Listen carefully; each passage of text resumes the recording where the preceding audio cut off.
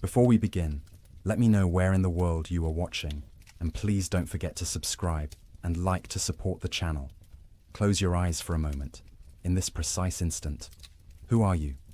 Not the name your parents gave you, not the job title on your business card, not the accumulation of your past or the projection of your future, but right now, this very second, what is the consciousness experiencing these words?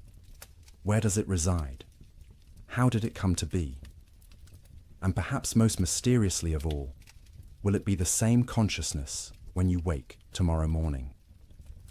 This question, deceptively simple yet infinitely complex, haunted one man so deeply that his answer would reshape the foundations of civilization itself. His name was John Locke, and tonight, as you settle into the quietness of approaching sleep, we will walk together through the cathedral of thought he constructed, stone by philosophical stone, until we discover something extraordinary. We will find that the questions he asked about consciousness, about identity, about freedom and knowledge, are not merely academic puzzles gathering dust in forgotten books. They are the very questions that pulse beneath every moment of your waking life, and perhaps, as we shall see, even your sleeping one. Picture England in the year 1632. A world balanced on a knife's edge between the old certainties and a dawning age that would question everything. In a small village called Rington in Somerset, a child enters the world who will grow to challenge not just the political order of kingdoms, but the understanding of what it means to be human. This child, John Locke, would become many things in his lifetime.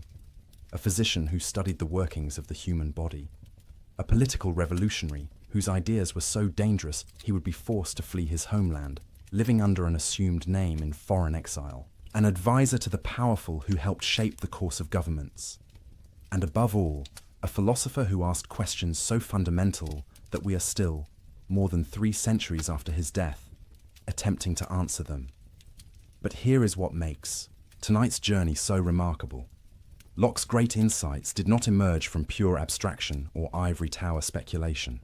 They grew from careful observation, from watching patients as a physician and noting how the mind emerged from the fog of fever, from experiencing firsthand the tyranny of absolute power and wondering what made any government legitimate, from studying his own consciousness as it woke each morning and asking what connected yesterday's self to today's, from noticing how children learned and questioning whether we truly arrive in this world with knowledge already inscribed upon our souls.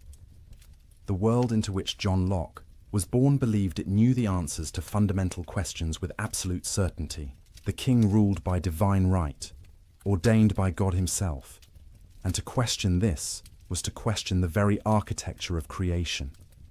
Knowledge was something innate, planted in the soul before birth, waiting only to be remembered. Your station in life, whether peasant or prince, was determined by providence and immutable law. The structure of reality itself seemed fixed, hierarchical, and ultimately beyond human power to alter. And yet, something was stirring. The year before Locke's birth, Galileo had faced the Inquisition for suggesting the Earth moved around the sun. When Locke was a boy, England descended into a brutal civil war that would see a king beheaded and the entire social order thrown into chaos. His father, a country lawyer, fought in the parliamentary army against royal absolutism. Young John grew up in a house where the divine right of kings was not an unquestionable truth, but a dangerous lie. He witnessed firsthand how certainty could become tyranny, how unquestioned authority could lead to bloodshed in the streets. These experiences planted seeds in fertile soil. As Locke pursued his education at Oxford, studying first philosophy and then medicine, he encountered the emerging scientific method. He befriended the great chemist, Robert Boyle, who taught him to trust observation over ancient texts. He studied the human body with Thomas Sydenham, learning to watch patients carefully rather than impose theoretical systems upon them. He absorbed the revolutionary mathematics of Isaac Newton, who would become a close friend, and slowly, a radical idea began to crystallize in his mind. What if everything we had been taught about human nature was fundamentally wrong? What if we did not arrive in this world with our knowledge, our identities, our social roles already determined? What if the mind at birth was not a repository of innate truths, but something else entirely? Something that would make the structure of society, the legitimacy of government, the very nature of the self, far more fluid and far more interesting than anyone had imagined. This idea was not merely philosophically novel, it was politically explosive. Because if Locke was right, if human beings were not born with predetermined natures and divinely ordained stations, then the entire edifice of absolute monarchy, inherited privilege, and rigid social hierarchy rested on nothing more substantial than old habits and brute force. Kings did not rule because God made them superior beings. Nobles were not naturally fitted to command peasants. Knowledge was not the exclusive province of the learned elite who claimed to possess truths ordinary people could never grasp. The implications were breathtaking and terrifying, and they would eventually force Locke into exile. Suspected of treason, living under the constant threat of assassination, his books published anonymously lest they trace back to him. But tonight, as you rest, we are safe to explore these dangerous ideas together. We can follow Locke's reasoning wherever it leads, watching as a new understanding of human consciousness, identity, and freedom emerges from his careful observations and bold conclusions. So let us begin where Locke himself began, with a question so fundamental that everything else would flow from its answer, a question about the origin of ideas, the nature of knowledge, and the contents of the human mind. But I must warn you gently. Once you truly understand Locke's answer, once you see what he saw, you may never look at yourself or the world around you quite the same way again. The familiar will become strange, the certain will become questionable, and the self you thought you knew so intimately will reveal itself as something far more mysterious and magnificent than you ever imagined. The question, put simply, is this: when you think a thought, where did that thought come from? In Locke's time, the prevailing answer seemed obvious to learned scholars. Knowledge, they insisted, was innate. The human mind contained certain fundamental truths from birth, placed there either by God or by the essential nature of the rational soul itself.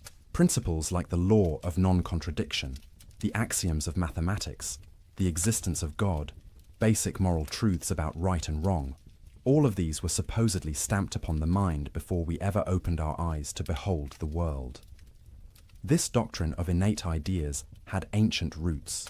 Plato had taught that learning was really remembering, that the soul possessed knowledge from before its embodiment, and that education merely awakened these dormant truths. The medieval scholastics had integrated this with Christian theology, and in Locke's own century, the great French philosopher René Descartes had argued that certain clear and distinct ideas, the cogito itself, the existence of God, the principles of geometry, were known with absolute certainty precisely because they were innate to rational minds. It was an elegant theory. It explained how we could have knowledge that seemed universal, transcending the accidents of individual experience. It grounded morality in something deeper than mere convention. And it supported a hierarchical view of society. Some souls possess these innate truths more clearly than others, the philosopher more than the peasant, the civilized European more than the savage, the man more than the woman. But John Locke, watching carefully, observing newborn infants, studying people of different cultures, examining his own consciousness, with merciless honesty, became convinced this elegant theory was entirely wrong. Consider a newborn child, he suggested. Observe this tiny being with clear eyes, without preconception. Do you see a mind stocked with innate knowledge? Do you see a creature contemplating the law of non-contradiction or the existence of God? Or do you see something else entirely? A mind that seems almost perfectly receptive, open, unformed, responding to sensations, beginning to organize the raw data of experience into something coherent, but starting, it would appear, from nothing. Locke pressed the point. If there truly were innate ideas, propositions that all minds possessed from birth, then we should find universal agreement on these principles. But where is this agreement? Travel the world, he observed, and you will find tremendous diversity in beliefs about God, about morality, about the fundamental nature of reality. Some peoples worship one God, others many, still others none at all. Moral codes vary dramatically. Even seemingly obvious logical principles are not grasped by children or those without education. The defenders of innate ideas had a response. These truths are innate, they said, but they require reason to uncover them, maturity to recognize them. They are like seeds planted in the soul, waiting for the right conditions to bloom. Locke found this answer unsatisfying.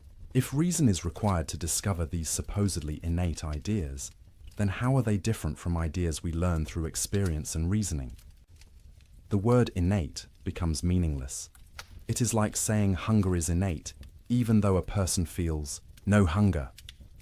Saying the mind possesses knowledge that it does not actually know is a contradiction in terms. And then Locke posed a question that cuts to the heart of the matter.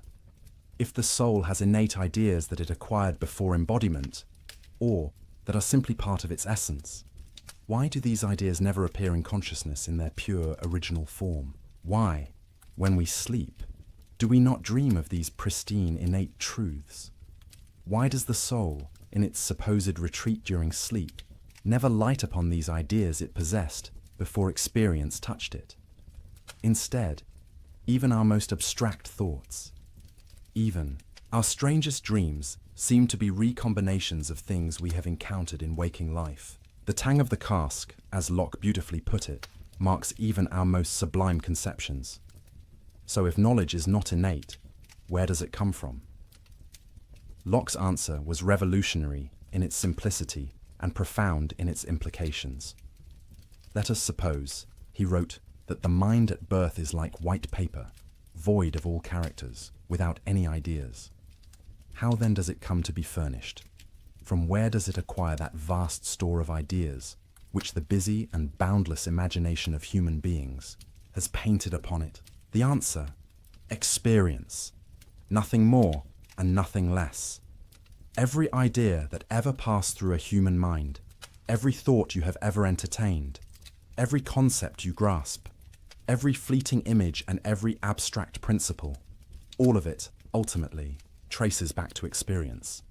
The mind is not like a container filled before birth with treasures. It is like a blank slate, a tabula rasa, as later interpreters would call it, though Locke himself used the metaphor of white paper or an empty cabinet. But what did Locke mean by experience? Here his answer becomes rich and nuanced, revealing the careful observer behind the bold theory. Experience, he explained, comes to us through two channels, two fountains that supply all the materials of knowledge. The first is sensation. This is the most obvious channel. Through our five senses, seeing, hearing, touching, tasting, smelling, the external world impresses itself upon consciousness. A shaft of sunlight falling across a room, the sound of rain on a window, the taste of honey, the scent of roses, the warmth of another person's hand. These are simple ideas, the basic building blocks of thought, delivered directly by the senses. They are particular, immediate, undeniable. The redness of this rose, the coldness of that ice, the brightness of yonder star. As you lie here now, preparing for sleep, notice the sensations arriving at the shores of your consciousness. Perhaps the softness of your pillow against your cheek, the weight of blankets upon your body, the quality of light or darkness in the room. These simple sensory impressions are, according to Locke, the foundational elements from which all your knowledge of the external world is constructed. But Locke recognized something crucial that makes his empiricism sophisticated rather than simplistic. There is a second channel of experience, one that comes not from the external world, but from within. He called it reflection. This is the mind's perception of its own operations, the awareness of thinking itself, the recognition of doubting, believing, reasoning, willing, imagining, remembering. These two are experiences, internal experiences, and they give rise to another whole class of ideas. When you are aware that you are thinking about something, that is reflection. When you notice yourself doubting or believing, desiring or fearing, remembering yesterday or imagining tomorrow, these operations of the mind itself become objects of experience. And just as sensation gives us ideas of colors, sounds, and textures, reflection gives us ideas of thought, doubt, belief, and will. This distinction is elegant and important. Locke is not claiming that the mind is purely passive, merely receiving impressions like wax receiving a seal. The mind has active powers. It compares, it combines, it abstracts, it remembers. But, and this is crucial, the materials upon which these powers operate must ultimately come from sensation or reflection. The mind cannot create simple ideas out of nothing. It can only work with what experience provides. Consider the idea of a golden mountain. You have never seen a golden mountain. Perhaps no such thing exists in the world, and yet you can conceive of one easily. How? By combining two simple ideas you have received through experience, the idea of gold, which you know from sensation, and the idea of a mountain, which you likewise know from sensation. The mind's power to combine is remarkable, but the ingredients must come from experience. Or consider something more abstract, like the idea of infinity. How does a finite mind conceive of the infinite? Locke's answer: by taking the idea of finite, magnitude which we know from experience, and the idea of addition, which we also know from experience, and then applying the operation of addition without end. We can imagine always adding one more. The idea of infinity is thus constructed by the mind operating on materials given in experience. Now, you might be wondering, what about necessary truths? What about mathematics? Surely 2 + 2 = 4, not because of experience, but because of some innate rational insight. Locke's answer is subtle. The ideas of 2 and 4 are indeed built up from experience, from counting actual objects. But once we have these ideas, we can perceive certain relationships between them that are necessarily true. That 2 + 2 = 4 is a relationship we perceive between our ideas. It is a kind of intuitive knowledge, where we see the connection immediately and certainly.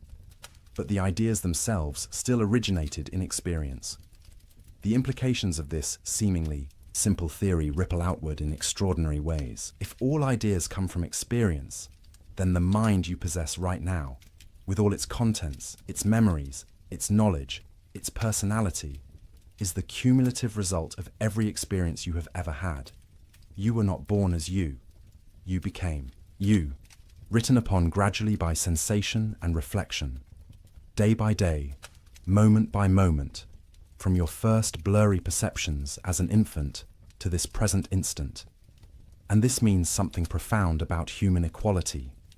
A peasant and a prince begin with the same blank slate. The differences between them are not innate, not ordained by nature or God, but the result of vastly different experiences, different educations, different opportunities to fill the mind with ideas.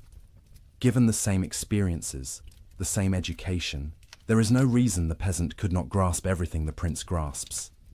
The hierarchy of souls dissolves under Locke's patient gaze. It also means something profound about human potential.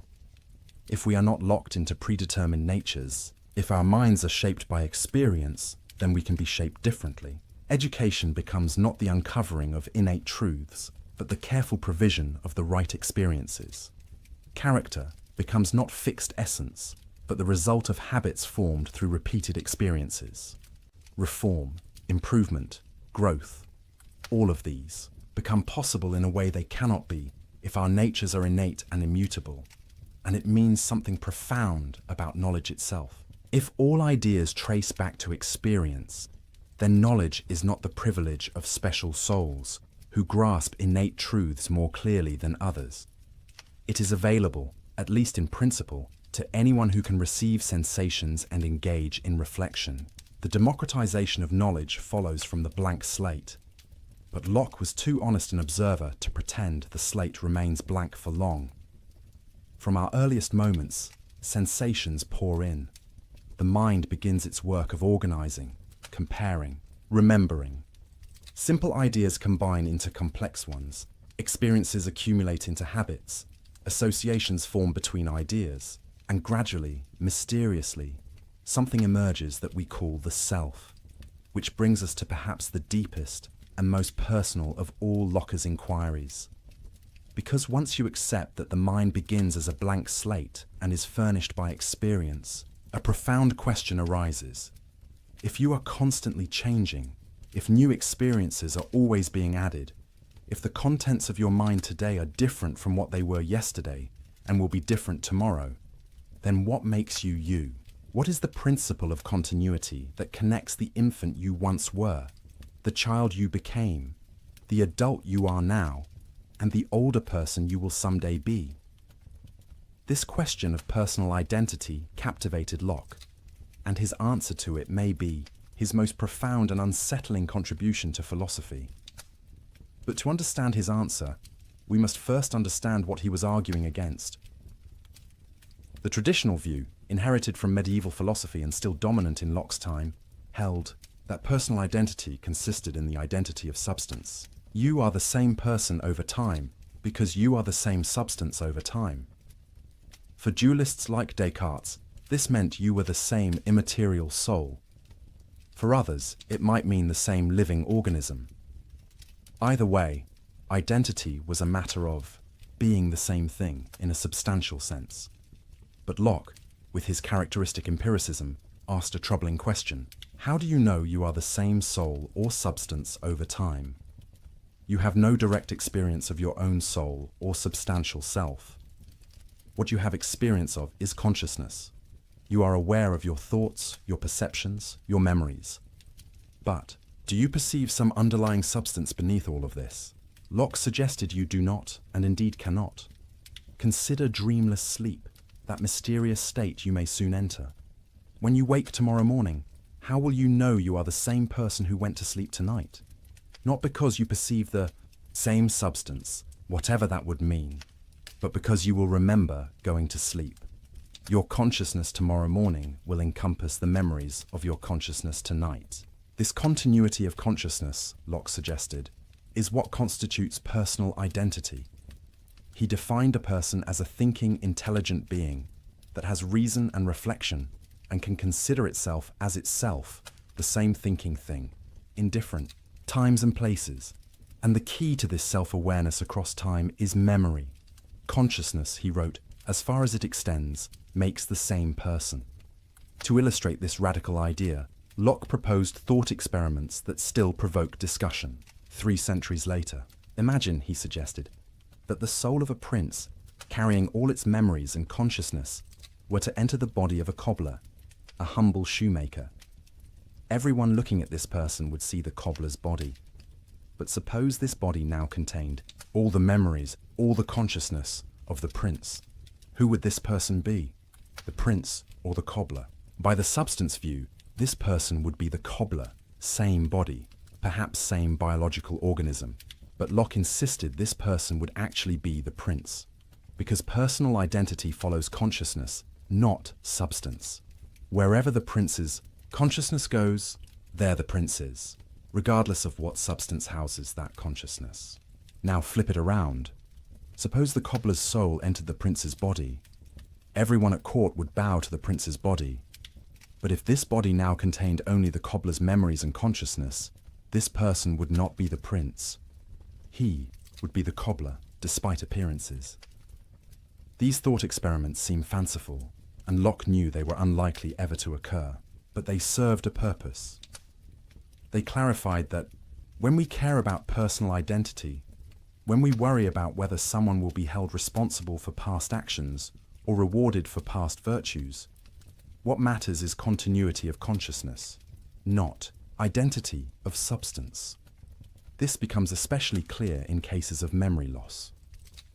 Suppose a person commits a crime, but then suffers complete amnesia, genuinely losing all memory of the act, and indeed of their entire previous life.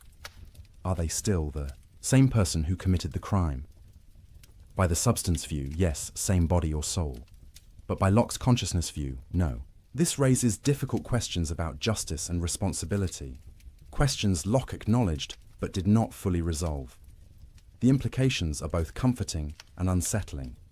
Comforting because they suggest personal identity is not a mysterious, metaphysical fact about substances you cannot perceive, but something grounded in the very experience of consciousness you know intimately.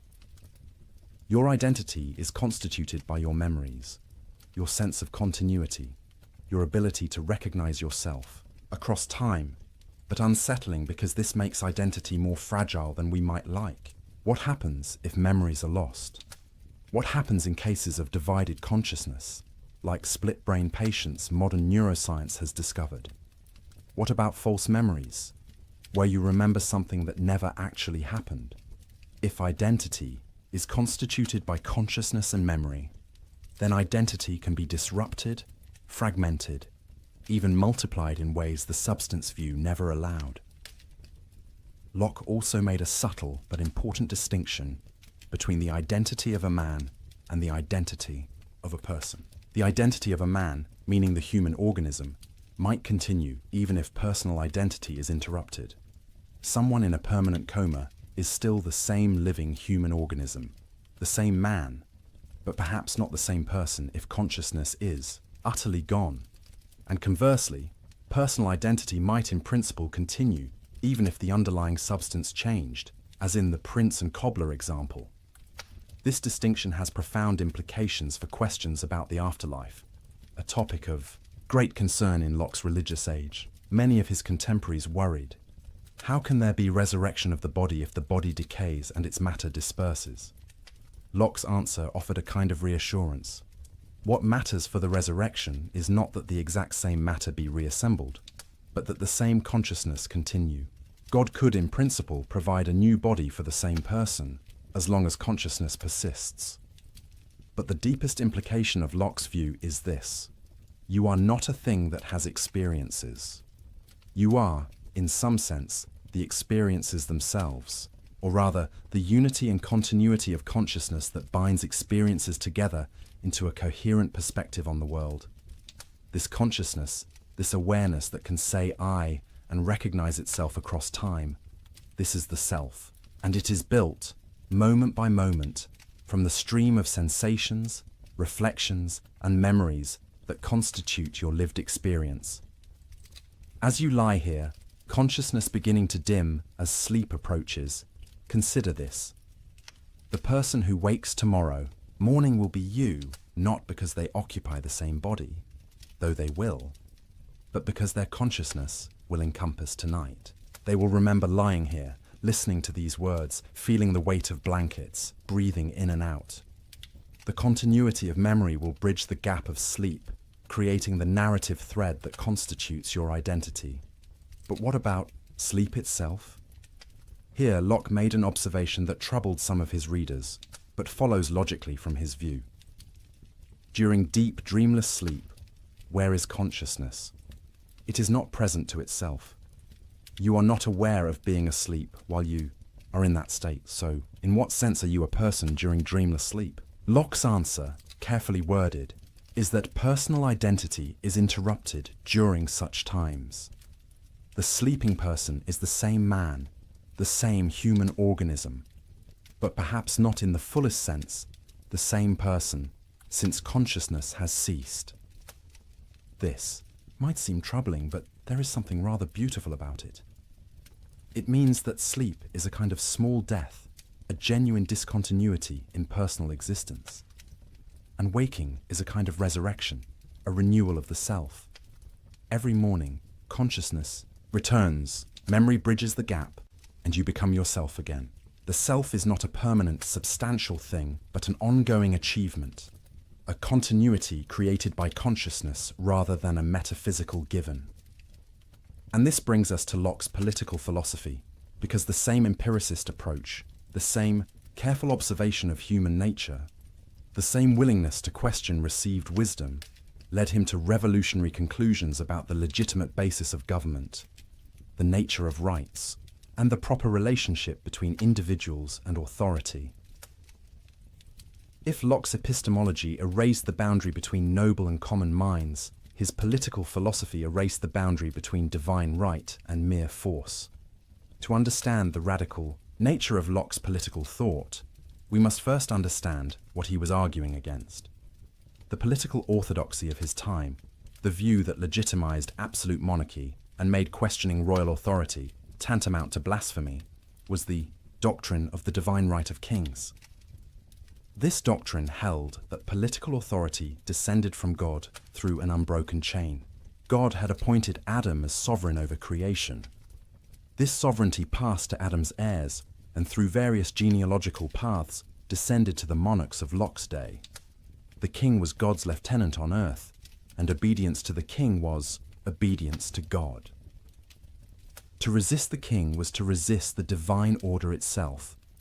This was not a fringe view, but the official position of the English monarchy and the established church. A book titled Patriarcha, written by Robert Filmer, laid out this case systematically. Filmer argued that children are born into subjection to their fathers, and fathers hold absolute authority over their children. This paternal authority, originating with Adam, had been inherited by kings. Subjects were literally the children of their monarchs, owing the same absolute obedience children owe fathers. Against this towering edifice of divine right, inherited authority, and paternal power, John Locke proposed a simple, devastating question. Where is the evidence? How do we know, he asked, that political authority descends from Adam? Even if we grant that Adam had some kind of dominion over the earth, a large concession, how do we trace this authority through all the generations to any particular living monarch?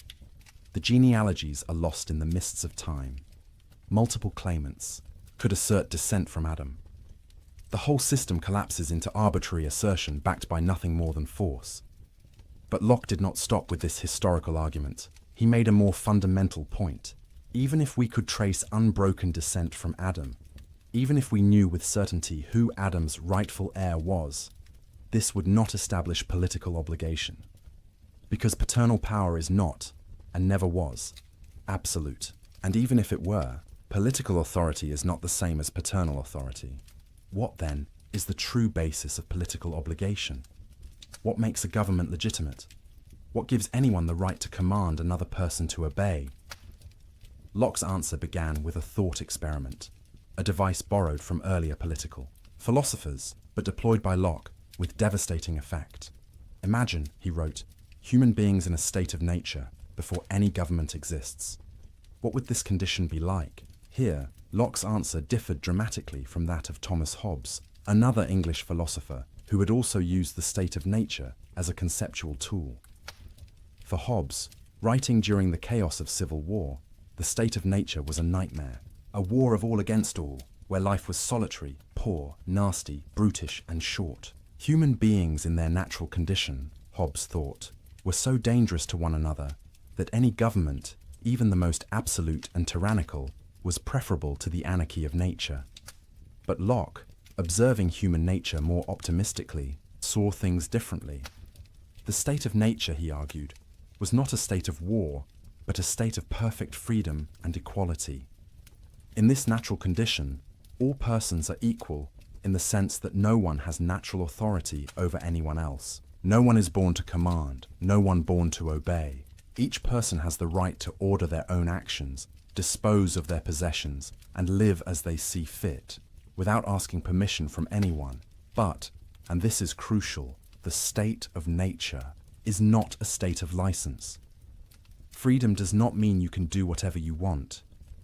Even in the absence of human government, Locke argued, there is law, natural law, which binds all rational beings. What is this natural law? Locke defined it as the law of reason itself, discernible by any rational creature. And reason, if consulted, teaches certain fundamental principles. First among them, that all human beings, being equal and independent, ought to respect one another's rights to life, liberty, and estate. No one ought to harm another in these fundamental goods without cause. Or, as Locke memorably put it, no, one ought to harm another in their life, health, liberty, or possessions. Why? Because we are all the workmanship of God, made to last during His pleasure, not one another's. Our bodies and lives are not our own property to dispose of as we please. They belong to God who made us. Therefore, we have no right to destroy ourselves or others. But everything else, our actions, our labor, the fruits of our labor, these we do own, and these no one may take from us without our consent. This introduces Locke's famous labor theory of property, an idea that would influence economic thought for centuries. How does private property arise in the state of nature? Locke's answer: through the mixing of labor with natural resources. Imagine the earth in its original state, held in common by all humanity. No one owns any particular part of it. The apples on trees, the water in streams, the land itself, all are common. But suppose you pick an apple. By the act of picking, by mixing your labor with this natural object, you make it yours. The apple becomes your property because you expended effort to acquire it, and your labor is undeniably your own. The same principle applies to land. If you clear a section of wilderness, plow the soil, plant crops, you have mixed your labor with the earth. This land becomes yours, at least provisionally. You have a property right to the fruits of your labor. But Locke added a crucial limitation, what philosophers now call the Lockean proviso. Your appropriation is legitimate only if you leave enough and as good for others. You cannot take all the water from a stream, leaving others to die of thirst. You cannot fence off all available land, leaving others with no place to work. Property rights are real and important, but they are not unlimited. They exist within the constraint that others must also have the opportunity to sustain themselves. This theory of property had implications both radical and conservative. Radical because it suggested that property rights come not from social convention or royal grant, but from the natural right to the fruits of one's labor. A peasant who works land has more legitimate claim to it than a king who merely inherited title. Conservative because it provided a firm foundation for private property against those who might claim all things should be held in common. But Locke's state of nature, for all its freedom and equality, had problems.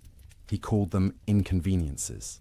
Without an established legal system, disputes arose over who owned what. Without impartial judges, people judged their own cases, inevitably with bias. Without reliable enforcement, the strong could violate the weak with impunity.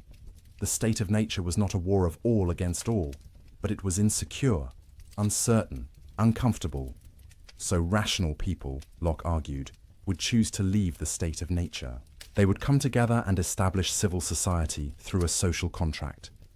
But, and here is where Locke's theory becomes revolutionary, this contract is not a surrender of rights to an absolute sovereign. It is a conditional grant of limited powers to a government whose sole purpose is to better secure the very rights people possessed in the state of nature. Think about what this means. Government exists to protect life, liberty, and property. These rights precede government. They are natural rights, possessed by virtue of being human, not granted by any political authority. Government is therefore a tool, a mechanism, for securing rights more effectively, and it is legitimate only insofar as it serves this purpose. The authority of government comes from the consent of the governed. This is the heart of the social contract. By consenting, explicitly or tacitly, to be part of a civil society, people agree to abide by the decisions of the majority, to follow established laws, to submit disputes to impartial judges, rather than taking justice into their own hands. But this consent is conditional. It assumes the government will fulfill its purpose of protecting rights. And here, Locke made an argument that would echo through history. When a government systematically violates the rights it was established to protect, when it becomes destructive of the ends for which it was formed, the people have a right to alter or abolish it. The right of revolution is not a lawless abandonment of order, but the ultimate safeguard of natural rights against governmental tyranny. This was not abstract theorizing. Locke wrote his 2 treatises on government during the crisis that would lead to the overthrow of King James II in 1688, the event known as the Glorious Revolution. His arguments provided intellectual justification for resisting a monarch who had overstepped his legitimate authority, and they would be taken up again nearly a century later by American colonists arguing that King George III had violated their natural rights, justifying revolution and the establishment of a new form of government. But Locke's political philosophy was not merely negative, not merely about limiting government and justifying resistance. He had positive things to say about how legitimate government should be structured. First, government should be divided into separate powers. The legislative power, the authority to make laws, should reside in a representative body, ideally elected by the people or at least by property-owning citizens. This legislature should be supreme, the voice of the people themselves establishing the rules under which society operates. But legislative power should be limited. It cannot be arbitrary. Laws must be general, known in advance, applied equally, to all. The legislature cannot simply take property without consent, cannot rule by decree, cannot delegate its authority to a dictator. It is bound by natural law and by the trust placed in it by the people. Second, there should be an executive power responsible for enforcing laws and conducting foreign policy. This executive should be strong enough to act decisively, but ultimately subordinate to the legislature, since the legislature represents the people more directly. Third, there should be independent judges to settle disputes according to established law. The rule of law, not the rule of men, should govern society. This separation and balancing of powers, this insistence on rule of law, this recognition that government authority is limited and conditional, these ideas would deeply influence the architects of the American Constitution. When James Madison designed a system of checks and balances, when Thomas Jefferson wrote that governments derive their just powers from the consent of the governed, when the Declaration of Independence asserted the right of revolution against tyranny, they were walking paths John Locke had blazed. But perhaps most revolutionary was Locke's argument for religious toleration. In an age when religious uniformity was enforced by law, when dissenters faced persecution, when wars were fought over questions of faith, Locke argued that government had no business dictating religious belief. Why? Because belief cannot be compelled. The mind cannot be forced to accept something as true merely because government commands it. Faith, if it is genuine, must be free. A coerced belief is no belief at all, merely an external conformity masking inner dissent. Moreover, the purpose of government is to protect life, liberty, and property in this world. The salvation of souls is not within its jurisdiction. Church and state have different domains and different means. The church operates through persuasion and teaching. The state operates through law and force. To mix these is to corrupt both. Therefore, Locke argued, civil authority should tolerate diverse religious beliefs. Let Catholics and Protestants, Anglicans and dissenters, Christians and Jews all worship according to their conscience, so long as they do not threaten civil peace. The state should enforce laws against theft and murder, not laws against heresy. Locke's toleration had limits. He excluded atheists on the grounds that they could not be trusted to keep oaths, and Catholics on the political grounds that they owed allegiance to a foreign power, the Pope. These exclusions seem narrow and inconsistent today, but in Locke's context, even this limited toleration was radical. And the logic of his argument pointed toward ever greater inclusivity, even if Locke himself did not fully embrace that logic. The implications of Locke's political philosophy ripple forward through centuries. They made possible the democratic revolutions that transformed the Western world. They established principles that are now considered foundational to free societies: government by consent, rule of law, protection of individual rights, separation of church and state, the right of revolution against tyranny. But they also contained tensions and contradictions that would take generations to work out, and which we are still navigating today. Locke spoke of universal human equality, but accepted slavery under certain conditions. He argued for natural rights belonging to all human beings, but practically excluded women from political participation. He defended property rights, but owned shares in colonial enterprises that dispossessed indigenous peoples. The gap between his universal principles and his particular prejudices reveals the human limitations even of great thinkers. Yet the principles themselves, once articulated, have a logic that pushes beyond the limitations of their author If all human beings possess natural rights to life, liberty, and property by virtue of being human, then this must include enslaved Africans, indigenous Americans, women, the poor, everyone. Later thinkers would deploy Lockean arguments to expand the circle of rights, to challenge slavery, to demand women's suffrage, to fight for civil rights. The architecture Locke built could house more than he perhaps intended.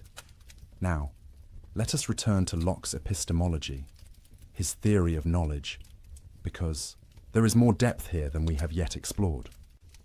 For Locke was not content simply to say all knowledge comes from experience. He wanted to understand the nature of knowledge itself, its limits and possibilities, with careful precision. Locke distinguished between different kinds of ideas based on their relationship to the world. Some ideas, he argued, genuinely resemble qualities in objects themselves. Others are merely the mind's response to certain physical configurations, not resembling anything in the external world. He called the first kind primary qualities. These include solidity, extension, figure, motion, and number. A ball is genuinely round, genuinely in motion, genuinely possesses a certain size and mass. These qualities belong to the object itself and would exist even if no mind perceived them. But then there are secondary qualities: color, taste, smell, sound, warmth. These, Locke argued, do not really exist in objects themselves in the way they appear to us. Color is not in the rose, but is the effect the rose's physical structure has on our visual system. Sweetness is not in the honey, but is the sensation honey produces in our taste organs. The warmth you feel is not in the fire itself, which is merely rapidly moving particles, but is the effect of those particles on your nervous system. This distinction might seem technical, but it has profound implications. It means the world as it exists independently of perception is quite different from the world as we experience it. The universe of pure physics, Locke suggested, is colorless, soundless, odorless, a realm of particles in motion with various sizes, shapes, and speeds. All the richness of sensory experience, the redness of red, the sweetness of sweet, the warmth of warmth, these are contributions of the perceiving mind. Does this make secondary qualities less real? Not exactly. They are real experiences, real qualities of our perceptual states. But they do not resemble anything in the external world in the way primary qualities do. And this means that our experience, while caused by the external world, is not a perfect mirror of it. This leads to a sobering recognition of the limits of human knowledge. We can know that external objects exist and affect us. We can know their primary qualities through careful observation and measurement. But our access to the ultimate nature of things, to the real essences of substances, is severely limited.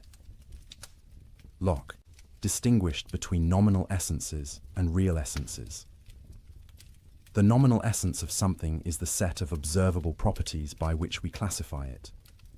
The nominal essence of gold, for example, might be yellowish metal, heavy, malleable, doesn't rust. These are the properties we use to identify gold and distinguish it from other substances. But the real essence of gold, its ultimate constitution, the internal structure that explains why it has these observable properties, this we do not know.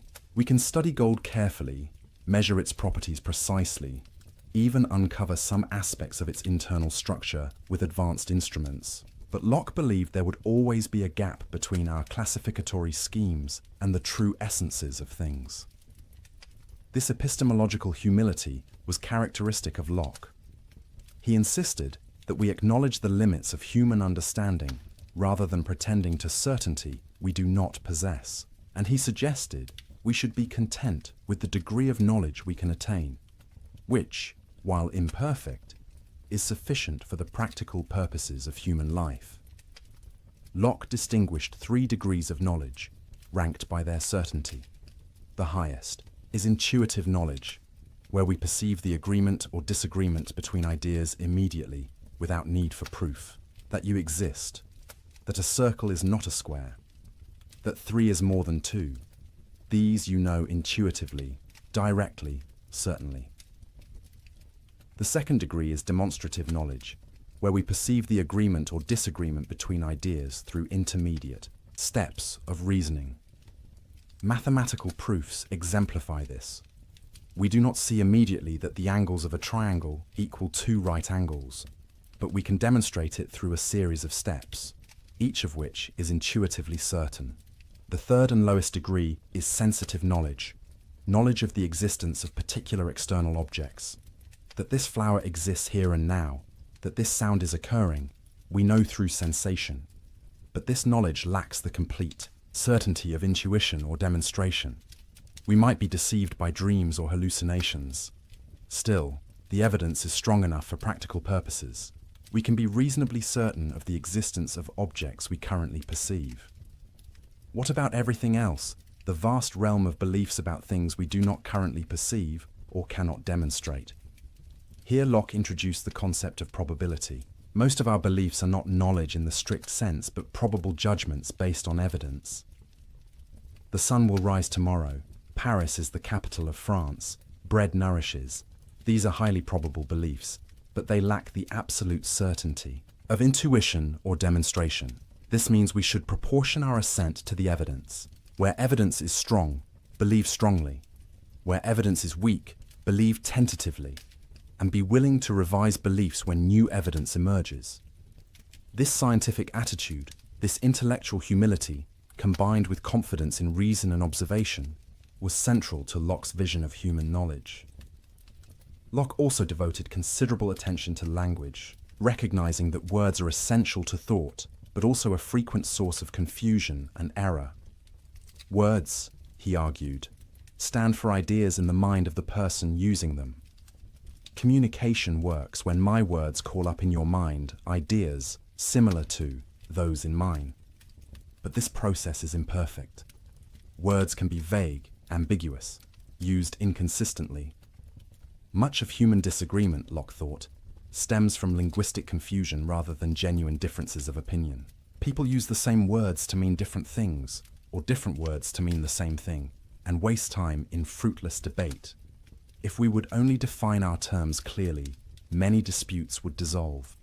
This concern with language led Locke to offer recommendations for clear thinking and communication. Define your terms explicitly. Use words consistently. Distinguish between different senses of the same word. Don't assume others mean by a word exactly what you mean. These may seem like common sense, but Locke observed that people violate these principles constantly, leading to endless confusion. As you settle deeper into rest, consider how Locke's epistemology offers a kind of peace. We need not pretend to certainty we do not possess. We need not claim knowledge of ultimate essences or absolute truths beyond our grasp. It is enough to observe carefully, reason honestly, proportion belief to evidence, and remain open to correction. This is intellectual humility, but it is also intellectual confidence. Confidence that this modest empirical approach can yield genuine knowledge, sufficient for human flourishing. And Locke's own life exemplified this balance of humility and confidence. He had worked as a physician, carefully observing symptoms, trying treatments, noting what worked and what did not, never pretending to complete understanding of the body's mysteries, but accumulating practical knowledge that could heal. He had studied politics, watching governments rise and fall, noting the patterns of tyranny and the conditions of stability, never claiming to know the perfect system, but articulating principles that could guide toward justice. He had examined his own consciousness, noting the flow of sensations and thoughts, the operations of memory and association, never pretending to fathom the ultimate mystery of awareness, but describing accurately what could be observed. This empirical attitude, this willingness to learn from experience while acknowledging the limits of knowledge, was not merely an intellectual position.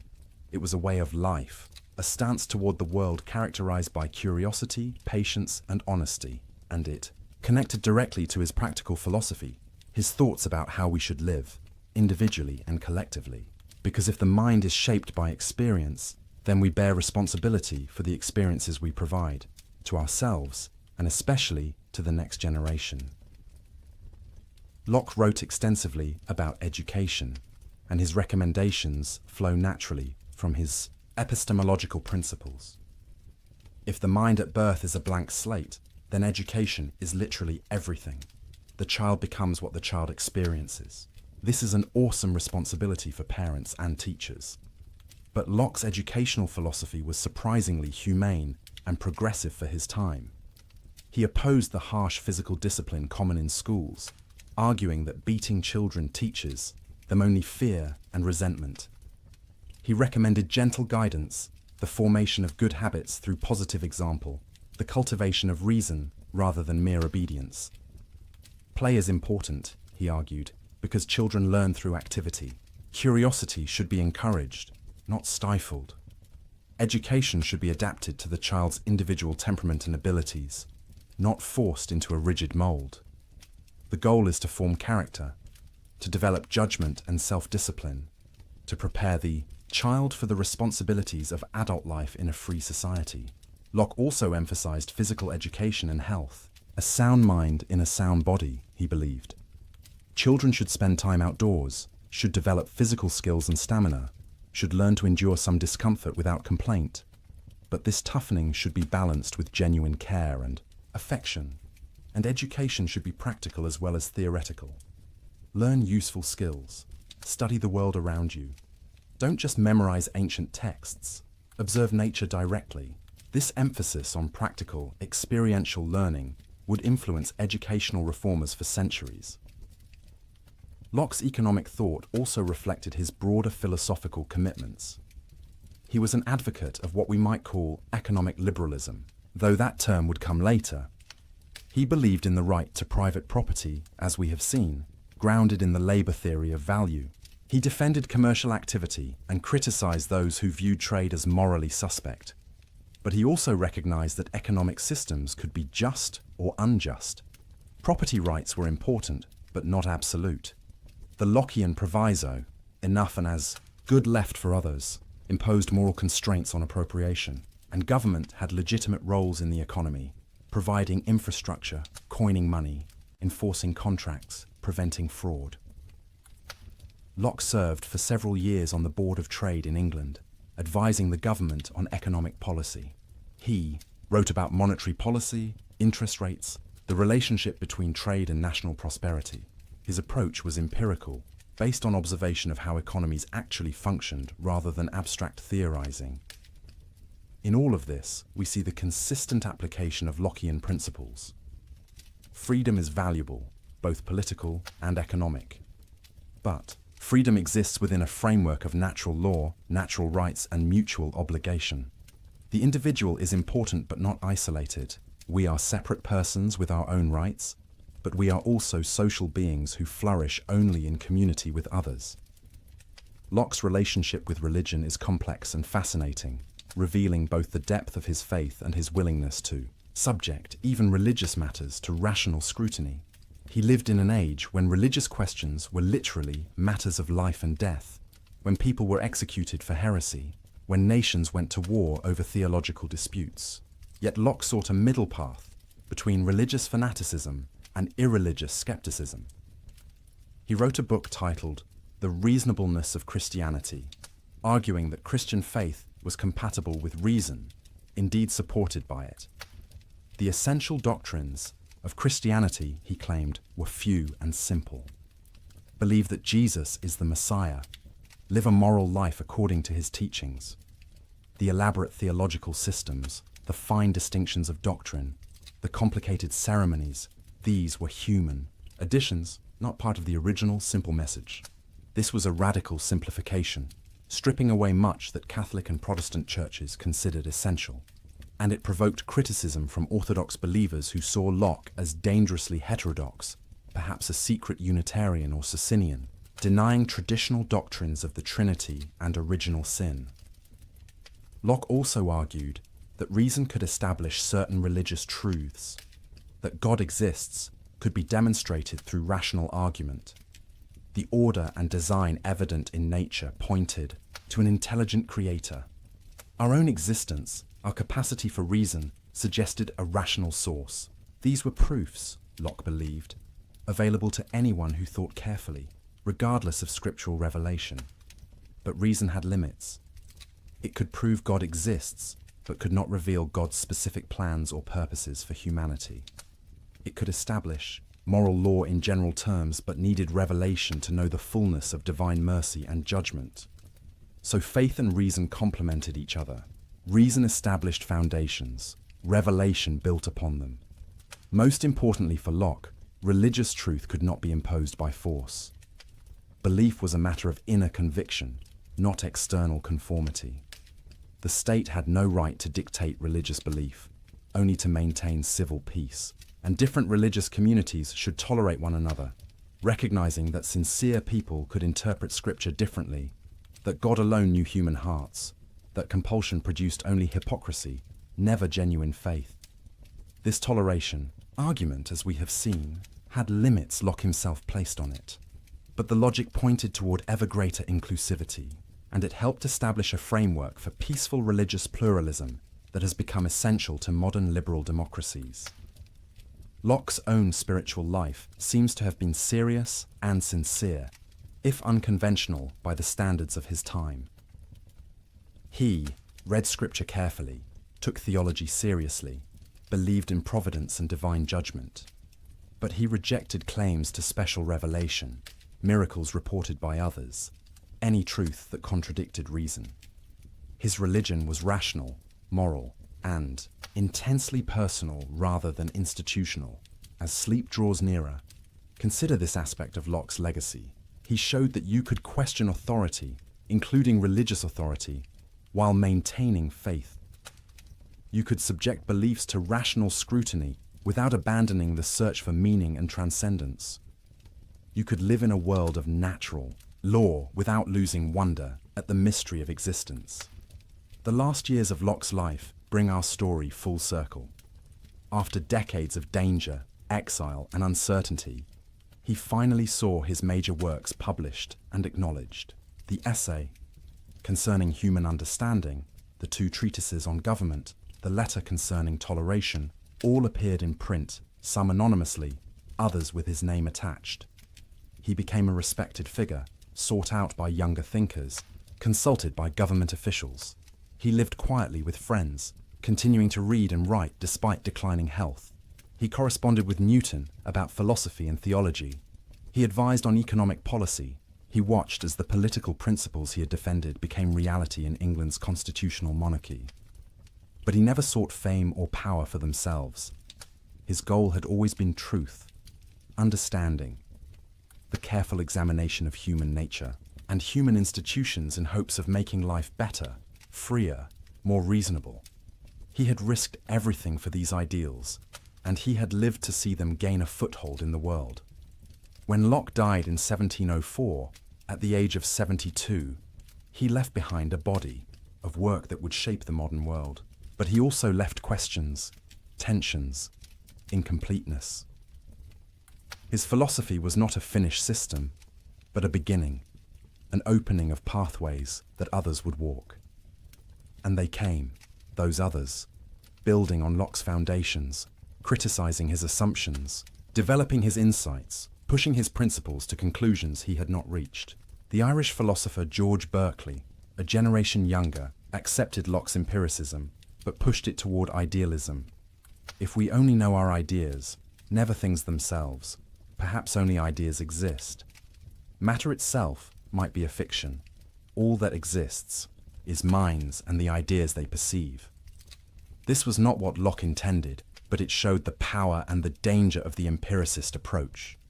Push it far enough, and you might end up doubting the external world entirely.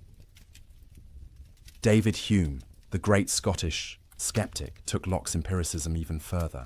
He questioned whether we could know anything about substance, about causation, about the self.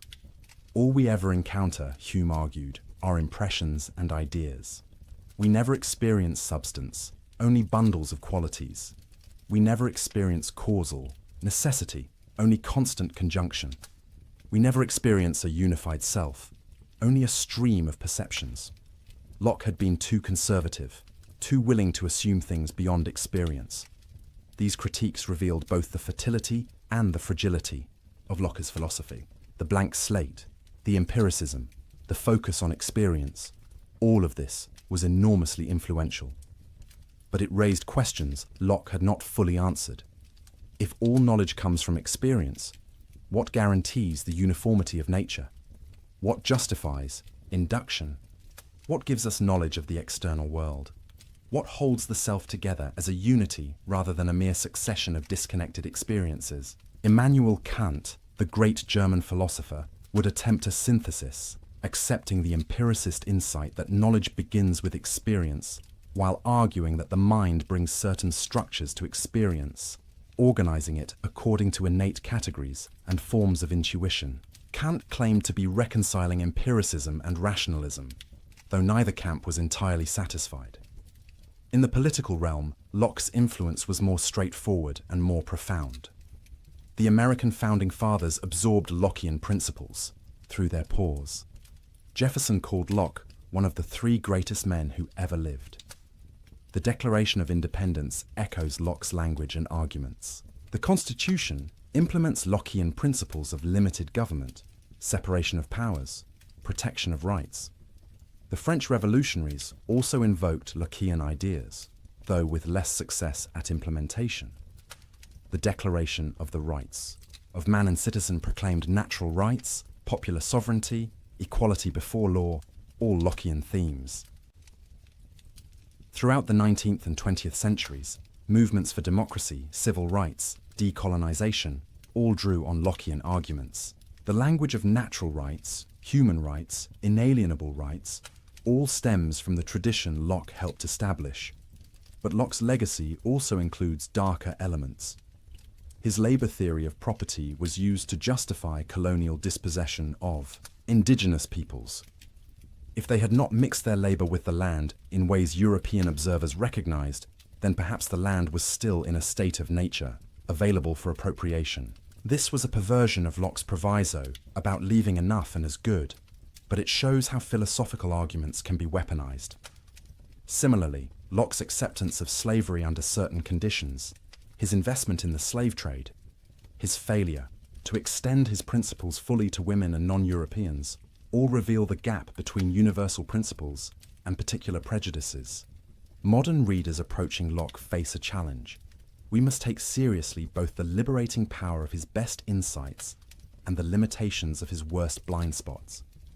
We can honor the principles of natural rights and human equality while recognizing that Locke himself applied these principles incompletely. The architecture he built can house more than he intended if we are willing to finish the construction. In epistemology, Locke's influence continues in psychology, cognitive science, and educational theory. The idea that the mind is shaped by experience, that nature and nurture both matter, that learning happens through engagement with the environment, all reflect Lockean insights, even if modern understanding is more nuanced than the blank slate. Metaphor suggests, we now know that human infants are not quite blank slates. They have innate capacities, predispositions, even some core knowledge. Language acquisition, for instance, seems to depend on innate structures. Moral intuitions appear very early, but experience still plays an enormous role in shaping these capacities, filling them with specific content, developing them in particular directions. The debate between nativism and empiricism continues, but in a more sophisticated form than Locke could have anticipated. In political philosophy, Lockean liberalism remains a powerful tradition, though contested from multiple directions. Some argue it is too individualistic, neglecting community and solidarity. Others say it is not individualistic enough, that Locke's acceptance of majority rule threatens minority rights. Feminists point out its historical exclusion of women. Marxists criticize its defense of private property. Communitarians question its social contract framework. Yet Lockean principles continue to animate debates about justice, rights, democracy, tolerance. When we argue about the proper role of government, the limits of state power, the protection of individual liberty, the legitimacy of revolution, we are arguing within a framework Locke helped create. Perhaps most enduringly, Locke gave us a way of thinking about ourselves that combines empirical honesty with respect for human dignity. We are not finished products, not fixed essences, not predetermined by nature or fate. We are ongoing constructions, built from experience, shaped by choices, capable of change. This is simultaneously humbling and empowering. Humbling because it denies us any claim to innate superiority. Empowering because it suggests we can become better than we are. As consciousness dims, as the boundary between waking and sleep blurs, return for a moment to that question we began with. Who are you? Now you have a Lockean answer. You are a consciousness, a continuity of awareness bound together by memory, experiencing the world through sensation and reflection, building ideas from the materials of experience, constructing an identity through the accumulation of perceptions and thoughts across time. When you sleep tonight, this consciousness will pause, at least in its explicit self-awareness. Dreamless sleep may interrupt the stream. Dreams may present fragments, associations, memories recombined in strange ways. But when you wake, memory will restore continuity. You will recognize yourself. The narrative will resume. The blank slate will have new experiences written upon it.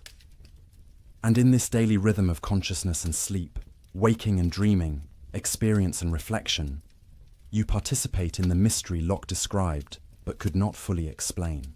The mystery of the self. That strange unity of awareness that can say I and know itself across the changes of time. Locke's epistemology and his political philosophy come together here in a vision of human existence as fundamentally open to new experiences that can change us, open to new ideas that can reshape our understanding, open to new social arrangements that can better secure our rights and promote our flourishing. The blank slate is not a finished portrait but an invitation. Each day offers new experiences, new thoughts, new possibilities for growth. We are not trapped by innate natures or predetermined essences. We are free within the limits of our circumstances to shape ourselves, to choose what values we will embrace, what kind of people we will become, what kind of society we will build. This freedom is both exhilarating and terrifying.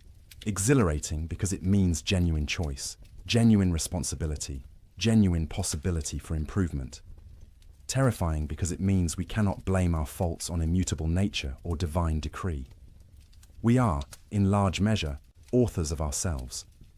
But we are not solitary authors. We exist in community with others, also free, also self-creating. And this creates both the need for political order and the possibility of genuine community.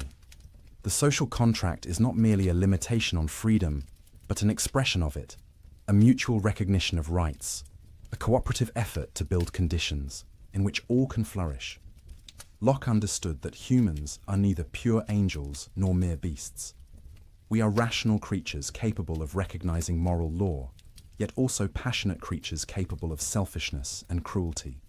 We are independent beings, with our own rights, yet also social beings who need others to survive and thrive. The challenge is to create institutions that channel our better nature while checking our worse impulses. This requires education, forming character and habits from childhood. It requires law, establishing clear rules and impartial enforcement. It requires culture, shared values and expectations that shape behavior beyond what law can reach. It requires vigilance, constant attention to whether institutions are serving their proper purposes or drifting toward tyranny.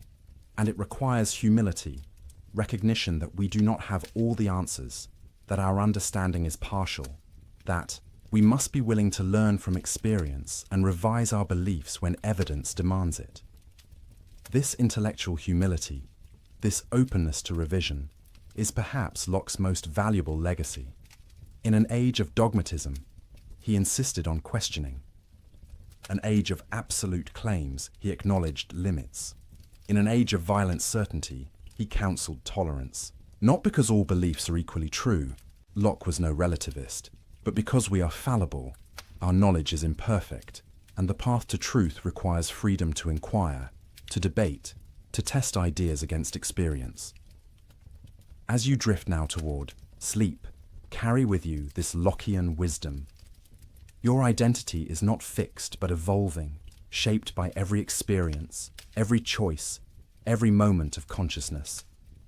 Your knowledge, while real, is partial, built from the limited perspective of your particular experience, always open to expansion and correction. Your freedom is real but not unlimited, existing within a framework of natural law and social contract, respected by others to the degree you respect theirs. Tomorrow, you will wake as yourself, consciousness restored, memories intact, ready to receive new experiences that will continue to write upon the slate of your mind. You will face choices about what kind of person you want to become, what values you want to embrace, how you will use your freedom. You will participate in communities that shape you even as you shape them. You will contribute to the ongoing construction of a world in which rights are respected, reason is valued, and humans can flourish. All of this is part of the architecture of the self that Locke helped us understand. Not a finished building, but an ongoing construction. Not a static essence, but a dynamic process. Not a predetermined fate, but an open future. In the blank slate, Locke saw not emptiness, but potential. In experience, he saw not limitation, but opportunity. In consciousness, he saw not a substantial thing, but an active awareness, building itself through engagement with the world. In political order, he saw not oppression, but the possibility of genuine freedom secured through mutual agreement. These insights transformed the world. They made possible new forms of government, new understandings of education, new approaches to knowledge.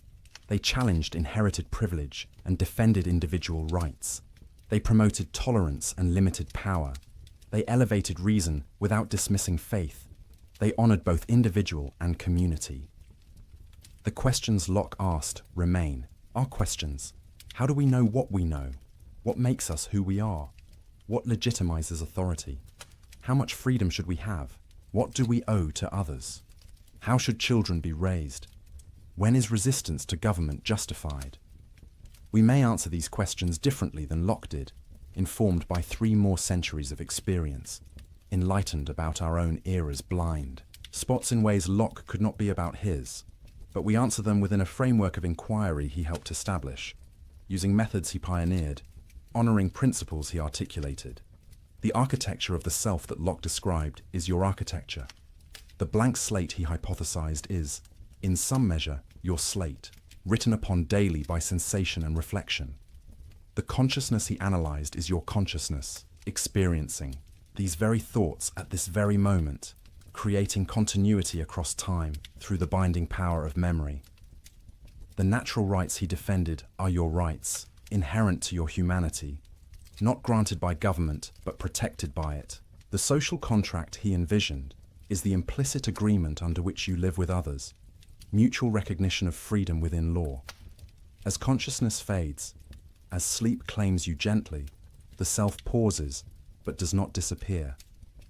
Tomorrow it will resume, refreshed, ready to receive new impressions, to build new ideas, to make new choices. The ongoing construction continues. The narrative unfolds. The blank slate receives new writing.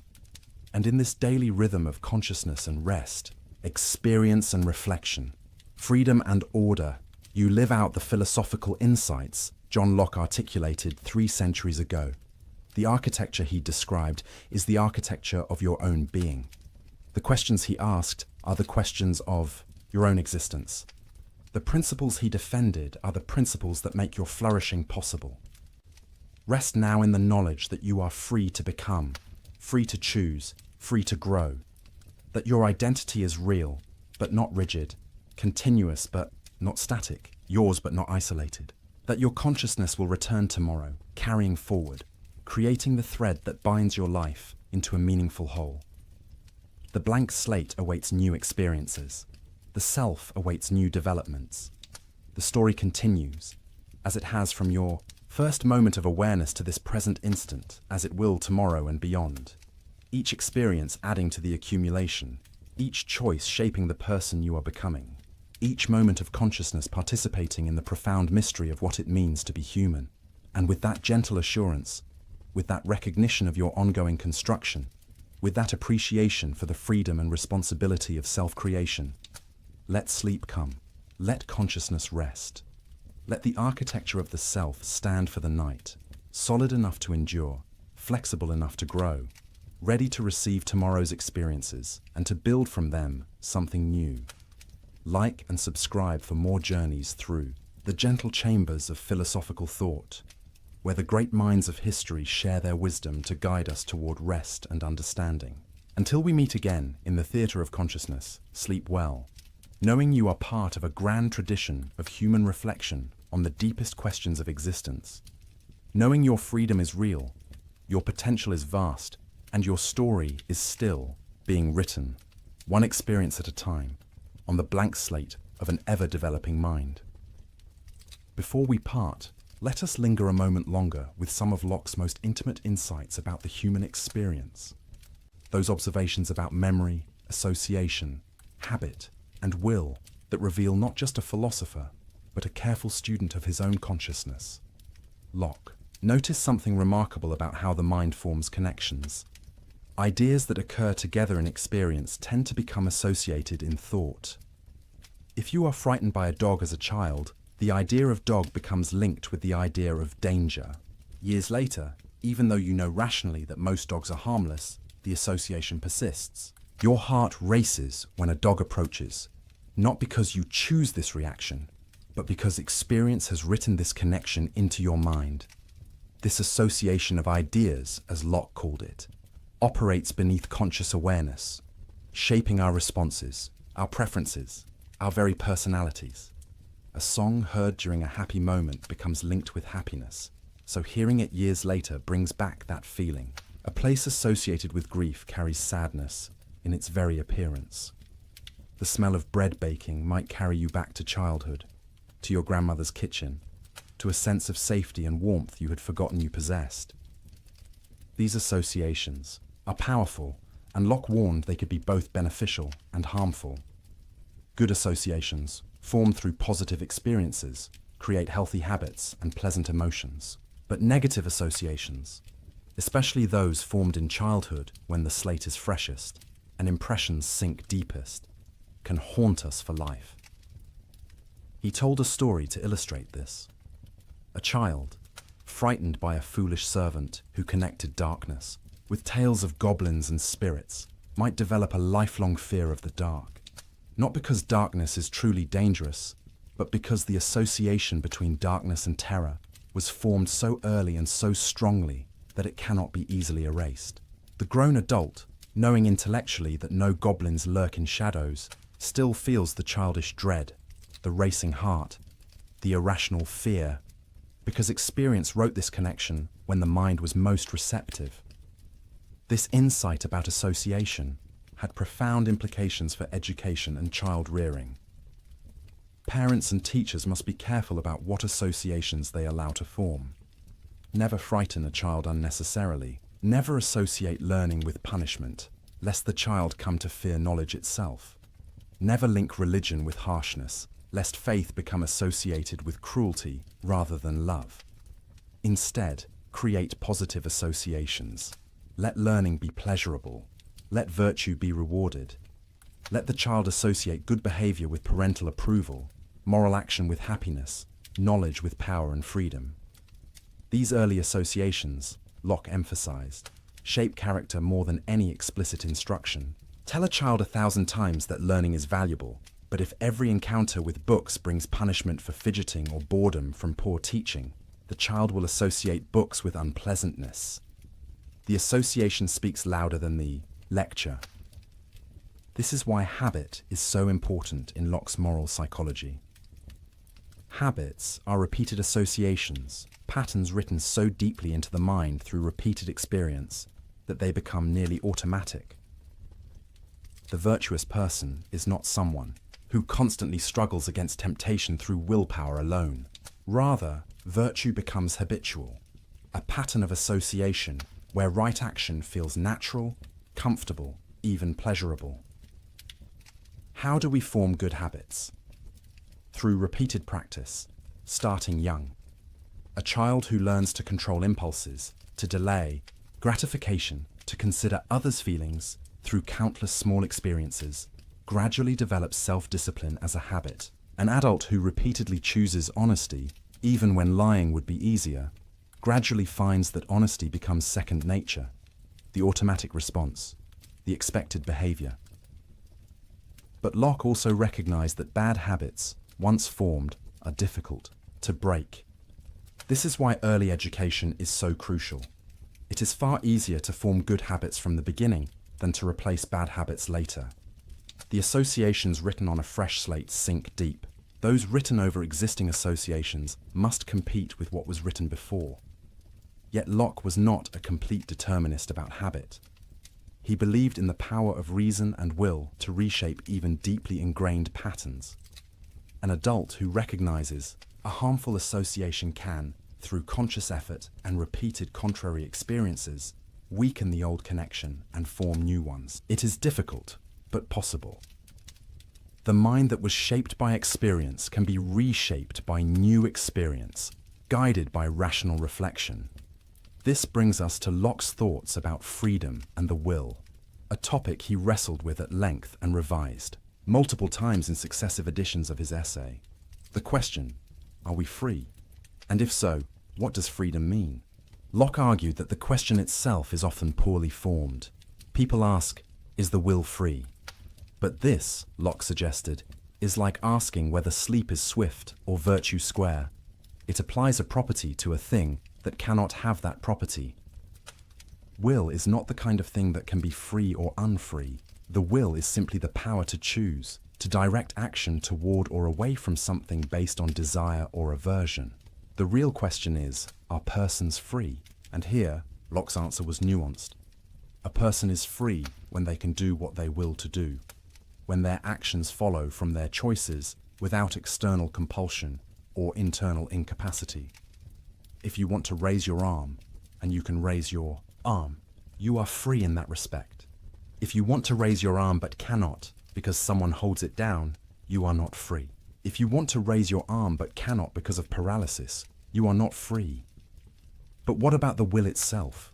Are we free to will what we will? Can we choose our choices? Here, Locke's answer becomes more complex. We do not, he argued directly, choose what we desire. Desires arise from our nature, our experiences, our associations, our current state. You do not decide to be hungry. Hunger arises. You do not choose to desire happiness. You simply do desire it by your nature as a conscious being. What we can choose is which desires to act upon. The will is the power to direct action based on desire. And crucially, we have the ability to suspend action, to pause before acting on a desire, to deliberate, to consider whether satisfying this desire will truly lead to happiness, or whether it might lead to greater pain. This power of suspension, this ability to step back and reflect before acting, is the essence of human freedom for Locke. Animals act on immediate desire. They see food, they are hungry, they eat. But humans can pause. They can ask, is this food good for me? Will eating it now prevent me from enjoying something better later? Does satisfying this appetite align with my long-term goals? This capacity for reflection and deliberation distinguishes human freedom from mere animal behavior. We are not simply driven by desires, but can evaluate desires, can choose which to pursue and which to resist based on rational judgment about what will truly promote our happiness. But Locke recognized a problem. Often we pursue things that do not actually make us happy. We know intellectually that certain pleasures lead to pain, yet we pursue them anyway. Why? Locke's answer involved a careful analysis of how we perceive good and evil, pleasure and pain, present and future. Present goods appear large, vivid, pressing. Future goods appear small, distant, uncertain. A pleasure available now exerts more motivational force than a greater pleasure available tomorrow. This is not because we choose to value the present more. It is how desire naturally operates, shaped by the immediacy of sensation versus the abstraction of imagination. To act rationally, we must correct for this bias. We must make future goods more vivid in imagination, must consider carefully the long-term consequences of present actions, must develop habits that resist immediate gratification in favor of lasting happiness. This requires education, practice, the formation of character through repeated choices that prioritize true good over apparent good. And this is where moral education becomes crucial for Locke. The goal is not to suppress desire, but to train desire, to develop associations between right action and pleasure, between virtue and happiness, so that doing the right thing becomes not a painful sacrifice, but a genuine satisfaction. The virtuous person is not someone who constantly struggles against their nature, but someone whose nature, shaped by experience and habit, inclines naturally toward good. They have formed associations where honesty brings pride, where generosity brings joy, where self-control brings dignity. Virtue is not contrary to happiness, but constitutive of it. As you rest here, consider how these insights apply to your own life. What associations has your experience formed? What habits shape your automatic responses? What desires drive your choices? And crucially, what power do you have to reflect on these patterns, to evaluate whether they truly serve your long-term flourishing, to reshape them through new experiences and conscious effort? Locke's vision is neither completely deterministic, nor completely voluntaristic. You are shaped by experience, yes, but you are also a rational agent capable of reflecting on experience, capable of choosing which desires to act upon, capable of forming new habits through deliberate practice. The blank slate has been written upon, but the writing is not indelible. New experiences can overlay old associations. Reflection can guide choice. Will can direct action. This is a liberating and challenging vision. Liberating because it suggests you are not trapped by your past or your nature, that change is possible, that you can become better than you are. Challenging because it places responsibility on you, because it suggests that your character, your happiness, your very self are in significant measure the result of your choices about which desires to pursue, which habits to form, which associations to cultivate. And this personal level of analysis connects back to Locke's political philosophy. Just as individuals must balance freedom with responsibility, desire with reason, present satisfaction with long-term flourishing, so must societies balance individual liberty with social order, personal rights with common good, the freedom to pursue happiness with the constraints necessary for everyone to have that same freedom. The social contract is, in a sense, a collective suspension of immediate desire in favor of long-term good. We agree to limit our natural freedom to do whatever we can get away with, accepting legal constraints and social obligations, because reflection reveals that everyone is better off under such an arrangement than in the insecurity of the state, of nature. But this contract, like individual virtue, must be voluntary to be genuine.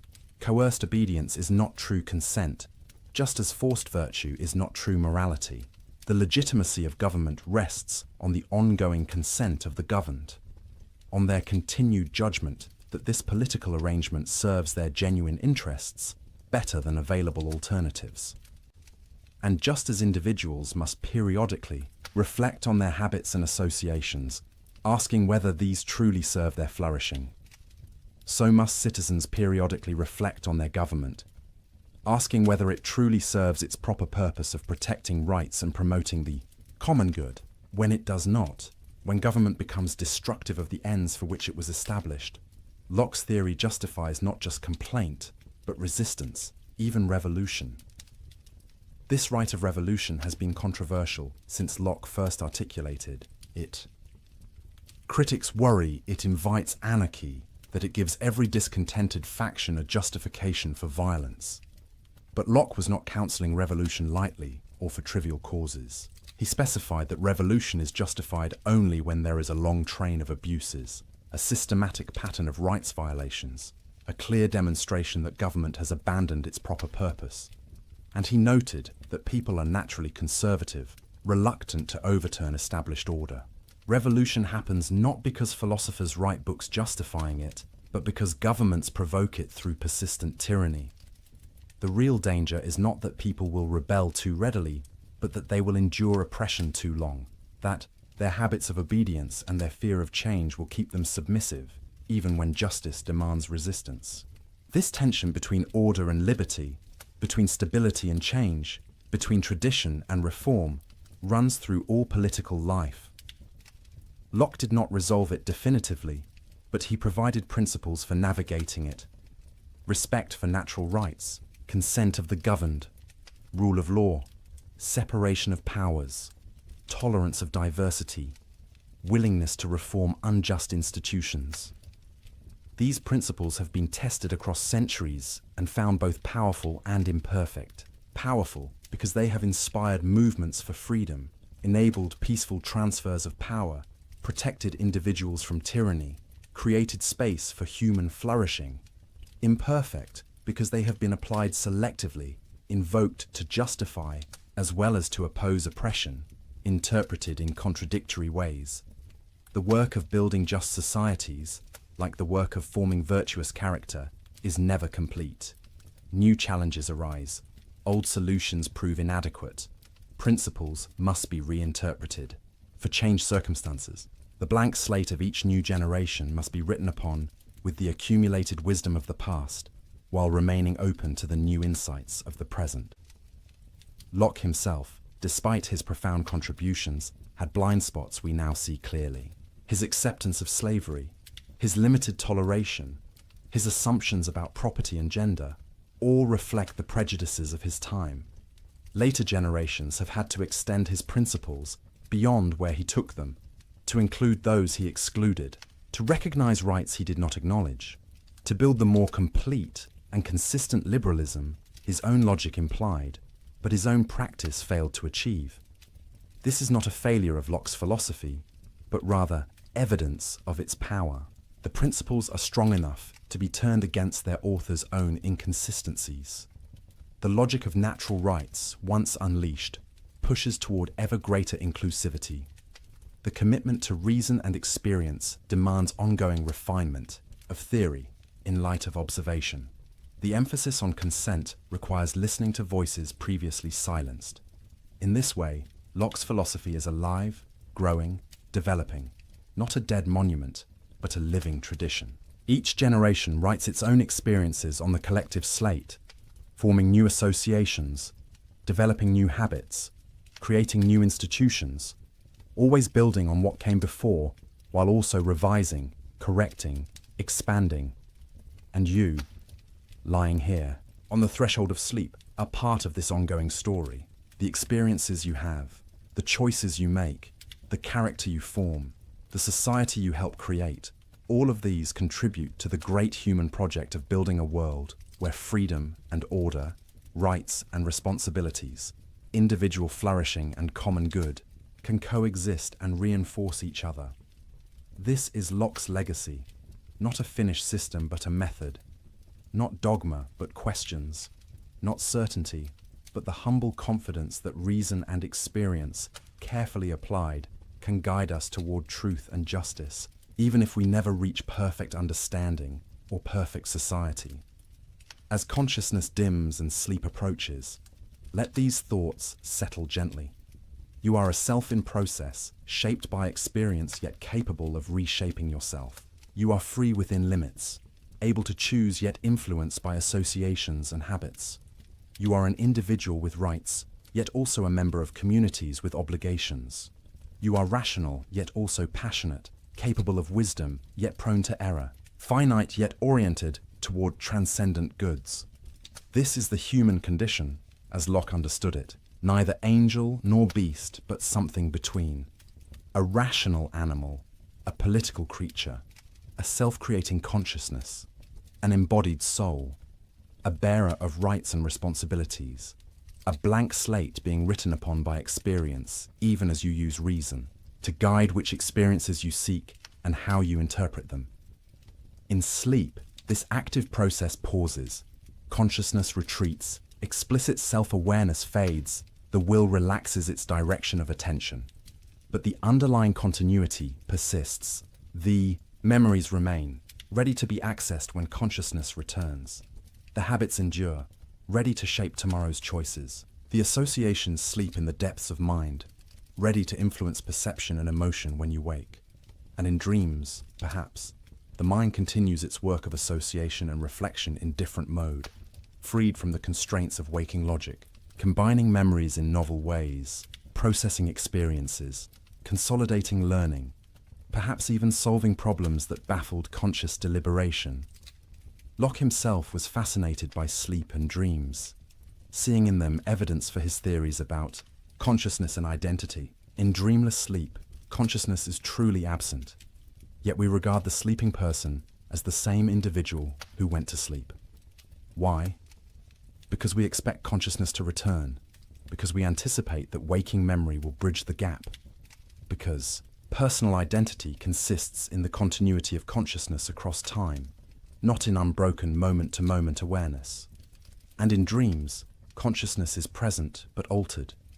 We experience sensations, emotions, thoughts, often vivid and compelling.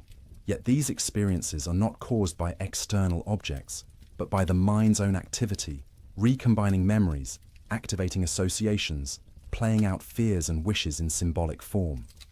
Dreams demonstrate the mind's active power, its ability to construct experience from internal materials, even without sensory input from the external world. Some of Locke's successors would push this observation further. If the mind can construct such vivid experiences in dreams from purely internal sources, how do we know waking experience is any different? Perhaps all experience is constructed by the mind, and we never encounter external reality directly. This idealist conclusion, drawn by Berkeley and others, was not what Locke intended, but it shows how his careful observations could lead to unexpected places. For Locke himself, the distinction between waking and dreaming was clear enough in practice. Waking experience has coherence, consistency, regularity that dreams lack. The waking world obeys natural laws, responds to our actions in predictable ways, is shared by multiple observers who report similar perceptions. Dreams are fragmentary, illogical, private, unshared. This practical difference, even if we cannot prove metaphysically that waking experience corresponds to external reality, is sufficient to ground knowledge and guide action. This pragmatic approach, this willingness to acknowledge limits of certainty while still affirming the possibility of knowledge sufficient for human purposes, is characteristic of Locke's entire philosophy. We cannot prove we are not dreaming, cannot demonstrate with absolute certainty that matter exists, cannot be infallible in our judgments, but we can observe carefully, reason honestly, test our beliefs against experience, and build up a body of knowledge reliable enough to navigate the world and live well. This is intellectual modesty combined with practical confidence. We admit our limitations while still trusting our capacities. We acknowledge uncertainty while still making judgments. We remain open to correction while still committing to beliefs. This balance, this refusal of both dogmatic certainty and corrosive skepticism, is perhaps Locke's most valuable methodological contribution, and it applies not just to theoretical knowledge but to practical wisdom, to the art of living. We cannot know with certainty the best way to live, the perfect character to cultivate, the ideal society to build, but we can observe what tends to promote happiness and what tends to produce misery. We can experiment with different approaches, note the results, adjust our behavior accordingly. We can learn from the experience of others, from history, from diverse cultures and ways of life, extracting principles while remaining alert to context and variation. This experimental approach to ethics and politics, this willingness to treat human institutions not as sacred unchangeable structures, but as provisional arrangements subject to evaluation and reform, was radical in Locke's time and remains challenging today. It asks us to hold our convictions, with what one modern philosopher called appropriate tentativeness, to be confident enough to act while remaining humble enough to learn. As the final veils of consciousness draw across awareness, as thought becomes dreamlike and dreamlike thought fades toward the darkness of deep sleep, carry with you this Lockean equanimity. You need not have all answers. You need not possess perfect certainty. You need not be finished becoming who you will be. It is enough to observe carefully, reflect honestly, choose consciously, and remain open to tomorrow's lessons. The self you are is not the self you will always be. The knowledge you possess is not all the knowledge available. The society you inhabit is not the only society possible. All is process, development, potential, possibility.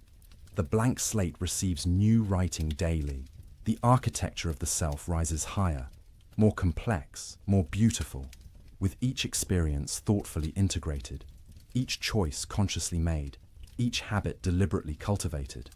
And in this process, you participate in something larger than yourself, the great human project of understanding and improvement that has continued across millennia and will continue long after you. Locke is one voice in this conversation, an important voice, a clarifying voice, but one among many. Others came before, building the foundations on which he stood. Others came after, developing his insights and correcting his errors. And still others will come, writing new chapters in the ongoing story of human self-understanding and self-creation. Your contribution to this story may seem small, private, insignificant. You are one person among billions, one consciousness among multitudes, one slate among countless others being written upon by experience.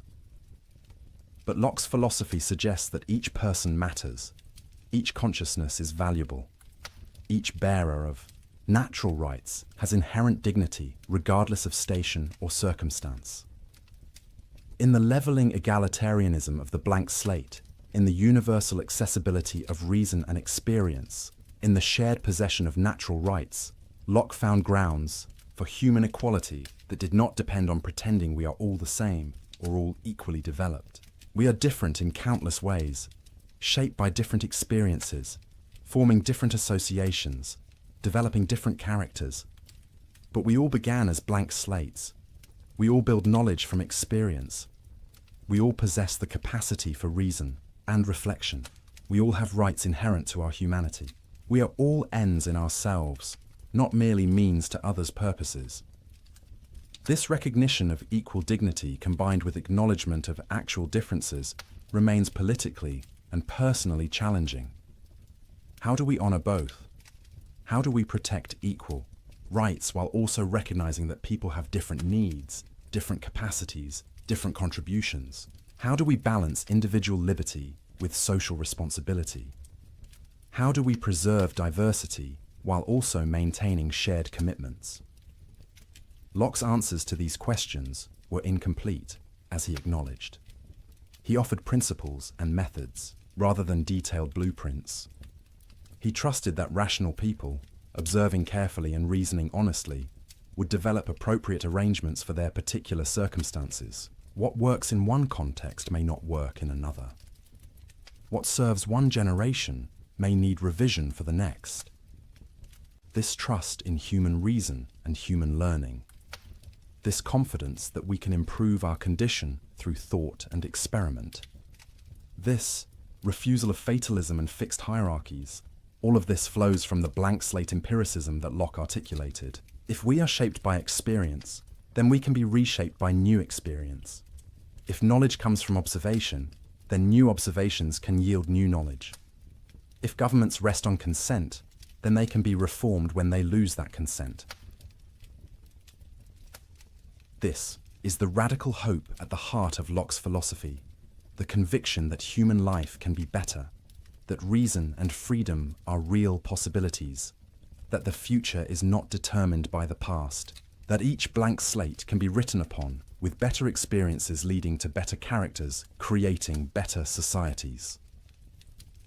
As you finally release consciousness, as sleep claims you fully, let this hope be your last waking thought. Tomorrow brings new experiences, new choices, new opportunities. The slate that is you will receive new writing. The self that is you will continue its construction. The story that is your life will unfold new chapters. And in all of this, you carry forward the great human capacity for rational freedom that Locke so carefully described and so passionately defended. Rest now in this knowledge. Rest in the certainty that you matter, that your experiences are real, that your choices have meaning, that your self is genuine even as it develops. Rest in the freedom to become, the responsibility to choose, the possibility of growth. Rest in the community of rational beings, past and present and future, all engaged in the great work of understanding and improving the human condition. The consciousness that says, I will return tomorrow. Memory will bind the moments into continuity. The self will resume its ongoing construction. But for now, let go. Let sleep do its restorative work. Let dreams play their mysterious role. Let the mind rest from its labors of perception and reflection. And know that when you wake, you will be yourself, changed by sleep, yet continuous with what went before. A blank slate that has been written upon, but never completely filled. A story that continues. A self that evolves. A consciousness that returns from its nightly sojourn, ready to receive new experiences, and to continue the great work of being human. Thank you for joining this exploration of John Locke's philosophy, this journey through the architecture of the self, this meditation on consciousness and freedom, knowledge and rights, experience and identity. If you found peace in these reflections, please consider subscribing to support this channel, helping these gentle philosophical explorations reach others seeking wisdom in the quiet hours. And let me know in the comments where in the world you are resting tonight, adding your voice to this global community of nighttime philosophers.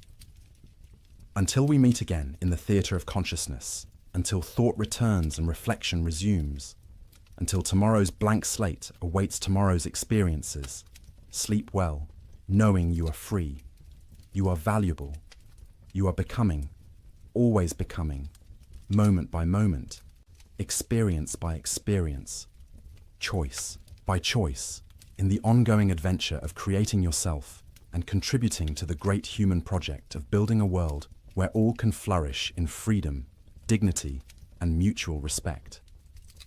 Good night, fellow travelers. Good night, conscious beings. Good night, bearers of natural rights and rational capacities. Good night, blank slates being written upon by the infinite variety of human experience. May your sleep be deep, your dreams be gentle, and your waking be a joyful return to the precious gift of consciousness that makes you uniquely and wonderfully you. Good night. Welcome back, dear friends. Before we begin, let me know where in the world you are watching, and please don't forget to subscribe and like to support the channel. Picture this. A 13-year-old boy stands in a sunlit courtyard in northern Greece, surrounded by gardens that will become his classroom for the next 3 years. His father, the most powerful king in the Greek world, has just introduced him to a middle-aged philosopher with small, penetrating eyes and a slight lisp.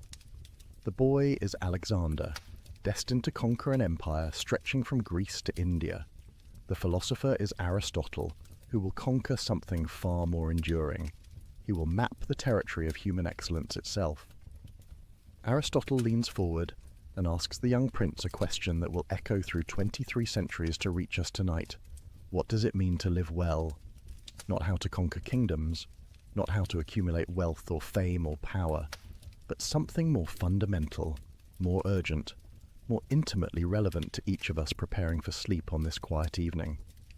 What does it mean for a human being to flourish? What is the good life?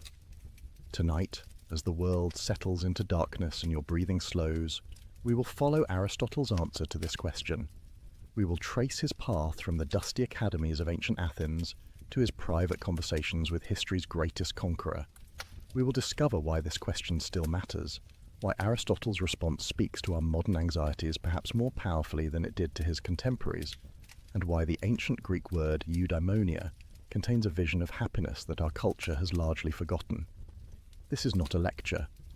Think of it as an evening walk through one of the most beautiful minds in human history, a mind that believed human excellence was not only possible but achievable, that understood virtue as a practical skill we could develop through practice, that saw happiness not as a fleeting emotion, but as a way of being in the world.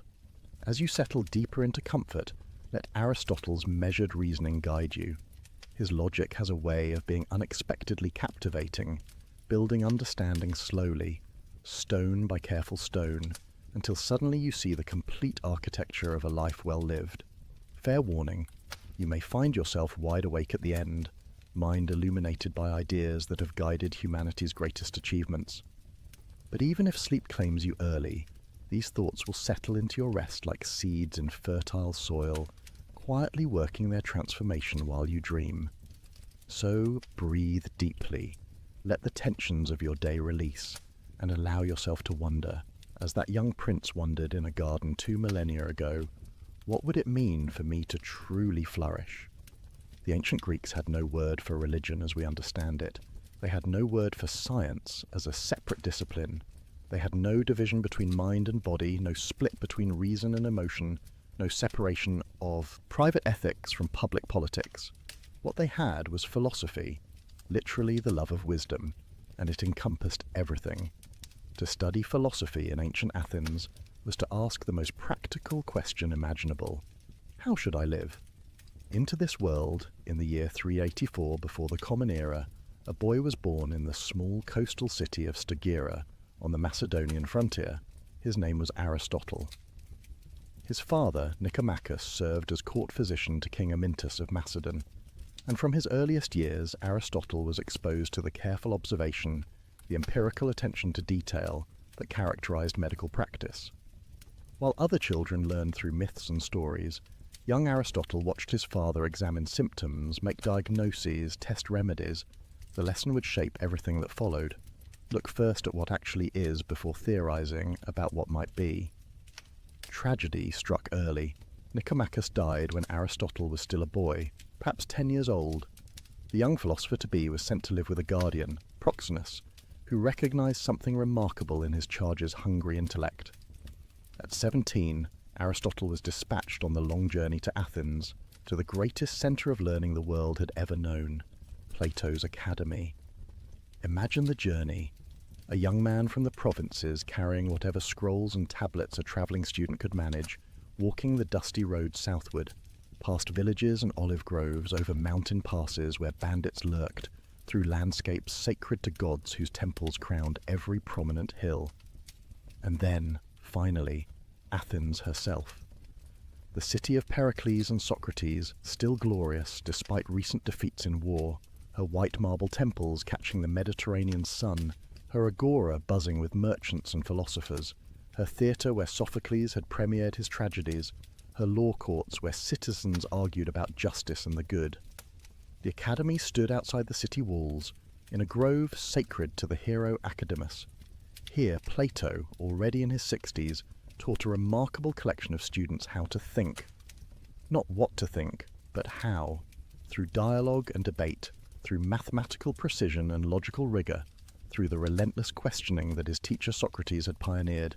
The method was simple and devastating. Take any claim about reality, any assumption about justice or beauty or truth, and ask, what do you mean by that? How do you know? Could it be otherwise? Question after question after question until either the claim stood on solid foundation or collapsed into incoherence. Aristotle arrived at this intellectual crucible at precisely the right moment. His mind was formed enough to engage seriously with Plato's ideas, but flexible enough to be shaped by them. And for the next 20 years, he remained, studying and eventually teaching, absorbing Plato's vision while slowly developing his own. What was that vision? Plato believed that the world we experience through our senses, this world of stones and trees and flesh, is not fully real. Behind it, or above it, or somehow beyond it, exists a realm of perfect forms. The triangle you draw on paper is always imperfect, but there exists the form of triangle, perfect and eternal. The beautiful person you see is beautiful only by participating in the form of beauty itself. Justice in our world is always approximate, but justice itself exists in this transcendent realm, perfect and unchanging. It was a breathtaking vision, answering profound questions about how knowledge is possible and why we recognize universal concepts despite experiencing only particular instances. But Aristotle found himself increasingly troubled by it. If these forms exist separately from the world of experience, how exactly do particular things participate in them? How does the form of horse make this particular horse here and now? The explanation seemed to push the mystery back one step without really solving it. More fundamentally, Aristotle couldn't shake his physician father's influence. Look at the world, his training insisted. Study what actually exists. The answers aren't in some transcendent realm, but here, in the structures and patterns of nature itself. Don't flee from particulars to universals, but find the universal within the particular. Walking through the Academy's gardens, past the stone colonnades where students debated, beneath olive trees that dappled the sunlight, Aristotle began formulating an alternative. Yes, we need universal concepts to understand reality. Yes, we recognize patterns that transcend individual instances. But perhaps these universals exist in things themselves, not in some separate realm. Perhaps the form of a horse is what makes this particular arrangement of matter a horse rather than a tree. Form and matter together constitute reality, inseparable, interdependent. The disagreement was profound, but never acrimonious. In later writings, Aristotle would criticize his teacher's theory of forms, but always with respect, always acknowledging Plato's brilliance. Plato is dear to me, but truth is dearer. This saying captures Aristotle's spirit. Loyalty to persons matters, but loyalty to truth matters more. The teacher-student relationship need not become adversarial just because the student thinks the teacher wrong about something fundamental. For 20 years, this was Aristotle's life. Study, debate, teach, think, write. The rhythms of academic existence, the slow accumulation of understanding, the gradual refinement of arguments. He was becoming a master of multiple disciplines, logic and rhetoric, biology and physics, politics and ethics, metaphysics and poetry. The breadth of his interests was staggering. While his contemporaries specialized, Aristotle ranged across the entire landscape of human knowledge, finding connections, building systems, constructing a unified vision of reality. Then, in 347 BCE, Plato died. The Academy passed to Plato's nephew Speusippus, and Aristotle chose to leave. The reasons remain debated. Was it disappointment at not being chosen to lead? Was it time for the student to step out of his master's shadow? Or was it simply that Aristotle's intellectual project required independence? Whatever the reason, Aristotle departed Athens. He travelled first to Asia Minor, to the court of Hermias in Atarneus, where he continued his research and married Pythias, Hermias's adopted daughter. He spent time on the island of Lesbos, studying marine biology, wading through tide pools, dissecting sea creatures, observing with the meticulous attention to detail that would characterize all his work. These were years of intellectual wandering, of gathering observations, of letting his systematic approach mature. He studied how baby squids develop inside their eggs. He examined the hearts of different animals, noting structural variations. He watched the migration patterns of birds and wondered what internal mechanism drove them. In all of this, he was developing a method. Observe first, observe carefully, observe repeatedly. Record what you find. Notice patterns. Form hypotheses. Test them. Build explanations from the ground up. This was radically different from the prevailing approach to natural philosophy, which tended towards speculation from first principles. Aristotle was teaching himself to be empirical, to trust experience, to build theory on the foundation of observed fact. The lessons learned watching his father practice medicine were flowering into a comprehensive scientific method. His personal life in these years remains shadowy to us. We know he married Pythias and loved her. We know they had a daughter together. We know that when Pythias died, Aristotle grieved deeply. Later he would form a relationship with Herpyllis, with whom he had a son, Nicomachus. But Aristotle rarely wrote about his private emotions. His work focused outward, on the structures of reality, on the patterns of nature, on the principles of living well. Then, around 343 BCE, an invitation arrived that would change everything. King Philip of Macedon, who was transforming his kingdom into the dominant military power in Greece, wanted a tutor for his 13-year-old son. And he wanted that tutor to be Aristotle. Why? Perhaps because Aristotle's father had served Philip's own father as court physician, creating a family connection. Perhaps because Aristotle, though not yet famous, had already acquired a reputation for brilliance. Perhaps because Philip, in his ambition to unite Greece under Macedonian leadership, wanted his heir educated in the finest Greek traditions. Whatever the reason, the offer came with considerable inducements. Philip promised to rebuild Stagira, Aristotle's home city, which he himself had destroyed in an earlier campaign. The payment would be generous, the position would be prestigious.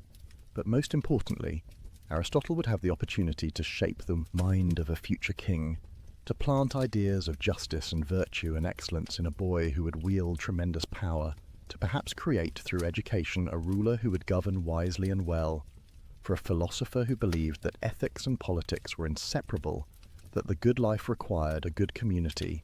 This opportunity must have been irresistible. And so Aristotle journeyed north, back to the Macedonian frontier of his youth, to meet the young prince who would become Alexander the Great. The teaching took place at Mieza, a small village in the verdant countryside outside the Macedonian capital. Here, in or near a temple dedicated to the nymphs, surrounded by forests and streams, Aristotle established what amounted to a private academy for Alexander and a select group of other young Macedonian nobles. Among these students were Hephaestion, who would become Alexander's closest companion, and Ptolemy, who would eventually rule Egypt. The future masters of the Hellenistic world all sat at Aristotle's feet, learning how to think. What did they learn? Not a catechism, but a method.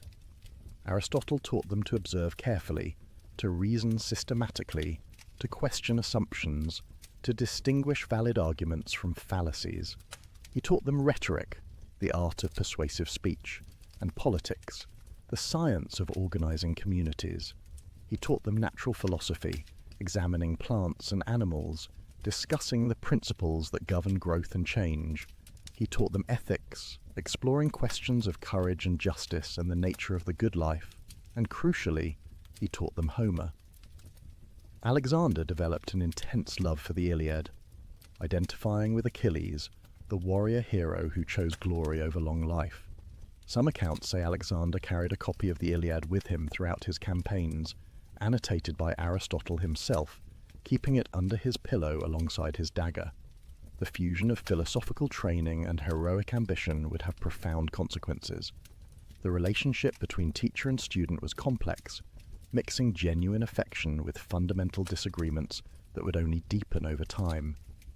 Aristotle saw himself as forming Alexander's character, instilling virtue, teaching moderation and practical wisdom. But Alexander's nature ran to extremes. He was passionate where Aristotle counseled balance, impetuous where Aristotle advised deliberation, hungry for glory where Aristotle emphasized the contemplative life. They walked together through the countryside around Mieza, the middle-aged philosopher and the adolescent prince, discussing the nature of courage, the different forms of government, the relationship between happiness and virtue. Aristotle must have known even then that his student would achieve great things. What he couldn't have known was how completely those achievements would diverge from his own values. For Aristotle believed in Greek superiority. He viewed non-Greeks, Persians, Egyptians, all the peoples who would fall to Alexander's conquests, as barbarians, natural slaves, suited only to serve their Greek masters. This ugly prejudice was common in classical Greece, born from centuries of conflict with Persia, reinforced by cultural chauvinism. When Aristotle advised Alexander on politics, he apparently suggested treating Greeks as free citizens and barbarians, as subjects to be ruled despotically. Alexander would ultimately reject this advice. His great vision, perhaps his greatest, was of a multicultural empire where Greeks and Persians could intermarry, where talent mattered more than ethnicity, where civilization could transcend its Greek origins. In this, the student proved wiser than the teacher. But that lay in the future. For 3 years the education continued. philosophy in the morning, physical training in the afternoon, discussions of metaphysics and dissections of animals, poetry and mathematics, the young nobles learning not just information, but how to think, how to argue, how to analyze. Aristotle was forming minds, planting seeds that would bear fruit in ways he couldn't anticipate. Then, in 340 BCE, Philip summoned his son home. At 16, Alexander would serve as regent while his father campaigned in Thrace. The formal education was over. Teacher and student would never again spend extended time together, though they continued corresponding. Alexander sent back specimens and observations from his conquests, plants and animals unknown to Greek science, reports of distant lands, puzzles for his old teacher to study. But the intellectual relationship was ending, and philosophical differences were hardening into ideological opposition. When Alexander began integrating Persians into his administration, adopting Persian customs, even demanding prostration from Greek visitors, Aristotle was appalled. This violated everything he believed about Greek superiority and proper political order. The student had moved beyond the teacher's wisdom, making his own path through history. There is a poignant tragedy here. Aristotle had tried to form Alexander's character according to philosophical principles, to create a king who would embody virtue and govern with practical wisdom. But character, as Aristotle himself taught, comes from habituation, from repeated practice, from the slow shaping of desires and responses. 3 years of philosophical instruction couldn't overcome Alexander's fundamental nature. Brilliant, passionate, ambitious beyond measure, unable to recognize limits, the greatest philosopher of antiquity and the greatest conqueror of antiquity touched each other's lives profoundly. Each would achieve immortality in his own sphere, but they remained, in the end, fundamentally different kinds of men. One conquered through thought, the other through the sword. One believed in moderation and the contemplative life, the other in glory and endless achievement. One stayed mostly in Athens, thinking and writing. The other marched to the edges of the known world, never content, never stopping. When Alexander departed for his Asian campaigns in 335 BCE, Aristotle was 50 years old. He returned to Athens, to the city of his intellectual formation, ready at last to establish his own school, to develop his own systematic philosophy, to offer his answer to the question he had posed to young Alexander so many years before. What does it mean to live well? Athens in 335 BCE had changed since Aristotle first arrived as a 17-year-old student. Philip's victory at Chaeronea had ended the era of independent Greek city-states. The Macedonian king now dominated Greece, and after Philip's assassination, his son Alexander ruled. For Athenians who treasured their democratic traditions, this new reality was bitter. They lived under the shadow of Macedonian power. Technically independent, but actually subject. Into this politically complex situation, Aristotle returned. His connections to the Macedonian court made some Athenians suspicious, but his reputation as a philosopher, his years at the academy, and his undeniable brilliance earned him respect. He established his school in the Lyceum, a gymnasium dedicated to Apollo Lysias, located just outside the city walls. The Lyceum became Aristotle's base for the next 12 years, the period of his greatest productivity. Here he developed the systematic philosophy that would influence human thought for 2 millennia. Here he gathered around him the brightest students Athens could offer, and here he perfected his distinctive method of teaching. Unlike Plato's academy, which focused on mathematics and abstract reasoning, the Lyceum was organized around empirical research. Aristotle collected specimens, plants, animals, minerals. He gathered maps and documents. He compiled observations sent by correspondents throughout the Greek world, including, remarkably, from Alexander's campaigns. The Lyceum was part school, part research institute, part museum. It was the first institution of its kind, and it set a pattern that universities would follow for centuries. The physical layout encouraged Aristotle's teaching style. The Lyceum had a covered walkway called a peripatos, where Aristotle liked to walk while lecturing. This habit gave his school its name, the Peripatetics, the walkers.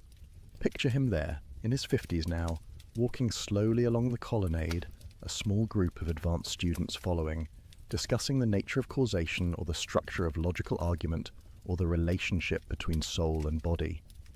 His lectures came in two types. In the morning, he offered esoteric teachings for advanced students, dense technical discussions requiring philosophical background. These were the lectures that would eventually be compiled into the treatises we possess: the physics, the metaphysics, the Nicomachean ethics. In the afternoon, he gave public lectures on more accessible topics: rhetoric, politics, ethics. These were polished presentations, carefully crafted for general audiences. The evenings he spent writing, organizing his thoughts, revising his treatises. By lamplight in his study, scrolls spread around him. Aristotle worked to systematize human knowledge. He was attempting something unprecedented, a comprehensive account of reality, from the principles of logic that govern all reasoning, through the structures of the natural world, to the best way for human beings to live. His method was distinctive. Where Plato had begun with ideal forms and tried to explain how particulars participate in them, Aristotle began with the world of experience and tried to understand its inherent structures. Look first, theorize second. Observe the patterns in nature, then explain what makes those patterns possible. This empirical orientation appeared in all his work. His biological writings describe hundreds of animal species with careful attention to anatomy and behavior. His meteorology examines weather patterns, winds, rain, thunder. His politics analyzes 158 different constitutions of Greek city-states, comparing their structures and outcomes. Even his ethics, as we will see, begins with observed facts about human nature and behavior rather than abstract principles. But Aristotle was no mere compiler of facts. What made him revolutionary was his ability to organize observations into systematic understanding. He developed logic as a formal discipline, creating tools for rigorous reasoning. He pioneered the study of causation, distinguishing 4 different ways we can answer why questions. He analyzed motion, change, time, place, infinity. He investigated language, categorizing different types of statements and studying how meaning works. And running through all of this was a deep conviction that the universe makes sense. Reality is not chaos but cosmos, not random but ordered. Natural things have purposes, built-in tendencies, characteristic activities. Understanding something means grasping its nature, its function, what it's meant to be and do. This teleological vision, the idea that things have inherent purposes, would remain influential until the scientific revolution 2,000 years later. Yet despite this comprehensive intellectual productivity, Aristotle's time at the Lyceum was politically precarious. He was a metic, a resident alien, without citizenship rights. He depended on the tolerance of a city that had reasons to distrust him. When Alexander died suddenly in 323 BCE, everything changed. The death of the conqueror unleashed a wave of anti-Macedonian sentiment across Greece. Athens erupted in rebellion, and Aristotle, known to have been Alexander's tutor, connected to the Macedonian court, suddenly found himself in danger. Charges of impiety were brought against him, the same charges that had led to Socrates' execution 76 years earlier. Aristotle was 62 years old, at the height of his intellectual powers. He had spent 12 years building the Lyceum into one of the ancient world's great centers of learning. His systematic philosophy was substantially complete, but the political situation was untenable. Rather than stand trial, Aristotle chose to leave Athens. He reportedly said he would not let the city sin twice against philosophy, a reference to Socrates' fate. He retired to Chalcis on the island of Euboea, where his mother's family had property. And there, less than a year after leaving Athens, he died of a stomach illness. It was 322 BCE. The greatest systematic philosopher in history was gone, leaving behind an intellectual legacy that would shape Western thought for 2,000 years. But we've spent long enough on biography. We know the man, the context, the journey. Now we must turn to what matters most, his ideas. Specifically, his answer to the question that launched our evening together, the question he posed to young Alexander in that sunlit garden at Mieza. What does it mean to live well? What is the good life for human beings? What should we aim at? These questions drive Aristotle's ethical philosophy, and to understand his answers, we must begin with a single word that captures his vision of human flourishing: eudaimonia. The word sounds strange to modern ears. Eudaimonia. It's usually translated as happiness, but this translation misleads almost as much as it clarifies. When we think of happiness, we typically imagine a feeling, an emotional state, something that comes over us when things go well. I feel happy when I eat delicious food, or succeed at a difficult task, or spend time with people I love. Happiness, in our common usage, is something that happens to us, a pleasant sensation we experience. But this is not what Aristotle means by eudaimonia at all. The word itself gives us a hint. It combines eu, meaning good or well, with daimon, meaning spirit or divinity. Literally, eudaimonia means something like having a good spirit, being well-spirited, having your inner nature in good condition. It suggests not a temporary feeling, but a state of being, not an episode, but a way of existing. Perhaps the best translation is flourishing, or living well, or faring well. Think of a plant. What does it mean for an oak tree to flourish? Not that it feels happy, plants don't have feelings, but that it's achieving what it's meant to achieve, developing according to its nature, becoming an excellent specimen of oak tree. It has good soil, adequate water, proper sunlight. Its roots run deep, its trunk grows strong, its branches spread wide, its leaves are full and green. The acorns it produces are healthy. This is oak tree eudaimonia, being a thriving, excellent oak. Now ask the parallel question. What does it mean for a human being to flourish? What is human eudaimonia? This is Aristotle's central question, and answering it requires understanding human nature itself. But before we get to Aristotle's answer, we need to understand why he thinks this question matters so much. Here's where his thinking becomes both elegant and persuasive. Every action we take aims at some good, Aristotle observes. When you eat, you aim at satisfying hunger or maintaining health or enjoying flavor. When you work, you aim at earning money or accomplishing something or serving others. When you exercise, you aim at fitness or stress relief or the pleasure of physical exertion. All human action is goal-directed.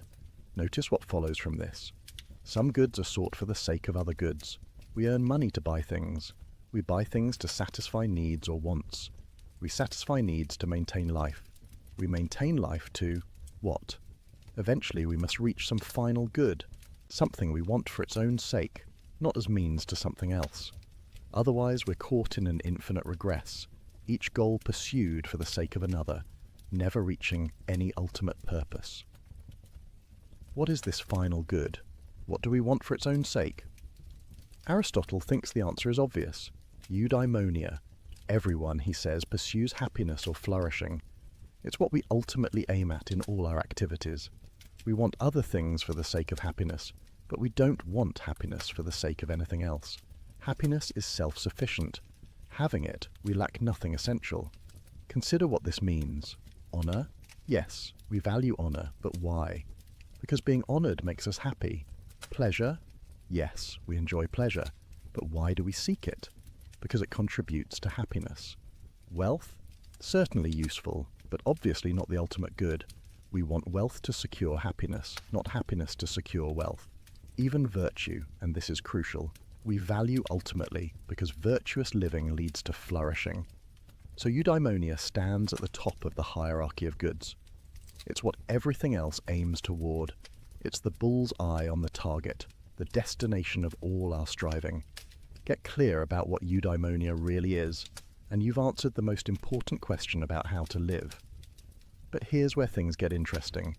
People agree that eudaimonia is the ultimate good, Aristotle notes, but they disagree profoundly about what eudaimonia actually is. Ask different people what happiness consists in, and you'll get radically different answers. The common people, identify happiness with pleasure. A happy life is a pleasant life, full of good food, drink, sex, comfortable circumstances, agreeable company. This view has intuitive appeal. Who doesn't enjoy pleasure? And misery certainly doesn't seem like flourishing. But Aristotle thinks this view fundamentally mistakes what happiness is. Why? Because pleasure is something we share with animals. A dog experiences pleasure when eating or playing. A pig experiences pleasure in its own way. But surely human flourishing must involve something distinctively human. Moreover, the pursuit of pleasure leads to a slavish life, Aristotle argues. where we're controlled by our appetites always, chasing the next sensation, never satisfied. The hedonist mistakes a component of happiness for happiness itself. What about the sophisticated, politically ambitious people? They often identify happiness with honor, with being respected and admired, with achieving status. This view seems more elevated than hedonism. Honor recognizes something about character or accomplishment. But Aristotle rejects this view too. Why? Because honor depends on other people. They can bestow it or withdraw it. Your happiness can't depend on something so external to you, so vulnerable to others' opinions. Moreover, we pursue honor because we believe we deserve it, because we've achieved something excellent. So the excellence matters more than the honor that might follow from it. Again, the mistake is identifying a byproduct of flourishing with flourishing itself. What about wealth? Some people devote their lives to accumulating money and possessions, but Aristotle barely pauses to refute this view. Wealth is obviously instrumental, obviously pursued for the sake of something else. The miser who hoards wealth without using it for any purpose hasn't achieved happiness. Wealth is like a tool, valuable for what it enables, worthless as an end in itself. So if happiness isn't pleasure or honor or wealth, what is it? Aristotle's answer emerges from his distinctive method, examining the function of human beings. Here's the reasoning. Everything has a characteristic activity, a function, something it does that makes it the kind of thing it is. The function of the eye is to see. A good eye sees well, a bad eye sees poorly. The function of a knife is to cut. A good knife cuts cleanly and holds its edge. For any tool or organ or creature with a function, excellence consists in performing that function well. Does a human being have a function? Not in the sense of being a tool for some external purpose, but in the sense of having a characteristic activity, something that defines what we distinctively are. Aristotle thinks yes. What is our function? It can't be merely living, growing, and maintaining ourselves. We share that with plants. It can't be sensing and responding to our environment. We share that with all animals. The distinctive human function must involve our unique capacity, reason. This doesn't mean our function is to sit around thinking all day, disconnected from the world. Reason permeates all distinctively human activities. When we deliberate about what to do, we're exercising reason. When we form friendships based on mutual respect rather than mere pleasure or utility, reason guides those relationships. When we appreciate beauty, when we understand truth, when we act courageously in the face of fear, when we judge fairly between competing claims, we're exercising rational capacities that animals lack. Human flourishing, then, consists in exercising these rational capacities excellently. It's not passive, but active. Not a state we fall into, but an activity we perform. Not something that happens to us, but something we do. Aristotle's famous formulation? Eudaimonia is activity of soul in accordance with virtue. Let that sink in for a moment. Happiness is activity. Not feeling but doing, not possessing but acting. The happy person isn't someone who has achieved a comfortable state and now simply maintains it.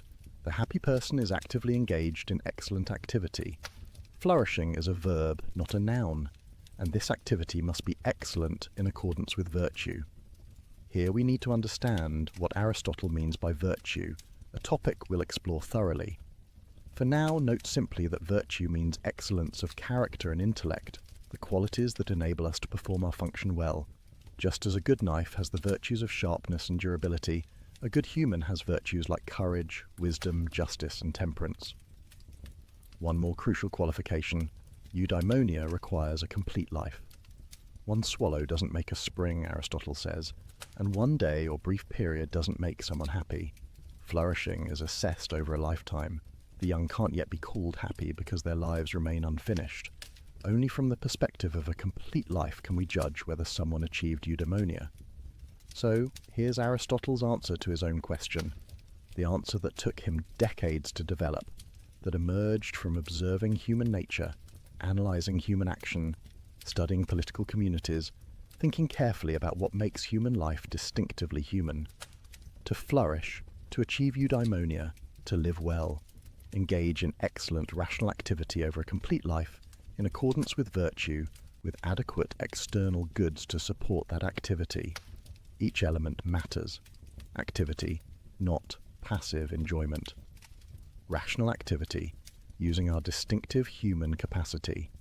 Excellent activity, performing it well, in accordance with virtue, the settled dispositions that enable excellence, over a complete life, not just moments or episodes, with adequate external goods, acknowledging we need certain material conditions. This is what the greatest philosopher in antiquity concluded about how we should live. Not a simple formula, but a rich, nuanced vision of human flourishing, not telling us to pursue pleasure or honor or wealth, but inviting us to develop excellence of character and intellect, to exercise our distinctively human capacities at their highest level, to make our whole lives expressions of rationality at its best. But this answer immediately raises questions. What are these virtues that enable excellent activity? How do we develop them? Can anyone become virtuous, or only some? What role does luck play, those external goods Aristotle mentions? And most practically, how do I actually live this way? The rest of our evening together explores these questions. We turn now from Aristotle's destination, eudaimonia, to his map of how to get there, and that map begins with a revolutionary idea about the nature of excellence itself. If you've ever tried to improve yourself, you know the frustration. You want to be more patient, but find yourself snapping at small annoyances. You want to be generous, but hesitate when opportunities arise. You know intellectually what the right thing to do is, yet doing it feels unnatural, forced, exhausting. Virtue seems to require constant effort against your inclinations. Aristotle understood this struggle, and his answer to it forms one of the most psychologically sophisticated parts of his philosophy. Virtue, he argued, is not knowledge alone. You can't become courageous simply by understanding what courage is. You can't become just by studying the theory of justice. Virtue is not information in your head, but disposition in your character. The Greek word Aristotle uses is arete, usually translated as virtue or excellence. But notice what the word captures. Not moral goodness as we typically conceive it, but a kind of excellence, a way of being that realizes potential, achieves what something is capable of. The arete of a racehorse is speed and endurance. The arete of a sword is sharpness and strength. What is the arete of a human being? For Aristotle, virtue is a hexis, a stable state or disposition of character. It's not a fleeting decision, but a relatively permanent way of being. The virtuous person doesn't simply perform virtuous acts occasionally through gritted teeth. Rather, they've developed a settled way of responding to situations such that virtuous action flows naturally from who they've become. But how do you develop such dispositions? Here Aristotle makes his most revolutionary claim, one that contradicted his teacher Plato fundamentally. Plato had argued that virtue is knowledge. If you truly know what's good, you'll do it. Vice is just ignorance. Education, then, is the key to virtue. Aristotle disagreed. Virtue requires knowledge, yes, but knowledge isn't sufficient. You also need proper habituation, repeated practice, the formation of emotional responses and action patterns through experience. In the famous formulation, we become just by doing just acts, temperate by doing temperate acts, courageous by doing courageous acts. Think of learning to play an instrument. You can study music theory, understand harmony and rhythm intellectually, but that won't make you a pianist. You must practice, repeating scales and exercises until your fingers move correctly without conscious thought, until the patterns become second nature. Only through habit does knowledge become skill. The same applies to virtue. You must practice acting virtuously until virtuous responses become habitual, until you spontaneously respond with courage to danger, with generosity to need, with justice to competing claims. Eventually, these responses feel natural rather than forced. This is when you've truly become virtuous. But practice according to what pattern? What makes an act courageous rather than cowardly or reckless? What distinguishes generous, giving from wasteful excess, or stingy withholding? Aristotle's answer: virtue is a mean between extremes. This doctrine of the mean, sometimes called the golden mean, represents Aristotle's most distinctive contribution to ethics. Every virtue, he argues, lies between two vices, one of excess and one of deficiency. Think of it as a spectrum with virtue in the middle, though not at the exact mathematical center. Take courage, the paradigm virtue in Greek culture.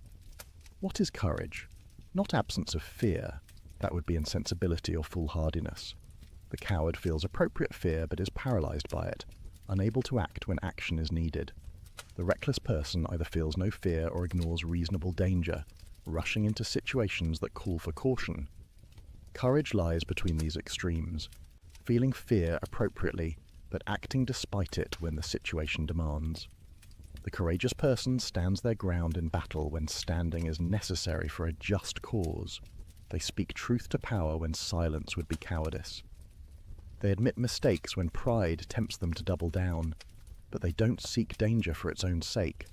They don't take foolish risks to prove their bravery. They recognize when retreat is wise, when compromise is appropriate, when holding firm would be stubbornness rather than courage. Or consider temperance, the virtue concerning bodily pleasures. On one extreme sits the ascetic who denies all pleasure, treats the body as enemy, lives in miserable self-deprivation. On the other extreme sits the glutton or libertine, enslaved to every appetite, incapable of saying no to desire, life organized around the next indulgence. Temperance lies between, enjoying pleasures appropriately, neither denying them entirely, nor being ruled by them. The temperate person eats delicious food with pleasure, but stops when satisfied. They enjoy wine without becoming drunk. They engage in sexual activity within appropriate relationships. They find entertainment refreshing without becoming addicted to constant stimulation. Their pleasures enhance life rather than dominating it. Generosity provides another example. The stingy person hoards resources, gives nothing or gives only reluctantly, values possessions over relationships. They're incapable of sharing, trapped in scarcity mentality, even when they have plenty. On the opposite extreme, the wasteful person gives indiscriminately, spends recklessly, depletes resources that should be conserved. They might enjoy a reputation for generosity, but ultimately can't sustain it. True generosity lies between these, giving appropriately to the right people, at the right time, in the right way, for the right reasons. The generous person gives freely because they recognize resources as means to good ends, not ends in themselves. But they give thoughtfully, considering whether their giving truly helps. They balance present generosity with future capacity. They give neither too much nor too little, but what the situation requires. Each virtue follows this pattern. Patience lies between apathy, caring about nothing, and explosive anger, losing control over trivialities. The patient person feels anger at genuine injustice, but remains calm in the face of minor annoyances. They know when anger is appropriate and when it's destructive. Truthfulness lies between self-deprecation, underselling yourself, and boastfulness, inflating your accomplishments. The truthful person represents themselves accurately, neither falsely modest nor arrogantly exaggerating. Even wit is a virtue for Aristotle. The boorish person has no sense of humor, can't appreciate jokes, makes social situations uncomfortable with their heavy seriousness. The buffoon jokes constantly, unable to be serious when situations demand it, offends others with inappropriate humor. Wittiness lies between having a sense of humor, knowing when levity is appropriate, making others comfortable without descending into mockery or constant joking. Aristotle identifies many virtues, each with its characteristic pattern of mean between extremes. But several things about this doctrine need emphasis. First, the mean is not mathematical. Virtue doesn't lie at the exact midpoint between extremes. Rather, it's relative to the person and circumstances. The amount of food that's moderate for an athlete differs from what's moderate for a sedentary person. The degree of fear that's appropriate facing a mugger differs from what's appropriate facing a bear. Context matters. Second, finding the mean requires judgment. There's no formula you can simply apply. You must understand the situation, consider what's at stake, recognize relevant factors, then determine what response hits the mean. This judgment, practical wisdom or phronesis, we'll explore more deeply. For now, note that virtue requires intelligence, not just good intentions. Third, not every action or emotion has a virtuous mean. Some things are inherently wrong regardless of amount. Murder isn't excessive killing with moderate killing as virtue. Adultery isn't excessive love. Theft isn't excessive taking. Some acts violate virtue by their very nature. Fourth, the mean is difficult to achieve. The extremes are easier.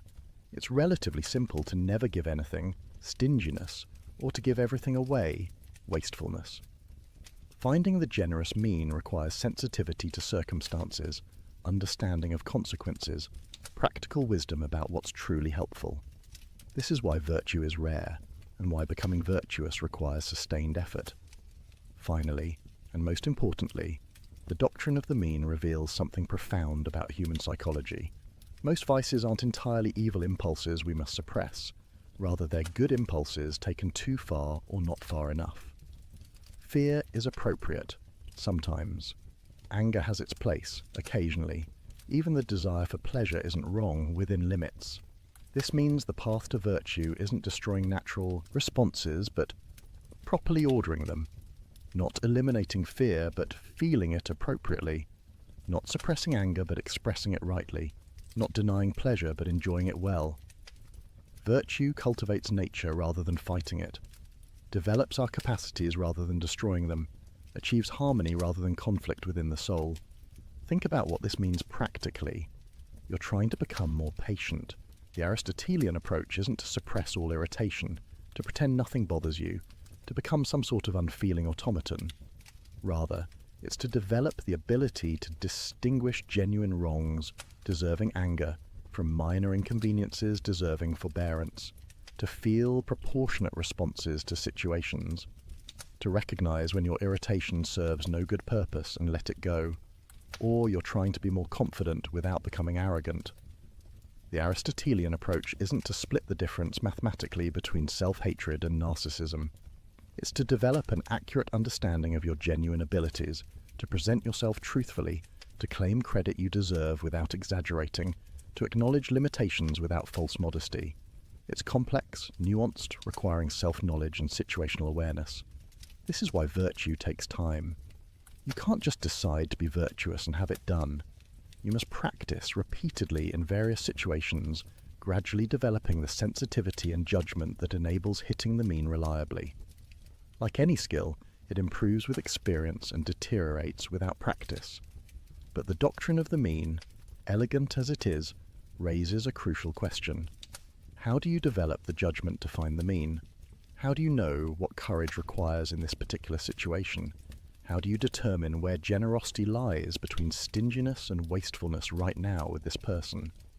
Aristotle's answer: practical wisdom, phronesis, the intellectual virtue that enables all the moral virtues. If virtue is the destination, practical wisdom is the compass. Without it, even the best intentions lead astray. You might want to be generous, but give in ways that harm rather than help. You might aim at courage, but misjudge what the situation demands. You might pursue the mean, but lack the perception to find it. Practical wisdom is hard to define precisely because it's fundamentally practical rather than theoretical. It's not knowledge of universal principles that can be stated in abstract formulas. It's the ability to see what's required in particular situations, to recognize what action would hit the mean, to understand how general principles apply in specific contexts. Think of an expert chef. They know recipes, understand cooking techniques, can explain why certain ingredients work together. But their expertise goes beyond this theoretical knowledge. When actually cooking, they adjust by taste, compensate for ingredient variations, improvise when something goes wrong. They see what the dish needs, right now, not just what recipes generally recommend. This is practical wisdom applied to cooking. Or consider a skilled therapist. They understand psychological theory, know research about what treatments work. But with any particular client, they must perceive that person's specific needs, recognize what approach will help them, adjust strategies when initial attempts don't work. They exercise judgment that goes beyond applying rules, wisdom that emerges from experience with particulars. Practical wisdom works similarly in ethics. The person with phronesis perceives what situations truly demand. They see that this apparent conflict between friendship and honesty actually requires tactful truth-telling. They recognize that this request for help, though sincere, would enable destructive behavior. They understand that standing firm here would be courage, but standing firm there would be stubbornness. How do they see these things? Through experience, primarily. Practical wisdom develops over time as you face various situations. Try different responses, observe consequences, learn from mistakes. You can't acquire it from books alone, any more than you can become a chef or therapist purely through reading. You must practice repeatedly in the messiness of actual circumstances. But experience alone isn't sufficient. You need to experience situations with the right orientation, paying attention to what's morally relevant, trying to hit the mean, caring about doing the right thing. Bad people accumulate experience without developing practical wisdom because they're paying attention to the wrong things, pursuing the wrong goals, developing skill at vice rather than virtue. This creates a puzzle Aristotle recognizes. You need virtue to develop practical wisdom, because only the virtuous person perceives situations correctly, judges what's truly good, aims at the right target. But you need practical wisdom to exercise virtue, because without it, you can't determine what the virtuous response requires. They seem to depend on each other, creating a circle. Aristotle's answer: they develop together in a spiral. You start with basic good habits instilled in childhood, following rules your parents teach, imitating people you respect. This isn't yet true virtue, because you're following external guidance rather than your own practical wisdom. But it starts forming your character, shaping your emotional responses, giving you some initial grasp of what virtue looks like. As your rational capacities mature, you begin understanding why these rules exist, what purposes they serve, how to apply them in new situations. Your practical wisdom develops as you reason about what to do, learn from experience, refine your judgment. And as your practical wisdom grows, your virtue becomes more complete, more flexible, more reliably excellent. Eventually, you reach the mature state where virtue and practical wisdom fully interpenetrate. You spontaneously perceive what situations demand. You respond appropriately without laborious deliberation. You hit the mean naturally because your character, emotions, and reason are all aligned. This is the person Aristotle calls spoudios, the excellent person, the one who serves as standard for ethical judgment. But what does practical wisdom actually look like in operation? Consider an extended example. A friend asks you to lie for them to protect them from consequences of their own mistake. You care about your friend and want to help, but you also value honesty and worry about enabling irresponsibility. What should you do? Practical wisdom begins by recognizing the genuine complexity. This isn't simply a conflict between friendship and honesty as abstract principles. It's a situation involving this particular friend, this particular mistake, these particular consequences, this particular relationship history, this particular request. The person with phronesis asks, what kind of help would truly benefit my friend?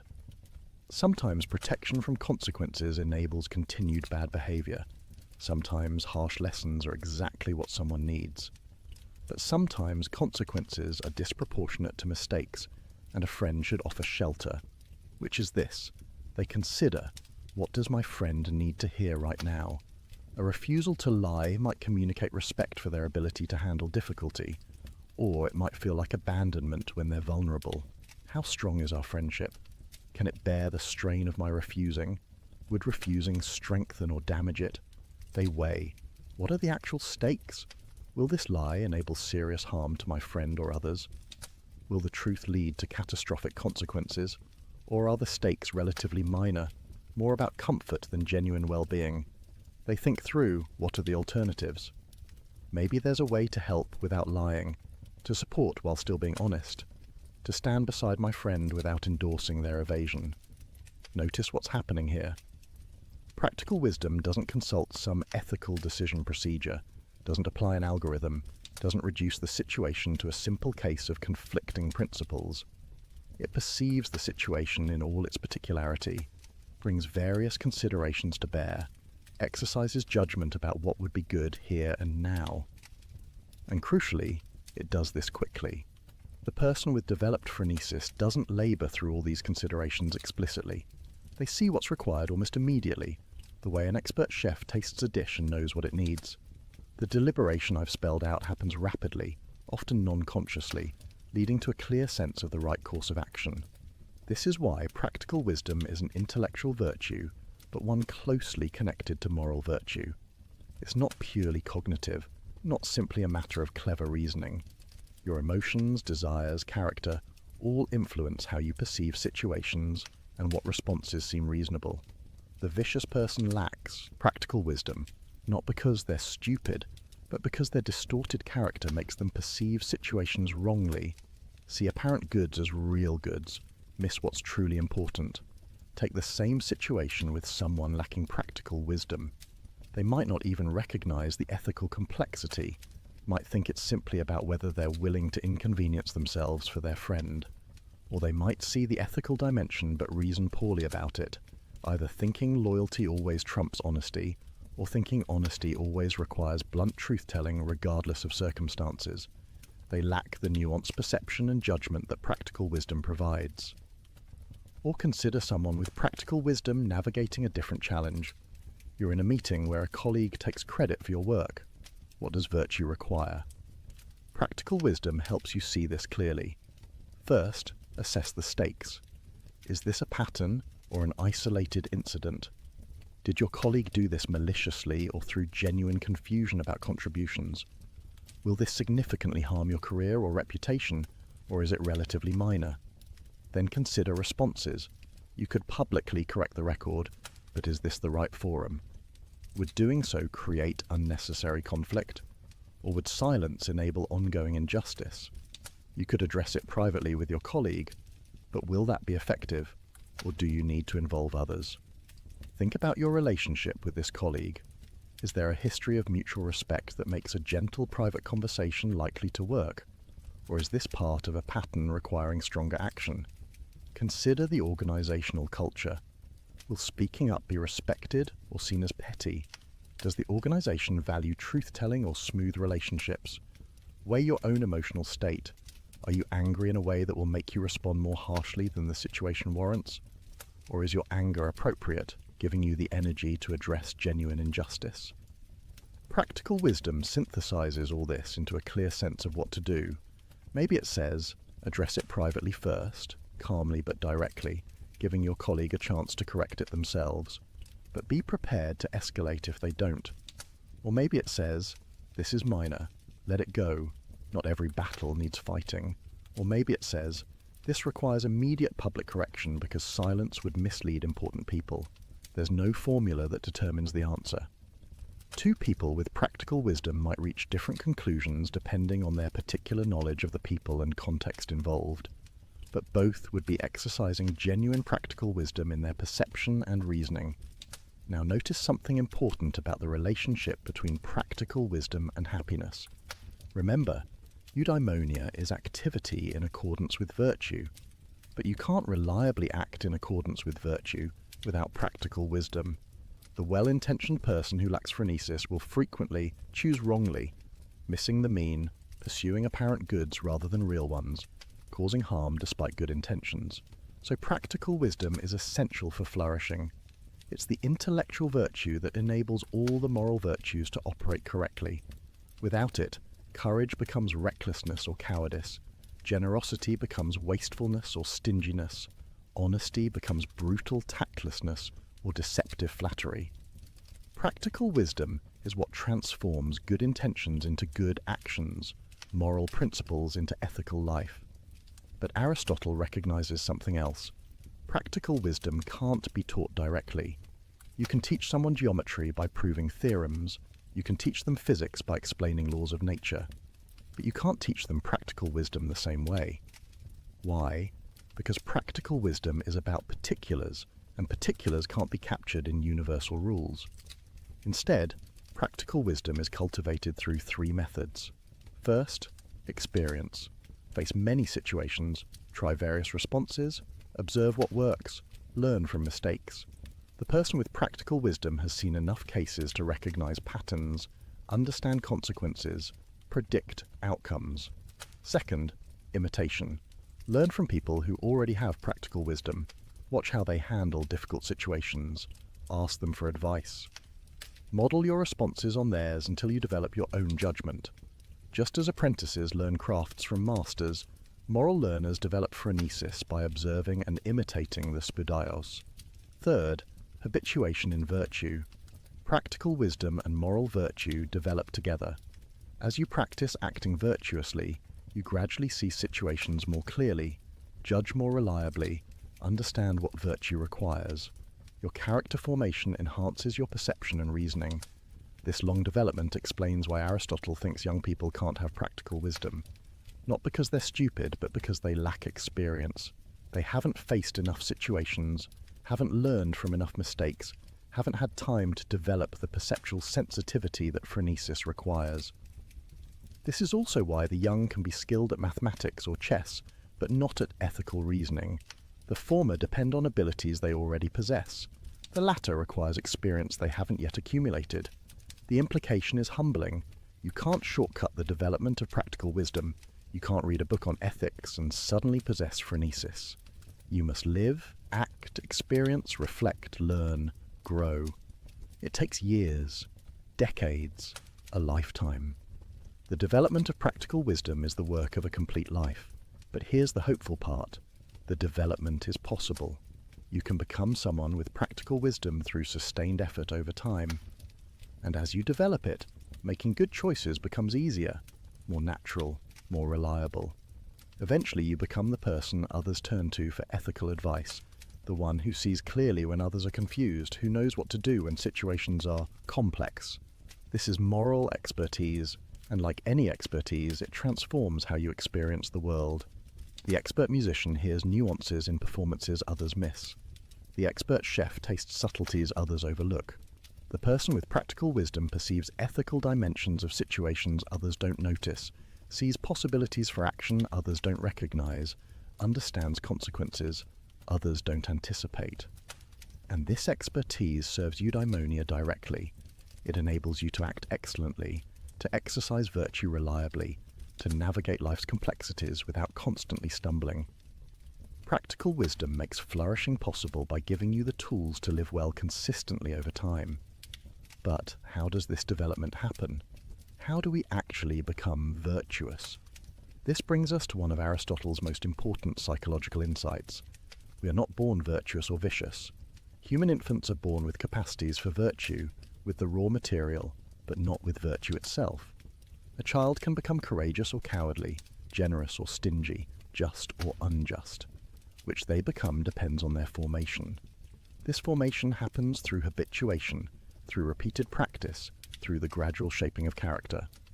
We become just by doing just acts, temperate by doing temperate acts, courageous by doing courageous acts. The famous analogy, we learn to play the harp by playing it, we become builders by building, we become good by doing good. But this raises an obvious question, one that puzzled commentators for centuries. If we become virtuous by acting virtuously, how do we perform the first virtuous acts before we're virtuous? It seems impossible. Like saying, you learn to swim by swimming, but how can you swim before you know how to swim? Aristotle's answer involves distinguishing stages of moral development. In childhood, we act virtuously through external guidance. Parents and teachers tell us what to do. We obey rules we don't yet fully understand. We imitate people we respect. We follow social conventions. At this stage, we're doing virtuous acts without having virtue as a settled disposition. This childhood formation is crucial. Through it, we develop the right emotional responses. We learn to take pleasure in noble actions and pain in shameful ones. Our desires begin aligning with what's genuinely good. We build the foundation on which virtue will eventually stand. As we mature and our rational capacities develop, we begin understanding why these rules exist, what purposes they serve. We internalize the principles rather than just following external commands. We start choosing virtuous acts for their own sake, because we recognize them as good, not merely because authority figures say so. Eventually, for those who successfully develop, virtue becomes a settled hexis, a stable disposition. Now we spontaneously perceive what situations require. We feel appropriate emotions and perform appropriate actions without constant deliberation. The struggle diminishes. Virtuous action flows naturally from who we've become. This is true virtue, choosing virtuous acts for their own sake, from a stable character with the right emotions and motivations. It's qualitatively different from simply performing the same external behaviors out of fear of punishment or hope for reward. But the transition between stages isn't always smooth. Many people get stuck in intermediate states, understanding intellectually what they should do, but finding themselves unable to do it consistently. Aristotle has a name for this frustrating condition: acrasia, usually translated as weakness of will or incontinence. The person with acrasia knows what's right. They genuinely believe they should exercise, control their temper, resist the extra dessert, do the work they've been avoiding.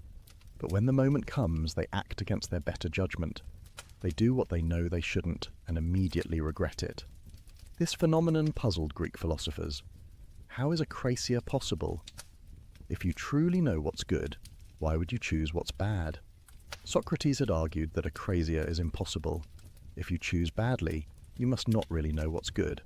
What looks like choosing bad while knowing good is actually not knowing at all. Aristotle disagrees. Acrasia is real. People genuinely do act against their knowledge. But how? His explanation involves distinguishing different ways of having knowledge. You can know something in an abstract, theoretical way without that knowledge being active and operative in your current situation. Like the drunk person who can recite moral principles but can't apply them to their own behavior right now. When desire overwhelms reason, your knowledge becomes merely potential rather than actual.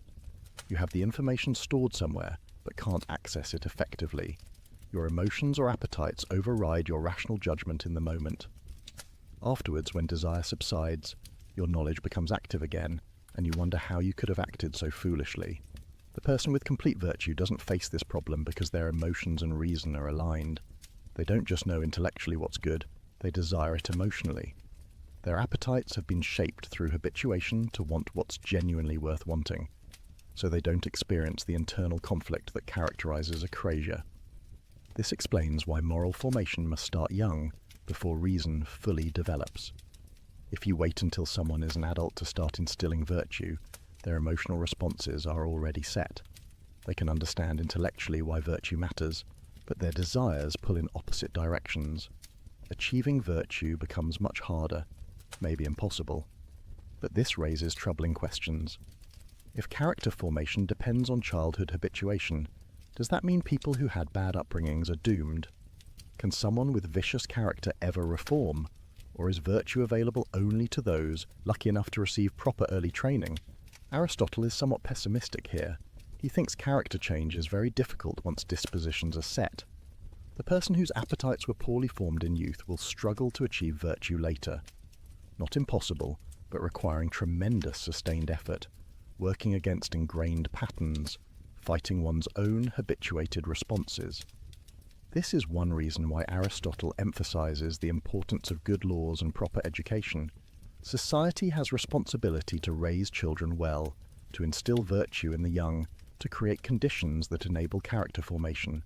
The person with proper upbringing has a massive advantage in achieving eudaimonia. Those denied this advantage face much steeper paths. But even with good upbringing, moral development continues throughout life. You don't achieve complete virtue at age 20 and then simply maintain it. Rather, virtue deepens and matures through continued experience and reflection. The courage of a young soldier differs from the courage of a seasoned leader. The justice of an apprentice judge differs from the justice of a wise elder. Practical wisdom develops gradually as you face new situations, learn from mistakes, refine your judgment. This means moral development is lifelong work. You never reach a point where you can relax, where virtue is so secure you need not attend to it anymore. Until your complete life ends, the project of becoming excellent continues. But here's the encouraging part. Progress is genuinely possible at any stage.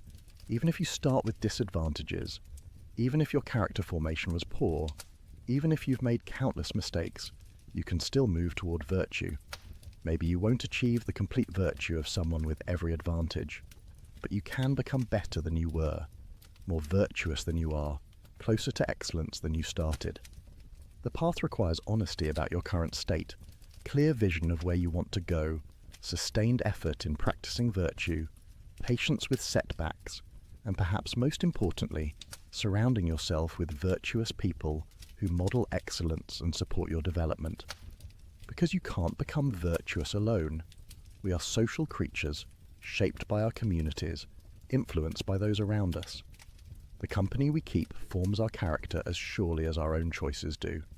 This brings us to one of the most beautiful aspects of Aristotle's ethics, his account of friendship. No one, Aristotle says, would choose to live without friends, even if he had all other goods. Not wealth, not honour, not pleasure, not even virtue itself could make a life good without friendship. Friendship is not optional for eudaimonia, but essential, not an extra pleasure, but a necessary component of human flourishing. The Greek word philia, translated as friendship, has broader scope than our English word. It includes family affection, romantic love, civic bonds, collegial relationships, and what we'd call friendship in the narrow sense. Aristotle examines all these forms, but he's most interested in what he calls complete or perfect friendship, the highest form of human relationship. To understand complete friendship, we must distinguish it from two lesser forms.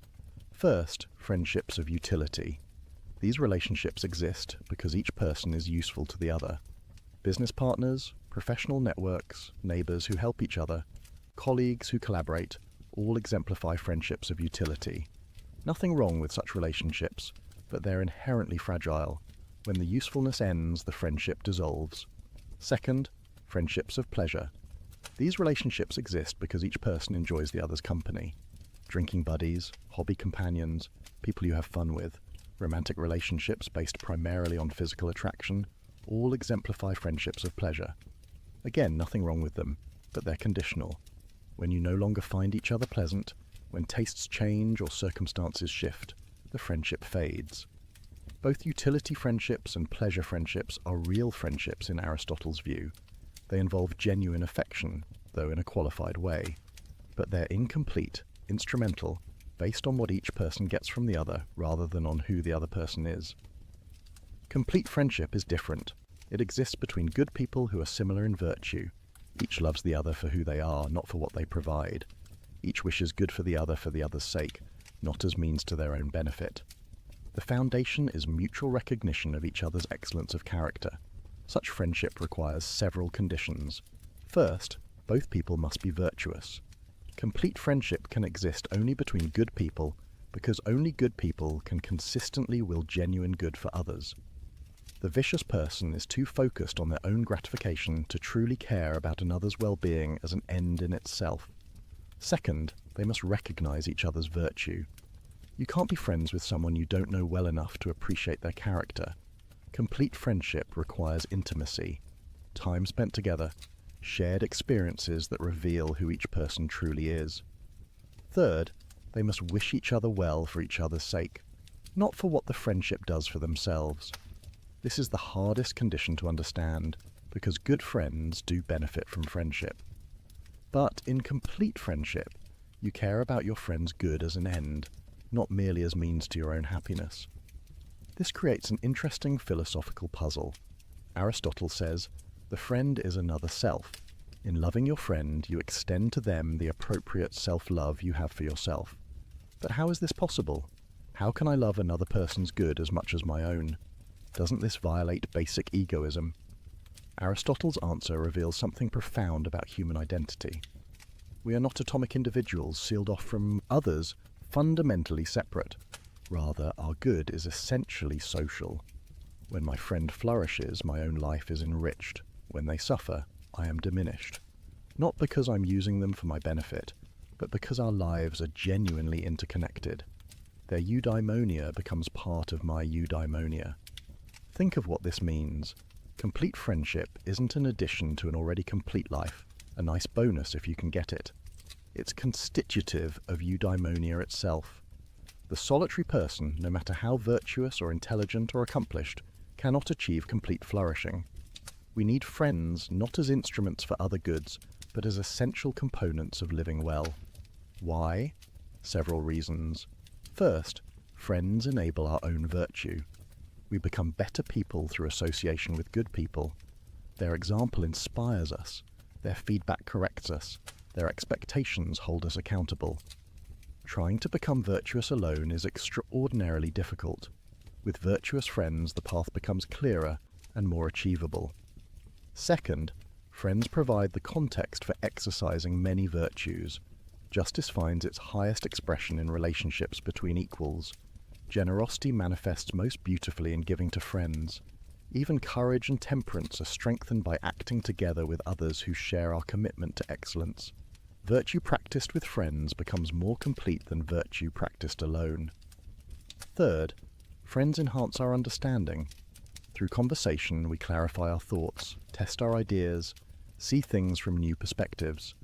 The friend acts as mirror and lens, reflecting back to us aspects of ourselves we might not perceive, focusing our attention on truths we might overlook. Philosophical understanding deepens through dialogue with friends. Fourth, friends multiply our joys and divide our sorrows. Achievements feel more meaningful when celebrated together. Difficulties seem more bearable when faced with support. This isn't merely psychological comfort, though it's that too. It's about the amplification of good and the distribution of burden that complete friendship provides. Fifth, and perhaps most profoundly, friends provide someone to be excellent for. The virtuous person wants to act excellently, but excellence requires context, requires others who recognize and appreciate it, requires shared commitment to what's genuinely good. Friends create the space where virtue can be fully expressed and appropriately valued, but complete friendship is rare. Why? Because it requires virtue in both parties, and virtue itself is rare, because it requires time and intimacy, and most people lack the opportunity for deep connection with many others, because it requires reciprocity of affection and recognition, and finding someone who both appreciates your virtue and whom you appreciate is uncommon. Aristotle thinks you can have only a few complete friendships, not because you should limit them artificially, but because the conditions make having many impossible. You simply don't have time for intimate relationship with dozens of people. You can't share life deeply enough with large numbers to achieve the recognition and reciprocity that complete friendship requires. This doesn't mean you shouldn't have utility friendships or pleasure friendships with many people. Those relationships serve important functions and enrich life. But the deepest form of friendship, the kind that's essential to eudaimonia, can exist with only a handful of people at most. What do friends do together? Share virtuous activities, Aristotle says, not merely spend time in each other's presence, but engage in excellent activity together, study philosophy together, work for justice together, pursue understanding together, raise children together, build communities together. The content matters less than the shared commitment to excellence. This is why Aristotle emphasizes that friends must spend time together. Friendship isn't maintained by goodwill from a distance. You must actually live significant parts of your life with your friends, engaging in shared activity, creating common history. The modern challenge of maintaining friendships across great distances would have seemed to Aristotle to threaten friendship's very possibility. But what about relationships where one person is clearly superior in virtue or wisdom or social position? Can friendship exist between unequals? Aristotle's answer is nuanced. Complete friendship requires equality in the relevant sense. Both people must be virtuous and recognize each other as such. But this doesn't mean equality in every respect. The philosopher can be friends with the student if the student has enough virtue to appreciate excellence and enough wisdom to recognize it in the teacher. The parent can be friends with the adult child if mutual respect and recognition exist. The ruler can be friends with the citizen if both are committed to justice and the common good. What matters is that each receives from the relationship in proportion to what they contribute. Not mathematical equality, but proportionate equality. The student receives more wisdom, the teacher receives more honor, the child receives more care, the parent receives more gratitude, the citizen receives more protection, the ruler receives more support. As long as these proportionate exchanges occur with appropriate reciprocity, friendship can exist even between unequals. This understanding of friendship connects to Aristotle's politics, a topic we'll explore more fully. For now, note that he thinks political communities require something like friendship to function well. Not that all citizens must be close personal friends, but that civic bonds share something with friendship structure, mutual goodwill, shared commitment to common good, recognition of each other as valuable members of the community. The best city-states, Aristotle argues, cultivate this civic friendship or concord. Citizens care about each other's well-being, not just instrumentally, but as ends in themselves. They deliberate together about the common good rather than competing for purely private interests. They create conditions where everyone can flourish rather than some thriving at others' expense. This is one reason why excessive inequality threatens political health. When gaps between rich and poor become too wide, civic friendship becomes impossible. The rich can't see the poor as similar in virtue because the poor lack opportunities to develop virtue. The poor can't recognize themselves in the rich because their lives are too different. Political conflict replaces mutual goodwill, but we're getting ahead of ourselves. Before exploring politics, we need to complete our understanding of Aristotle's account of eudaimonia. Because there's one more component we haven't yet addressed, one that complicates everything we've said so far. Remember, Aristotle defined eudaimonia as activity of soul in accordance with virtue over a complete life. We've explored virtue extensively, examined practical wisdom, investigated moral development. But there's an intellectual component to eudaimonia we've barely mentioned, the life of contemplation. In Book 10 of the Nicomachean Ethics, Aristotle makes a surprising claim. The happiest life, he says, is the contemplative life, the life devoted to philosophy and understanding for their own sake, not the life of moral virtue, not the life of political engagement, but the life of theoria, of intellectual contemplation of truth. This seems to contradict everything that came before. After spending 9 books discussing moral virtue, practical wisdom, action in the world, suddenly Aristotle elevates a life of pure thought above everything else. What's going on? The contemplative life deserves its place as highest eudaimonia, Aristotle argues, because it exercises the highest part of human nature, the intellect. While moral virtue involves our emotions, our relationships with others, our bodily nature, contemplation is purely intellectual. It engages reason at its purest, understanding reality for the sake of understanding itself. Think about what happens in contemplation. You study mathematics, working through proofs, understanding necessary relationships. You investigate the structure of reality, examining the causes that explain why things are as they are. You explore philosophical questions about knowledge, being, goodness. In all of this, you're exercising theoretical wisdom, Sophia, the intellectual virtue that grasps fundamental truths. What makes this activity so excellent? Several factors. First, it's the most self-sufficient activity. Moral virtue requires other people. Politics requires a community. Even practical wisdom needs situations to navigate. But contemplation can be pursued alone. Give a philosopher books and time to think, and they can engage in the highest activity human beings are capable of. Second, it's the most continuous activity. You can't be courageous all the time, because danger doesn't always threaten. You can't be generous constantly because opportunities for giving are limited.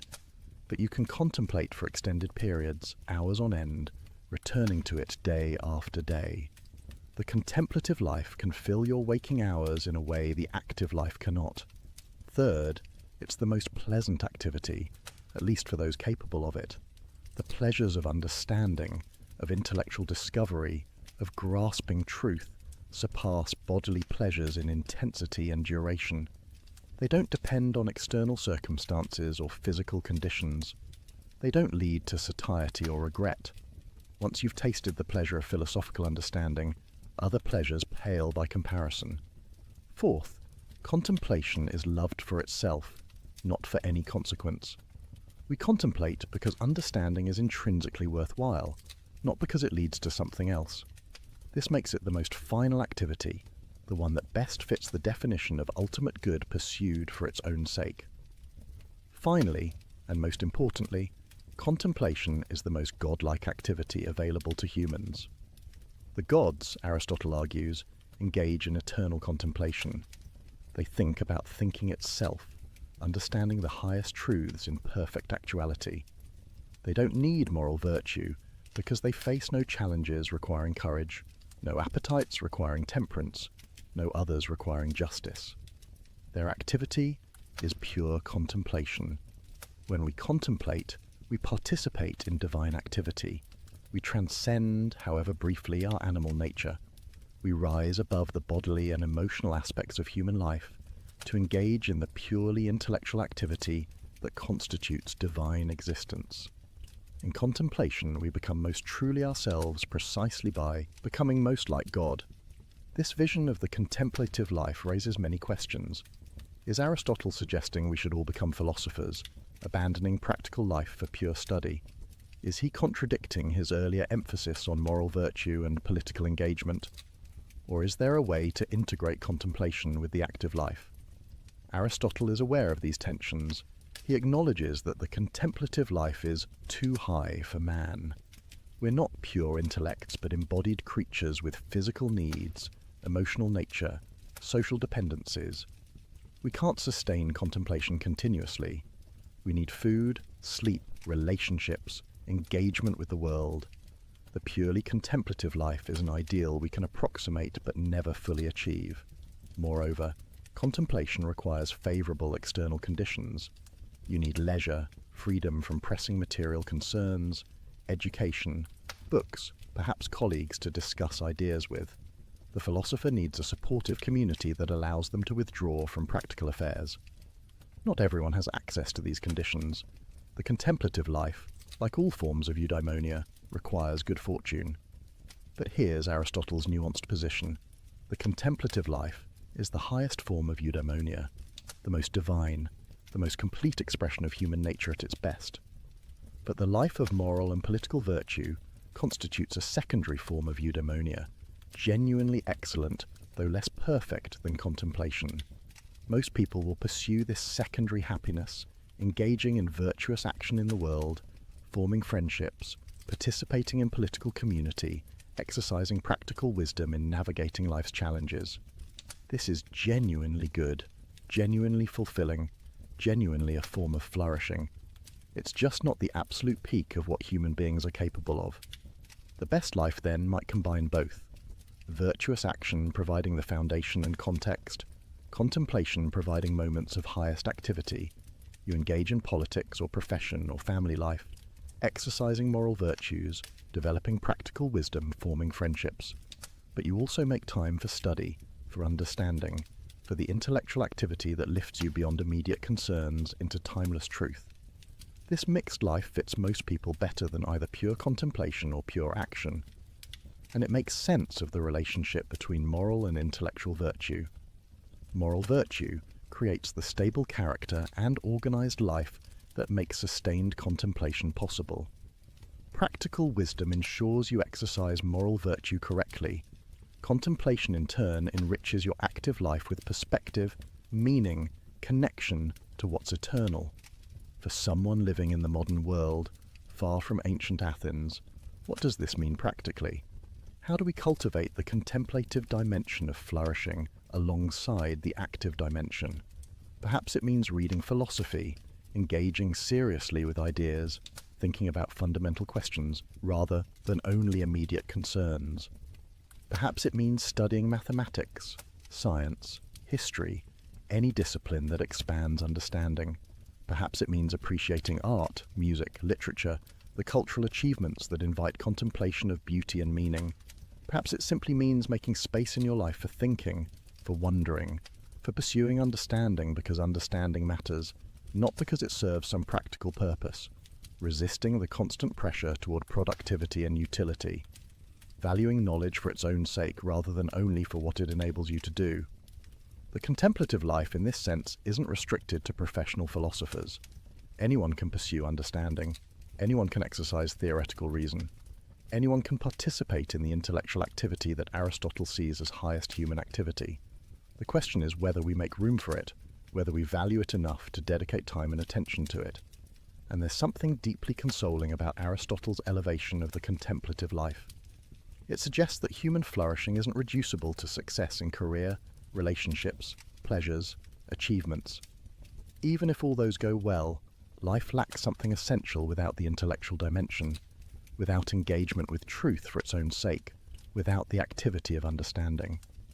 Conversely, even if practical life is frustrating, even if your circumstances limit your ability to exercise moral virtue fully, Even if illness or poverty or bad fortune constrain your options, you can still engage in contemplation.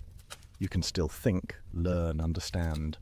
This highest form of human activity remains available even when others are foreclosed. But contemplation alone isn't enough. We're embodied social creatures, not disembodied minds. We need the full life, moral virtue, giving character, practical wisdom guiding action, friends providing relationship, community creating context, and woven through it all, moments of contemplation lifting us beyond immediate concerns into timeless truth. This complete vision of eudaimonia brings us finally to politics. Because the good life for individuals can't be separated from the good life of communities. We are political animals, Aristotle famously says. Our nature is to live in cities, to participate in collective self-governance, to pursue common goods together. Understanding human flourishing requires understanding political community. The phrase political animal needs careful interpretation. Aristotle doesn't just mean we happen to live in groups, or that political organization is useful. He means we're naturally, essentially, political. Our distinctive human capacity for reason manifests not just in individual thought, but in collective deliberation about justice and the good. Speech isn't merely for indicating pleasure and pain like animal sounds. It's for discussing what's advantageous and just, examining together what we should do and how we should live. The city-state, the polis, exists for the sake of eudaimonia, not merely for survival, though it provides security, not merely for prosperity, though it enables economic exchange. The political community's ultimate purpose is to create conditions where citizens can flourish, where human beings can achieve their proper excellence. This means politics isn't a separate sphere from ethics. The question, how should I live, and the question, how should we organize our community, are intimately connected. My ability to develop virtue depends partly on the laws and institutions of my community. The city's success depends partly on the character of its citizens. Ethics and politics form one continuous inquiry into human good. What makes a political community good? Aristotle's answer, one that promotes the common good rather than serving the private interests of rulers. The good forms of government, whether monarchy or aristocracy or polity, aim at what benefits all citizens. The corrupted forms, whether tyranny or oligarchy or democracy in the negative sense, serve only those who rule. But what is the common good? Not just aggregate private goods, not simply the sum of individual interests. The common good is the shared conditions that enable all citizens to flourish, good laws that habituate virtue, just institutions that treat citizens fairly, educational systems that develop character and intellect, economic arrangements that provide necessary material conditions, the entire social architecture that makes eudaimonia possible. This is why Aristotle emphasizes the importance of law. Laws aren't merely coercive restrictions on freedom. Properly crafted, they're instruments of moral education, habituating citizens to virtue from youth. The child who grows up in a well-governed city learns to act justly through following just laws, develops courage through proper military training, cultivates temperance through social norms around pleasure and self-control. Bad laws have the opposite effect. They corrupt character, teach vice, make virtue difficult or impossible. The city with unjust institutions forms unjust citizens. The community organized around private gain breeds selfish individuals. This is why choosing good government matters so much. It determines not just material prosperity, but the character of those who live under it. Aristotle's analysis of constitutions examines how different political arrangements promote or undermine eudaimonia. Monarchy, ruled by one excellent person, can be excellent if that ruler possesses virtue and practical wisdom and genuinely cares about the common good. But it easily corrupts into tyranny when the ruler pursues private interest. Aristocracy, ruled by the few best, works well when those few are truly virtuous and wise, but it degenerates into oligarchy when the few wealthy rule for their own benefit rather than the common good. Polity, ruled by the many, succeeds when citizens are educated, virtuous, and deliberate together about what's just. But it becomes mere democracy in Aristotle's negative sense when the poor many pursue their class interest against the wealthy few. Which constitution is best? Aristotle is pragmatic. The best in theory is rule by the perfectly virtuous person or persons, but such people are rare. In practice, a mixed constitution that combines elements of oligarchy and democracy, that gives both wealthy and poor a voice while preventing either from dominating, tends to be most stable and most conducive to the common good. This mixed constitution, polity, works best in cities with a large middle class. Why? Because the middle class moderates between extremes. Not so wealthy, they become arrogant and disconnected from common concerns. Not so poor, they become envious and desperate. They have enough to live decently, but not enough to corrupt.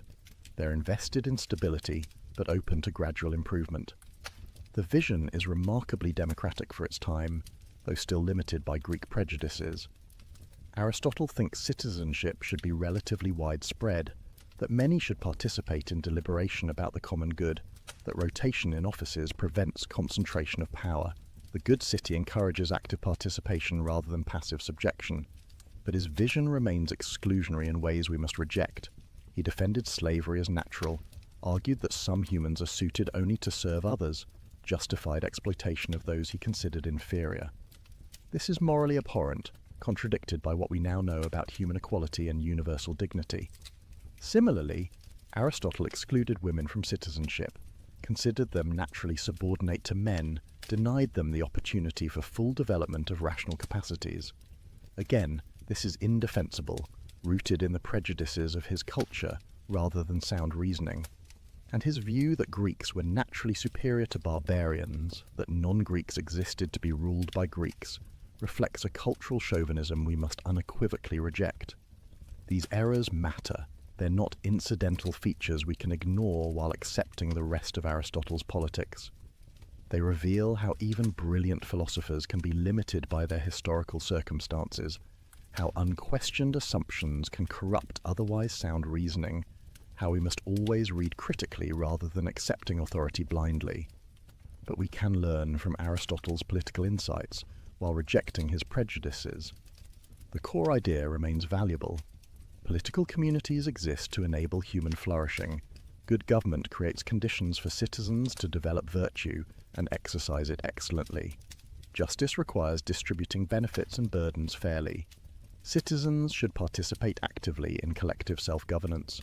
Applied to contemporary politics, these principles suggest questions we should ask about any society.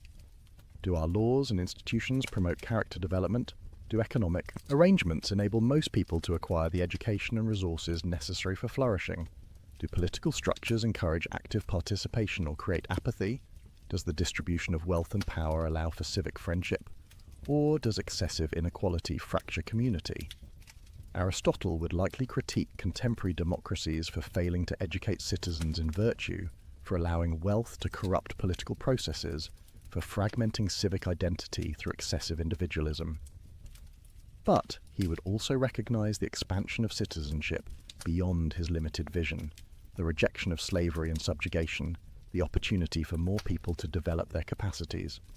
The task in any era is to structure communities to promote eudaimonia as widely as possible, not to guarantee happiness, which depends partly on individual effort and choice, but to create conditions where pursuing excellence is possible, where virtue is encouraged, where people have genuine opportunities to flourish. This requires attention to multiple dimensions: material, adequate resources, economic opportunity, security from violence and deprivation, educational, schools that develop both moral and intellectual virtues prepare people for active citizenship. Social, institutions that bring people together across differences, create opportunities for civic friendship. Legal, just laws that treat people fairly, habituate virtue, protect rights. No society perfectly achieves these conditions. But the question isn't perfection, but direction. Are we moving toward or away from arrangements that enable widespread flourishing? Are our policies conducive to virtue development or corrosive of character? Do our institutions promote common good or serve only narrow interests?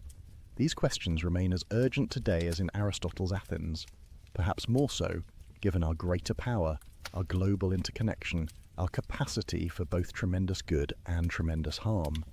The ancient philosophers' insistence that politics matters morally, that political arrangements shape character, that communities bear responsibility for creating conditions that enable flourishing, speaks directly to our contemporary challenges. But politics and ethics together don't exhaust Aristotle's philosophy. He developed comprehensive accounts of knowledge, logic, metaphysics, biology. The intellectual virtues he discusses aren't limited to practical wisdom. Understanding his full vision of human excellence requires examining the life of mind in multiple dimensions. Aristotle distinguishes 5 intellectual virtues, 5 excellences of thinking that human beings can develop. We've explored practical wisdom extensively, but there are 4 others, each with its characteristic domain and method. Scientific knowledge, episteme, grasps universal necessary truths through demonstration. It's the knowledge you have when you understand not just that something is so, but why it must be so. Mathematical. Proofs exemplify episteme. You don't just see that the theorem is true, you understand why it couldn't be otherwise, following logical necessity from axioms to conclusion. Intuitive reason, nous, grasps first principles directly. These are the starting points for reasoning, the axioms and assumptions that demonstrations build on. They can't themselves be proven, because all proof depends on them. But they're not arbitrary. No perceives them as self-evident truths, foundations that require no further justification because nothing could be more certain. Together, episteme and nous constitute theoretical wisdom, Sophia. The person with Sophia both grasps first principles through intuitive reason and understands what follows from them through scientific knowledge. They have systematic understanding of reality's fundamental structure. This is the highest intellectual virtue, the one exercised in contemplation, the peak of human cognitive achievement. Practical wisdom, phronesis, we've already examined. Its excellence in deliberating about what conduces to living well, about how to act in particular situations to achieve good ends. Unlike theoretical wisdom, which grasps unchanging truths, practical wisdom deals with contingent matters, things that could be otherwise, situations requiring judgment and choice. Craft knowledge, techne, is excellence in making or producing things. The carpenter has techne regarding construction, the chef regarding cooking, the physician regarding healing. Like practical wisdom, techne deals with variable matters, things that depend on human choice and skill. But unlike practical wisdom, which aims at action itself, techne aims at producing some external product. These 5 intellectual virtues correspond to different ways reason engages with reality. Theoretical wisdom grasps what's necessarily so. Practical wisdom discerns what should be done. Craft knowledge produces what's useful or beautiful. Each is valuable. Each develops different capacities. Each contributes to complete human excellence. But they're not equally valuable. Aristotle ranks them, considering theoretical wisdom highest because it grasps the most important truths, deals with what's most divine, exercises reason at its purest. Practical wisdom comes next, enabling the excellent action that constitutes moral virtue. Craft knowledge is valuable but lower, concerned with mere production rather than action or understanding. This hierarchy reflects Aristotle's metaphysics, his understanding of reality's structure. At the top is the unmoved mover, pure actuality, thought thinking itself, the divine principle that makes all motion and change possible. Human theoretical wisdom participates in this divine intellection, understanding the unchanging principles that govern reality. Below the divine comes the realm of nature, studied by natural philosophy and biology.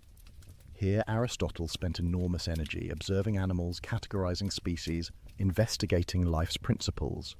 The natural world has its own structures and purposes, its own wisdom to discover. Further down is the realm of human action, governed by practical wisdom, the sphere of ethics and politics, where we create good lives and communities through choice and habituation.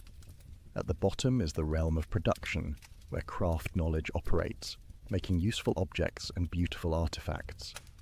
Each domain requires appropriate intellectual virtue. You can't understand mathematics through practical wisdom or determine ethical action through theoretical wisdom.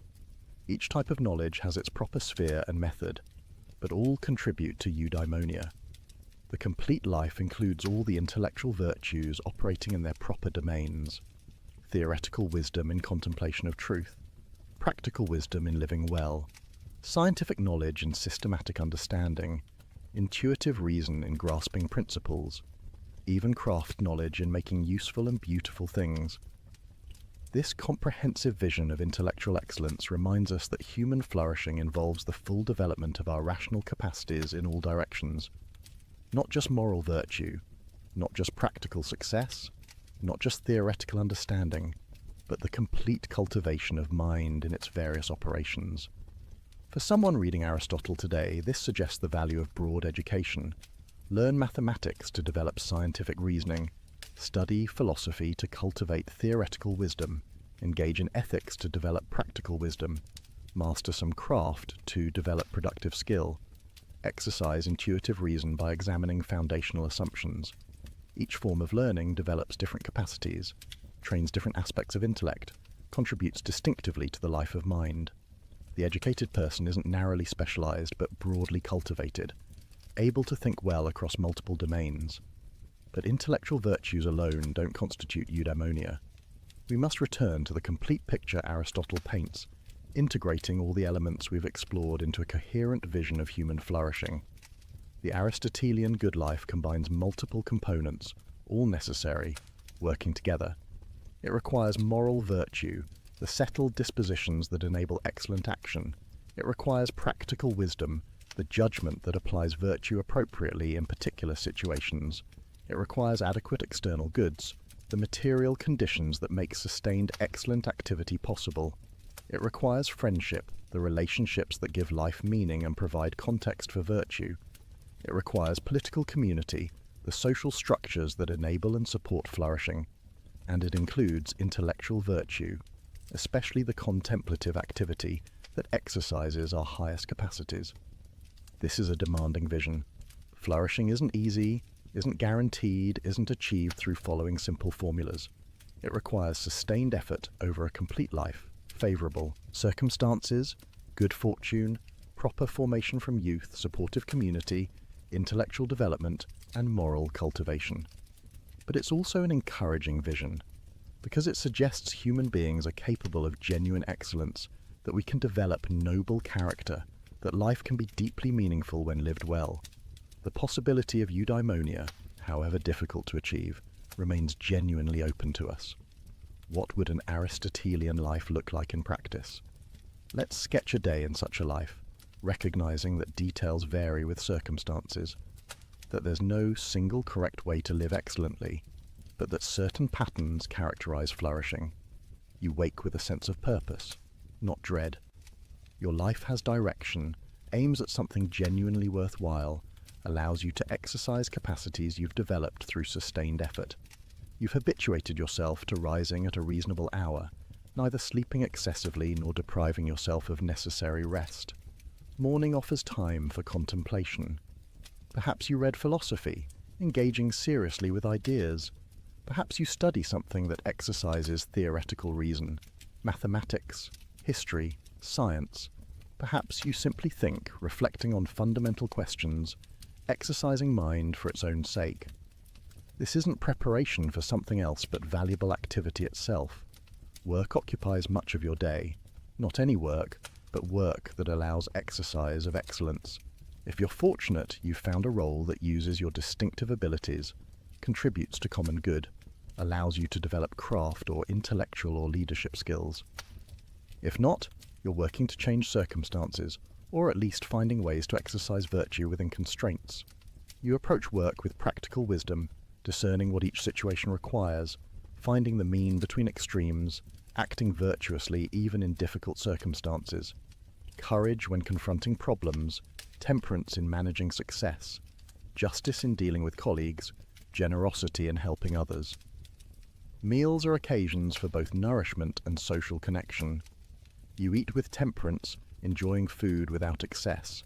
If possible, you share meals with friends or family, the conversation enriching the physical sustenance. You're present to those you're with, not distracted, not checking devices, but engaged in genuine human interaction. afternoon continues productive activity, whether work or household responsibilities or civic engagement. You're contributing something, exercising capacities, participating in common life rather than merely consuming or withdrawing. Evening brings relaxation, but not mere passivity. Perhaps physical exercise, maintaining health through appropriate activity, perhaps cultural engagement, attending to art or music or literature, perhaps social time with friends, the complete friendship based on mutual virtue that Aristotle values so highly. Some evenings involve civic participation. You attend community meetings, engage in local politics, contribute to collective deliberation about common good. Not because it's always pleasant, but because political engagement is part of human excellence, part of our nature as political animals. Before sleep, time for reflection. You review the day, considering where you acted well and where you fell short, learning from mistakes, resolving to do better tomorrow. Not harsh self-criticism, but honest assessment aimed at continued growth in virtue. Throughout all this, your emotions are properly ordered. You feel fear when danger genuinely threatens but aren't paralyzed by anxiety. You experience anger at real injustice but aren't ruled by rage. You enjoy pleasures appropriately but aren't enslaved by appetites. Your emotional responses have been shaped through habituation to align with reason. Your relationships are structured appropriately. Family bonds combining natural affection with justice. Friendships of different types. Utility friendships with colleagues. Pleasure friendships with companions. Complete friendships with virtuous equals. All maintained through attention, time, reciprocal goodwill. You live in a community that enables your flourishing. Laws that promote virtue. Institutions that provide opportunities. Economic arrangements that allow for decent material conditions. Political structures that invite participation. Or if your community fails in these ways, you're working for improvement while doing your best under current circumstances. Your character is relatively stable. The virtues you've developed through years of habituation have become second nature. You spontaneously respond appropriately to situations. This doesn't mean you never struggle, never face temptation, never make mistakes. But the overall pattern is one of excellent activity flowing naturally from excellent character. This is what eudaimonia looks like in daily life. Not constant ecstasy, not freedom from all problems, not perfect circumstances, but meaningful activity, virtuous character, genuine relationships, intellectual engagement, political participation, proper emotional responses, all working together over time to constitute a flourishing human life. Of course, real life is messier than this sketch. External circumstances constrain us. Bad fortune strikes. We face situations where no clearly virtuous response exists. We make mistakes, harm people we care about, fall short of our ideals. We experience periods of despair, doubt, confusion. Aristotle acknowledges all this. His vision of eudaimonia is realistic, not utopian. He knows flourishing is vulnerable to fortune, that tragedy can strike even the virtuous, that maintaining excellence over a complete life is extremely difficult. But the vision remains worth pursuing, even if we never perfectly achieve it, even if circumstances prevent full flourishing, we can still move in that direction. We can still develop virtue, cultivate practical wisdom, form genuine friendships, engage in contemplation, participate in political community. We can still live better than we currently do, more excellently than we have been. And there's something deeply hopeful about Aristotle's insistence that eudaimonia depends primarily on what's within our control. Not entirely, not exclusively, but primarily. We can't control whether we're born into wealth or poverty, whether we're naturally intelligent or beautiful, whether fortune smiles or frowns, but we can control to a significant extent the development of our character. We can practice virtue, we can cultivate practical wisdom, we can choose friends wisely, we can engage seriously with ideas. These choices, repeated over years, compound into character. And character, more than circumstances, determines whether we flourish. The person with excellent character bears misfortune nobly. The person with vicious character squanders good fortune. External goods matter, but character matters more. This is why Aristotle's ethics remains relevant 23 centuries after he first lectured in the Lyceum. The question he posed to young Alexander, what does it mean to live well, remains our question. The answer he developed through decades of observation, analysis and reflection, excellence of character and intellect exercised over a complete life, still illuminates the path toward human flourishing. We can reject his prejudices, update his science, question his metaphysics, but his core psychological insights, his analysis of virtue and practical wisdom, his understanding of friendship and community, his vision of happiness as activity rather than feeling, all remain profoundly true to human experience. And there's something uniquely valuable about Aristotle's approach. Unlike moralists who offer rigid rules, he acknowledges the flexibility required for ethical living. Unlike relativists who claim there are no objective standards, he identifies genuine excellences rooted in human nature. Unlike abstract theorists who ignore psychology, he attends carefully to how character actually forms. Unlike pessimists who see virtue as impossible, he insists it's achievable though difficult. His philosophy is at once demanding and encouraging, realistic and idealistic, rigorous and humane. It challenges us to become better while acknowledging our limitations. It sets a high standard while insisting the standard is achievable. It takes human excellence seriously while recognizing we're complex creatures with bodies, emotions, relationships, not just pure intellects. As you settle into sleep, consider what Aristotle offers you. Not a simple formula for happiness, not a guarantee of success, not an easy path, but a comprehensive vision of human flourishing, a map of the territory you must cross, a companion for the journey toward excellence. He reminds you that happiness is something you do, not something that happens to you. That virtue is achievable through practice, not an inborn trait. That wisdom develops through experience, not just study. That friendship is essential, not optional. That community matters, not just individual achievement. That contemplation enriches life, not just practical success. He invites you to ask, what virtues am I cultivating? What habits am I forming? What is my character becoming through my repeated choices? Do I act courageously when courage is needed? Do I moderate pleasures appropriately? Do I give generously but wisely? Do I develop practical wisdom through attention to experience? He challenges you to examine, who are my friends? Do I have genuine friendships based on mutual recognition of virtue, or only relationships of utility and pleasure? Am I the kind of person capable of complete friendship?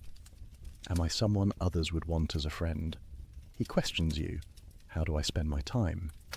Is my life filled with excellent activity? Do I exercise my rational capacities? Do I engage in contemplation, pursuing understanding for its own sake? Or do I merely follow pleasures, pursue wealth, seek honours that ring hollow? He asks you, what kind of community do I help create?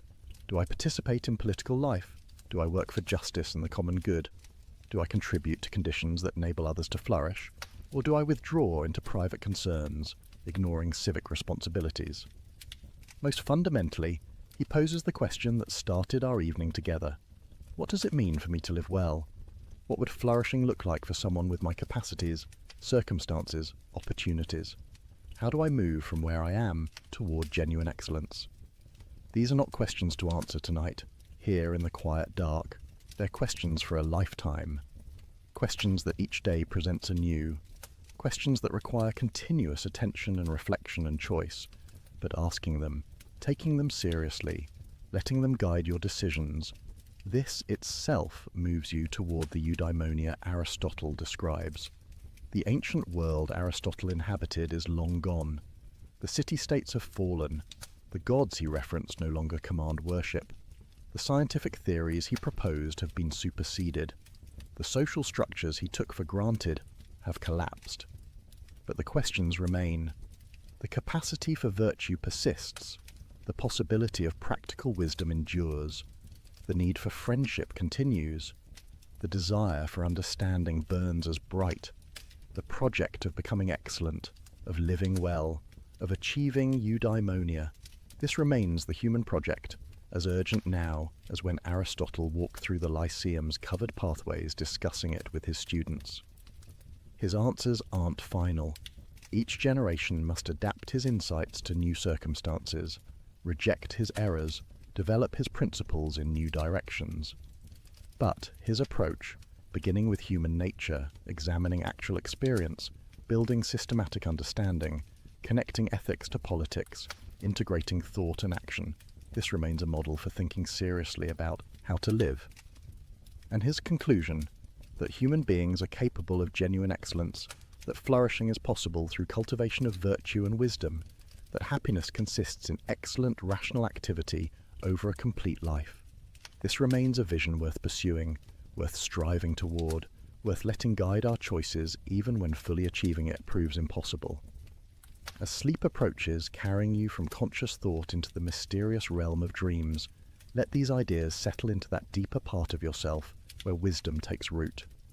The questions Aristotle posed, the virtues he described, the vision of flourishing he articulated, these aren't merely theoretical constructs, but invitations to transformation. Tomorrow, when you wake, the same choice will face you that faces everyone every day. What kind of person will I become through my choices today? Will I move toward virtue or away from it? Will I exercise practical wisdom or act thoughtlessly? Will I engage in excellent activity or merely pass time? The Aristotelian path doesn't promise ease. It demands sustained effort, patient practice, honest self-examination, courage to change. But it promises something more valuable than ease, the possibility of living excellently, of developing genuine virtue, of achieving the kind of flourishing that makes life deeply meaningful. You are not doomed to remain as you are. Character can be reformed, though with difficulty. Practical wisdom can be cultivated, though it takes years. Virtue can be achieved, though it requires practice. Eudaimonia is possible, though it demands everything. The philosopher who taught the greatest conqueror, who founded the systematic study of virtue, who mapped the territory of human excellence with unprecedented precision, offers you the same challenge he offered young Alexander in that sunlit garden at Mieza. Choose to live well, develop your capacities, cultivate virtue, exercise practical wisdom, form genuine friendships, engage in contemplation, participate in community, make your life an expression of excellence. This is what it means to flourish as a human being. This is the path to eudaimonia. This is Aristotle's answer to the question of how we should live. And now, as the gentle rhythm of philosophy gives way to the gentle rhythm of sleep, as conscious thought dissolves into dreams, as the day's activities transform into night's rest, remember that even in sleep you participate in the natural rhythms Aristotle studied, the patterns that govern all embodied existence. Your body repairs itself while you rest, following principles Aristotle investigated in his biological works. Your mind processes experience, consolidating memories, preparing for tomorrow's choices. Your character continues its slow formation, shaped by today's decisions, ready to face tomorrow's opportunities for virtue or vice. Sleep well, knowing that the project of becoming excellent continues even in rest, that the possibility of eudaimonia awaits tomorrow, that Aristotle's wisdom remains available whenever you need it, that the question of how to live well is always worth asking. If you found value in this exploration of ancient wisdom, if Aristotle's vision of human flourishing speaks to your own yearning for a meaningful life, please consider subscribing and liking to support this channel. Your presence here helps these ideas reach others who seek to live excellently. Thank you for spending this time exploring the philosophy that has guided humanity's noblest aspirations for 23 centuries. Sweet dreams, fellow traveller, on the path toward virtue. May you wake tomorrow ready to continue the endless, worthwhile work of becoming who you're capable of being. The journey toward eudaimonia continues with your next choice, your next action, your next opportunity to exercise excellent rational activity. Aristotle believed we are made for flourishing. Tonight, as you rest, trust that this is true, and tomorrow, through your choices, prove it. A simple question exposes every lie you've ever been told, every manipulation, every excuse for cruelty dressed up as necessity. The question is 300 years old, but the powerful still fear it. Because once you learn to ask it, you become impossible to deceive. This is the story of Immanuel Kant's categorical imperative. and why it remains the most dangerous idea in philosophy.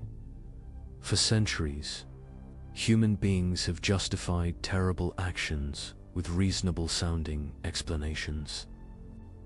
Everyone does it. The ends justify the means. It's just business. You have to break a few eggs to make an omelette. These phrases roll off tongues in boardrooms, courtrooms, and living rooms around the world.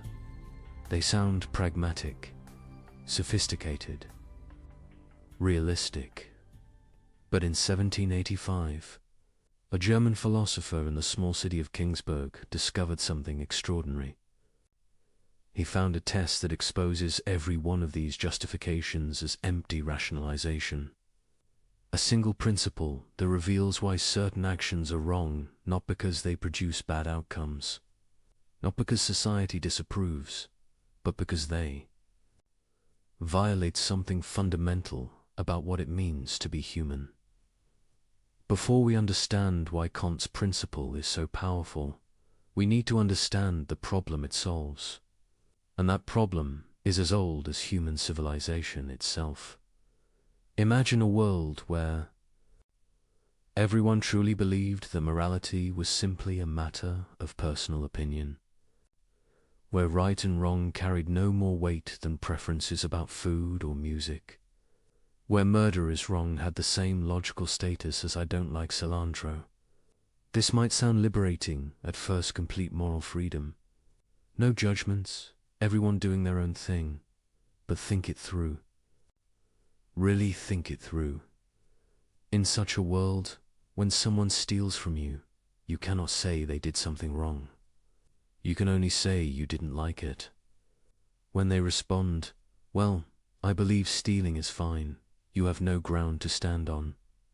Your dislike of theft is just your opinion.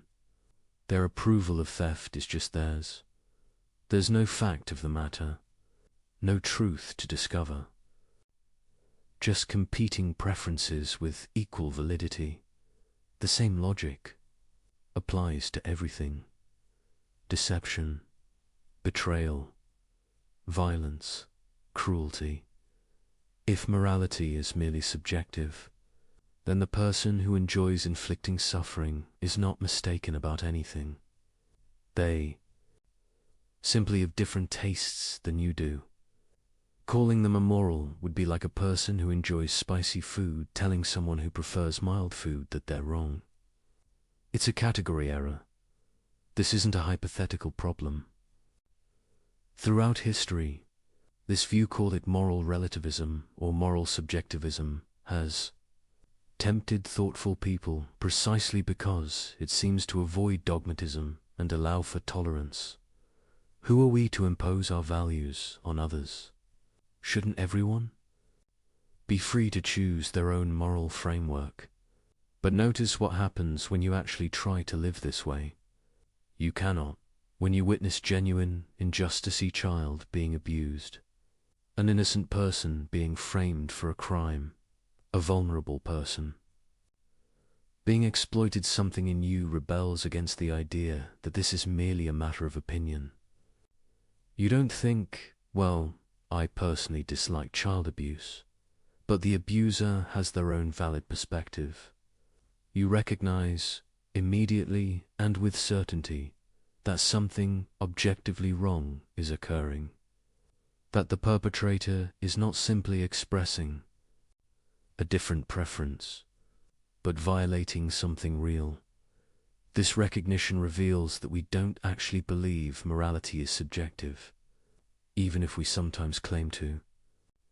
Our moral intuitions run deeper than taste preferences. They present themselves as truths about the world, not just facts about our psychology. But if morality isn't subjective, what is it? Where do moral truths come from? How do we discover them? And most importantly, how do we distinguish genuine moral principles from the endless rationalizations people offer for their selfish behavior? This is where the chaos enters. Because while everyone agrees that something like morality exists, They disagree violently about its content and foundation. Some point to religion. God commands certain actions and forbids others. But which religion? Which interpretation? And what about people who don't believe in any gods? Are they simply amoral? Others point to nature. We should do what's natural. Follow our evolved instincts. Recognize that humans are fundamentally self-interested animals. But this leads immediately to the problem that many natural impulses, aggression, dominance, tribalism, seem morally horrifying when examined closely. If we should follow nature, why shouldn't the strong dominate the weak? That's natural too. Still others point to consequences. An action is right if it produces good outcomes, wrong if it produces bad ones. This sounds reasonable until you start asking questions. Good outcomes? For whom? Over what time horizon? And who decides what counts as good? One person's benefit is often another person's harm. The landscape of moral philosophy before Kant was a battlefield of competing theories, each claiming to have found the foundation of ethics, each vulnerable to devastating objections. Religious ethics required faith in specific doctrines that not everyone shared. Natural law theories struggled to derive aught from is. Just because something is natural doesn't make it right. Consequentialist approaches led to counterintuitive conclusions where terrible acts could be justified if they produced enough benefit. But meanwhile, in everyday life, people offered an endless parade of justifications for questionable behavior. The merchant who cheated customers claimed, "Everyone does it, I'd be a fool not to." The official who accepted bribes argued, "The system is corrupt anyway, my personal integrity won't change that." The person who betrayed a confidence insisted, "I did it for their own good." Each excuse had a kind of surface plausibility. Each gestured toward some broader principle. But underneath, thinking people could sense something hollow. These weren't genuine moral reasoning. They were clever ways of giving yourself permission to do what you wanted anyway. This was the philosophical landscape when Kant began his work. A chaos of competing theories, none fully satisfying. A world where people knew moral truth existed but couldn't quite pin down what it was or where it came from. A situation where the clever could always find some justification for their actions. However terrible, Kant recognized that this problem wasn't just academic. It was existential. If human beings cannot distinguish genuine moral principles from sophisticated rationalization, then morality becomes nothing more than a word game. The person with the cleverest argument wins, regardless of whether their right, might makes right, or at least eloquence makes right. But Kant also recognized something else, something that would lead to his breakthrough. He saw that despite all their disagreements about the content of morality, almost everyone agreed on something fundamental. When we make moral judgments, we claim they're universal. When you say lying is wrong, you don't just mean I personally dislike lying. You mean that lying is wrong for anyone in relevantly similar circumstances. You're making a claim about reality, not just reporting your feelings. This universality is built into the very concept of moral judgment. It's what distinguishes saying murder is wrong from saying I don't like asparagus. The latter is explicitly about me and my preferences. The former is about everyone, a claim that holds regardless of what any individual thinks or feels. And this universality, Kant realized, was the key to everything. Immanuel Kant was 57 years old when he published the groundwork of the Metaphysics of Morals in 1785. He had spent decades thinking about the nature of knowledge, reality, and human reason. His previous work, The Critique of Pure Reason, had revolutionized epistemology by showing how the human mind actively structures experience rather than passively. Receiving it, now he turned his revolutionary method to ethics, and what he had discovered would change moral philosophy forever. Kant's breakthrough came from a simple observation about what we actually mean when we make moral judgments. Not what we should mean, not what would be convenient or useful to mean, but what we actually, inevitably do mean whenever we use moral language. When someone says, "You shouldn't have lied to me," they're not making a prediction about consequences. They're not saying, "Lying to me produced outcomes I dislike." They're saying something much stronger. Lying was wrong. You had an obligation not to do it. This obligation existed before you lied, would have existed even if I never found out, and would exist for anyone else in similar circumstances. This is a very specific kind of claim. Its categorical meaning, it applies regardless of what anyone wants or desires. It's not conditional on achieving some goal. It's not hypothetical. It's simply binding. Think about the difference. When someone says, "If you want to get good grades, you should study," that's a hypothetical imperative. The should is conditional on you wanting good grades. If you don't care about grades, the imperative loses its force. But when someone says, "You should keep your promises," they're not conditioning the obligation on whether you happen to want to keep promises. They're saying you're bound to keep them whether you want to or not.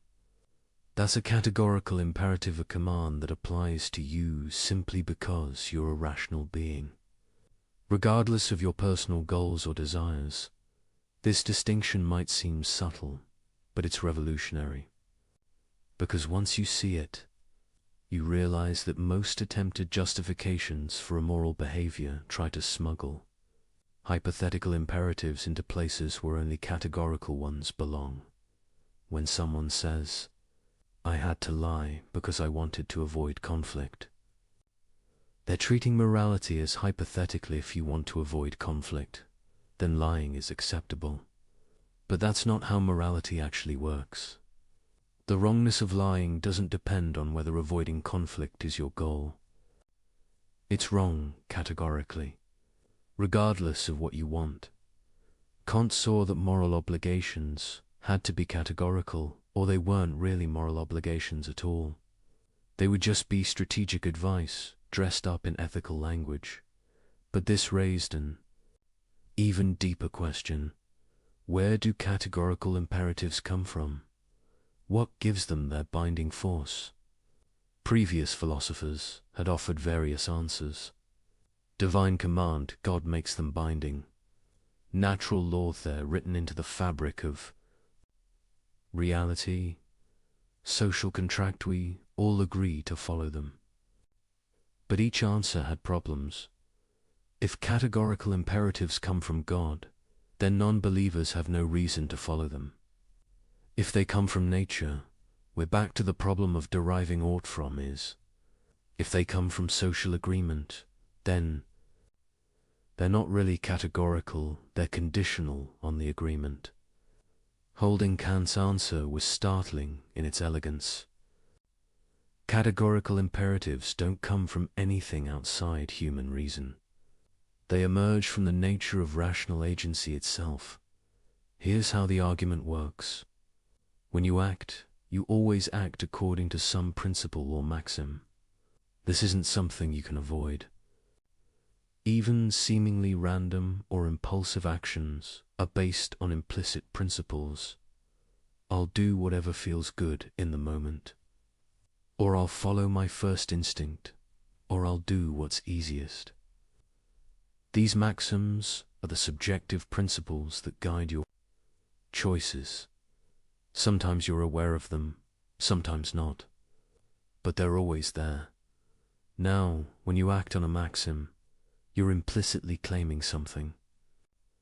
You're claiming that acting this way is permissibly at least for you in this situation. You're treating your maxim as a principle of action. But here's the key insight. If you're a rational being, someone who acts based on reasons rather than mere instinct, then you must be consistent. You cannot coherently claim that some principle justifies your action while simultaneously denying that same principle when others try to act on it. If you lie to someone because it's convenient, you're implicitly claiming that lying for convenience is a permissible principle of action. But then you cannot coherently object when others lie to you for their convenience. To do so would be a contradiction, claiming the principle is valid when you use it, but invalid when others do. This isn't just hypocrisy, it's rational incoherence. It's trying to have things both ways in a way that violates the basic laws of logic. And this, Kant realized, is where moral obligation comes from. It doesn't require God, or nature, or social agreement. It emerges from what's required for rational agency itself to be possible. When you act, you must act on maxims. When you act on maxims, you must be able to will them as universal principles, principles that anyone in similar circumstances could follow. If you cannot do this without contradiction, then the maxim is morally impermissible. If you can, it's permissible. If you must, it's obligatory. This is why morality is categorical. It's not imposed from outside. It's not a constraint on your freedom. It's the internal requirement of rational action itself. To be a rational agent at all, to act for reasons rather than mere impulse. Just as to be bound by moral principles. Kant had found something remarkable. He'd shown that morality isn't arbitrary, isn't culturally relative, isn't dependent on what anyone happens to want. It's built into the structure of rationality itself. To deny moral obligation is to deny that you're a rational being. And to deny you're a rational being is to undermine any claim you might make, including the claim that morality doesn't exist. But there was more. Because if this is where moral obligation comes from, then it tells us something profound about what moral actions look like. Most people, when asked why they do the right thing, will point to something outside themselves, because God commands it, because society expects it, because I'll be punished otherwise, because it benefits me in the long run. These might all be good motivations in their own way, but Kant realized they're not truly moral motivations. Why? Because they make morality conditional. They reduce it to a means to some other end. And whenever you treat morality as a means to something else, you open the door to abandoning it when it no longer serves that end. If you're honest because honesty benefits you, then you'll be dishonest when dishonesty benefits you more. If you keep promises because you fear punishment, you'll break them when you can get away with it. If you help others because it makes you feel good, you'll stop helping when it becomes emotionally costly. True moral action, Kant argued, must be done from duty itself, not duty as an external constraint, but duty as the recognition of what rational consistency requires. You act morally because reason shows you this is what you must do to remain coherent as a rational agent. This might sound cold or mechanical, but it's actually the opposite. When you act from duty in this sense, you're expressing your highest nature as a rational being. You're not being controlled by desire or fear or social pressure. You're acting from principle, from reason itself. And this, Kant realized, is what makes human beings special. what gives them dignity rather than mere value, what makes them ends in themselves rather than mere means. An animal acts from instinct. A programmed machine acts from its code. But a rational agent acts from self-given principles. This capacity for autonomy, for giving laws to yourself through reason, is the source of all moral worth. When you act morally, you're not obeying some external authority. You're legislating for yourself. You're being autonomous in the deepest sense, and this autonomy is precisely what the moral law protects and demands. This was Kant's revolutionary insight. Morality isn't imposed on rational beings from outside. It's what rational agency itself requires. The moral law and the law of reason are the same thing. To be free, in the truest sense, is to be bound by principles you give yourself through reason, and to be moral is to exercise this freedom in a way that respects the same capacity in others. Understanding this changes everything. Because now we can see why certain maxims fail moral scrutiny. It's not because they produce bad outcomes, though they often do. It's not because an authority figure forbids them, though they often might. It's because they're rationally incoherent. They cannot be universalized without contradiction, and this gives us the tool we need. A way to test any proposed action, any justification, any moral claim. A principle that cuts through complexity and rationalization to expose the underlying truth. Kant called it the categorical imperative. Now we arrive at the principle itself, the test that exposes every rationalization, every excuse, every sophisticated justification for doing wrong. Kant formulated it in several ways, but the most famous version reads, "Act only according to that maxim whereby you can at the same time will that it should become a universal law." Let's break this down, because every word matters. Act only according to that maxim. A maxim is your subjective principle of action. It's the rule you're following when you do something. Sometimes it's explicit, I will always tell the truth. Sometimes it's implicit, I'll lie when it benefits me. But every action has one. The maxim isn't just the action itself. It includes your reason for acting. I will lie isn't a complete maxim. I will lie to avoid embarrassment is. I will lie to protect someone from harm is another. Same action, different maxims. And the moral evaluation depends on the maxim, not just the behavior. This is crucial, because it means you can't game the system by describing your action in favorable terms while ignoring your actual motivation. The maxim captures what you're really doing and why. ... whereby you can, at the same time will... This is where it gets interesting. Kant isn't asking whether you do will it, or whether you'd like to will it. He's asking whether you can will it without contradiction, whether it's rationally possible. Think of it like a logical consistency test. Can this principle operate in all cases without undermining itself? Or does it depend on others not following it? That it should become a universal law. Universal means applying to everyone in relevantly similar circumstances.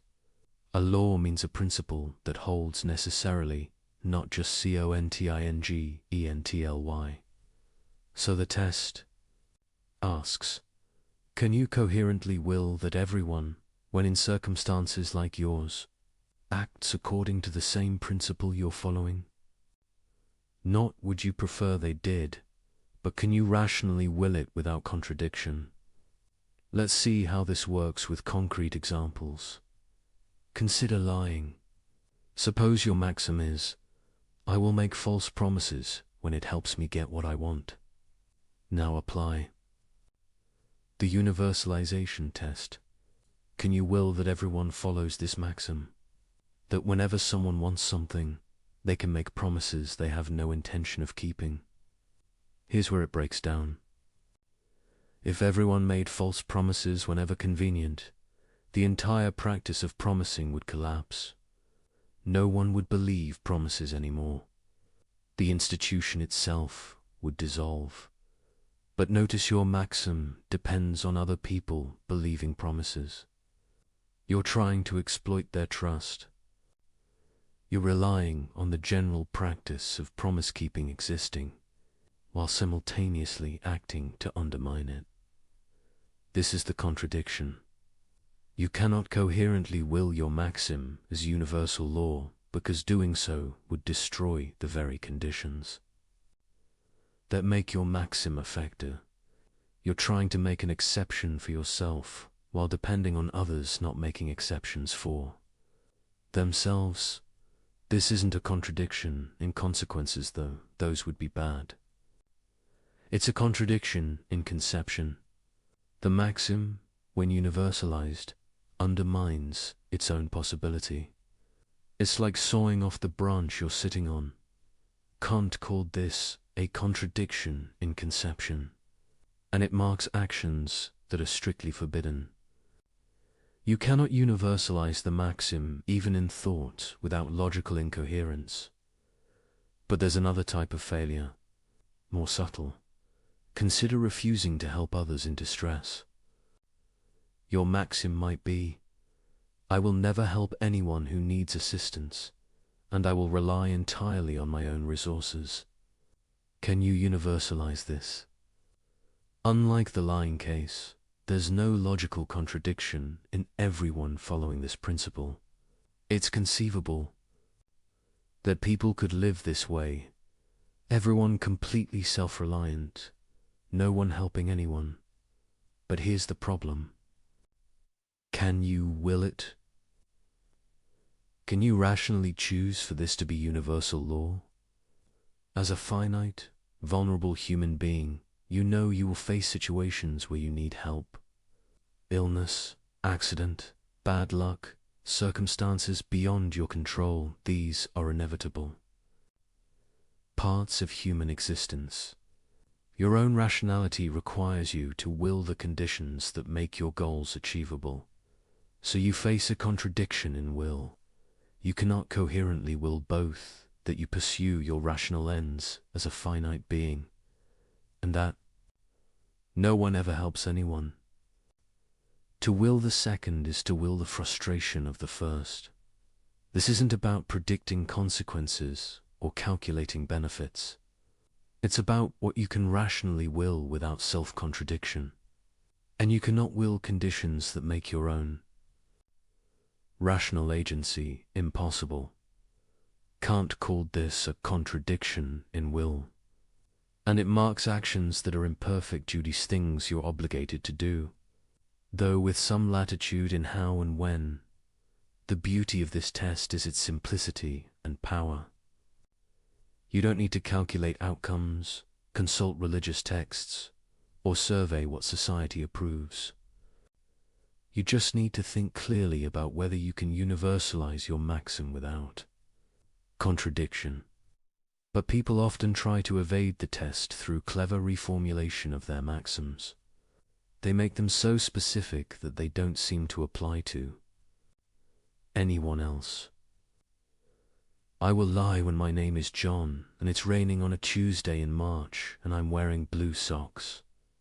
Well, that's so specific it only applies to me right now. Surely I can universalize it. But this is cheating. The maxim must include genuinely relevant features of your situation, not arbitrary details designed to make it unique. What makes your circumstances different isn't your name or the whether it's morally relevant factors. Like whether you're protecting someone from harm or just avoiding embarrassment. The test requires honesty with yourself. You have to formulate your maxim in terms of features that actually matter to your moral reasoning, not accidental details that make your case seem special. Another evasion, but everyone does it. The fact that many people violate a moral principle doesn't make the principle invalid. It just means many people are acting wrongly. Universalization isn't about what people actually do. It's about what can be rationally willed as a universal law. Still another. What if I'm in an unusual situation? Kant isn't naive. He knows life presents complex cases. But complexity doesn't eliminate obligation. It just makes discernment more difficult. The categorical imperative doesn't provide automatic answers to every dilemma. It provides a test for evaluating your reasoning. And here's something crucial that people often miss. The categorical imperative isn't about predicting what would happen if everyone acted that way. It's about whether you can rationally will it. Suppose I want to become a concert pianist. Can I will that everyone becomes a concert pianist? Well, if everyone did, there'd be no farmers, doctors, builders. Society would collapse. So does this mean pursuing music is immoral? No, because the maxim isn't everyone should be a pianist. It's I will develop my talents in ways that contribute to human flourishing. That's perfectly universalizable. Everyone developing their particular talents in beneficial ways is not only coherent, but desirable. The test requires you to think carefully about what principle you're actually following, not to apply mechanical rules that ignore context. Similarly, the categorical imperative doesn't demand moral perfection in every moment. It demands that your maxims be universalizable. You can pursue personal projects, have preferences, live your life so long as your principles of action could be rationally willed as universal laws. What you cannot do is make exceptions for yourself. You cannot claim that the rules that apply to others don't apply to you simply because you're you. You cannot exploit others' moral behavior while refusing to be moral yourself. This is why the categorical imperative is so powerful against manipulation and exploitation. Because manipulators always depend on asymmetry. They lie while requiring others to tell truth. They break promises while requiring others to keep theirs. They use people as means while insisting on being treated as ends. The universalization test exposes this asymmetry immediately. It forces you to acknowledge that if your principle is valid for you, it must be valid for everyone. And if you cannot accept it being valid for everyone, then it's not actually valid for you either. This is the weapon Kant gives us. Not a list of rules to memorize, but a test for evaluating any proposed action. A way to see through rationalizations to the underlying logical structure. When someone tells you why their questionable behavior is justified, translate it into a maxim. Then ask, can this be universalized? Can everyone in similar circumstances follow this principle without contradiction? If not, you've found the flaw. Not because you disagree with their values, not because you have different preferences, but because they're being rationally incoherent. They're claiming an exception for themselves, while depending on others not claiming the same exception. And once you see this, you cannot unsee it. Every excuse, every justification, every sophistication, argument for doing wrong reveals itself as an attempt to have things both ways, to enjoy the benefits of a moral order while refusing to be bound by it yourself. The categorical imperative strips away the complexity and reveals the simple truth. Either your principle can apply to everyone, or it cannot apply to you. There is no middle ground, no special pleading, no exceptions. This is why Kant believed morality could be based on reason alone. Because the categorical imperative doesn't depend on what anyone desires, believes, or values. It's a test of logical consistency, and logical consistency is binding on all rational beings, regardless of their particular commitments. You might not want to be moral. You might wish you could lie, cheat, and exploit with impunity. But if you're rational, you cannot coherently claim the right to do so. Because to claim that right is to grant it to everyone, which destroys the very conditions that make your actions effective. This is the trap that catches all moral violators. They want the benefits of a moral order trust, cooperation, stable expectations while refusing its burdens. But they cannot have both. The moment they claim the right to violate moral principles for their benefit, they grant that same right to everyone else. And in doing so, they destroy the very order they depend on. The first formulation of the categorical imperative gives us a test for evaluating maxims. But Kant offered a second formulation that goes deeper, revealing what's at stake in moral action. He called it the formula of humanity, and it reads, act in such a way that you treat humanity, whether in your own person or in the person of another, always at the same time as an end and never simply as a means.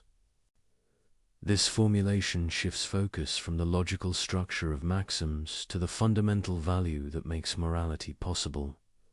And in doing so, it reveals something profound about human dignity. Let's unpack it carefully. Treat humanity ... Not just human beings as biological organisms, but humanity, the rational nature that makes us moral agents.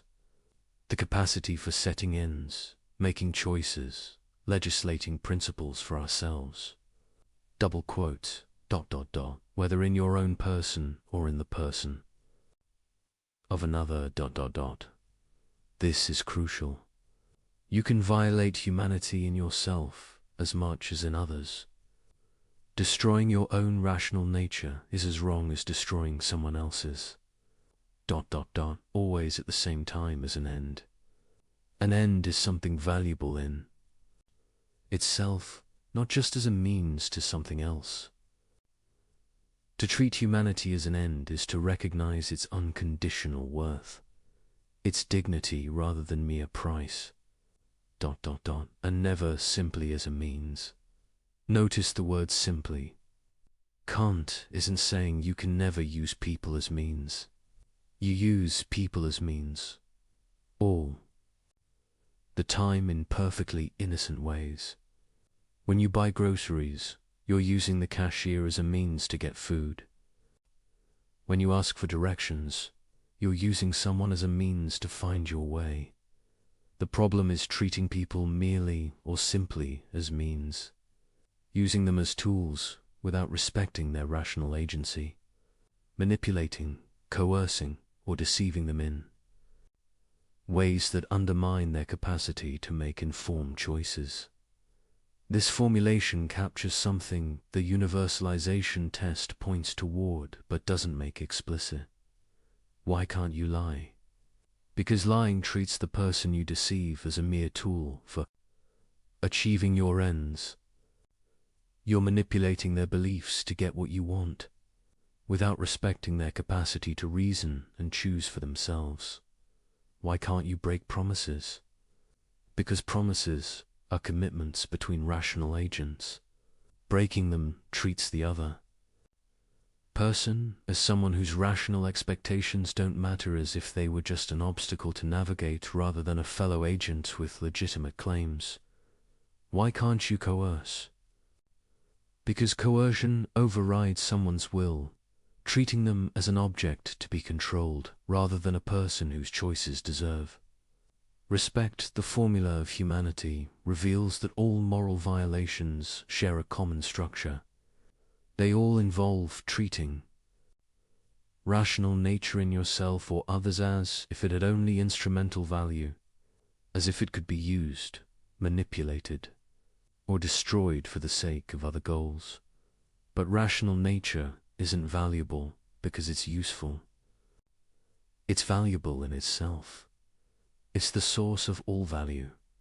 Without rational beings who can recognize value, judge worth, and set ends, nothing would have value at all. Think about it. Why is gold valuable? Because rational beings desire it and use it. Why is health valuable? Because rational beings pursue it as an end. Everything else in the universe has value only in relation to rational beings who can care about it, pursue it, use it for purposes. But rational nature itself is different. It's not valuable because it serves some further end. It's valuable because it's the condition of anything having value at all. It's what Kant called an end in itself, something with absolute rather than conditional worth. This is why human dignity is unconditional, not because humans are more intelligent than other animals, or more capable, or more anything, but because humans are rational agents, beings who can recognize value, legislate principles, and hold themselves and others accountable. This rational agency is what makes moral law possible, and recognizing it in all human beings is what morality requires now. The formula of humanity and the universalization test are meant to be equivalent. Two ways of expressing the same fundamental principle. And we can see why. When you violate the universalization test, you're always treating humanity as mere means. The liar uses others' rationality against them, manipulating their beliefs.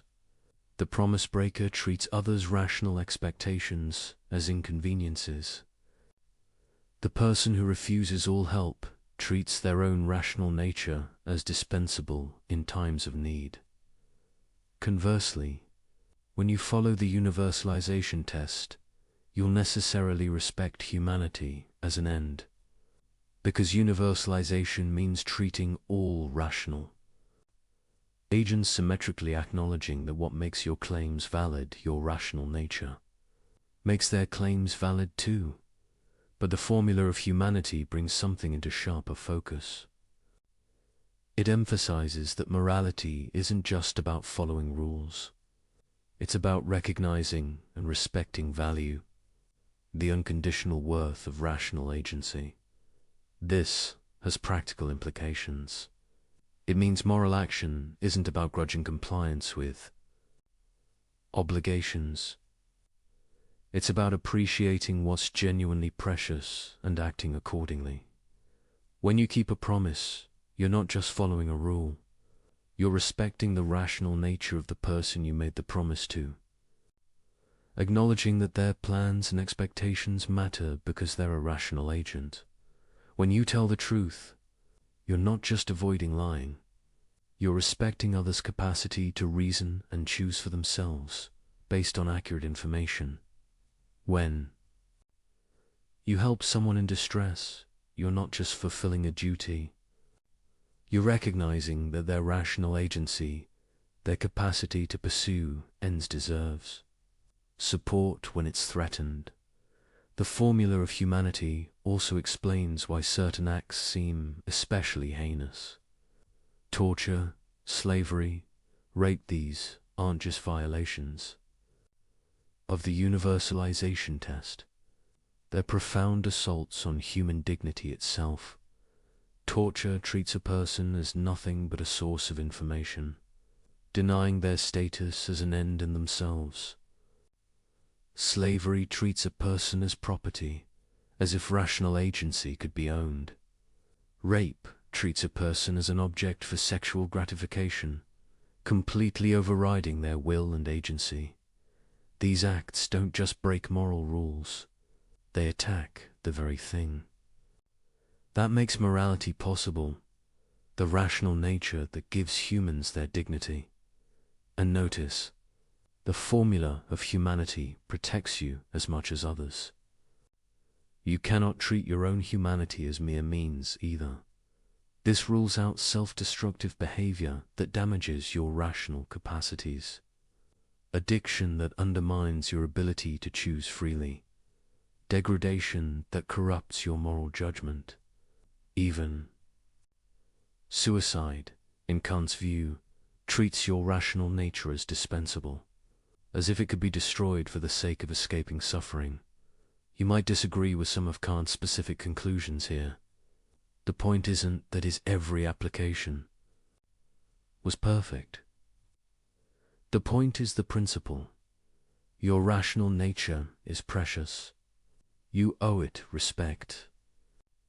You cannot justifiably destroy or corrupt it, any more than you can destroy or corrupt someone else's. This creates duties to yourself as well as others. Duties to develop your capacities, maintain your integrity, resist corruption of your character. Not because self-improvement is nice, but because your rational agency deserves respect even from you. The formula of humanity also suggests something about what a truly moral community would look like. Kant called it the kingdom of Enza. Systematic union of rational beings under common moral laws. In such a community, everyone recognizes everyone else's dignity. Everyone treats everyone else as an end, never merely as means. Everyone acknowledges that the same rational nature that makes their own claims valid makes others' claims valid too. This isn't just a utopian fantasy. It's what morality aims toward. The ideal that guides moral action even when we fall short. When you act from the categorical imperative, you're helping to realize this kingdom. You're treating people as they deserve to be treated with the respect due to rational beings. And here's the remarkable thing. When you really grasp this, when you truly understand that every human being possesses rational nature that gives them unconditional worth, it changes how you see everything. That person who annoyed you in traffic, rational agent, that customer service representative you're frustrated with, rational agent, that political opponent whose views you despise, rational agent, that criminal, that addict, that person society has written off, rational agent, they all possess the same thing you possess, the capacity that makes morality possible, that gives rise to all value, that deserves unconditional respect. This doesn't mean you have to agree with them, or like them, or approve of their choices. It means you cannot treat them as mere obstacles, tools, or objects. You must engage with them as fellow, rational beings, even when correcting or constraining their behavior. The formula of humanity is demanding, far more demanding than simple rule following, because it requires you to maintain constant awareness of the dignity in every person you encounter, to never slip into treating people as mere functions, the person who brings your food, the person who cleans your office, the person who processes your paperwork. But it's also liberating, because once you see human dignity clearly, you cannot unsee it. And seeing it makes moral action natural rather than forced. You don't help others because some rule demands it.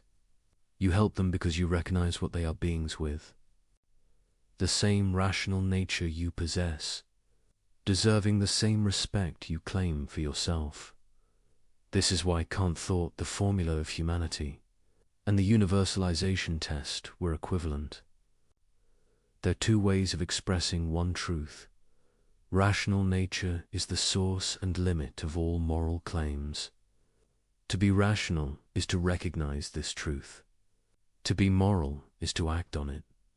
And to fail to act on it, to treat people as mere means, to violate their dignity, To claim exceptions for yourself is not just to break rules. It's to deny the very thing that makes you valuable, to saw through the branch you're sitting on, to destroy the foundation of your own worth while claiming that worth. For yourself, this is the deeper reason why immoral action is irrational. Not just because it fails the universalization test, but because it violates what you implicitly affirm every time you claim your own dignity, assert your own rights, or demand respect from others. You cannot coherently claim dignity for yourself while denying it to others. You cannot demand to be treated as an end while treating others as mere means. The rational nature that gives you worth is the same rational nature that gives them worth. And recognizing this, truly recognizing it, changes everything. Now we turn to application. Armed with the categorical imperative, we can examine the most common justifications people offer for questionable behavior. And we begin with perhaps the most universal: lying. It's just a white lie. It doesn't hurt anyone. You've heard this. You've probably said it. We all have. Someone asks if you like their haircut. You think it's terrible, but you say it looks great. What's the harm? You spared their feelings. You avoided awkwardness. Everyone does it. But let's apply Kant's test. What's the maxim here? I will deceive others when telling the truth would cause minor discomfort or social awkwardness. Can this be universalized? Can you will that everyone follows this principle? At first glance, it seems fine. If everyone told white lies to spare feelings, wouldn't that make social life smoother? Less conflict, less hurt, more harmony. But look closer. If everyone lies to avoid discomfort, what happens to communication itself? When someone compliments you, you can no longer trust it. Maybe they mean it, maybe they're just being polite. When someone agrees with you, you don't know if they actually agree or are avoiding disagreement. When someone says they'll do something, you can't be certain they actually intend to. The entire fabric of linguistic trust begins to unravel. And notice your white lie only works because most people still generally tell the truth. You're exploiting their honesty. You're depending on others maintaining the practice of truthful communication while you make an exception for yourself. This is the characteristic structure of moral failure. The liar needs truth-telling to exist as a general practice, or their lies would have no effect, but their lying, if universalized, would destroy that very practice. But surely, someone objects, we can distinguish between harmful lies and harmless ones, between lying to defraud someone and lying to spare their feelings. Can we? Let's think carefully. The problem isn't the immediate consequence. The problem is what you're doing to the other person. When you lie to someone, even benevolently, you're making a decision for them.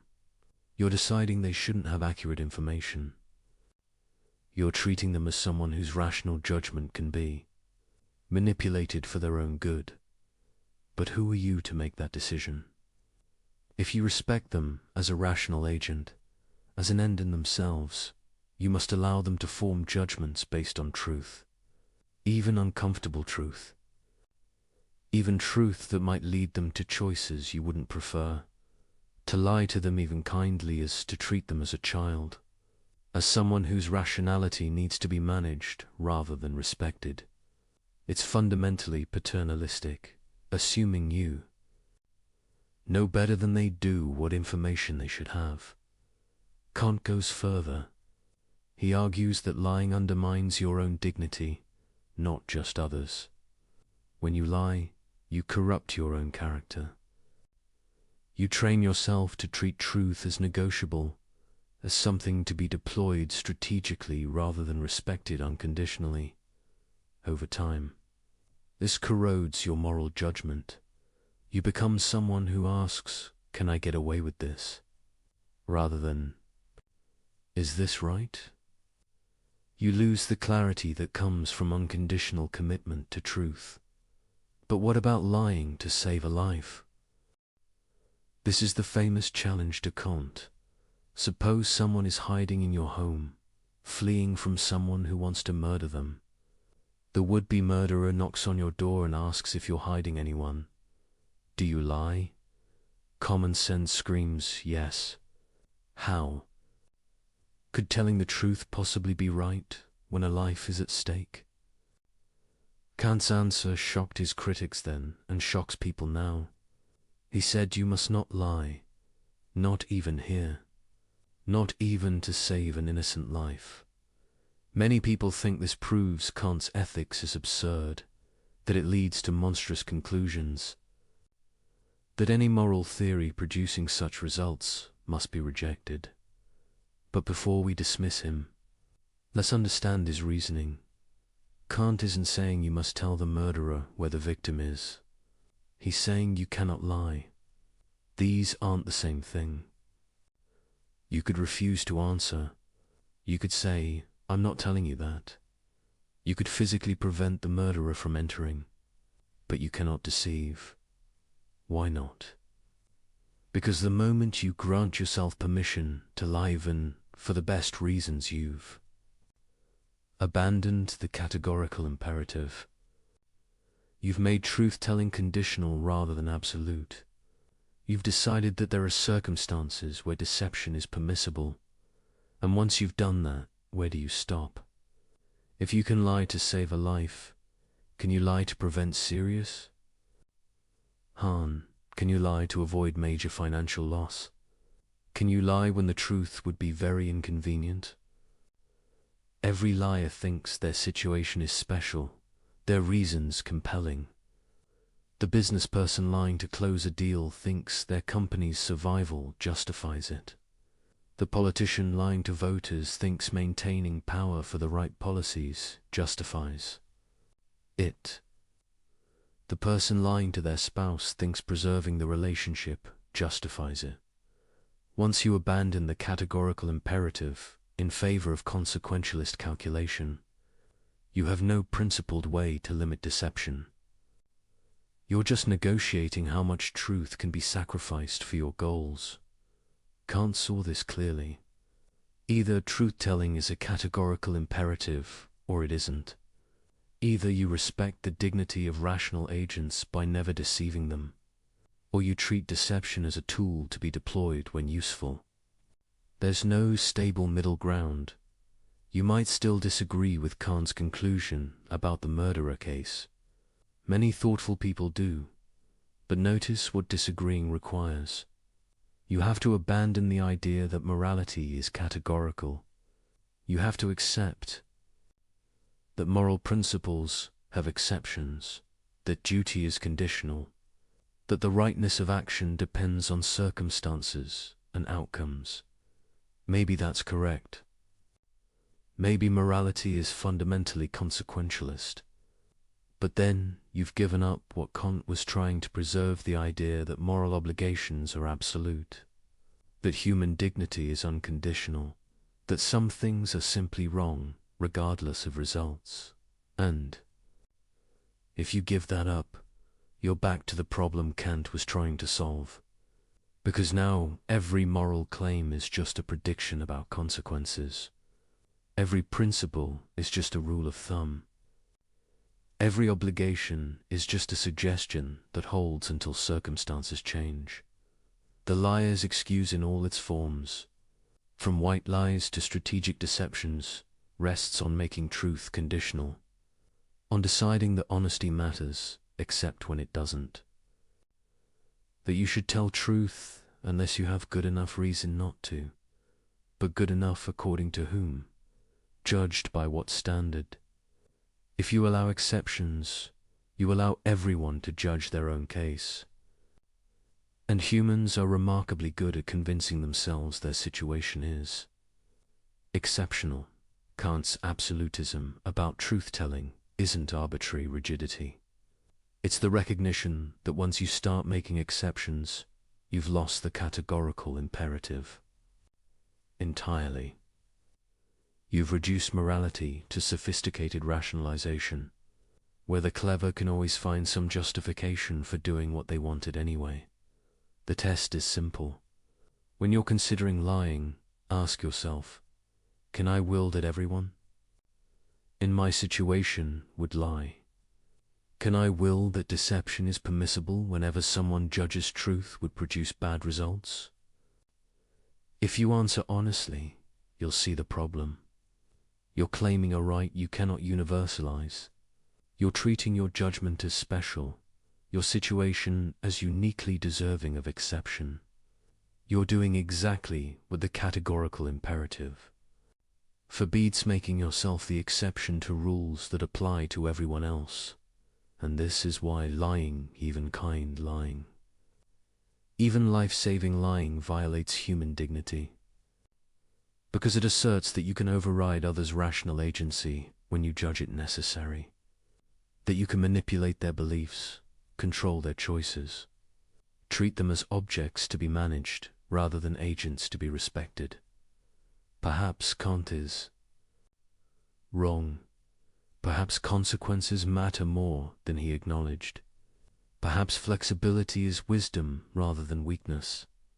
But if he's wrong, we need to explain why.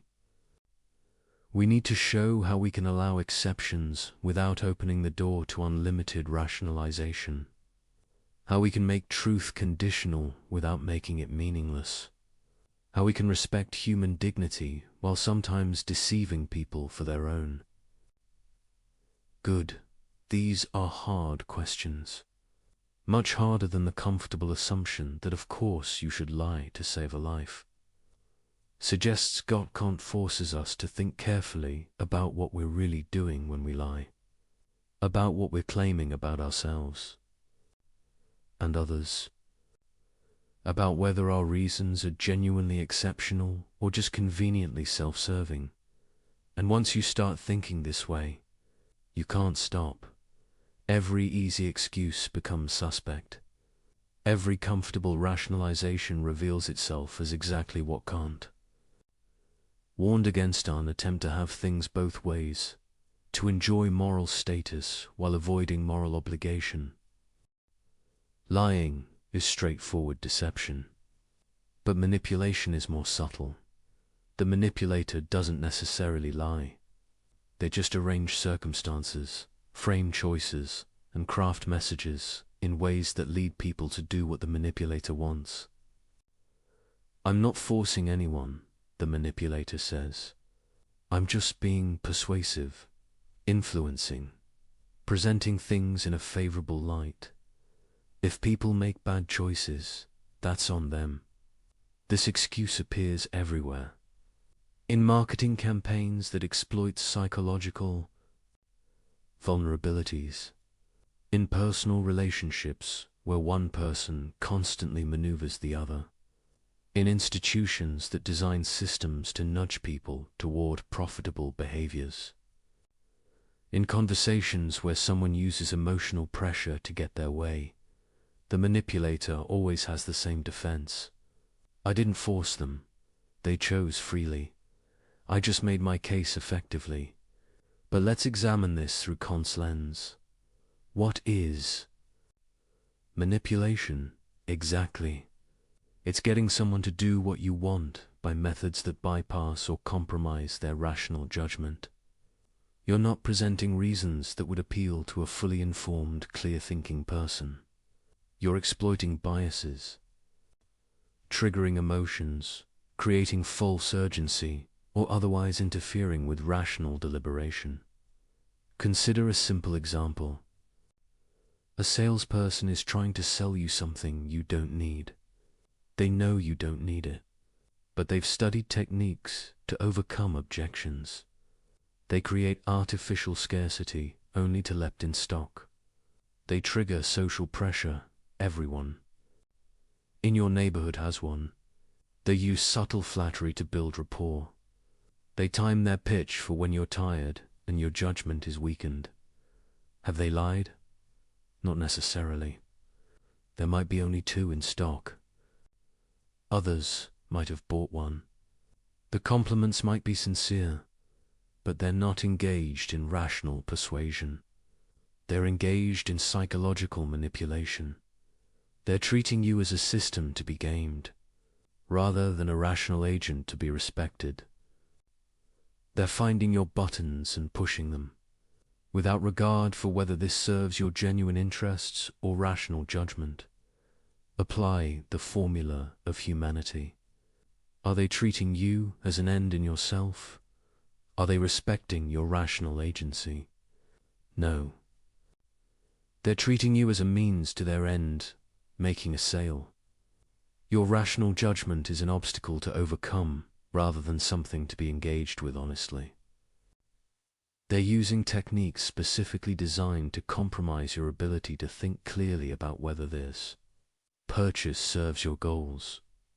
This violates your dignity as a rational being. Even if you freely choose to buy, your choice isn't genuinely free if it's the product of systematic manipulation. You're being treated as an object to be worked on, rather than a person to be reasoned with. But, someone objects, isn't all persuasion somewhat manipulative? Don't we all frame things too? Our advantage? Where's the line? The line is rational engagement. When you present genuine reasons for your position, explain their logic, provide accurate information, and allow someone to make up their own mind based on their jaw, respecting their agency. You're treating them as a rational being capable of judgment. When you exploit psychological vulnerabilities, hide relevant information, create false impressions, or use emotional pressure instead of rational argument, you're manipulating. You're bypassing their rational judgment rather than engaging it. The difference isn't always sharp, but it's real. And you can usually tell which side you're on by asking, would my approach work on a perfectly rational person who had complete information? Or does it depend on them being confused, emotional, pressured, or ignorant of relevant facts? If the latter, you're manipulating. This applies to personal relationships as much as commercial ones. Perhaps more. Consider someone who wants their partner to do something. Instead of asking directly and respecting whatever answer they get, they create situations where saying no would be awkward. They make the person feel guilty about past refusals. They alternate between affection and withdrawal to condition the desired behavior. They frame the request in ways that make it seem unreasonable to refuse. This might be effective. It might even be unconscious. But it's manipulation. It treats the partner as someone to be controlled rather than respected. It undermines their capacity to make genuine choices based on their own values and judgment. The manipulator might say, but I know what's good for them better than they do. This is the paternalistic defense. I'm manipulating them for their own benefit. But this misses the fundamental point. Even if you're right about what's good for them, and you usually aren't, you have no right to override their agency. They're not children. They're rational beings capable of making their own mistakes and learning their own lessons. To manipulate them, even benevolently, is to deny them the respect their rational nature deserves. It's to assert that your judgment of their good matters more than their own judgment, that you're entitled to control their choices when you think you know better. This is precisely what the formula of humanity forbids. You cannot treat someone as mere means to an end, Devon, if that end is their own welfare.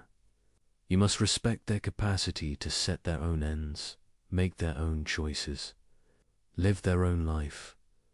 The universalization test makes this clearer. What's your maxim? I will manipulate others when I believe it will lead them to choices I think are better for them. Can you universalize this? Can you will that everyone manipulates everyone whenever they think they know better? Obviously not. Because you don't want others manipulating you based on their judgment of your good. You want them to respect your autonomy, present you with accurate information and genuine reasons, and allow you to decide for yourself. But if you claim that right for yourself while denying it to others, you're making the classic exception. You're saying your judgment is special, your manipulation justified, your paternalism warranted, while everyone else must respect your autonomy. You can override theirs when you see fit. This is the fundamental incoherence in all manipulation. The manipulator depends on others not manipulating them. They require a baseline of honest communication, rational engagement, and respect for agency in order to function. But they refuse to provide that baseline themselves when it's inconvenient. Consider advertising and marketing, an entire industry built on studying how to influence behavior through means other than rational persuasion, finding the triggers that bypass critical thinking, creating needs that didn't exist, exploiting insecurities to sell products. The defense is always, we're just competing for attention, presenting our products attractively, giving people what they want. But look at the methods, associating products with unrelated positive feelings, creating artificial social pressure, targeting children before they develop critical thinking skills, using subliminal techniques, exploiting psychological biases. These methods don't respect rational agency. They treat human minds as machines to be programmed, not persons to be reasoned with. The entire premise is, how can we get people to buy without appealing to their rational judgment of whether the product serves their genuine interests? Can this be universalized? Can you will that everyone treats everyone else as a psychological system to be hacked? You cannot, because you don't want to be treated that way. You want honest information, rational arguments, and the freedom to judge for yourself what serves your interests. You want to be treated as an end, not as a means to others' commercial goals. But marketers claim this right for themselves, while depending on most people maintaining basic honesty and trust. They exploit the fact that people generally believe what they're told, generally assume good faith, generally don't expect systematic manipulation. This parasitic relationship depending on others, good faith while refusing to practice it yourself is exactly what Kant's ethics exposes and condemns. The same pattern appears in personal manipulation. The person who constantly maneuvers their partner depends on that partner's honesty and good faith. They're exploiting trust while refusing to reciprocate it, using the other's openness as a vulnerability to exploit rather than something to respect. When discovered, the manipulator often becomes indignant. You're not trusting me. You're being paranoid. But the manipulator is the one who violated trust by treating it as a tool rather than a reciprocal commitment. Kant's ethics draws a bright line.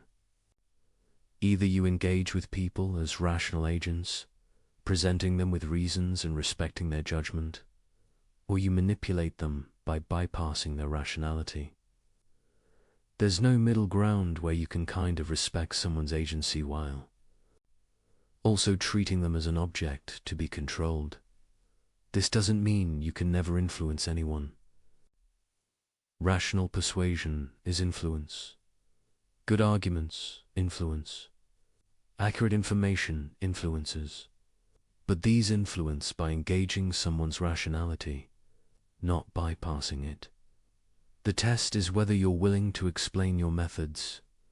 Can you tell the person, here are the reasons I think you should do this, and here are the psychological techniques I'm using to make you more receptive to those reasons? If revealing your methods would undermine their effectiveness, you're manipulating, because you're depending on the person not recognizing what you're doing. You're treating their ignorance as a resource to exploit. Genuine persuasion doesn't need to hide its methods. Here are the facts. Here's the logic. Make up your own mind. The conclusion stands on its merits, not on psychological tricks, but manipulation dies in the light. Once someone recognizes they're being manipulated, the manipulation fails, which proves it was never about genuine reasons, only about psychological control. The manipulator's defense collapses under Kantian analysis. You cannot claim to respect someone while manipulating them. You cannot treat them as an end while using them as a means. You cannot honor their dignity while overriding their judgment. And you cannot universalize manipulation without destroying the very conditions that make it effective. The manipulator depends on a world of generally honest, trusting, rational people. But manipulation, if universalized, would create a world where no one trusts anyone. Everyone suspects ulterior motives, and all communication becomes a game of deception and counter-deception. In such a world, manipulation itself would be impossible, because it requires targets who aren't expecting it. It requires a baseline of good faith to exploit. This is the trap Kant's ethics reveals. Every form of treating people as mere means depends on others not doing the same. Every violation of human dignity requires dignity to generally be respected, or there would be no stable expectations to violate. The manipulator wants to have it both ways, to enjoy the benefits of a world built on mutual respect while refusing to provide that respect themselves, to use others as tools while insisting on being treated as an end. But they cannot have both. The universalization test forces the choice. Either everyone can manipulate everyone, in which case manipulation becomes impossible, or no one can, in which case you must stop. There is no exception for when you think you know better, no justification based on good intentions, no excuse that your manipulation is sophisticated or subtle or for the right reasons. To be a rational being is to respect rational beings. To claim dignity for yourself is to grant it to others, and to grant it truly is to engage with them as agents, never as mere objects of manipulation. We have a fiduciary duty to maximize shareholder value. This phrase has justified countless actions over the past century: exploitation of workers, environmental destruction, predatory pricing, tax avoidance schemes that deprive communities of resources, lobbying against regulations that would protect public health, offshoring to exploit cheaper labor and weaker safety standards. The logic seems airtight. A corporation exists to generate profit for its owners. Managers are legally obligated to pursue this goal.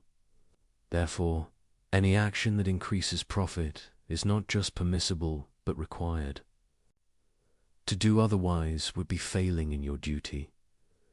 This is perhaps the most influential moral justification in the modern world.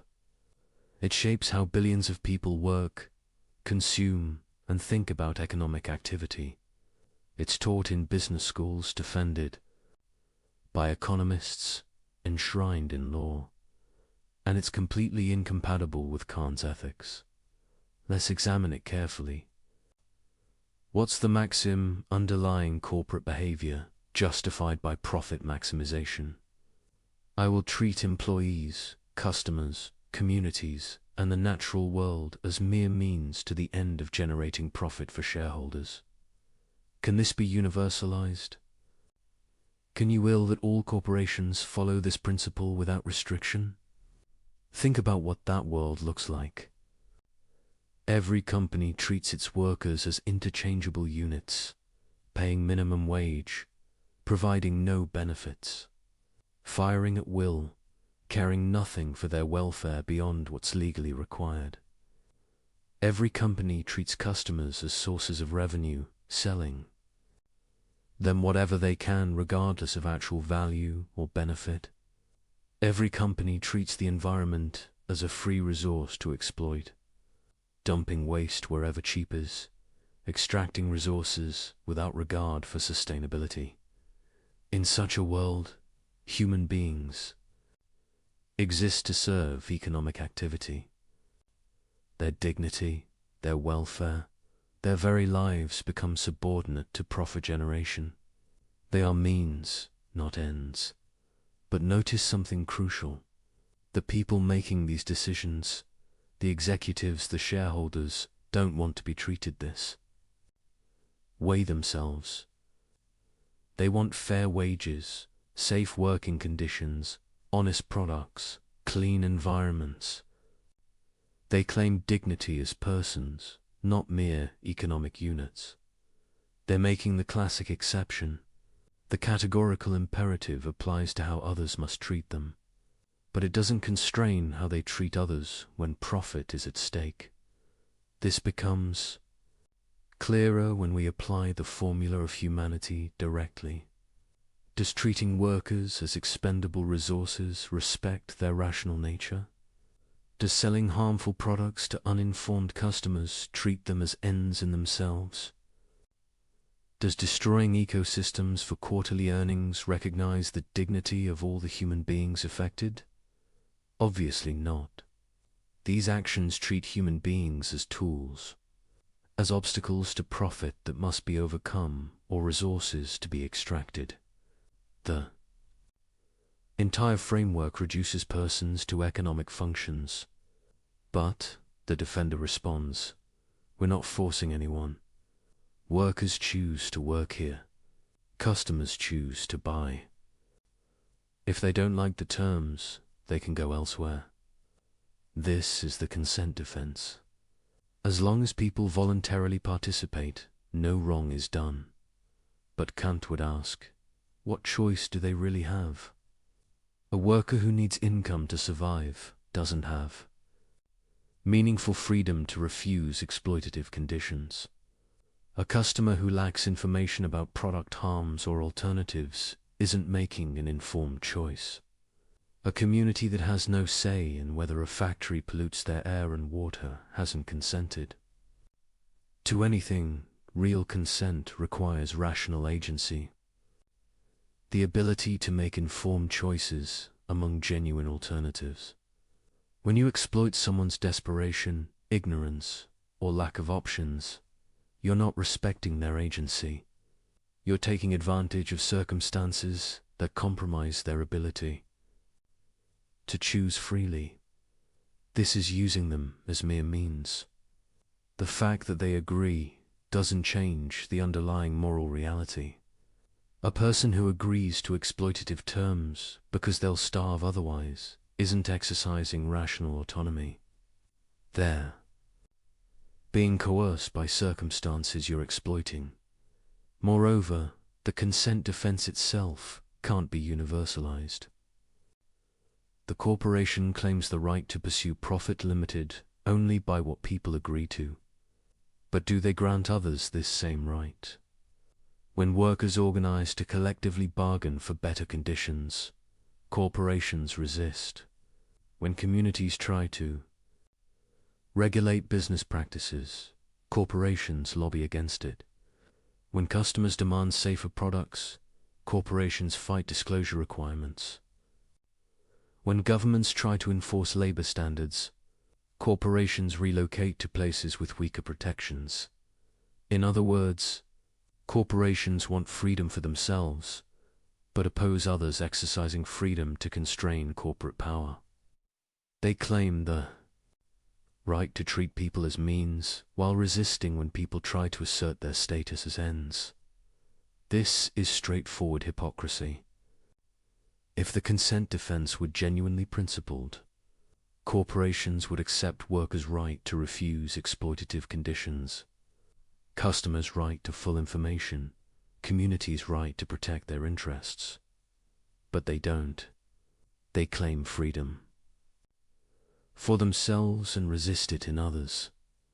The deeper problem is that the entire framework of profit maximization treats human dignity as negotiable. It says, respect for persons is a cost to be minimized, a constraint to be evaded, an obstacle to overcome. If paying workers fairly reduces profit, pay them less. If honest disclosure hurts sales, obscure the truth. If environmental protection costs money, fight the regulations. Always, always. The question is, how little can we respect human dignity while remaining legal and profitable? This inverts the proper relationship. Human dignity isn't a cost. It's the foundation of all value. Rational beings aren't resources for economic activity.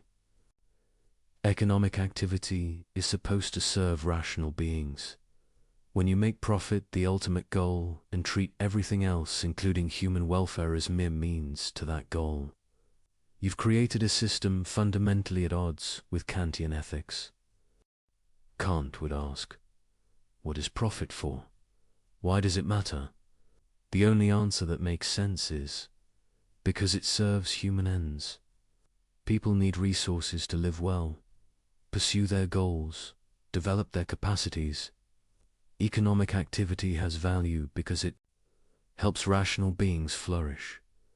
But if you organize economic activity to maximize profit without regard for human flourishing, you've made the means more important than the end. You've created a system where rational beings serve the economy rather than the economy serving rational beings. This is treating humanity as mere means on a massive, systemic scale. But capitalism has lifted millions out of poverty, the defender argues. Profit-seeking creates innovation, efficiency, growth. The system works. This is the consequentialist defense. Whatever the moral problems, the results justify the system. But remember, Kant rejects consequentialism. Good outcomes don't justify treating people as mere means. You cannot violate human dignity and then claim the violation was worthwhile because it produced benefits. Moreover, this defense assumes the benefits couldn't have been achieved while respecting human dignity. But that's not obvious. Maybe we could have innovation and efficiency and growth while also treating workers fairly, being honest with customers, and protecting the environment. The fact that we've organized things one way doesn't prove it's the only way. It might just prove we've chosen to prioritize profit over dignity. And notice what the consequentialist defense reveals. If you're justifying corporate behavior by pointing to good outcomes, you're admitting the behavior itself is morally problematic. You're saying, yes, we treat people as mere means, but it's worth it because of the results. This is exactly what Kantian ethics forbids. The moment you start weighing good outcomes against violations of human dignity, you've abandoned the categorical imperative. You've made respect for persons conditional rather than absolute. There's also a deeper issue with the fiduciary duty justification. It assumes shareholders' interests override all other considerations. But why? Shareholders are rational beings. But so are workers, customers, community members, and everyone affected by corporate decisions. What gives shareholders rational agency priority over everyone else's? The answer is usually because they own the company. But ownership is illegal. Fiction, a social construct. It doesn't give shareholders metaphysical priority as rational beings. Their dignity isn't greater just because they hold stock certificates. From a Kantian perspective, all stakeholders are rational beings whose dignity must be respected. You cannot treat workers, customers, and communities as mere means just because. Shareholders have a different legal relationship to the corporation. The corporation itself isn't a rational being. It's a too illegal structure humans created to organize economic activity, and tools should serve human ends. All human ends, not just shareholders. When we organize corporations to maximize shareholder value while treating everyone else as mere means, we've created an institution fundamentally at odds with human dignity.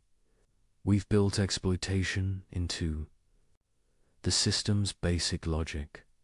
Kant would say this is irrational. Not just morally wrong, but actually incoherent. Because the corporation depends on all those people it treats as mere means. It needs workers who show up, customers who buy, communities that provide infrastructure. It operates within a social order built on mutual respect and cooperation, but it's parasitic on that order. It takes the benefits while refusing the obligations. It depends on others acting morally while claiming exemption from morality itself. This can't be universalized. If every institution treated human dignity as subordinate to its organizational goals, society would collapse. There would be no stable expectations, no trust, no cooperation. The very conditions that make corporate activity possible would be destroyed. The corporation succeeds by treating people as means while depending on most of society continuing to treat people as ends. It's making an exception for itself that cannot be generalized. Some defenders try a different approach. They argue that corporations can pursue profit while also respecting human dignity. That good corporate citizenship is compatible with profit. Maximization. That the two goals align more than they conflict. Perhaps sometimes they do, but structural incentives matter. When quarterly earnings drive decisions, when executives are compensated based on stock price, when competition rewards whoever can cut costs most aggressively, the system pushes toward treating dignity as expendable. You see this in how corporations behave when they think no one is watching. When oversight is weak, when regulations are unenforced, when consumers can't easily tell the difference between ethical and unethical practices, corners get cut, people get exploited, communities get harmed. This reveals the underlying logic. Respect for human dignity happens when it's profitable or required, not because it's recognized as unconditionally binding. A genuinely Kantian corporation would be different. It would start from the premise that all stakeholders are rational, beings whose dignity must be respected. Profit would be pursued only within constraints set by this fundamental commitment. That might mean lower returns for shareholders. It might mean slower growth. It might mean competitive disadvantages against less scrupulous rivals. But that's the point. Moral obligations aren't conditional on convenience. You don't get to violate human dignity because respecting it is costly. The categorical imperative doesn't have an exception for but profit. The uncomfortable truth is that much of modern corporate behavior is simply incompatible with treating people as ends in themselves. The entire structure is built on the premise that profit justifies treating human beings as resources to be exploited rather than persons to be respected. This doesn't mean all business is immoral. It means we need to rethink how we organize economic activity, to ask whether the institutions we've created truly serve human flourishing or whether they've made humans serve institutions. From a Kantian perspective, the answer is clear. Any system that treats profit maximization as the ultimate goal, while treating human dignity as a constraint to be minimized, has inverted the proper order of values. Rational beings are ends. Economic systems are means. When we organize things the other way around, we've committed a fundamental moral error, one that corrupts everything built on that foundation. The greatest good for the greatest number. This principle sounds obviously right. Who could object to maximizing overall welfare? Isn't that what morality should aim for, making the world as good as possible for as many people as possible? This is utilitarianism, and is probably the most intuitively appealing alternative to Kantian ethics. While Kant focuses on duty and principle, utilitarians focus on outcomes and consequences. While Kant asks whether your maxim can be universalized, utilitarians ask whether your action produces the best overall results. The conflict between these approaches runs deep, and Kant's critique of consequentialism reveals something crucial about the categorical imperative. Consider a classic utilitarian scenario. 5 people are dying and need organ transplants. One person walks into the hospital for a routine checkup. That person is a perfect match for all 5.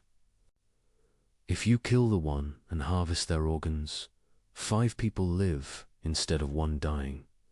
The utilitarian calculus seems clear. 5 lives outweigh 1 life. You should kill the one person. Most people recoil from this conclusion. But why? From a purely consequentialist perspective, what's the objection? You've maximized welfare. You've saved the most lives.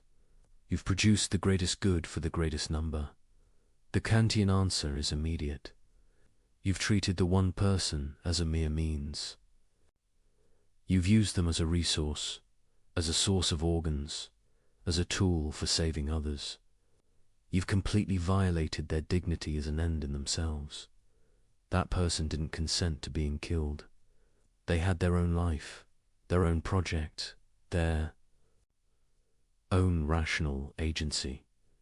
You've treated all of that as irrelevant, as something that can be sacrificed if the numbers work out right. This is the fundamental problem with consequentialism from a Kantian perspective. It makes human dignity negotiable. It says that respect for persons can be overridden when doing so produces enough benefit. But, Kant argues, this gets the relationship backwards.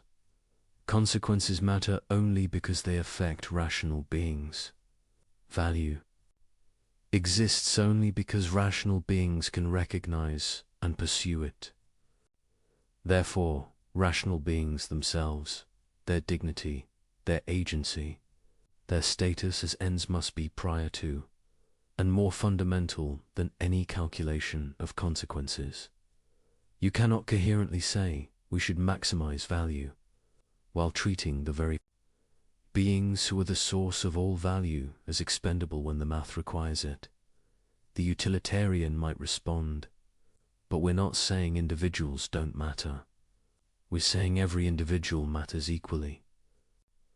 One person's welfare counts the same as anyone else's.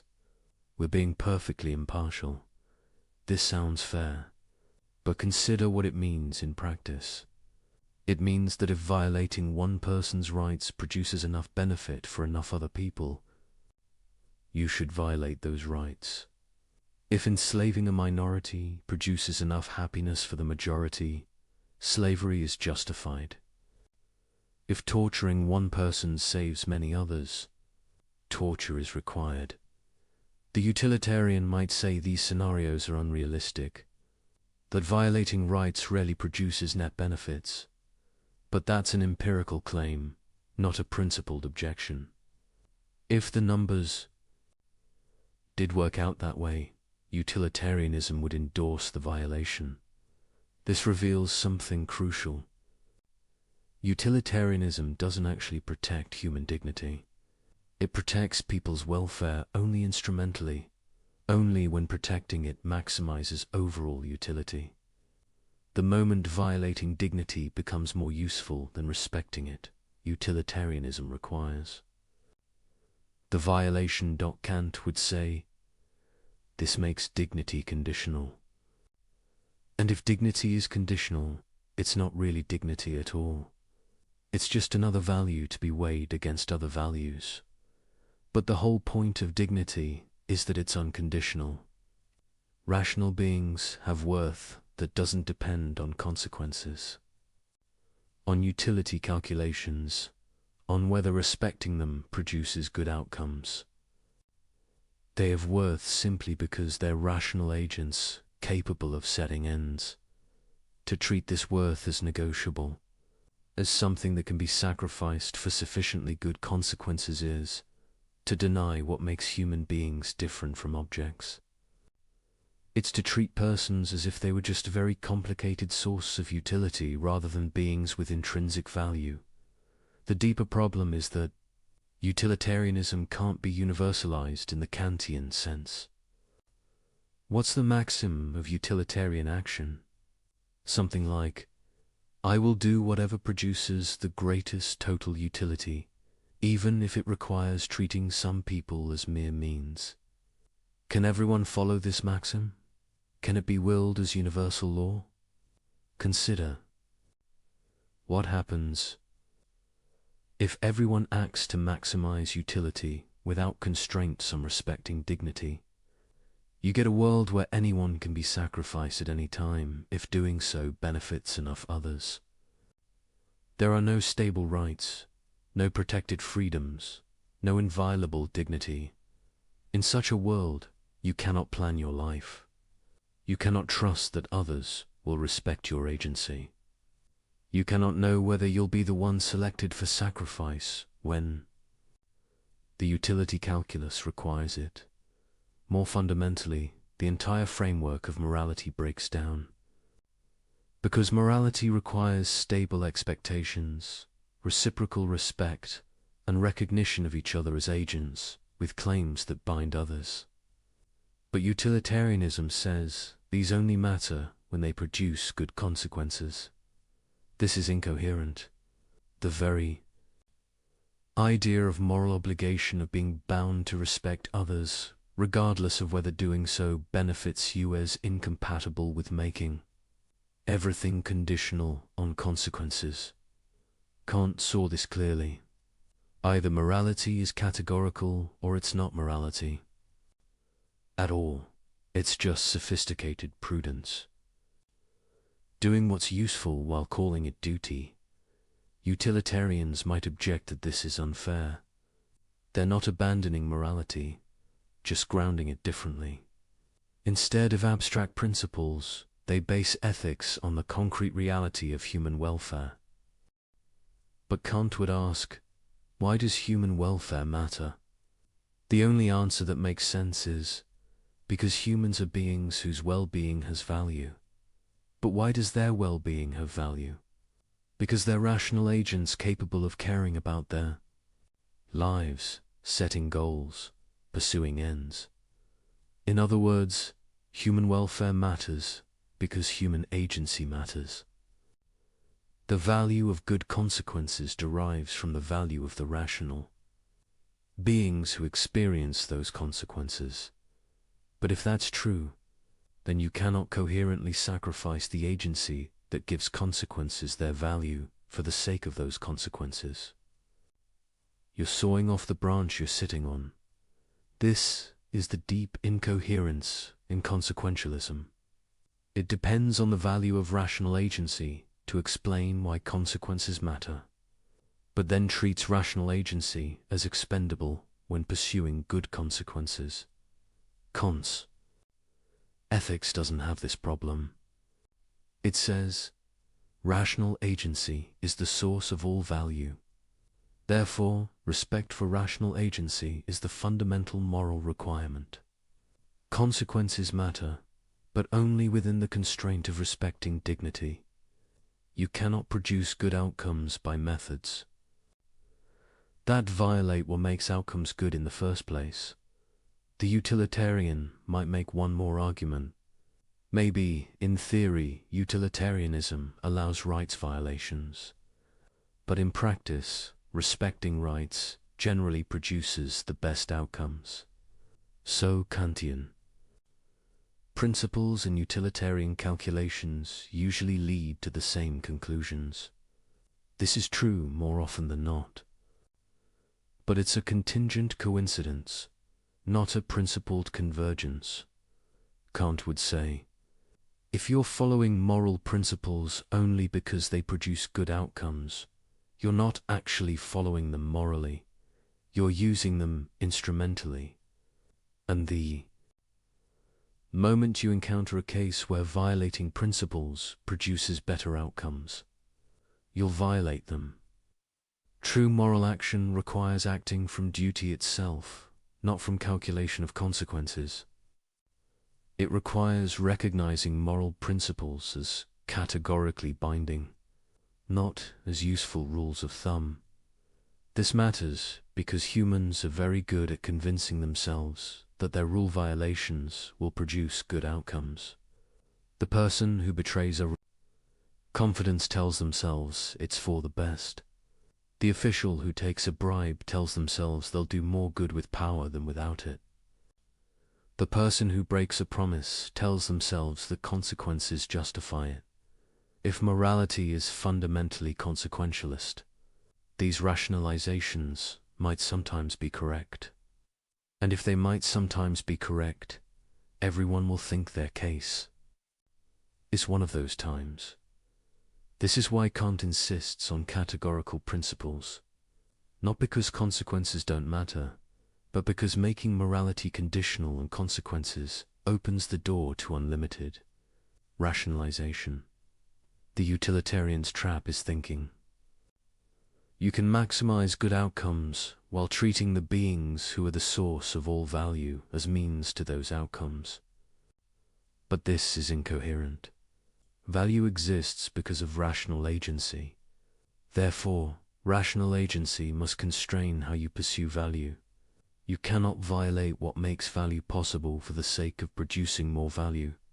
When you try, you end up with conclusions that shock moral intuition. Killing the innocent to save the guilty if the numbers work. Torturing one to benefit many. Enslaving minorities for majority happiness, breaking promises when convenient, lying when useful. Each conclusion follows logically from utilitarian premises. Each reveals what's at stake when you abandon categorical respect for human dignity. Kant isn't saying consequences are irrelevant. He's saying they're not fundamental.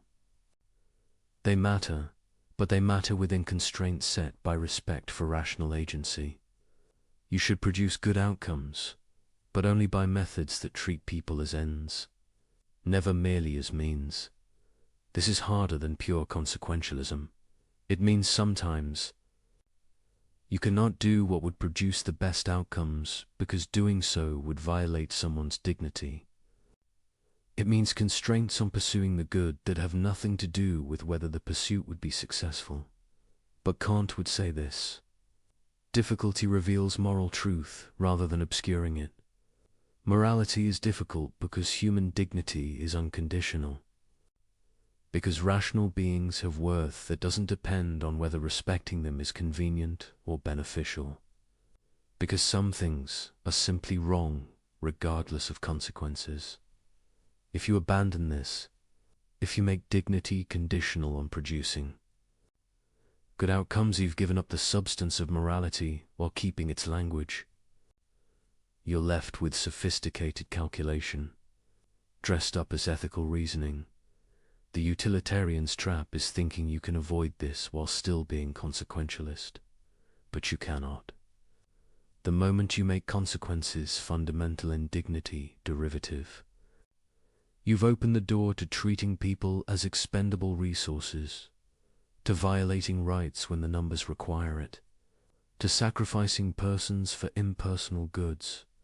And once you've done that, you're no longer doing ethics in any meaningful sense. You're just doing accounting with human lives. In the real world, power matters. Ideals are nice, but survival requires strength. The strong dominate the weak. That's just how things are. This is perhaps the oldest justification for a moral behavior. Before sophisticated philosophical systems, before appeals to greater goods, before elaborate rationalizations, there was simply power. The assertion that might makes right, that winners write the rules, that morality is just a story the strong tell to control the weak. This view has enormous, intuitive appeal. Look at history, look at nature. The powerful do seem to prevail. Resources flow to those who can take them. Those with strength impose their will on those without it. Why shouldn't we acknowledge this reality? Why pretend otherwise with talk of dignity and moral obligation? Kant's response to this position is devastating, not because he denies the reality of power, but because he shows that the power player's logic is self-refuting. Let's examine it carefully. What's the maxim underlying pure power ethics? I will take whatever I can get through superior force, and others have no legitimate claim against me except their own power to resist. Can this be universalized? Can you will that everyone follows this principle? The power player might say yes. That's exactly what I'm saying. Let everyone exercise whatever power they have. May the best survive. But notice what this actually means.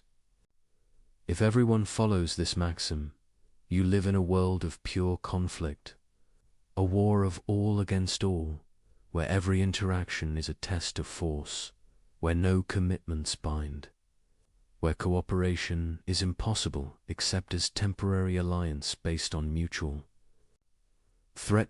In such a world, you cannot sleep safely, cannot trust anyone, cannot plan beyond immediate survival, cannot develop anything requiring time and cooperation, cannot build, create, or achieve anything complex. More fundamentally, you cannot even assert claims. When you say this is mine, you're making a claim that goes beyond mere physical possession. You're asserting a right that should bind others, even when you're not actively defending the resource. But if might makes right, there are no such rights. There's only current ability to control. The moment you turn your back, lose your strength, or face superior force, you lose everything. Can you will this? Can you rationally choose a world where you have no stable claims, no protected space, no security beyond immediate force? You cannot. Because willing requires planning. Planning requires stability. Stability requires that others respect claims. You're not currently enforcing with power. In other words, the power player depends on others not following the power maxim. They depend on a world where most people respect rights, keep commitments, and cooperate so the power player can exploit that cooperative order while refusing to be bound by it themselves. This is the classic exception Kant's ethics exposes. The power player wants the benefits of a moral, order-stable property, honored agreements, predictable behavior while claiming exemption from moral constraints themselves. But they cannot have both. If power is really the only reality, then their own claims based on power have no more validity than anyone else's. They cannot object when others use power against them. They cannot complain about injustice, betrayal, or violated agreements. Because, in a world of pure power, there is no justice. There is only force and counterforce. The formula of humanity reveals another dimension of this failure. When you treat others based solely on power relations, you're not engaging with them as rational agents. You're treating them as obstacles to overcome or resources to exploit. But you don't treat yourself this way. You regard yourself as an agent with legitimate projects, justified claims, and reasonable expectations. You think others should respect your interests, honor their commitments to you, and recognize your autonomy. This is inconsistent. Either rational agency creates legitimate claims, or it doesn't. If it does, then others' rational agency creates claims on you. If it doesn't, then your own rational agency creates no claims on others. You cannot coherently assert your own dignity while denying others. Because the same rational nature that grounds your claims grounds theirs. The power player might respond, "I'm not making moral claims. I'm just taking what I can. I don't ask others to respect my rights. I defend them with power." But this is self-deception. The moment the power player expects others to honor agreements, the moment they object to theft or betrayal, the moment they appeal to any principle beyond immediate force, they're making moral claims. And they do this constantly. When someone steals from them, they don't just physically resist. They claim it was wrong. When someone breaks an agreement with them, they don't just shrug. They assert betrayal. When someone challenges their authority, they don't just apply force. They justify their position. All of this reveals that even the pure power player doesn't actually believe might makes right. They believe it when they're exercising power over others. But when others exercise power over them, suddenly principles matter. Justice matters. Rights matter. This hypocrisy is built into the power position, because power by itself cannot justify anything. It's just a fact about who can do what. To move from "I can do this" to "I should be able to do this," or others should not interfere requires normative claims that go beyond power. And once you're making normative claims, you're in the moral domain. You're implicitly asserting principles that should bind others, regardless of their power to resist you. But if those principles bind others, they bind you. You cannot claim rights for yourself while denying them to others based solely on power. Differential. Kant saw that power ethics is fundamentally incoherent. It tries to assert claims while denying the basis of all claims. It depends on moral concepts while rejecting morality itself. There's also a practical problem. The power player assumes they'll always have power, but power is unstable. Fortunes change. Today's dominant become tomorrow's vulnerable. Age weakens. Circumstances shift. Allies become enemies. When you've built your position on pure power, you have no recourse when power fails. You've granted everyone the right to dominate you if they can. You've eliminated any basis for appealing to their restraint, compassion, or sense of justice. This is profoundly irrational. You're willing a world where you have no protection except strength, knowing that you will inevitably experience weakness. A rational person would want principles that bind others even when you lack power to enforce them. Principles that protect you when vulnerable, constrain you when strong, and create stable expectations for everyone. But these are precisely the principles the power player rejects. They want freedom when strong and protection when weak, but they cannot have both without accepting moral constraints that operate independently of power. The categorical imperative forces consistency. If you claim others should respect you regardless of whether you can force them to, you must respect others regardless of whether they can force you to. If you think there are constraints on what stronger parties can do to weaker ones, you must accept those constraints when you're stronger. There's no middle ground where power justifies your actions, but not others. Where might makes right when you're wielding it, but wrongs you when others wield it. The power player's logic collapses into either pure nihilism, nothing matters. There are no legitimate claims, force is the only reality, or concealed moralism, where they make exception for themselves while denying others the same claims. If they choose nihilism, they've given up any grounds for objecting to anything. They cannot complain about injustice, betrayal, cruelty. They can only resist or submit. This makes rational agency impossible, because agency requires being able to make and receive claims. If they choose concealed moralism, they're admitting that moral principles exist and bind others. But then why don't those same principles bind them? What makes them special? Usually the answer is, because I'm stronger, because I can, because I have the power to make exceptions for myself. But this is circular. You're using power to justify claiming exemption from moral principles, while depending on those principles to constrain others' use of power against you. This doesn't work.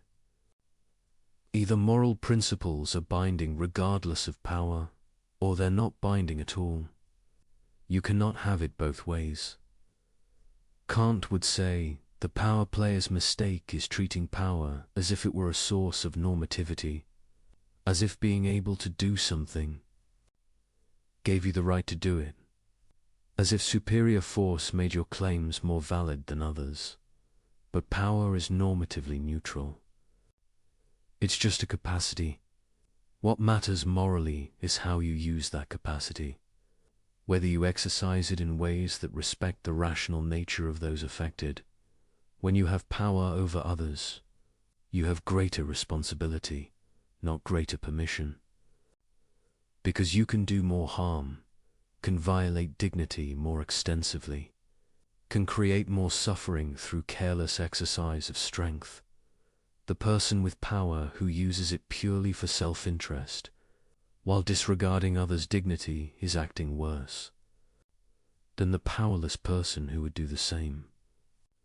Because they're doing more damage to the moral order, treating more people as mere means, causing more violation of rational agency. This is the opposite of what power ethics claims. It says power gives you a pass from moral constraints. Kant says power gives you greater obligations precisely because you can do more harm. The fundamental insight is this: rational agency is what grounds moral claims. Power has nothing to do with it. The weakest person has the same dignity as the strongest, the same status as an end in themselves, the same right to respect. Power can't change this. It can only create temptations to violate it and opportunities to uphold it. When the powerful respect the weak, despite having no external compulsion to do so, they demonstrate genuine moral character. They show they recognize dignity as unconditional, not dependent on whether others can force respect. When the powerful exploit the weak simply because they can, they reveal themselves as morally bankrupt. They show they recognize no principles. Beyond convenience, no constraints beyond external force. And most tellingly, they show they don't really believe their own position, because they still expect others to respect them, still make claims, still appeal to principles when it suits. Then, the power player wants moral order for themselves and moral freedom over others. But this cannot be universalized. It depends on asymmetry that cannot be rationally willed. Either we all live under power alone, in which case no one has legitimate claims and life is nasty, brutish, and short, or we all live under moral principles that bind regardless of power, in which case the strong must respect the weak. There is no coherent middle position where power justifies the strong dominating the weak, while moral principles protect the strong from each other. Kant's ethics reveals that might doesn't make right, it only makes might. And if that's all it makes, then the mighty have no more justified claims than anyone else. Their power is just a fact, not a justification. The only thing that makes claims justified, that gives anyone the right to expect anything from anyone, else is rational agency. And rational agency belongs equally to the strong and the weak, the powerful and the vulnerable, the dominant and the dominated. To recognize this is to see that power ethics is not just wrong, but incoherent. It asserts claims while denying the only possible basis of claims. It demands respect while refusing to give it. It wants the benefits of morality while rejecting moral constraints. And it cannot be universalized without destroying itself. The power player depends on others not being power players, depends on a world of generally moral behavior that they exploit while contributing nothing to its maintenance. This is parasitism, not realism, and Kant's ethics exposes it completely. I had no choice. The situation forced my hand. Anyone would have done the same. It was necessary. This is perhaps the most common moral excuse, not an assertion that the action was right, but a denial of responsibility, a claim that circumstances eliminated alternatives, that necessity overrode obligation, that the normal rules don't apply when you're backed into a corner. The excuse of necessity appears everywhere. The person who lies says they had to, that telling truth wasn't an option. The person who breaks a promise says circumstances changed, that keeping it became impossible. The person who betrays someone says they were forced, that they faced pressures, leaving no room for loyalty. Sometimes these claims are legitimate. Sometimes circumstances genuinely eliminate options, creating tragic situations where any choice causes harm. But far more often, the excuse of necessity is sophisticated self-deception, a way of denying agency when agency would require difficult choices, a way of avoiding responsibility by claiming helplessness. Kant's ethics cuts through this evasion ruthlessly. First, we need to distinguish genuine necessity from false necessity. Genuine necessity means literal impossibility. You cannot keep a promise to meet someone if you're physically prevented from traveling. You cannot tell truth if you're unconscious. You cannot fulfill an obligation if circumstances make the action literally impossible. But this kind of necessity is rare. Most claims of necessity aren't about impossibility, but about cost. I had to lie usually means telling truth would have been costly. I had to break my promise usually means keeping it would have been difficult. I had no choice usually means the alternative was uncomfortable. This is false necessity. Not the elimination of options, but the rejection of options you don't. Like, Kant would ask, What's your maxim when you claim necessity? I will violate moral obligations when following them would impose costs I'm unwilling to bear. Can this be universalized? Can you will that everyone abandons moral constraints whenever they face significant difficulty? Obviously not, because moral obligations are binding precisely in difficult circumstances.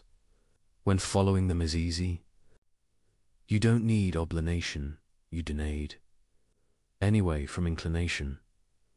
The whole point of moral duty is that it applies even when you don't want to follow it, even when following it is costly, even when alternatives would be easier. If everyone abandoned moral constraints when circumstances became difficult, there would be no moral constraints at all.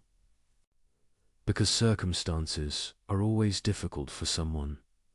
There's always some pressure, some cost, some reason why following morality is inconvenient. The person claiming necessity is making a classic exception. They want others to follow moral obligations even when difficult, but they claim exemption when facing their own difficulties. This is the familiar pattern. Universalization exposes asymmetry.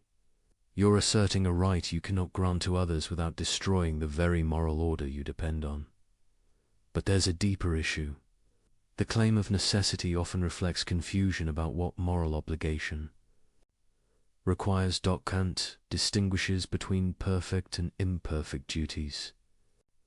Perfect duties are strict and allow no exceptions. You must never lie, must never treat someone merely as means, must never violate the categorical imperative. Imperfect duties allow latitude in how and when you fulfill them. You should help others, should develop your talents, should promote your own happiness. But you have discretion about specific applications. When people claim necessity, they're usually trying to turn perfect duties into imperfect ones.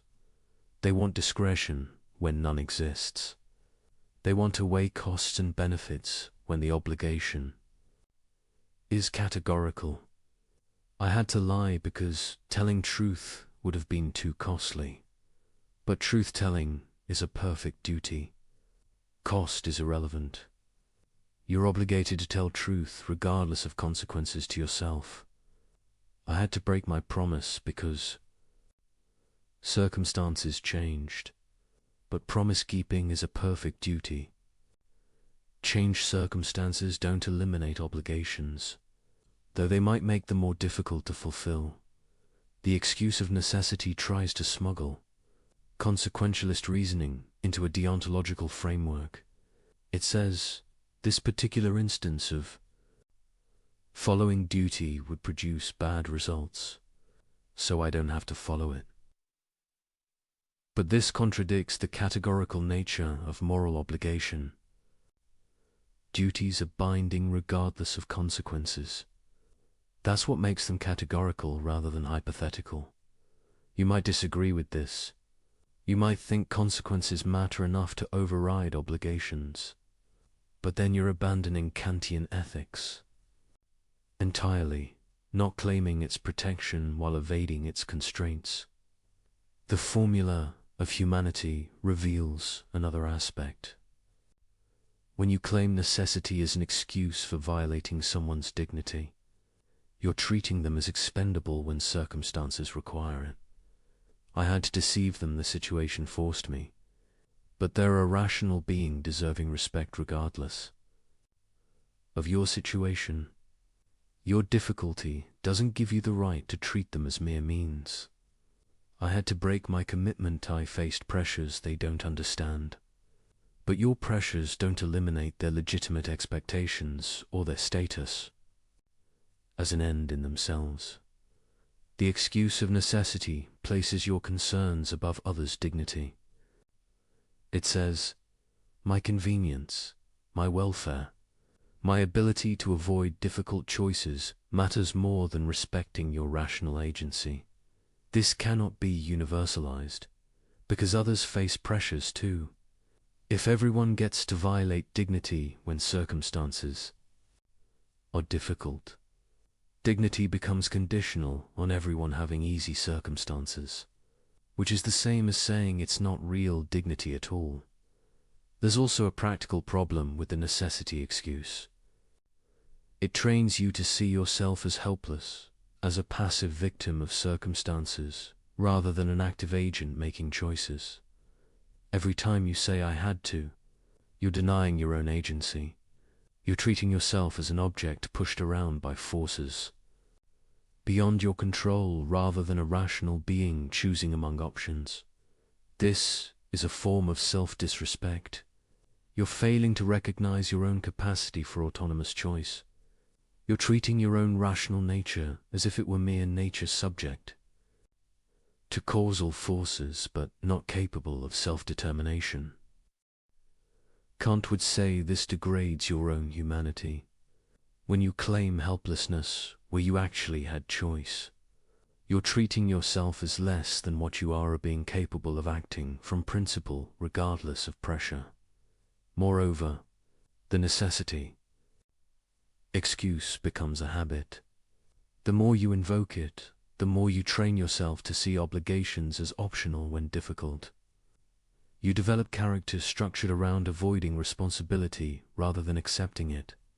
This corrupts moral judgment.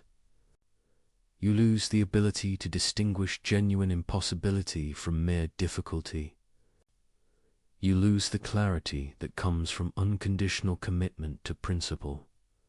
Over time, you become someone who always finds reasons why normal rules don't apply to you, why your situation is special, why circumstances justified the exception. But, of course, everyone's situation feels special to them. Everyone faces pressures they think others don't understand. Everyone encounters circumstances that make morality inconvenient. If necessity excuses everyone, it excuses no one.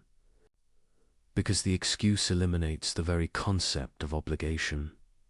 Kant saw this clearly.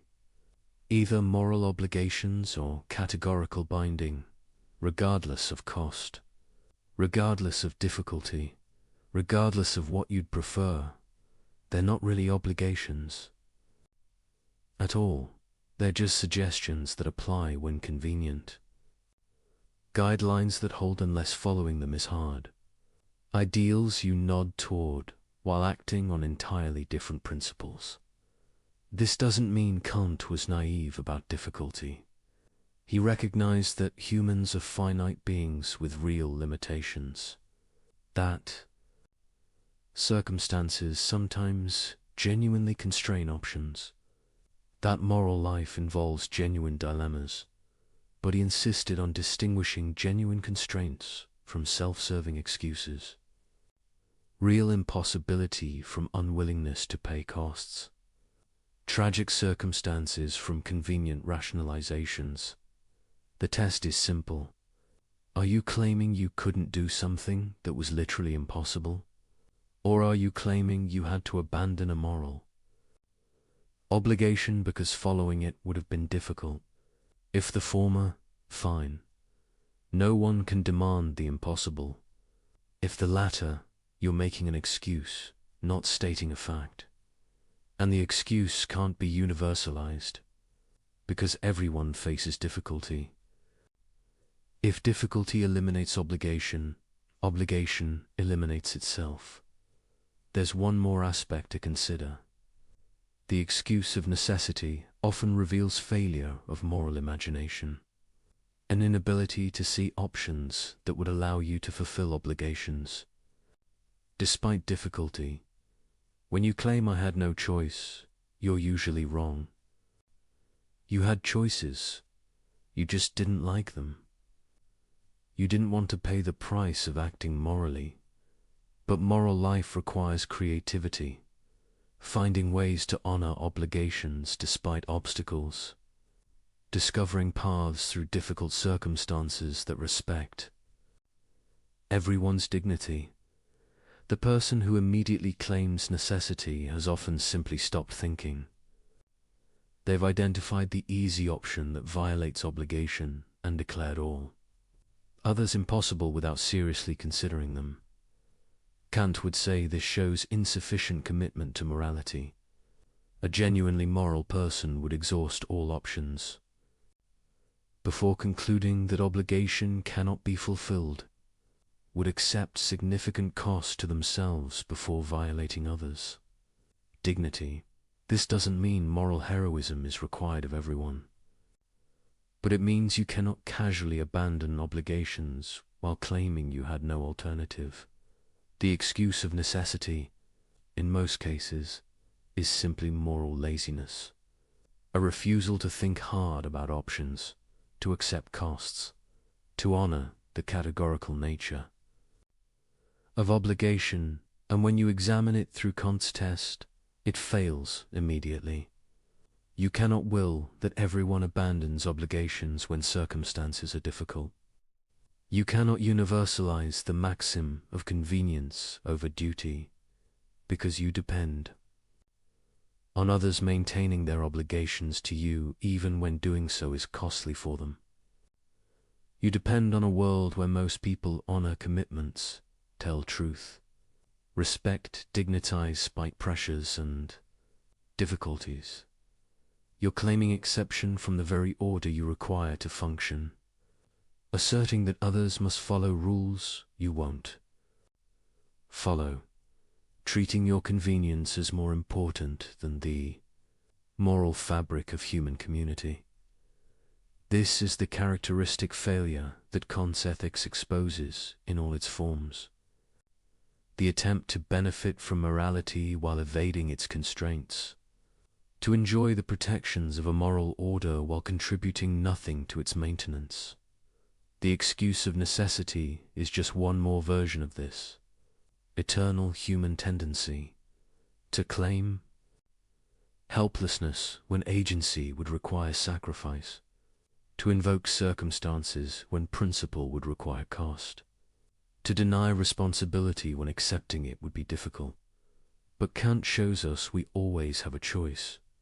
Not always an easy choice, not always a choice we like, not always a choice that spares us difficulty, but a choice nonetheless, between following the categorical imperative or violating it, between respecting human dignity or treating people as means, between acting from duty or from inclination.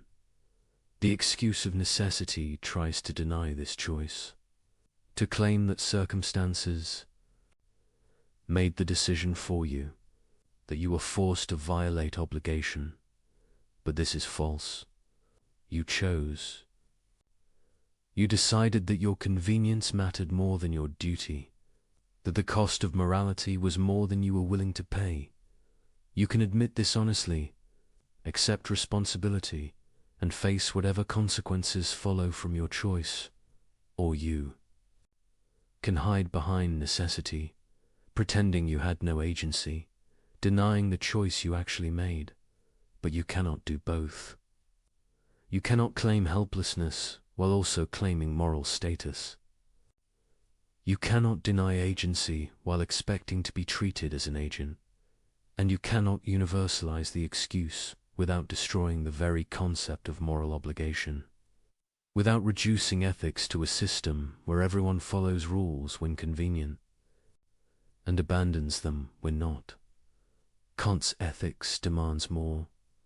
It demands recognition that moral obligation binds regardless of difficulty, that human dignity matters regardless of cost, that some things are simply required of rational beings, regardless of whether circumstances make compliance easy. This is demanding. It's meant to be. Because morality isn't about convenience, it's about what rational agency itself requires, about what must be true if human community is to be possible at all. And the excuse of necessity, in the end, is just another way of denying these truths while depending on them, of claiming helplessness while demanding that others remain bound by principles you refuse to follow. Kant's test exposes this completely. and leaves no room for the comfortable lie that circumstances can eliminate what reason demands. We've seen how various justifications for immoral behavior fail the categorical imperative, but there's a deeper pattern worth exploring. A reason why bad maxims always fail universalization, and understanding this pattern reveals something profound about the structure of morality itself. Every immoral maxim has the same fundamental problem. It depends on conditions it simultaneously undermines. It requires stability it destroys. It exploits an order it refuses to maintain. Think about lying. The liar needs people to believe them. But lying, if universalized, destroys belief itself. The practice of communication depends on a presumption of truthfulness. When that presumption collapses, words lose their power to convey information.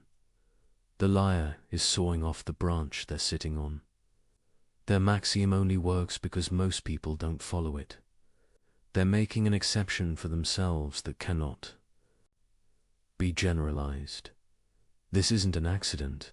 It's structural, built into the nature of rational agency in communication. When you speak, you implicitly claim to be communicating something true. Not necessarily that your statement corresponds to reality, but that you believe what you're saying. You're presenting your words as expressions of your actual thoughts. Lying violates this implicit claim. You're using the communication system while refusing to play by its rules. You're exploiting others' assumption of good faith while acting in bad faith yourself. This is why the contradiction isn't just about consequences. It's about the internal coherence of the maxim itself. You cannot universalize lying because doing so destroys the very practice that makes lying possible. The same pattern appears in promise breaking. Promises work because people generally keep them. They create expectations that guide planning and enable cooperation. When someone makes a promise, others adjust their behavior in reliance on that commitment. The promise breaker exploits this system. They gain the benefits of being trusted, without bearing the costs of being trustworthy. They want others to treat their promises as binding while treating those same promises as optional for themselves. But if everyone broke promises when convenient, the institution of promising would dissolve. No one would adjust their behavior based on commitments. Promises would become mere predictions, not obligations. The promise breaker, like the liar, depends on others maintaining what they refuse to maintain. They're parasitic on a practice they're undermining. This reveals something important about why Kant's ethics works. It's not imposing arbitrary constraints from outside. It's showing what rational agency itself requires. To be a rational agent is to act for reasons, to claim that your actions are justified. And to claim justification is to assert principles that apply beyond your particular case. When you act, you're implicitly saying, this type of action, in these types of circumstances, is permissible. You're making a universal claim, whether you realize it or not. The categorical imperative simply makes this implicit universality explicit. It asks, can your maxim actually function as a universal principle, or does it depend on others not following it? If the latter, you're being incoherent. You're claiming a justification that undermines itself when universalized. You're trying to have things both ways to benefit from a practice while refusing to maintain it.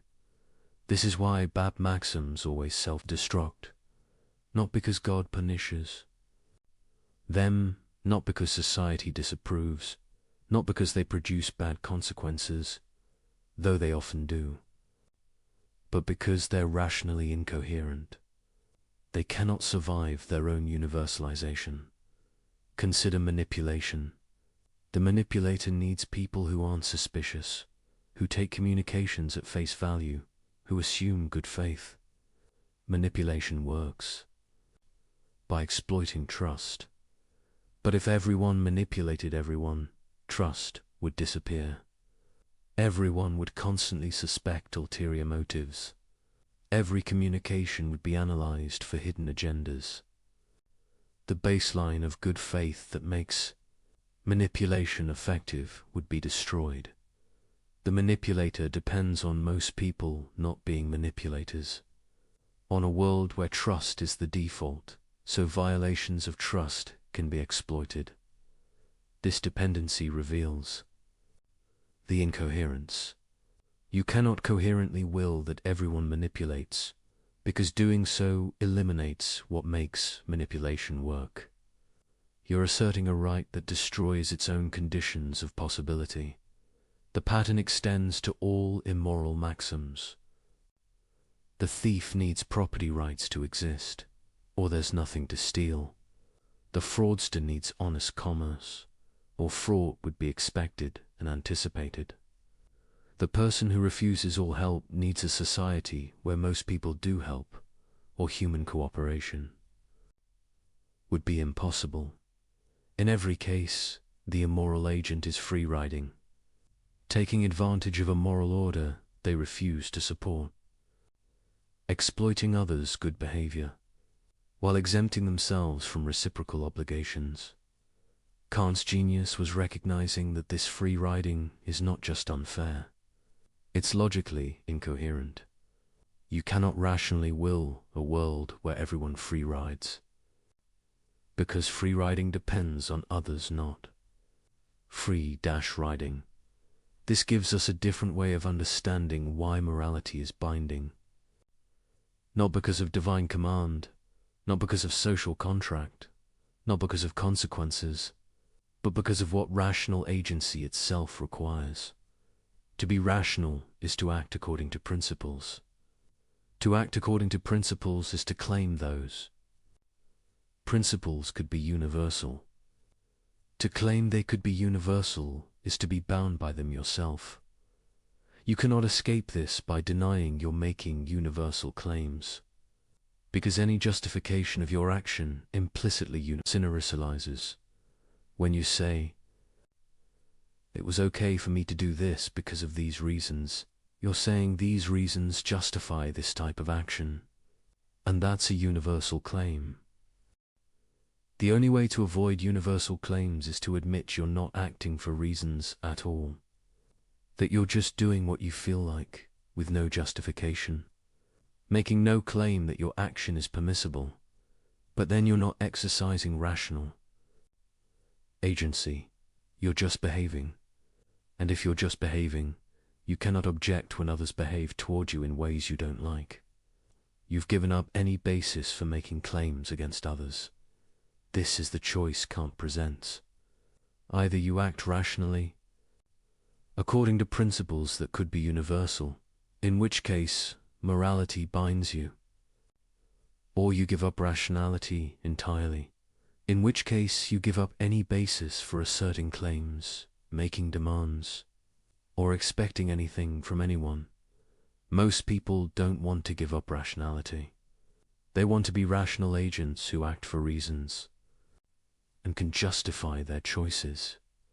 But they also want to avoid moral constraints when those constraints are inconvenient. Kant shows this is impossible. You cannot claim rational agency for yourself while denying its implications. You cannot assert justifications while refusing to universalize them. You cannot expect others to respect your claims while refusing to respect theirs. The self-destructive nature of bad maxims isn't a curious feature. It's the fundamental fact about immoral action. Every violation of the categorical imperative is an attempt to assert something that cannot be coherently asserted, to claim a right that destroys itself. When universalized, to enjoy benefits while refusing to bear their costs. This is why you can always tell when someone's reasoning is bad. Not because you have moral intuitions that disagree, not because you calculate different consequences, but because their maxim, when made explicit and universal, reveals its own incoherence.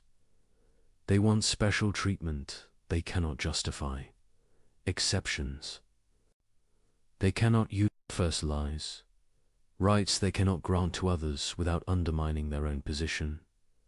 Kant gives us the tool to see this, to take any proposed action, any justification, any moral claim and test whether it can survive its own.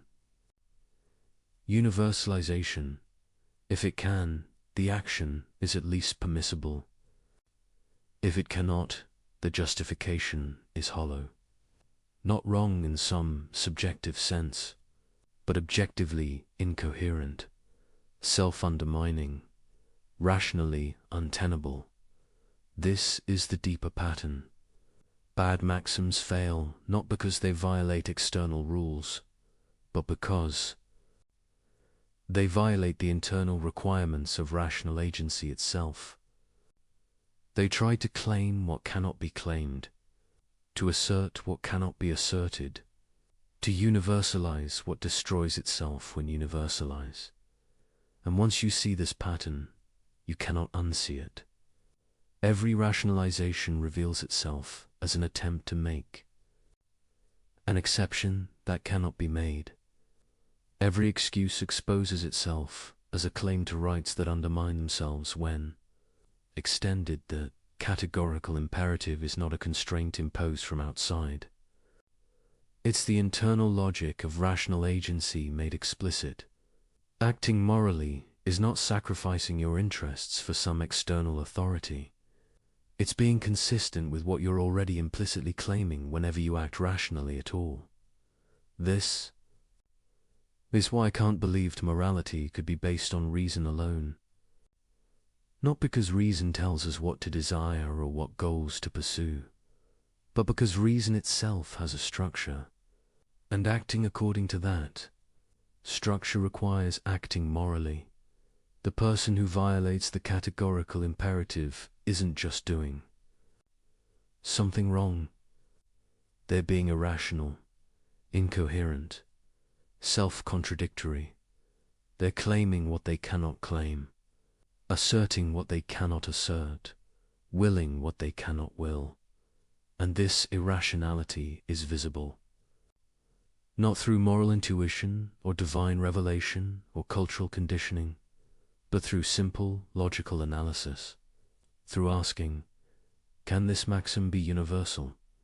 Does it survive its own generalization, or does it depend on conditions it undermines? When you ask this question honestly, bad maxims always reveal themselves. They collapse under their own weight. They prove unable to sustain what they require. This is the deeper pattern, and understanding it transforms how you think about morality. It's not about following rules because someone said so. It's about being coherent, about not soaring off the branch you're sitting on, about not claiming rights you cannot grant, about not willing what cannot be willed.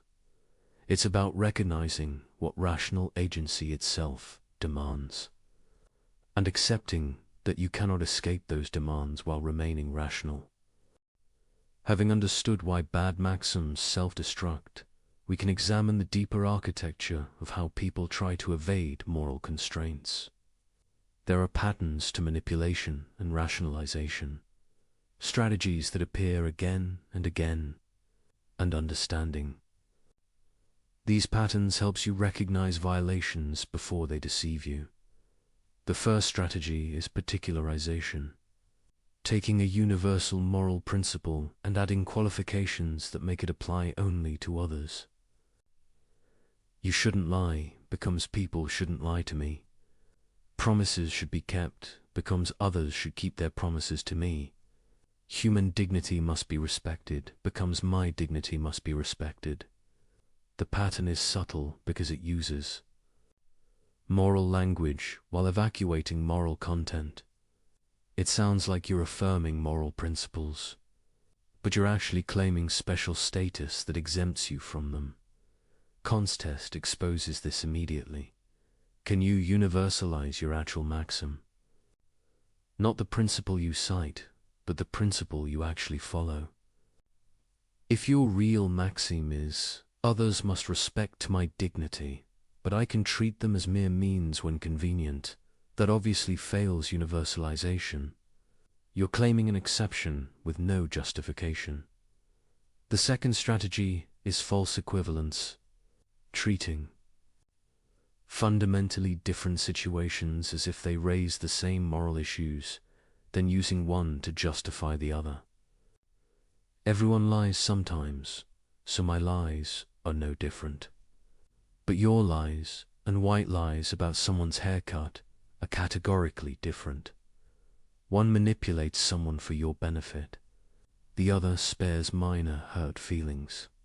The maxims are completely different. All business involves some exploitation, so my exploitation is normal.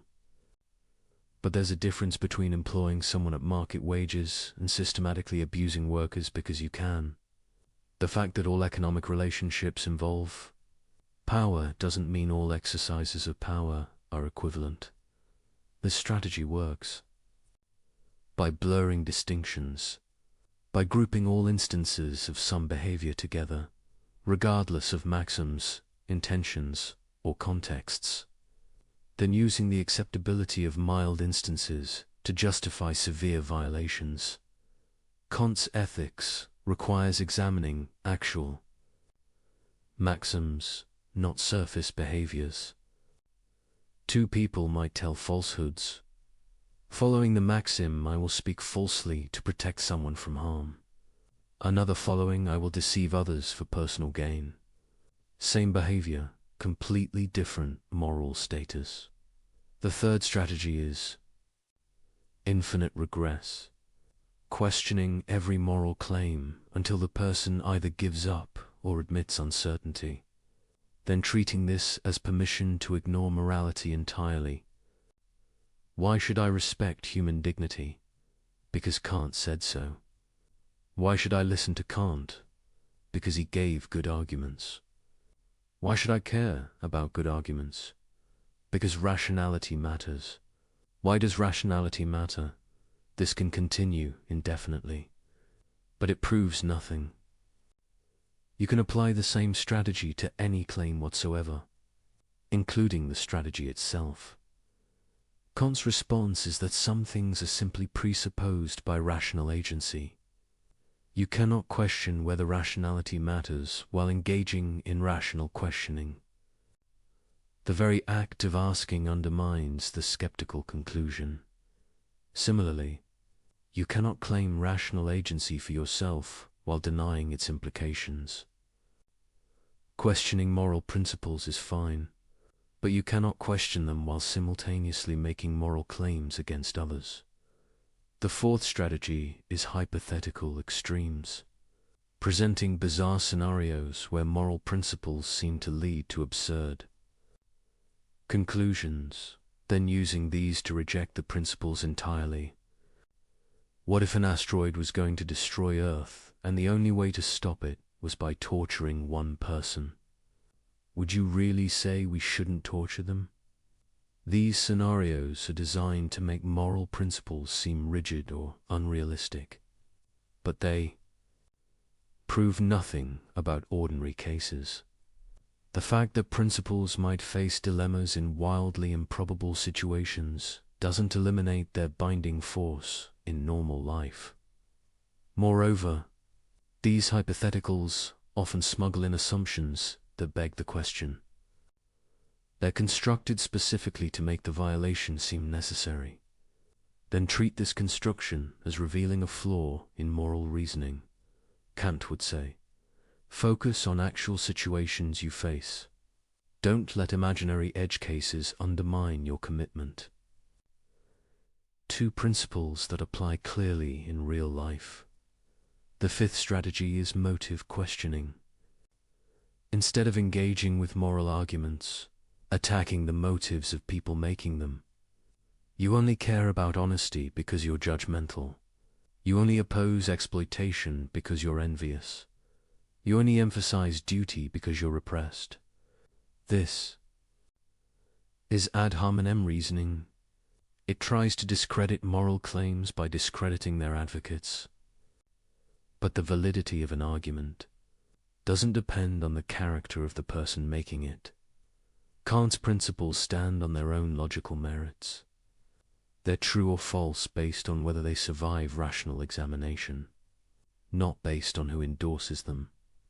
The sixth strategy is selective empathy, focusing intensely on how moral principles constrain you while ignoring how your violations harm others. When told not to lie, you vividly imagine the awkwardness of telling truth. When told not to manipulate, you focus on how difficult, honest persuasion would be. When told not to break promises, you emphasize how circumstances have changed, but you don't imagine what it's like to be lied to be manipulated, to have commitments broken. You don't feel the violation of agency, the loss of dignity, the harm to trust. This asymmetry allows you to see moral constraints as unreasonable impositions, while not seeing your violations as significant. Wrongs, Kant would say, apply the formula of humanity consistently. Imagine yourself in the position of those affected by your actions. Ask whether you're treating them as you'd want to be treated, as an end, not merely as a means. The seventh strategy is moral diffusion, spreading responsibility so widely that no one feels personally accountable. Everyone else is doing it. The system is corrupt anyway. My individual action doesn't matter. I'm just following orders. It's not my decision alone. Each statement might be factually true. Others might be doing it. The system might be corrupt. Your individual action might have small impact. You might be following orders, but none of this eliminates your personal responsibility for your own maxims. You choose what principles to act on. That choice is yours, regardless of what others do or what systems you operate within. Kant's ethics is radically personal. You're responsible for your maxims. You must ask whether you can universalize them. You cannot evade this by pointing to others' behavior or institutional structures.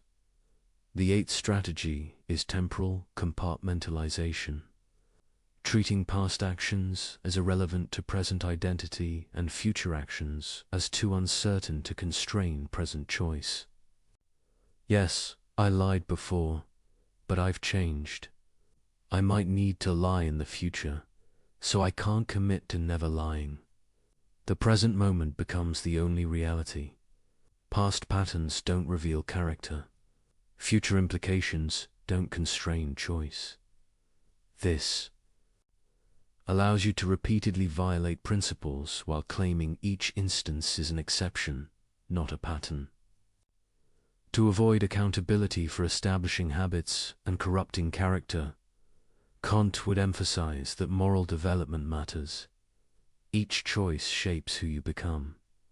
Each exception makes the next exception easier.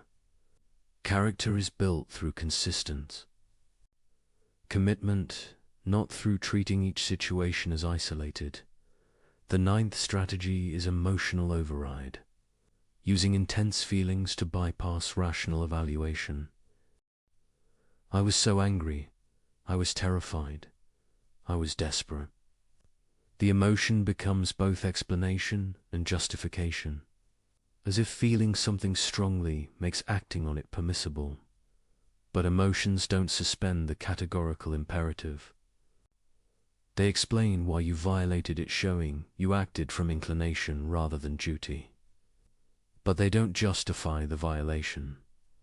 Kant isn't saying emotions are bad. He's saying they can't override moral obligation. When duty and inclination conflict, Duty must prevail if you're to be genuinely moral rather than merely following your feelings. The 10th strategy is definitional games. Redefining terms to make violations seem like compliance. I'm not lying, I'm being strategic with information. I'm not manipulating, I'm influencing. I'm not exploiting. I'm engaging in mutually beneficial exchange. I'm not violating dignity. I'm being realistic about human nature. The words change, but the underlying maxims remain the same. You're still deceiving, still treating people as mere means, still making exceptions for yourself. Kant would focus on the actual maxim you're acting on, regardless of how you label it. What principle are you really following? Can that principle be universalized? Understanding these strategies reveals something important. They're all variations of the same fundamental evasion, trying to claim moral status while avoiding moral constraint, claiming others must respect you while refusing to respect them, claiming rights while denying equivalent rights to others, demanding principle from others while allowing exceptions for yourself. Every strategy tries to maintain the asymmetry that Kant's ethics exposes, to preserve the gap between how you want to be treated and how you're willing to treat others. This is why manipulation has an architecture. It's not random. It follows patterns because it's always trying to solve the same problem. How to violate the categorical imperative while claiming its protections? The answer is, you can't, not coherently. Every evasion strategy fails under examination. Every rationalization reveals itself as special pleading. Every exception proves unable to generalize. But humans are remarkably persistent. When one strategy fails, we try another. When direct violation is too obvious, we obscure it with rhetoric. When logical analysis exposes the problem, we appeal to emotion or authority. The architecture of manipulation is intricate because people are clever. But it's also fragile because all its structures rest on the same incoherent foundation. The attempt to have moral order without moral constraint. Recognizing these patterns makes you harder to manipulate and less likely to manipulate yourself. When someone tries one of these strategies, you can identify it. When you're tempted to rationalize, you can catch yourself. The categorical imperative, once truly understood, acts like a philosophical immune system. It recognizes attempts to evade it, rejects sophistical reasoning, and maintains clarity about what rational consistency requires. This doesn't make moral life easy. Recognizing manipulation doesn't eliminate temptation. Understanding doesn't automatically produce right action, but it does strip away comforting illusions. It makes self-deception harder. It exposes the architecture of rationalization so you can see it operating in yourself and others. And seeing clearly is the first step toward acting well. Throughout our exploration, one concept has appeared again and again: autonomy. It's time to understand why this concept is so central to Kant's ethics and why it unlocks everything else. The word autonomy literally means self-law. Auto, self. Nomos, law.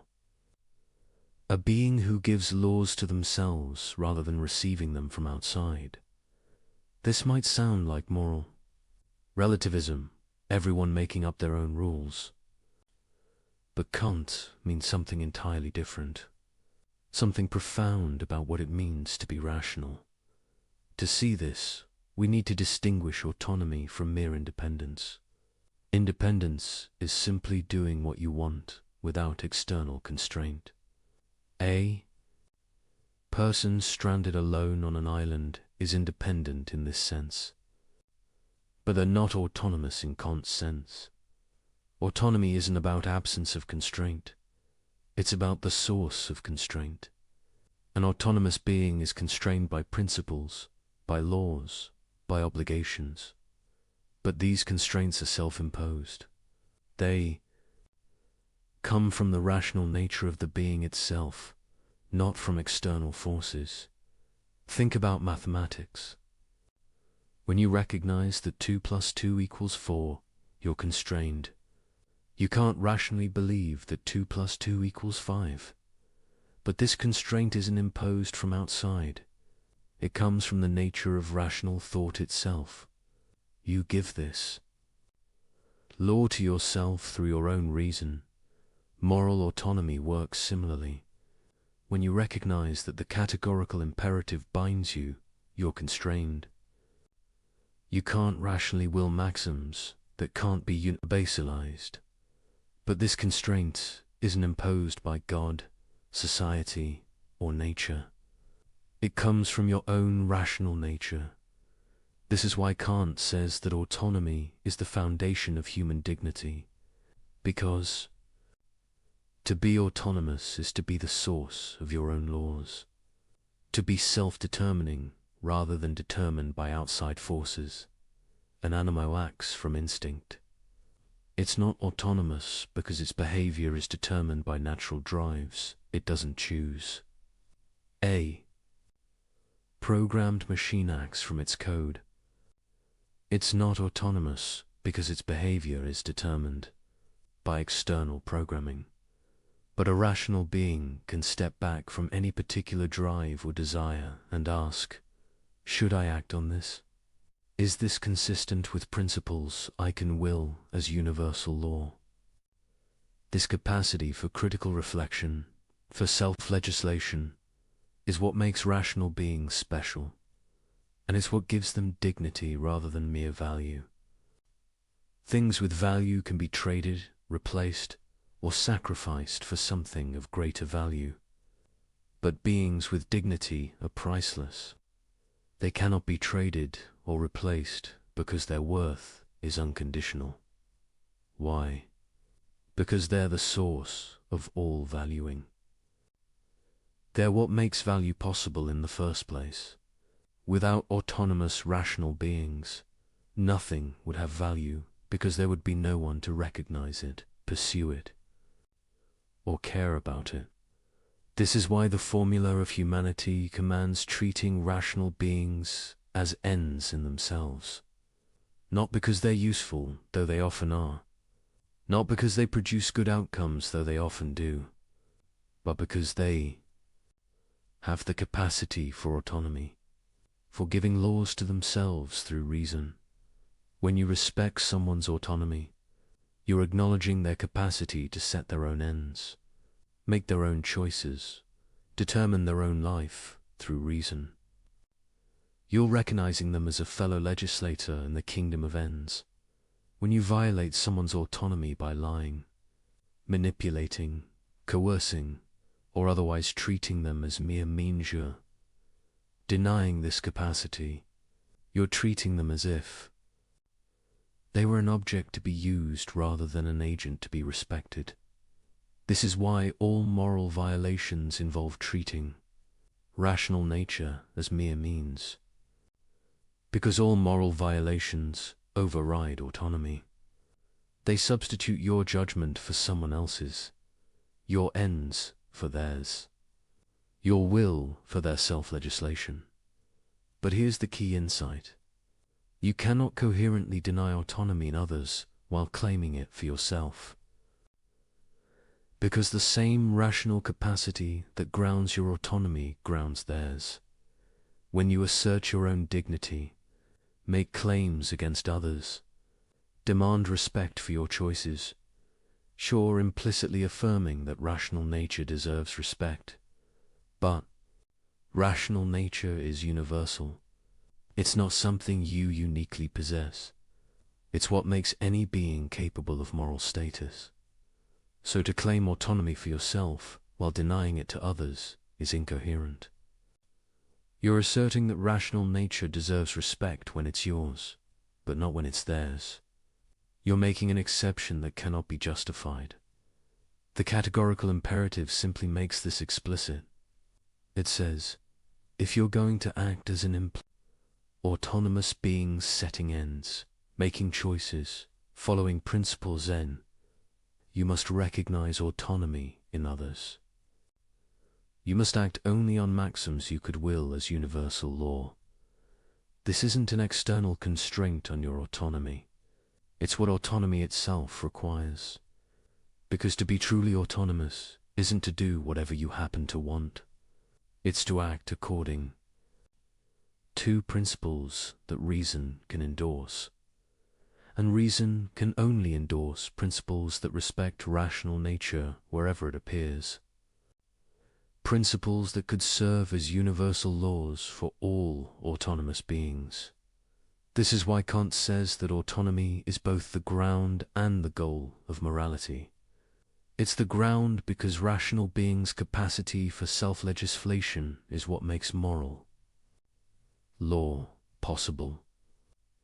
It's the goal because moral action aims to respect and promote autonomy in all rational beings. When you act morally, you're exercising your own autonomy, giving law to yourself through reason, and you're respecting others, autonomy treating them as self-legislating beings rather than mere objects. This creates a beautiful symmetry. Moral action expresses what you are, an autonomous being, while recognizing what others are equally autonomous beings.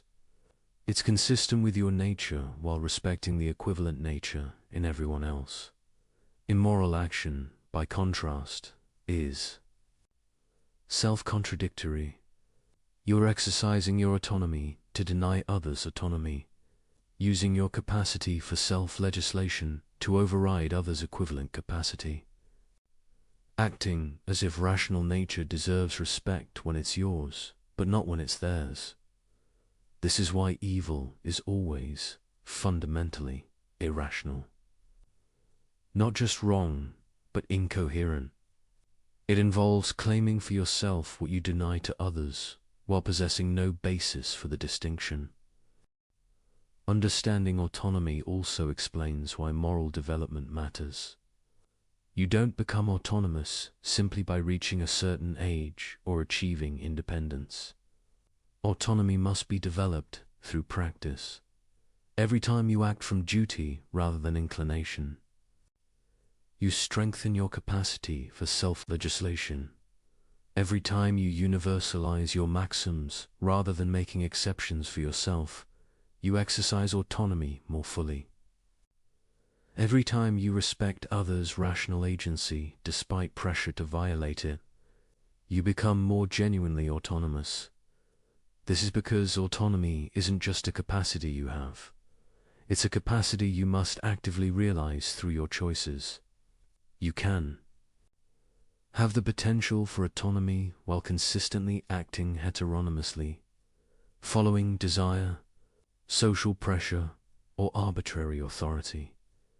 True autonomy requires consistently choosing to act from principles that reason itself endorses, and that means acting morally.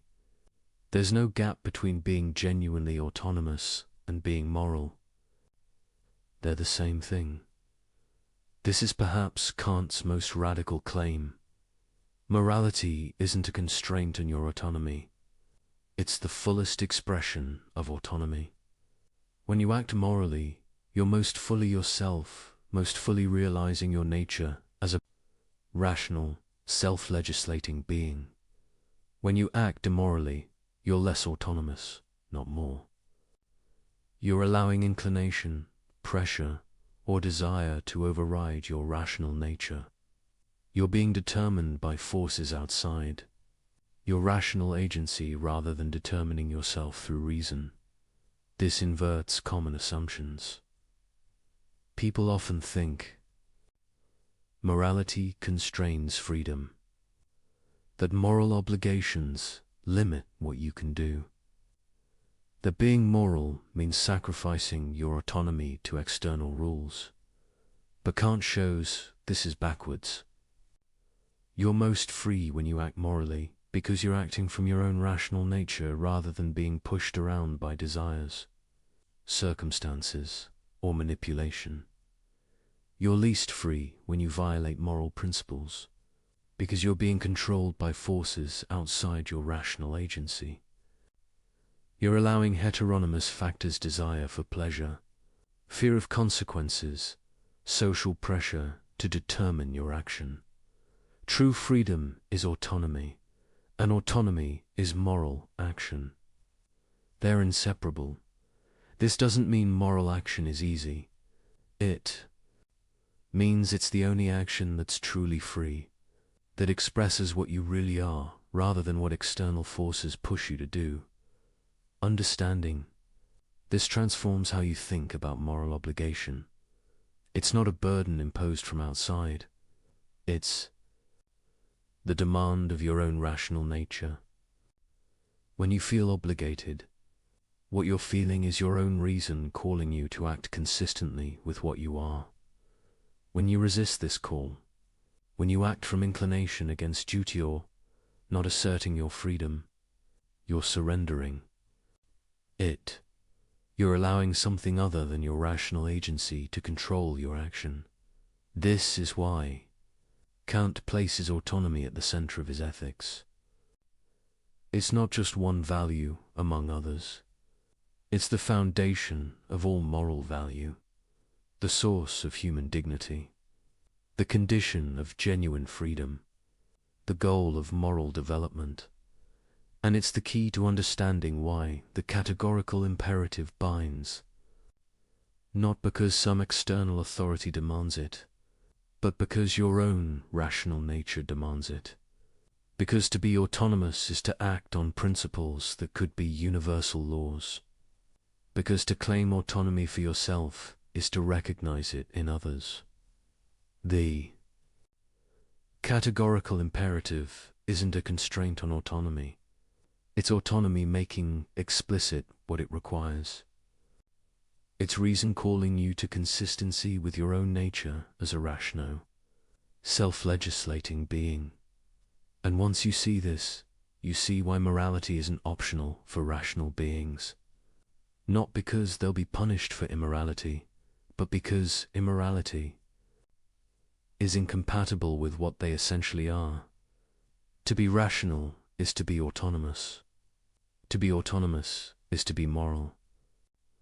There's no way to be fully human, fully realizing your nature as a rational being, while consistently violating the categorical imperative. This is autonomy's central place in Kant's ethics. Not just important, but foundational. Not just a value, but the condition of all value. Not just relevant to morality, but identical with it. Understanding this unlocks everything else we've explored. Why bad maxims self-destruct, why manipulation fails universalization, why moral violations are irrational, why human dignity is unconditional. All of it flows from the nature of autonomy, from what it means to be a rational being capable of giving law to yourself through reason. From the recognition that this capacity is what makes morality possible and what morality must protect. Kant gave us a third formulation of the categorical imperative, one that synthesizes the insights of the first two while pointing towards something aspirational. He called it the formula of the kingdom of ends. Act according to maxims of a universally legislating member of a merely possible kingdom of ends. This formulation is more complex, but it captures something beautiful about what morality aims toward. A vision of human community at its best. A kingdom is a systematic union under common laws. But this isn't a political kingdom ruled by a monarch. It's a moral kingdom where all members are both legislators and subjects. Each member legislates universal laws through their rational nature, but each is also subject to the very laws they legislate. You make moral law through your reason, but you're also bound by it. This dual status, legislator and subject, simultaneously is what distinguishes the kingdom of ends from hierarchical structures. There's no ruler imposing law on subordinates. Everyone participates equally in moral legislation. The kingdom consists of ends, rational beings who are valuable in themselves, not merely as means. Each member recognizes every other member as an end. Each treats everyone else with the respect due to autonomous agents. This creates a moral community, where everyone relates to everyone else as fellow rational beings, where no one is used as a mere tool, where each person's dignity is recognized and respected by all. Kant describes this as a merely possible kingdom because it's an ideal rather than a current reality. No actual human society fully realizes it, but it represents the goal toward which moral action tends when you act according to the categorical imperative. You're legislating for this kingdom. You're acting as if it already existed. You're treating others as ends, following only maxims. That could be universal laws, recognizing the dignity of all rational beings. Each moral action is like a vote for the kingdom of ends, a contribution toward making it real, a refusal to treat the current state of imperfection as justification for further violation. The beauty of this vision is how it combines equality with respect. Everyone is equal as a legislator each person's. Rational nature has the same status and authority, but this equality grounds respect rather than uniformity. Each person's unique ends, projects, and choices deserve respect precisely because they're exercises of autonomous, rational agency. The kingdom of ends isn't a place where everyone does the same things or pursues identical goals. It's a community where everyone pursues their own rationally chosen ends while respecting others' equivalent freedom to do the same. This vision has political implications. It suggests what legitimate political authority looks like. Not rule by the powerful over the weak, but self-governance by rational beings who recognize each other's equal status. Laws are legitimate when they could be willed by everyone as self-legislation. When they respect the autonomy of all citizens, treating them as ends rather than means. When they create conditions for each person to develop and exercise their rational capacities. But the kingdom of ends goes beyond politics. It's a moral ideal that applies to all human relationships, to families, friendships, businesses, institutions, any context where rational beings interact. In each context, the question is, are people treating each other as ends in themselves, as autonomous agents whose dignity deserves respect? Or are they treating each other as mere tools, as means to their own ends? A family that respects the kingdom of ends would recognize each member's rational agency. Parents would guide children toward autonomy rather than merely controlling them. Adults would respect each other's choices, even when disagreeing. Relationships would be structured by mutual respect rather than domination. A business that respected the kingdom of ends would treat workers as agents, not resources. Customers as persons, not revenue sources. Communities as partners, not externalities. Profit would be pursued within constraints, set by respect for human dignity. An institution that respected the kingdom of ends would empower rather than subordinate. It would create space for people to exercise autonomy rather than merely following orders. It would be accountable to those it affects rather than imposing decisions on them. None of this means conflict disappears. Rational beings with different ends will sometimes clash, but in the kingdom of ends, these conflicts are resolved through reason, dialogue, and respect rather than through power, manipulation, or violation of dignity. The ideal might seem impossibly distant. Human societies are full of hierarchy, exploitation, and violation. Most relationships involve some degree of using others as means. Perfect respect for autonomy seems utopian, but Kant would say this doesn't undermine the ideal. It just means we have work to do. Each action that respects dignity moves us closer. Each refusal to treat people as mere means contributes to realizing the kingdom. And importantly, you can act as a member of the kingdom of ends regardless of whether others do. You can treat people as ends even when they treat you as means. You can follow universal laws even in an unjust world. This is what acting from duty means. Not waiting until conditions are perfect, but acting morally now. Treating the kingdom of ends as already existing through your own behavior, even when others haven't caught up. This is hard. It means respecting people's dignity even when they don't respect yours. Maintaining moral principles even when others violate them. Acting as if rational nature deserves unconditional respect even in circumstances that make this costly. But it's the only way the ideal can ever be realized. Not through some sudden transformation, but through individuals choosing to act morally despite imperfect conditions.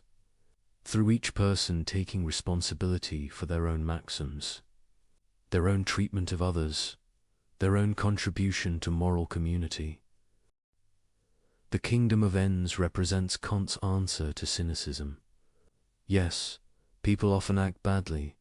Yes, the world is full of exploitation and violation. Yes, perfect justice seems impossibly distant. But this doesn't mean moral action is pointless. Every moral action is a contribution. Every respect for dignity creates a small instance of the kingdom.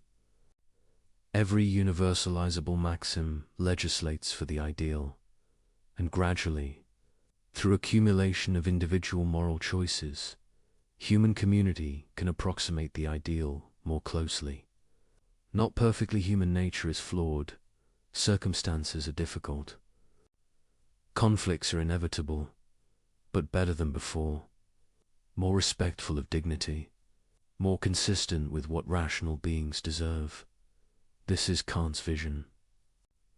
Not naive optimism about human goodness, but realistic hope based on what autonomy makes possible. Not fantasy about perfection, but commitment to progress through moral action. The kingdom of ends is the goal. The categorical imperative is the path. Each individual's choice to act morally is a step forward. And while no one can create the kingdom alone, everyone can refuse to act as if dignity doesn't matter. This refusal, this commitment to treating rational nature as an end regardless of circumstances is what moral action means. And it's available to everyone, always, regardless of what others do. You cannot create the kingdom of ends by yourself, but you can be its representative in every action. You can legislate its laws through your maxims.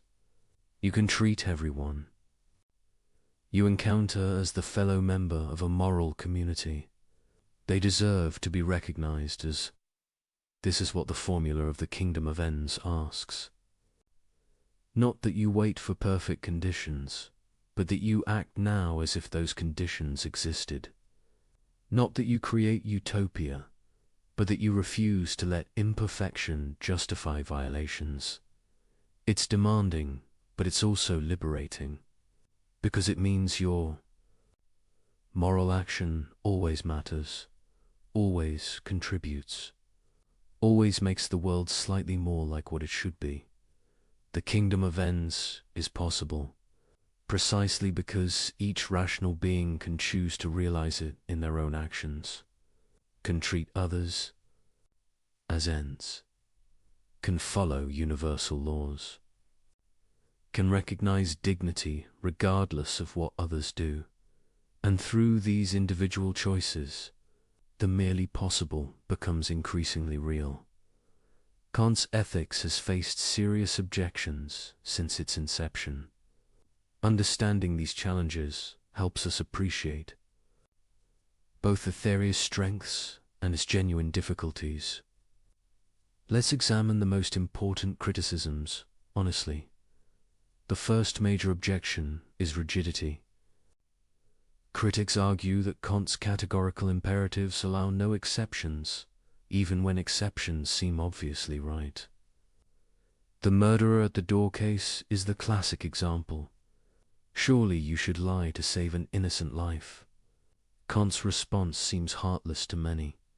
He insists you cannot lie even here. This leads critics to say his ethics is too rigid for real life, that it produces counterintuitive conclusions, that flexibility matters. But defenders point out that Kant offers options besides lying. You can refuse to answer.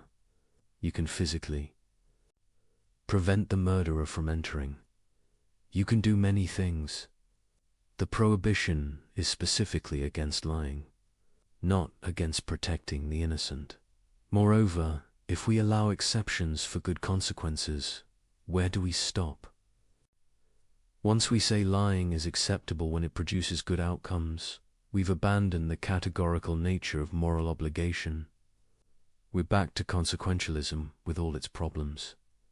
The deeper response is that Kant's ethics isn't about maximizing good outcomes.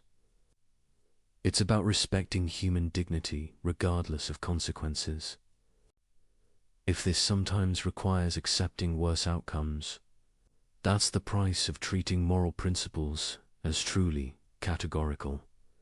You might still disagree, but the disagreement is about whether morality is fundamentally deontological or consequentialist, not about whether Kant is consistent within his framework. The second objection concerns conflicts of duty. What happens when two perfect duties conflict? When keeping one promise requires breaking another? When telling truth to one person means violating confidentiality to another? Kant has no clear procedure for resolving these conflicts. He tends to deny they can genuinely occur, to suggest that careful analysis will reveal one duty takes priority, or that there's a creative solution respecting both. But critics say this is unrealistic. Real life does present tragic choices where any option violates some duty. Kant's ethics seems to break down here. Defenders argue this objection misunderstands the theory. Kant isn't claiming moral life is easy or that dilemmas never occur. He's claiming that moral principles are categorical. When you face a genuine dilemma, you do your best to reason through which obligation is stronger, then accept responsibility for the choice. The theory doesn't provide mechanical answers, but it does provide a framework for thinking through difficult cases. And it prohibits certain easy outs like sacrificing others' dignity for your convenience. The third objection involves moral motivation. Kant says actions have moral worth only when done from duty rather than inclination. But this seems to devalue natural sympathy, love, and compassion. Surely the person who helps others from genuine care is more praiseworthy than someone who helps grudgingly from duty alone. Doesn't Kant's ethics make morality cold and mechanical? Kant's response is often misunderstood. He's not saying emotions are bad or that you should help people without caring about them. He's saying moral worth comes from acting on principle, not from acting on feeling alone, when duty and inclination align. That's wonderful. When you help someone you care about, you're acting from both duty and love. But the moral worth specifically comes from the recognition that you would have obligations, even if you didn't feel like helping. The person who helps only when they feel like it isn't genuinely moral. They're just following their feelings. Moral. Character requires helping even when you don't feel like it, because duty requires it. The fourth objection concerns application. How do you determine the right level of specificity for maxims? How do you know which features of your situation are morally relevant? The theory seems to require perfect judgment while providing limited guidance. This is a fair concern. Kant's ethics requires practical wisdom to apply correctly. You can't just mechanically test maxims without understanding which formulations capture the morally relevant features. But defenders argue this is true of any ethical theory. All require judgment in application. Kant at least provides clear principles to guide that judgment, the tests of universalization and respect for humanity. Moreover, practice improves judgment. As you apply the categorical imperative over time, you develop better intuitions about which maxims accurately describe your actions and which features matter morally. The fifth objection involves scope. Does the categorical imperative apply to non-human animals, to future generations, to artificial intelligences if they become rational? Kant's framework seems unclear about boundaries. Kant himself limited moral status to rational beings. Animals, in his view, have only indirect moral significance. We shouldn't be cruel to them because cruelty corrupts our character, not because they have rights. Many modern philosophers find this too narrow. They argue that the capacity to suffer, not just rationality, creates moral status, that we have direct duties to animals, not just indirect ones mediated through effects on human character. This is a real tension. Kant's focus on rational agency as the sole source of moral status seems problematic to many contemporary thinkers. But extending moral status beyond rational agency requires rethinking the foundation of his theory. The sixth objection concerns realism. Is Kant's account of autonomy psychologically realistic? Can humans really act from pure rational principle, rather than emotion and desire? Doesn't his theory require capacities humans don't have? Research in psychology and neuroscience suggests that emotion and reason are deeply intertwined. The so-called rational decision-making always involves emotional components. That pure practical reason might be a myth. Defenders argue Kant isn't denying the role of emotion. He's making a normative claim about what gives actions moral worth, not an empirical claim about how human psychology actually works. Moreover, the fact that perfect autonomy is difficult doesn't make it irrelevant. It's an ideal we can approximate, a standard that guides self-improvement, even if we never achieve it completely. These objections are serious. They point to genuine difficulties in Kant's ethics, but none of them devastate the theory. Each has responses that preserve the core, insights while acknowledging limitations. Perhaps the fairest assessment is this: Kant's ethics captures something deeply true about morality and human dignity. The categorical imperative reveals real inconsistencies in immoral reasoning. The formula of humanity identifies genuine violations we should care about, but the theory isn't perfect. Application requires judgment it doesn't fully provide. Some conclusions seem counterintuitive. Some questions don't have clear answers within the framework. This doesn't mean we should abandon Kant. It means we should engage with his ideas thoughtfully. Take what works, grapple with what doesn't, and recognize that ethical thinking is an ongoing project without final answers.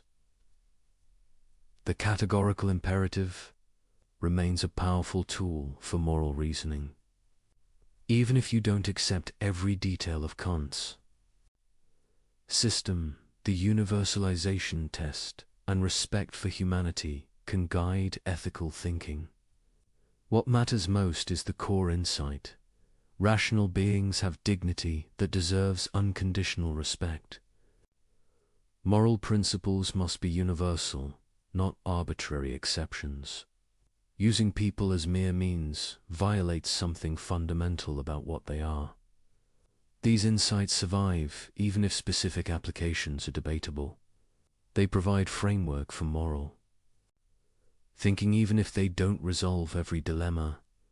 They call us to higher standards even if perfect. Consistency is difficult. Kant's ethics isn't the final word in moral philosophy, but it's an essential word, one that transformed how we think about duty, dignity, and what it means to be rational beings living together. The challenges make the theory richer, not weaker. They show where more work is needed, where judgment matters most, where difficult choices remain difficult. But they don't undermine the fundamental achievement, showing that morality can be grounded in reason itself, that human dignity has philosophical foundation, that rational consistency demands moral action. This is enough. Not to answer every question, but to provide a framework for thinking them through. Not to eliminate moral difficulty, but to clarify what's at stake. Not to perfect human behavior, but to reveal what rational agency requires. And that revelation, what we are and what this demands remains, Kant's enduring contribution to human self-understanding. Now we move from theory to practice. You understand the categorical imperative intellectually, but how do you actually use it? How do you recognize violations as they happen in the messy, complex flow of daily life? The first step is developing what we might call moral attention, the ability to notice when someone is treating rational beings as mere means, when universal principles are being violated, when dignity is being compromised. This is harder than it sounds. We're surrounded by violations so normalized we don't see them, practices so common they seem natural, behaviors so standard they feel inevitable. Consider advertising. Every day you're exposed to hundreds of messages specifically designed to bypass your rational judgment, to trigger desires you didn't have, to create needs that don't exist, to associate products with emotions unrelated to the product itself. Watch a commercial carefully. Notice how it works. It's not presenting rational arguments for why you should buy something. It's showing you attractive people, creating artificial scarcity, exploiting insecurities, triggering social pressure. This is manipulation in its purest form, using your psychology against you, treating you as a system to be hacked rather than a rational agent to be convinced. Once you see it, you can't unsee it. The entire commercial landscape reveals itself a systematic violation of the formula of humanity. Every ad is trying to use you as a means to someone else's profit, without engaging your rational agency honestly. Does this mean all advertising is immoral? Perhaps not every instance, but the dominant model certainly violates Kantian principles. And recognizing this changes how you relate to commercial messages or consider workplace dynamics. How many conversations involve people treating each other as obstacles rather than persons, as functions rather than agents, as means to productivity rather than ends in themselves? A manager who sees employees only as resources to be optimized. A colleague who views others only as competition or tools. A system that measures human worth by output and treats dignity as overhead cost. These aren't dramatic violations. No one is shouting about their contempt for human dignity.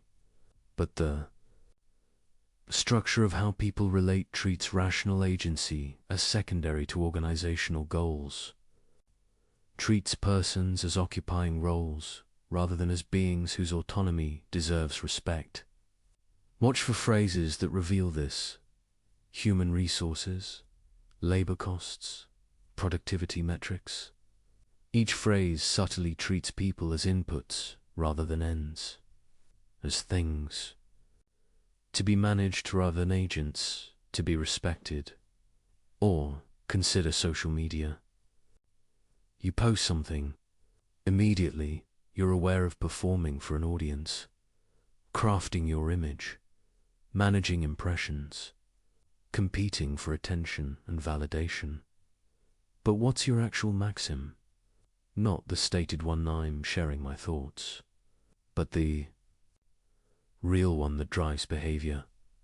Often it's closer to, I will present a curated version of myself designed to maximize approval and minimize disapproval, even if this misrepresents my actual experience. Can this be universalized? If everyone presents carefully curated false versions of themselves, does authentic communication survive? Or does all social interaction become performance, everyone manipulating everyone else's perceptions? The platform's design encourages this. It optimizes for engagement, not authenticity, for addiction, not well-being, for time spent, not flourishing. The business model treats users as commodities, packages of attention and data to be sold to. Advertisers, you're not a customer of social media platforms. You're the product. Your attention, your data, your behavior patterns. These are what's being sold. The actual service is provided to advertisers who pay to manipulate you. This is treating humans as means on industrial scale, but it's so normalized, so integrated into daily life, that most people don't consciously recognize the violation. Developing moral attention means learning to pause and analyze these situations. To ask, what's actually happening here? What are people's real maxims, not their stated ones? Who's being treated as means rather than ends? In personal relationships, this is even more crucial, because violations are often subtle, rationalized, wrapped in good intentions. Someone says they're giving you advice for your own good, but actually they're trying to control your choices because they're uncomfortable with your autonomy. They want you to be what they think you should be, not what your own rational judgment determines. Someone says they're just being honest, but actually they're being cruel, using truth as a weapon, treating your emotional well-being as less important than their desire to express negative judgments. Someone says they need you to do something, but when you examine their actual maxim, it's, I will use guilt, obligation, and emotional pressure to get what I want, regardless of whether this respects your autonomous choice. These violations are harder to spot because they're close to us, because we're emotionally invested, because calling them out creates conflict, because the perpetrator might be someone we love or depend on, but the categorical imperative doesn't make exceptions for difficulty. If your parent, spouse, friend, or colleague is treating you as a means rather than an end, that's a violation regardless of their intentions, regardless of how much you care about them. Recognizing this isn't about becoming judgmental. It's about seeing clearly, about understanding what's actually happening beneath the surface of social interaction. And once you develop this attention, you notice patterns. Certain types of people consistently violate. Certain situations reliably create pressure toward treating others as means. Certain institutions structurally encourage violation. The salesperson who builds rapport just to close a deal, the date who uses strategic ambiguity to maintain multiple options, the colleague who shares information selectively to maintain power, the institution that creates rules that serve administrative convenience rather than human flourishing. Each instance has its own surface story, but underneath, the same pattern, treating rational beings as tools, as obstacles, as resources, as anything except what they actually are: autonomous agents whose dignity deserves unconditional respect. Learning to recognize this in others is valuable, but it's even more important to recognize it in yourself, because you do it too. Everyone does. The question isn't whether you ever treat people as means, but whether you notice when you're doing it and commit to doing better. You're late to meet someone. Your maxim isn't "I prioritize punctuality." It's "closer to my time is more valuable than others' time, so they should wait when convenient for me." Can you universalize that? You tell a story that makes you look good but omits details that would complicate the narrative. Your maxim isn't "I'm sharing my experience." It's "I will manipulate others' perceptions of me by selectively presenting information." Can you universalize that? You've promised to do something with no real intention of following through. Your maxim isn't "I'm making a commitment." It's "I will say whatever is convenient now, regardless of whether I'll honor it later." Can you universalize that these casual, everyday violations are where most moral failure happens? Not in dramatic confrontations with evil, but in small compromises, in treating people as slightly less important than you, in making minor exceptions for yourself, in allowing convenience to override principle. The categorical imperative, properly applied, catches all of it. Every rationalization, every excuse, every comfortable compromise with treating people as less than ends in themselves. This can feel overwhelming. If you look carefully at daily life through Kantian lens, violations are everywhere. In yourself, in others, in institutions, in culture. But the point isn't to become paralyzed by guilt or rage. It's to develop clarity, to see what's actually happening, to recognize patterns of violation so you can begin addressing them. Start small. Pick one area of life and apply moral attention consistently. Maybe it's how you interact with service workers, checking whether you're really treating them as persons or just as functions. Maybe it's how you present yourself online, examining whether you're being authentic or performing. Maybe it's how you handle workplace relationships, noticing when you treat colleagues as obstacles versus agents. Apply the tests. When you're about to act, pause and ask, what's my actual maxim? Can I universalize it? Am I treating people as ends or as means? Initially, this feels unnatural. You're interrupting the flow of habitual behavior to inject conscious, ethical analysis. It's slow and awkward, but with practice, it becomes more automatic. You develop intuitions. You start catching yourself before acting rather than noticing. Violations only in retrospect. Your default behavior shifts toward greater consistency with the categorical imperative. This is moral development in the Kantian sense. Not becoming emotionally warmer or socially smoother, but becoming more rationally consistent, more aware of your actual maxims, more committed to treating rational nature with the respect it deserves. The violations don't disappear. You'll keep spotting them in yourself and others forever. But you'll get better at recognizing them quickly, better at correcting course, better at maintaining standards despite pressure, and something interesting happens. As you develop moral attention, as you consistently apply the categorical imperative, you start seeing the world differently. You notice the constant manipulation more clearly, but you're less controlled by it.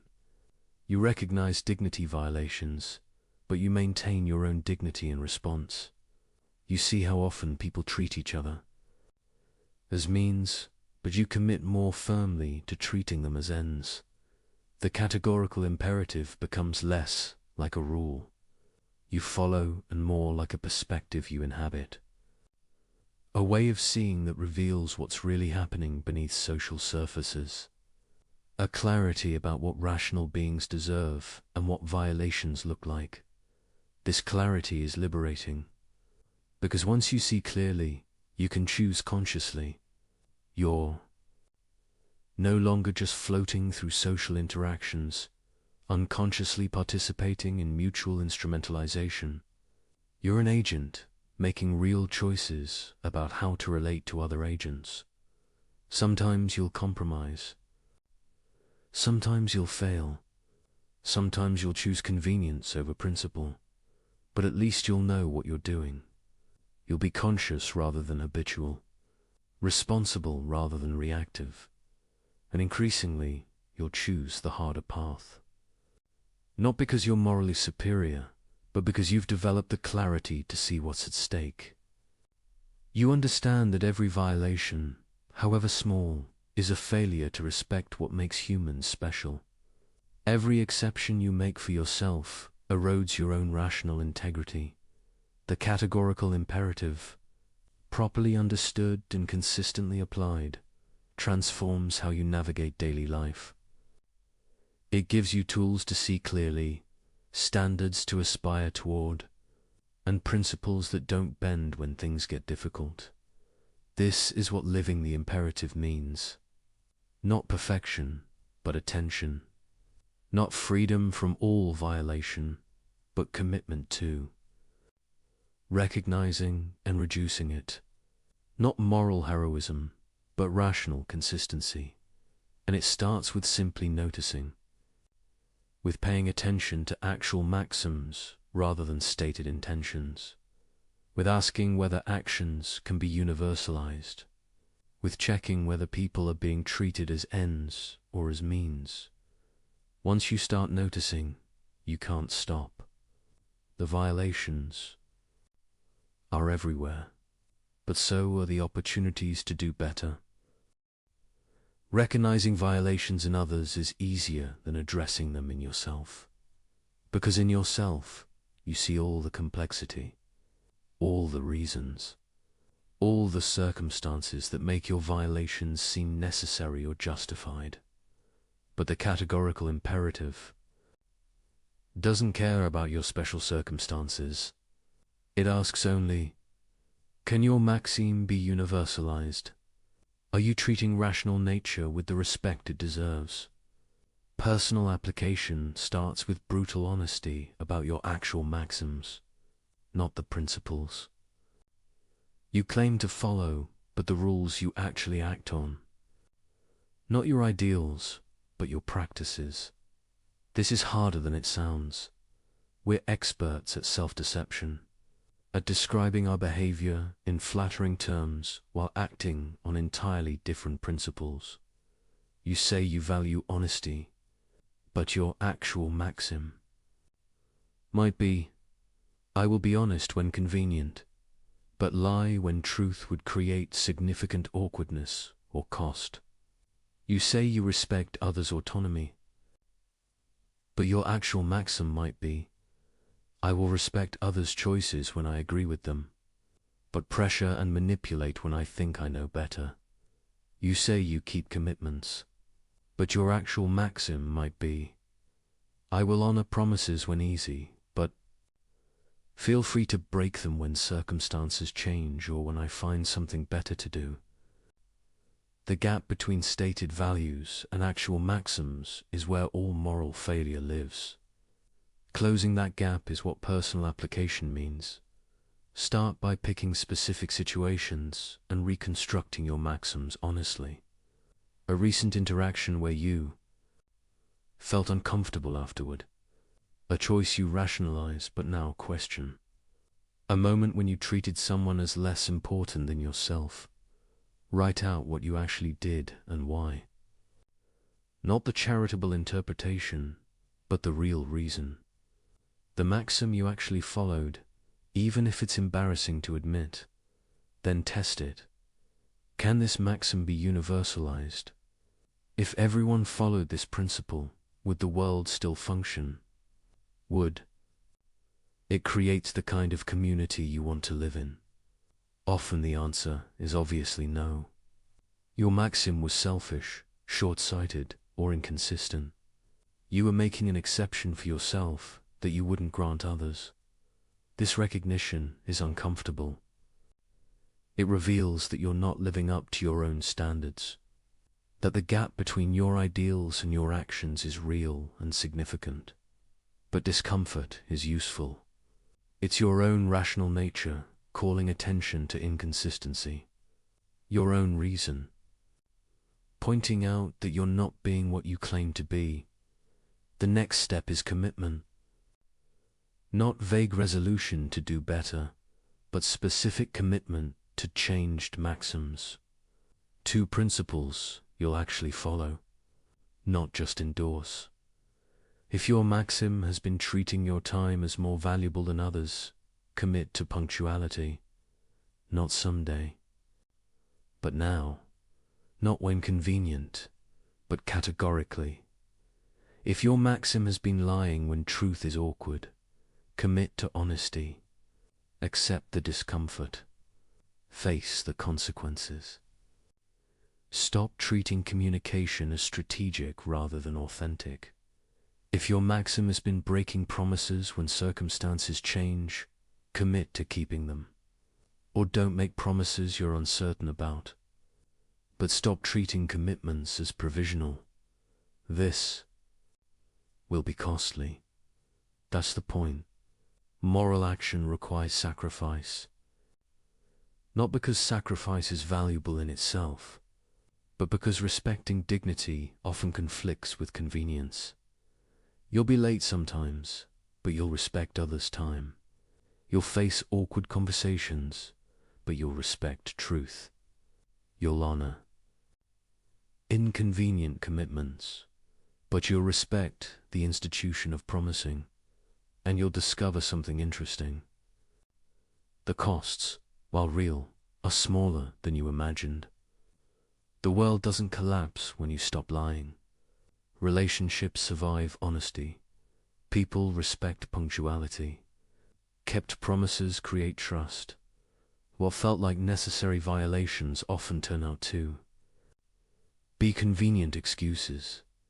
What seemed like impossible demands often turn out to be difficult but manageable. This doesn't mean personal application is easy. It means your initial resistance was often exaggerated, that your fears about the cost of morality were partly projection, but sometimes the costs are real and significant.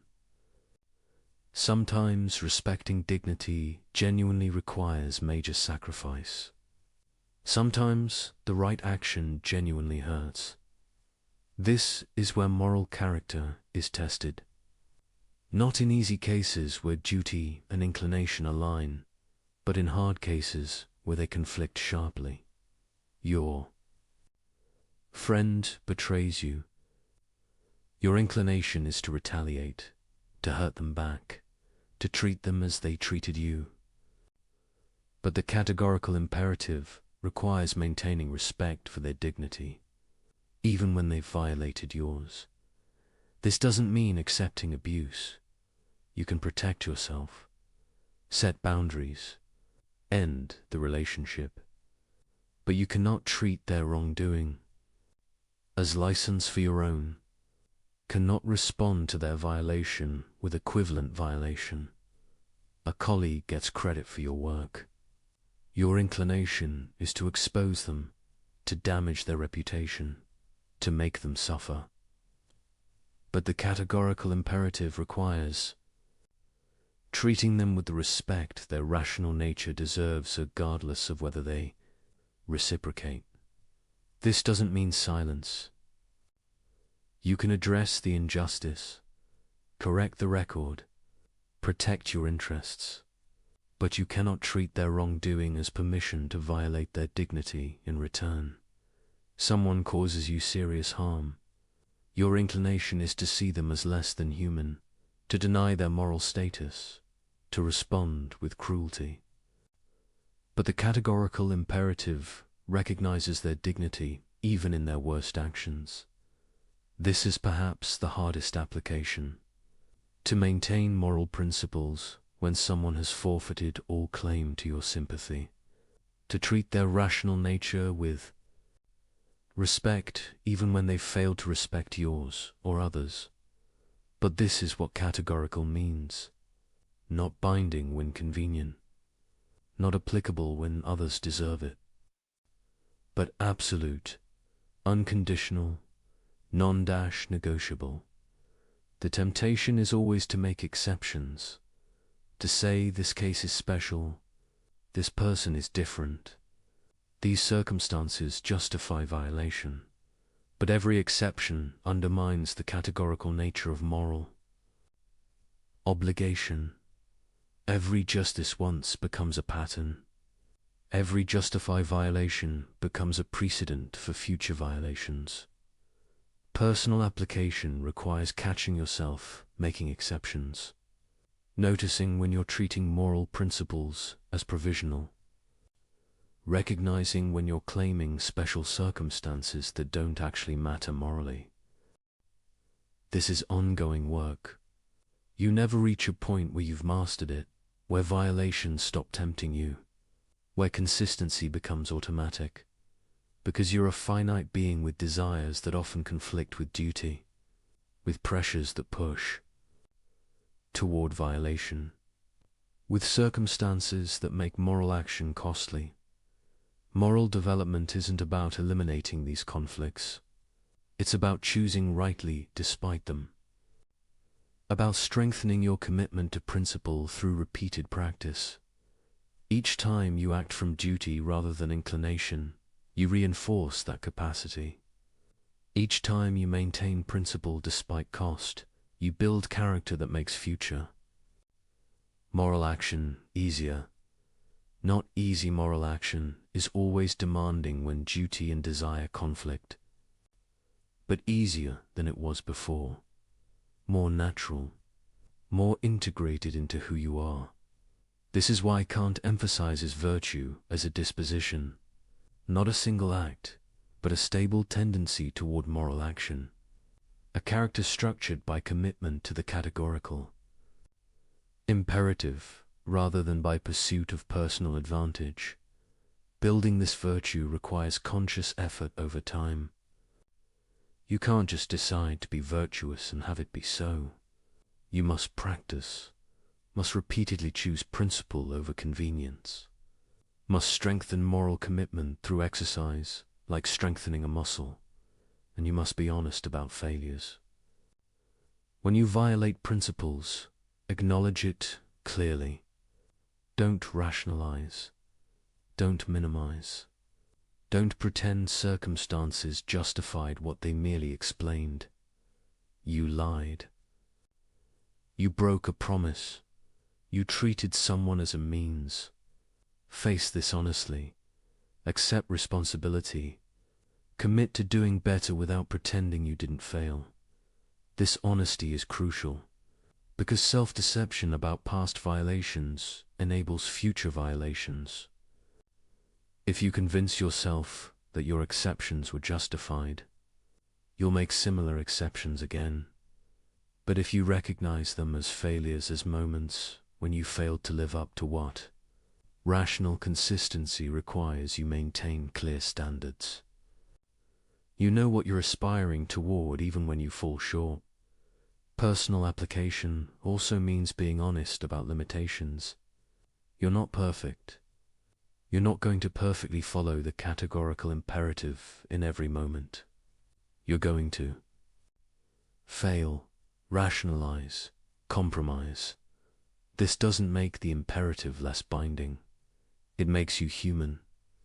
The goal isn't perfection, but genuine effort. Not flawless consistency, but honest commitment. What matters is the direction of your development. Are you becoming more consistent or less? More attentive to your maxims or less? More committed to treating rational nature with respect or more willing to make exceptions? If the direction is positive, if you're genuinely trying to close the gap between your ideals and your actions, then you're developing morally even when you still have far to go. If the direction is negative, if you're increasingly rationalizing violations, making more exceptions, treating principles as optional, then you're regressing morally even if you maintain appearances. The categorical imperative provides the standard. Personal application provides the practice. Character development provides the goal. An honest self-assessment provides feedback on whether you're moving in the right direction. This is demanding work. It requires constant attention to your actual behavior, willingness to face uncomfortable truths about yourself, commitment to changing patterns that are deeply ingrained.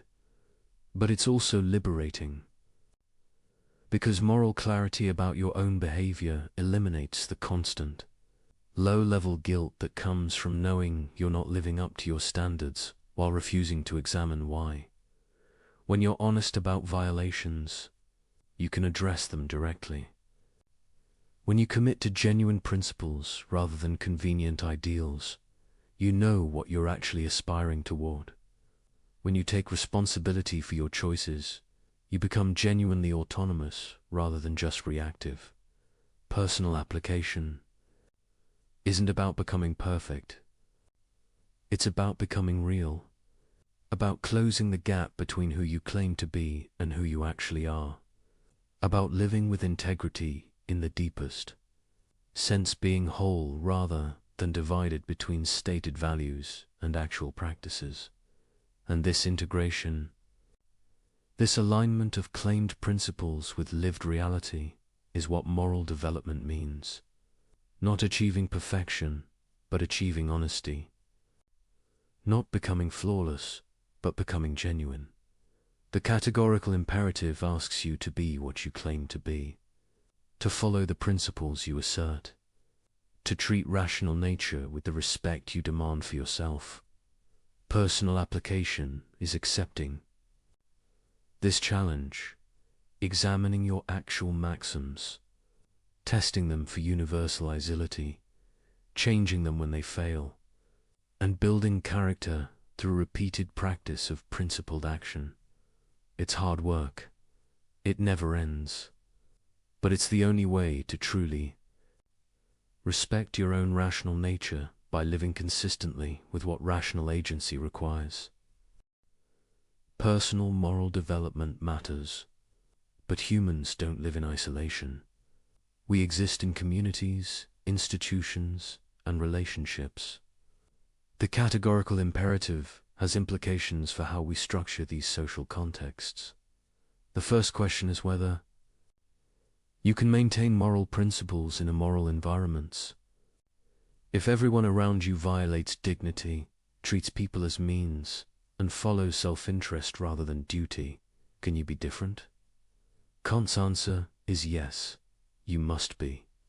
Because the categorical imperative binds you regardless of what others do. You're responsible for your own maxims, not for whether others respect theirs. This is both empowering and isolating. Empowering because you're not dependent on others' moral behavior to act morally yourself. Isolating because maintaining principles when others don't creates friction. When everyone lies, your truthfulness makes you seem naive or rigid. When everyone manipulates, your honest communication seems ineffective. When everyone treats relationships transactionally, your respect for persons seems foolish. But the categorical imperative doesn't promise ease. It promises rational consistency, and rational consistency requires maintaining principles even when costly. This doesn't mean withdrawing from society. It means participating while refusing to adopt society's violations. Being in the world, but not of it, in the sense of maintaining moral clarity, despite surrounding compromise. You work in an organization that treats employees as resources. You cannot change the system alone, but you can treat people you interact with as ends, can recognize their dignity in your specific relationships.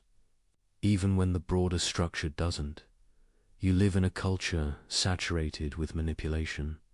You cannot eliminate advertising or social media mechanics, but you can refuse to manipulate in your own communications, can be authentic in your presentations of self, even when everyone else is performing.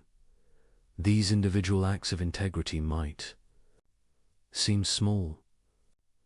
What difference does one person's moral behavior make in vast systems of violation? But this question misses the point. You're not responsible for fixing everything. You're responsible for your maxims, for whether your actions can be universalized, for how you treat the rational beings you encounter, and your example matters more than you might think. Because most people participate in violations without examining them. They follow social scripts, adopt normal behaviors, do what everyone else does. When you don't, when you maintain standards others have abandoned, you make the invisible visible. You reveal that alternatives exist, that dignity can be respected, even when it's not standard practice. This influence works subtly. You're not preaching or judging, you're simply being consistent, treating people with respect they're not used to receiving, communicating honestly in contexts of routine manipulation, keeping commitments in environments of casual breach. Others notice, maybe not consciously, maybe not immediately, but your behavior creates contrast, makes others aware of violations they'd stopped seeing, reminds them that integrity is possible. Some will resist this. Your moral consistency threatens their rationalizations. If you can maintain principles they've decided are impracticable, their excuses look weaker. Your integrity indicts their compromise. Expect pushback. You think you're better than everyone. You're being rigid. That's not realistic. These responses reveal discomfort with moral clarity they've avoided. Don't defend yourself by claiming moral superiority. You're not better than them. You're just trying to be consistent with what rational agency requires. But also don't abandon standards to make others comfortable with their violations. This is delicate navigation. Maintaining principles without self-righteousness, being clear about standards without being judgmental, offering example without demanding others follow it. The key is recognizing that you can only control your maxims. You can be clear about principles. You can explain why you act as you do if asked. But you cannot force others to adopt the categorical imperative. Each person must recognize moral requirements through their own reason. You can't argue someone into genuine moral commitment. You can only demonstrate what it looks like and hope. The example resonates with their own rational nature, but you can do more than just model individual behavior. You can also advocate for structural changes that reduce systematic violations, for institutional designs that respect rather than violate, dignity, for policies that treat people as ends rather than means. This is where personal morality meets social reform. Kant wasn't naive about institutions. He recognized that structures shape behavior, that environments can make moral action easier or harder. A workplace designed around respect for autonomy makes treating people as ends more natural. A marketplace regulated to prevent exploitation reduces systematic violations. A political system structured to protect dignity creates conditions for moral community. Advocating for such changes is consistent with the categorical imperative. You're not just maintaining your own principles, you're working toward conditions where more people can maintain theirs. Where the default is respect rather than violation, this doesn't require perfection. You can work for better institutions while acknowledging they'll never eliminate moral challenge. You can advocate for structural improvements while recognizing that individual character still matters. The goal isn't creating conditions where morality is automatic. That would eliminate autonomy. It's creating conditions where moral action is possible, where dignity is protected rather than systematically violated, where the categorical imperative can be followed without heroic resistance to overwhelming pressure. Education plays a crucial role here, not moralizing lectures or rote memorization of rules, but cultivation of capacities for moral reasoning, teaching people to examine their maxims, to test for universality, to recognize when they're treating others as mere means. This kind of education empowers autonomy rather than replacing it with external authority. It develops people's ability to think morally rather than just enforcing compliance with rules. Kant believed enlightenment meant learning to think for yourself, to examine received wisdom rather than accepting it blindly, to use your own reason rather than depending on others to tell you what to think. This applies to moral education. The goal isn't producing people who obey. It's producing people who can think through moral questions themselves, who understand why dignity matters and how to recognize violations. Such education requires patience. You cannot shortcut moral development, cannot make people understand through force or manipulation, can only create conditions where understanding becomes possible and hope individuals choose to develop it. In relationships, the social dimension of the categorical imperative means recognizing that treating individuals as ends requires respecting their connections.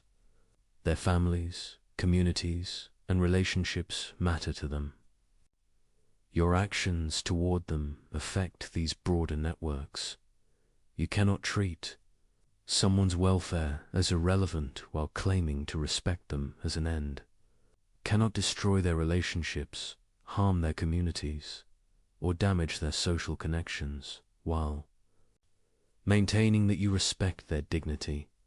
This doesn't mean never disagreeing or opposing, but it means recognizing that persons exist in webs of relationship, that respecting them requires some regard for what they care about, even when you don't share their values.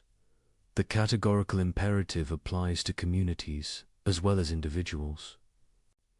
A genuine moral community would be structured by mutual recognition of dignity, by practices that respect autonomy, by institutions that treat rational nature as an end rather than a means. Building such communities requires collective effort. No individual can create them alone, but each person can contribute through their choices about how to relate to others, through refusing to participate in systematic violations, through advocating for better structures. This is the social dimension of living the imperative, not withdrawing into private virtue while society crumbles, not compromising principles to fit in, but maintaining integrity while engaging constructively, being clear about standards while working to help others meet them. It's harder than pure individual morality because you must navigate complexity, must balance principle with practical engagement, must maintain standards while avoiding self-righteous withdrawal. But it's necessary because humans are social beings, because isolation isn't autonomy, because the kingdom of ends is a community, not a collection of hermits. The categorical imperative calls you to be a moral agent in social contexts, to treat the people you encounter as ends, to advocate for structures that respect dignity, to contribute to building communities where rational beings can flourish, not by force, not by manipulation, not by imposing your vision on unwilling others, but by example, by advocacy, by persistent commitment to principles others have abandoned. This is how moral progress happens, not through sudden transformation, but through gradual accumulation of individuals choosing integrity, through slow construction of institutions that respect rather than violate, through patient education that develops moral capacities.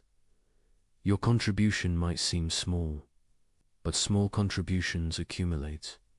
Each person who maintains principles despite pressure makes it easier for the next person. Each instance of integrity creates space for others to follow. This is the social dimension. Not replacing personal morality with structural change, but complementing it. Not abandoning individual responsibility for collective action, but recognizing both matter. You're responsible for your maxims, but you also live in community with others. The categorical imperative applies to both dimensions, to how you treat individuals and how you work toward better collective conditions. Both matter. Both require attention. Both demand commitment to treating rational nature with the respect it deserves. We've explored the categorical imperative as if it resolves all moral questions. But honesty requires acknowledging its limits alongside its possibilities. The first limit is determinacy. The categorical imperative provides a test for maxims, but it doesn't tell you which maxim describes your action. You must supply that interpretation, and sincere people can disagree about the right formulation. Consider helping someone. Is your maxim, I will help this person because they need assistance? Or I will help this person to feel good about myself? Or I will help people I like, but not those I dislike? The moral evaluation depends entirely on which maxim you're actually following. Kant provides no mechanical procedure for determining true maxims. You must examine your motivations honestly, and self-knowledge is difficult. You can deceive yourself about why you act as you do. This doesn't make the categorical imperative useless, but it means applying it requires judgment, honesty, and self-awareness that the formula itself doesn't provide. The second limit is conflict resolution. When perfect duties seem to conflict, the categorical imperative doesn't clearly specify which takes priority. Should you keep a promise or tell the truth when they conflict? Should you respect one person's autonomy or another's when both can't be fully respected? Kant often denied such conflicts are genuine. He suggested careful analysis would reveal creative solutions respecting both duties. But this seems optimistic. Life does present tragic choices, where any option violates some principle. The categorical imperative tells you to respect all perfect duties.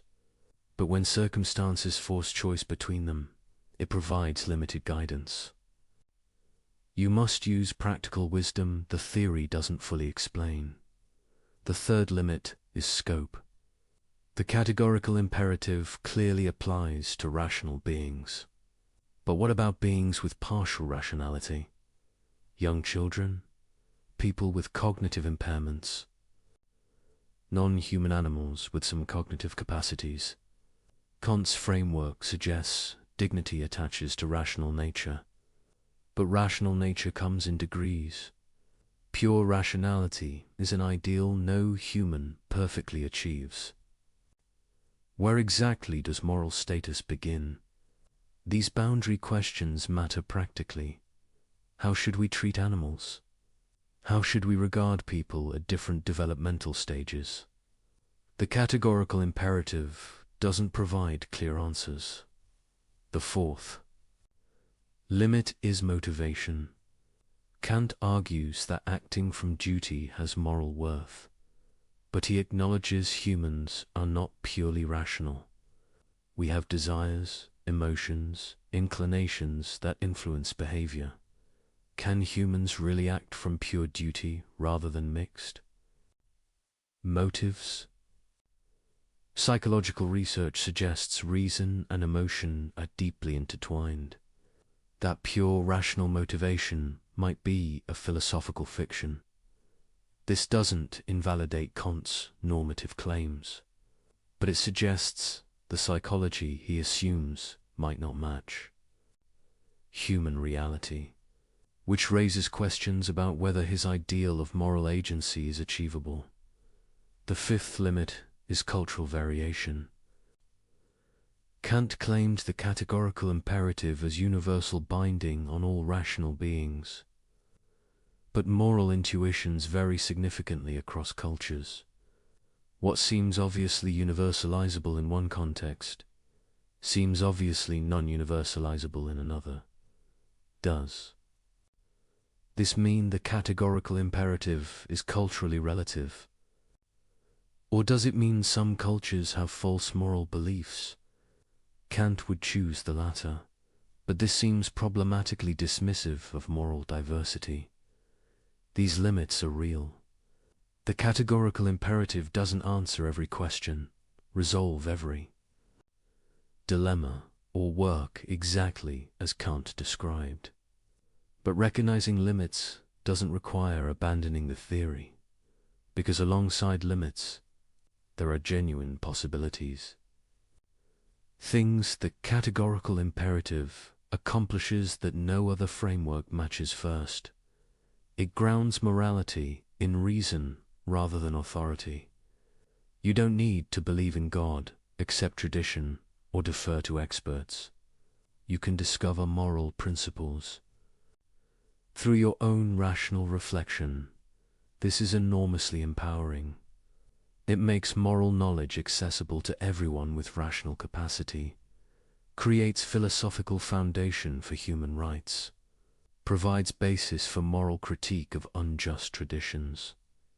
Second, it protects human dignity unconditionally. Not based on usefulness, not contingent on good behavior, not dependent on someone liking you, but simply because you're a rational being capable of autonomy. This protection is robust. It doesn't disappear when protecting dignity becomes inconvenient. Doesn't depend on calculating good outcomes. Doesn't require that you deserve it through virtue. Third, it exposes sophistical reasoning.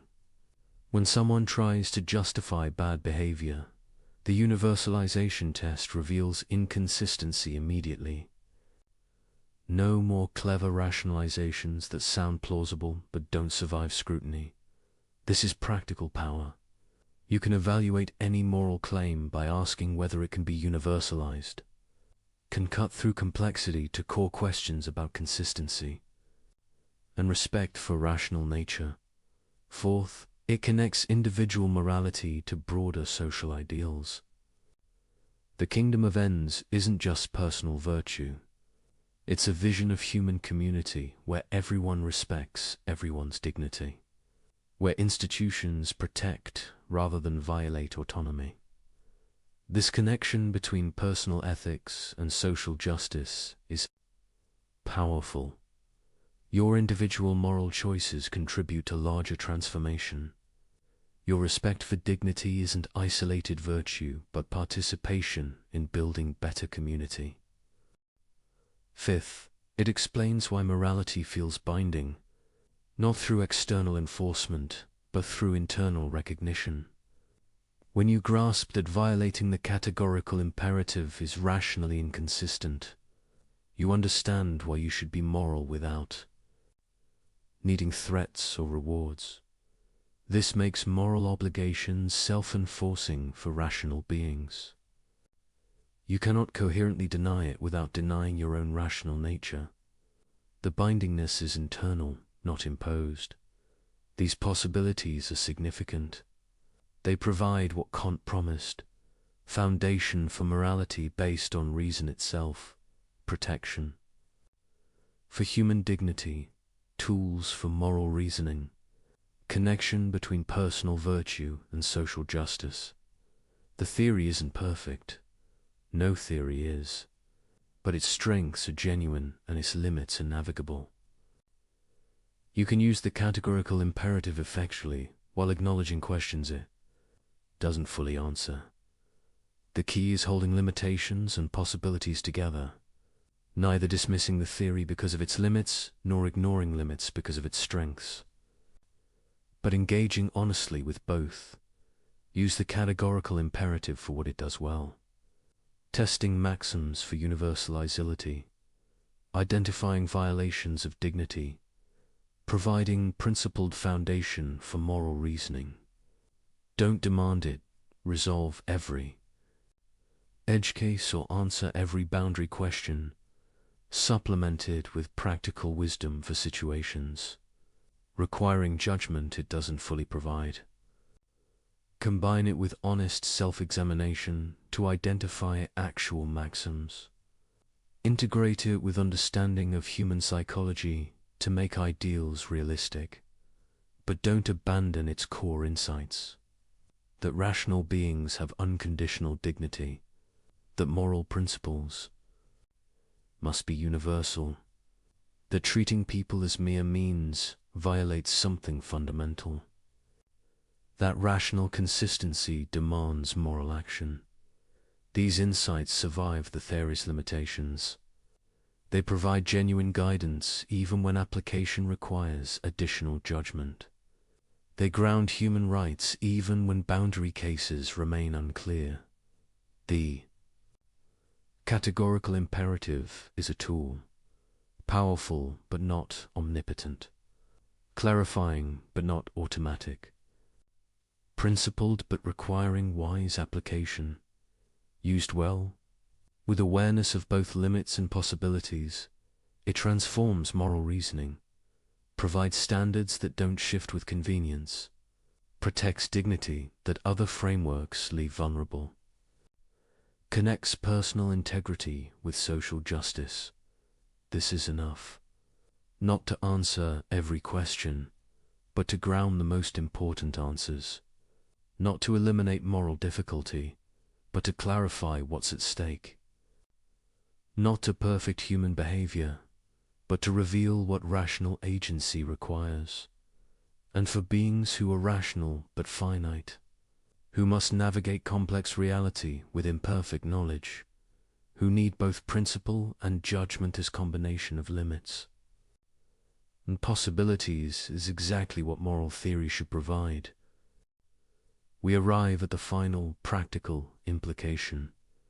the one that makes the categorical imperative truly dangerous to systems built on manipulation and exploitation. When you genuinely understand and commit to the categorical imperative, you become ungovernable. Not in the sense of being uncontrollable or rebellious, but in the sense of being immune to manipulation, resistant to exploitation, impossible to deceive.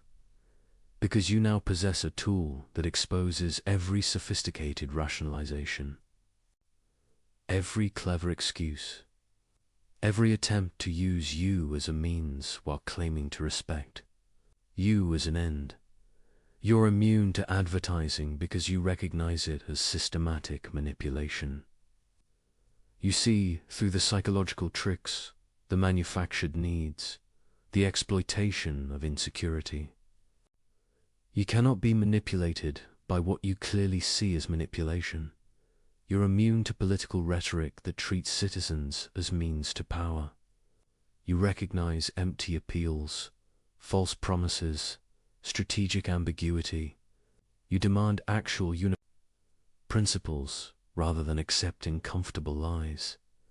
You're immune to social pressure that demands you violate your principles to fit in.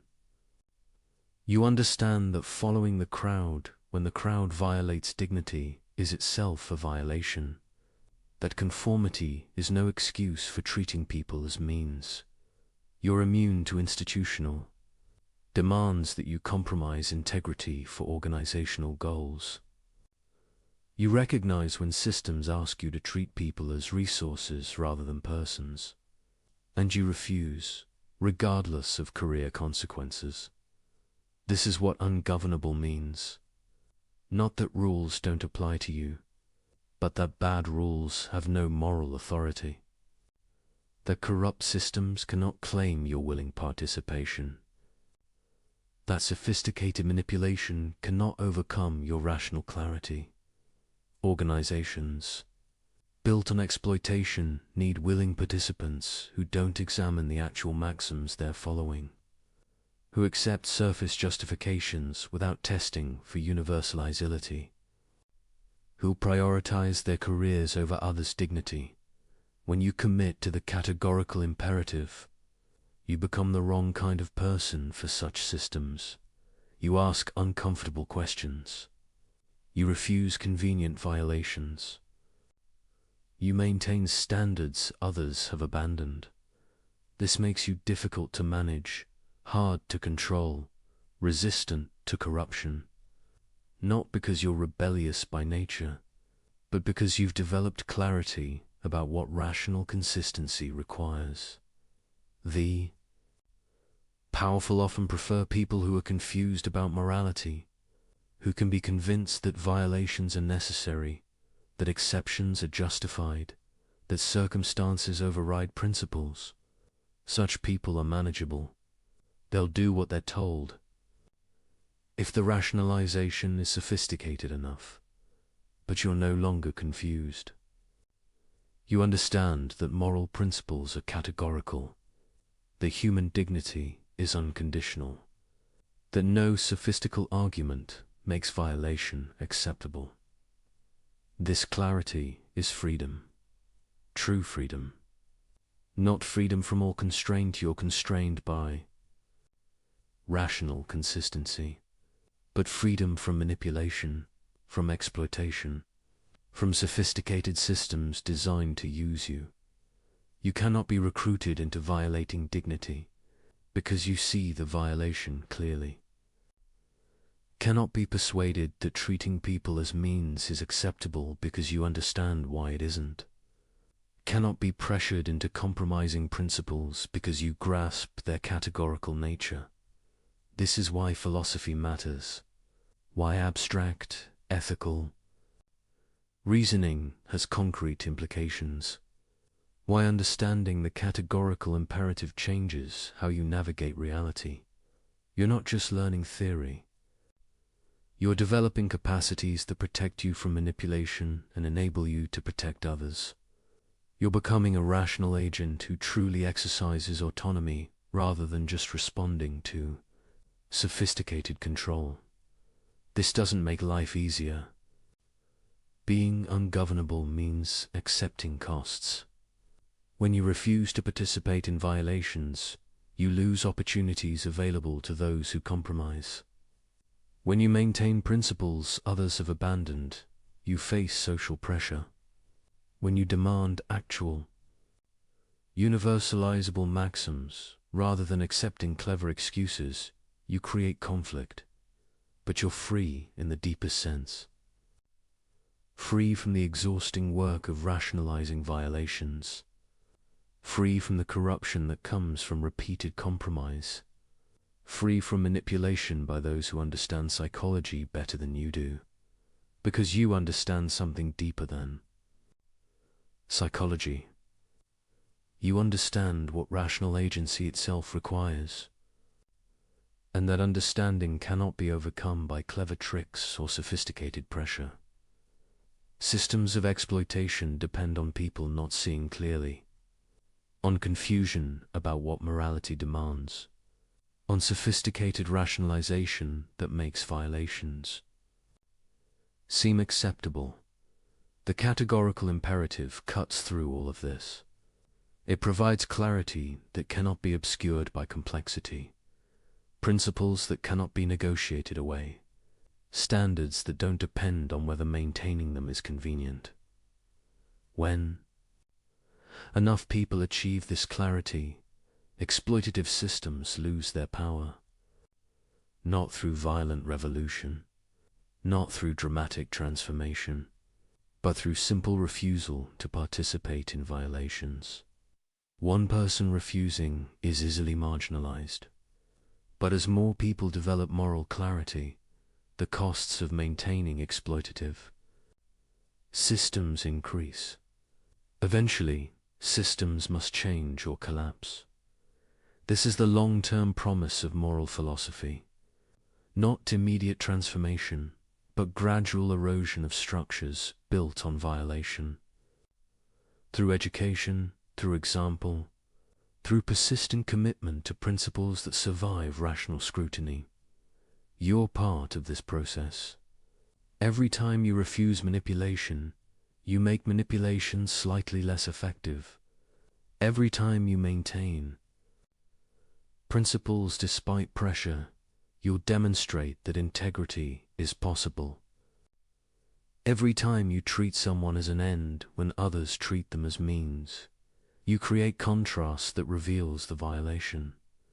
This is your contribution, not changing everything, not perfecting society, but being ungovernable, maintaining clarity, refusing to participate in sophisticated systems of exploitation, and helping others develop the same clarity, not by preaching, not by judging, but by demonstrating what principled consistency looks like, by explaining the categorical imperative when asked, by living in ways that make dignity visible. This is becoming ungovernable through philosophy, using rational tools to protect autonomy, developing clarity that resists manipulation, building character that cannot be corrupted by sophisticated pressure. It's available to anyone, doesn't require special talent or privileged background, just willingness to think clearly, to examine maxims honestly, to maintain consistency despite cost. The categorical imperative gives you everything you need. A test for evaluating any maxim, a principle that protects all dignity, a framework that grounds morality in reason itself. The rest is practice, applying principles despite pressure, maintaining clarity despite confusion, building character through repeated choice of duty over inclination. This is what it means to live the imperative, to let it transform not just your thoughts but your actions, your relationships, your participation in institutions, your very being as a rational agent, and in doing so, to become truly free, truly autonomous, truly ungovernable by those who depend on confusion, manipulation, and sophisticated exploitation. This is philosophy's ultimate gift. Not just understanding, but liberation. Not just knowledge, but power. Not just theory, but transformation. The categorical imperative makes you dangerous, not to legitimate authority or genuine community, but to systems built on violation, to manipulation disguised as persuasion, to exploitation justified by necessity. And that danger is exactly what corrupt systems cannot tolerate, which is precisely why understanding Kant matters now more than ever. You possess the tool. The question is whether you'll use it.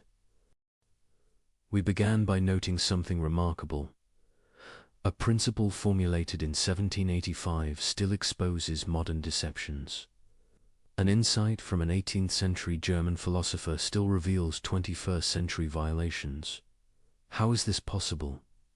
If morality were culturally constructed, you'd expect moral insights to become obsolete.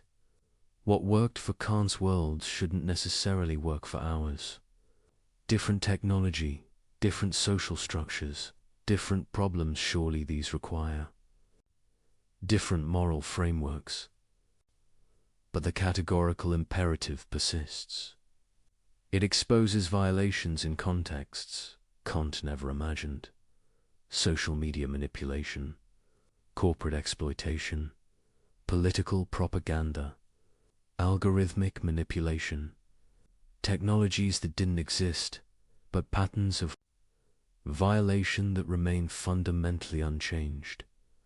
This persistence suggests something profound, that Kant discovered something real, not invented a useful fiction, not proposed a culturally specific framework, but actually identified genuine features of moral reality. Consider why manipulations that work today would work in Kant's time. Why lies succeed now as they succeeded. Then, why exploitation follows. Similar patterns across centuries and cultures. It's because human rational nature hasn't changed.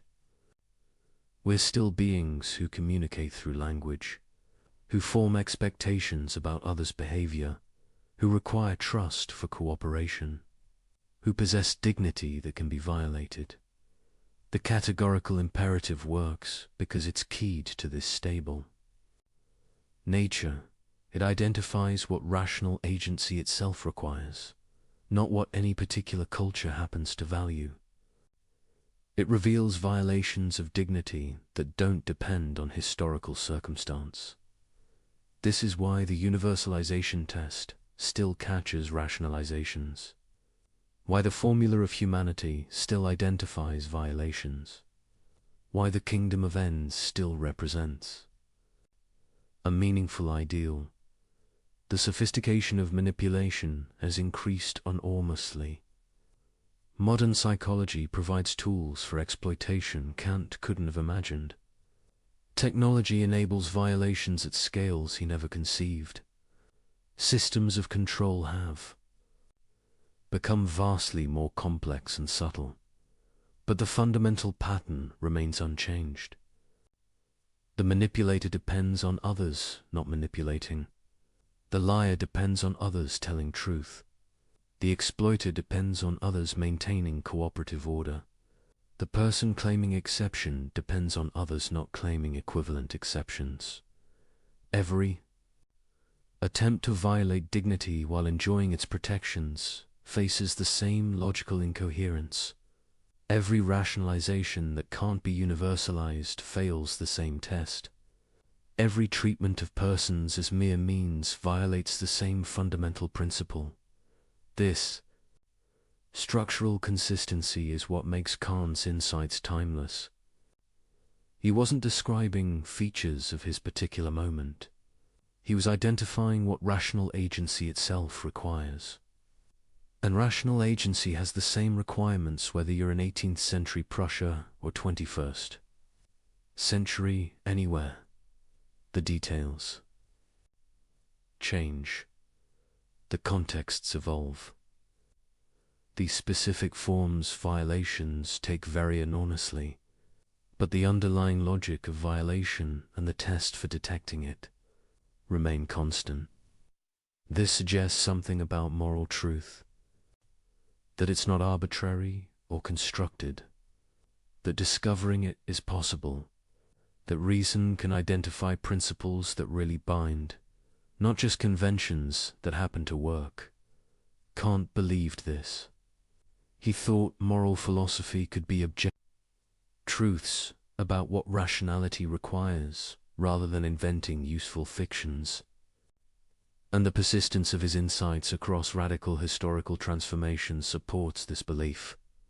If the categorical imperative were just a product of Enlightenment culture, it would have become dated.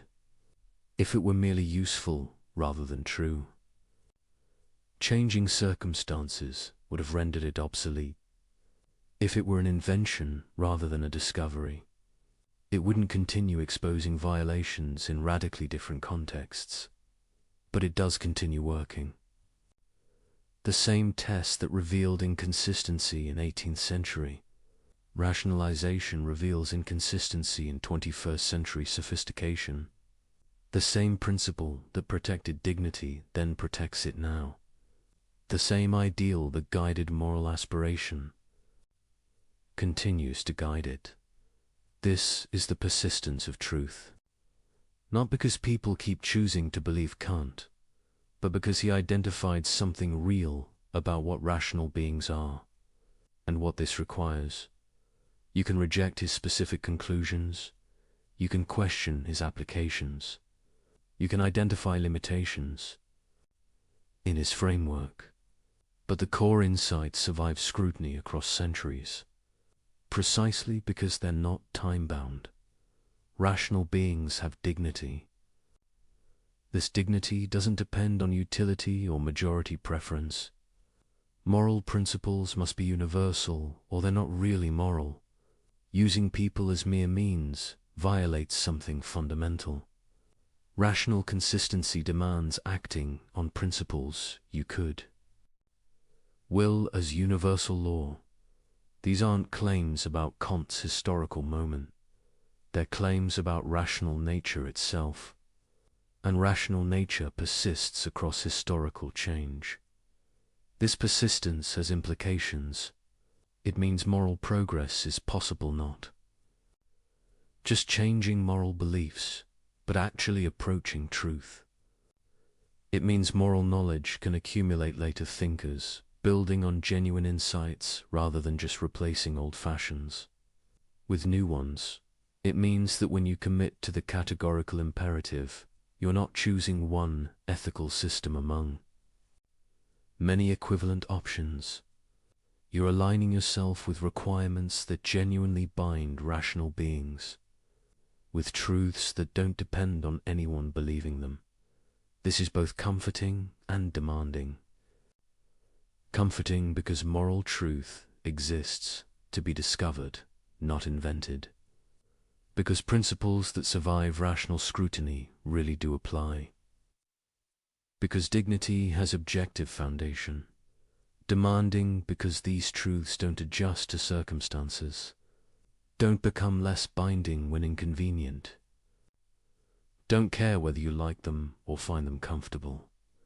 The persistence of truth means you cannot escape moral requirements by claiming they're outdated, cannot dismiss principles because they're old, cannot reject obligations because circumstances have changed. If treating people as ends was required in 1785, it's required now. If universalization exposed rationalization then, it exposes it today. If dignity deserved respect in Kant's world, it deserves respect in yours. The sophistication of your violations doesn't change their character. The complexity of your rationalization doesn't survive scrutiny any better than simpler excuses. The novelty of your circumstances doesn't create exceptions to principles that apply to all rational beings. This is what persistence means. Not that nothing changes, but that what matters most, the requirements of rational agency, the demands of dignity, the logic of moral consistency remains constant, beneath surface variation, and recognizing this changes how you relate to moral principles. They're not suggestions from the past. They're requirements of the present. They're not historically situated opinions, but timeless truths about what rational nature demands. This doesn't mean Kant was right about everything. Doesn't mean his specific applications were perfect. Doesn't mean his framework has no limitations. But it means he discovered something that persists because it's true. That continues revealing violations because violations really are violations, regardless of how skillfully they're disguised or how much circumstances have changed. The categorical imperative works today for the same reason it worked then, because rational beings are rational beings, because dignity is dignity, because treating people as mere means is treating people as mere means. Whether you do it through 18th century exploitation or 21st century algorithms, this persistence is the test of genuine insight. Ideas that capture something real survive contextual change. Principles that identify genuine requirements apply across historical transformation. Truth persists when fashion fades, and the categorical imperative has persisted through 2 centuries of radical change, through technological revolution, through social transformation, through challenges from multiple philosophical traditions. It persists because it's true, because it identifies what rational agency actually requires, because it protects what genuinely deserves protection, because it reveals what consistently needs revealing. This is why an 18th century principle still matters, why Kant's insights remain relevant, why understanding the categorical imperative transforms how you see modern violations. Not because he was particularly clever at constructing systems, but because he was particularly clear at seeing what was really there, at identifying requirements that genuinely bind, at discovering truths that don't depend on historical circumstance. The persistence of truth is the ultimate validation, not immediate popularity, not universal acceptance, but survival across time, across context, across challenge. And by this measure, Kant's core insights have proven themselves. They persist because they're true. They continue working because they identify what really matters. They remain relevant because rational nature remains constant. This is the first meditation, that truth persists, that Kant discovered something real, that the categorical imperative works across centuries because it keys into what rational agency itself requires, and that recognizing this transforms obligation from historical accident to genuine requirement, from interesting idea to binding. Truth, from philosophical system to revelation of what you really are and what this demands. But this raises a deeper question. How did Kant discover these truths? How did rational analysis alone reveal requirements that genuinely bind? How is moral knowledge possible at all? This is the mystery at the heart of ethics. Not just what's right, but how we can know what's right.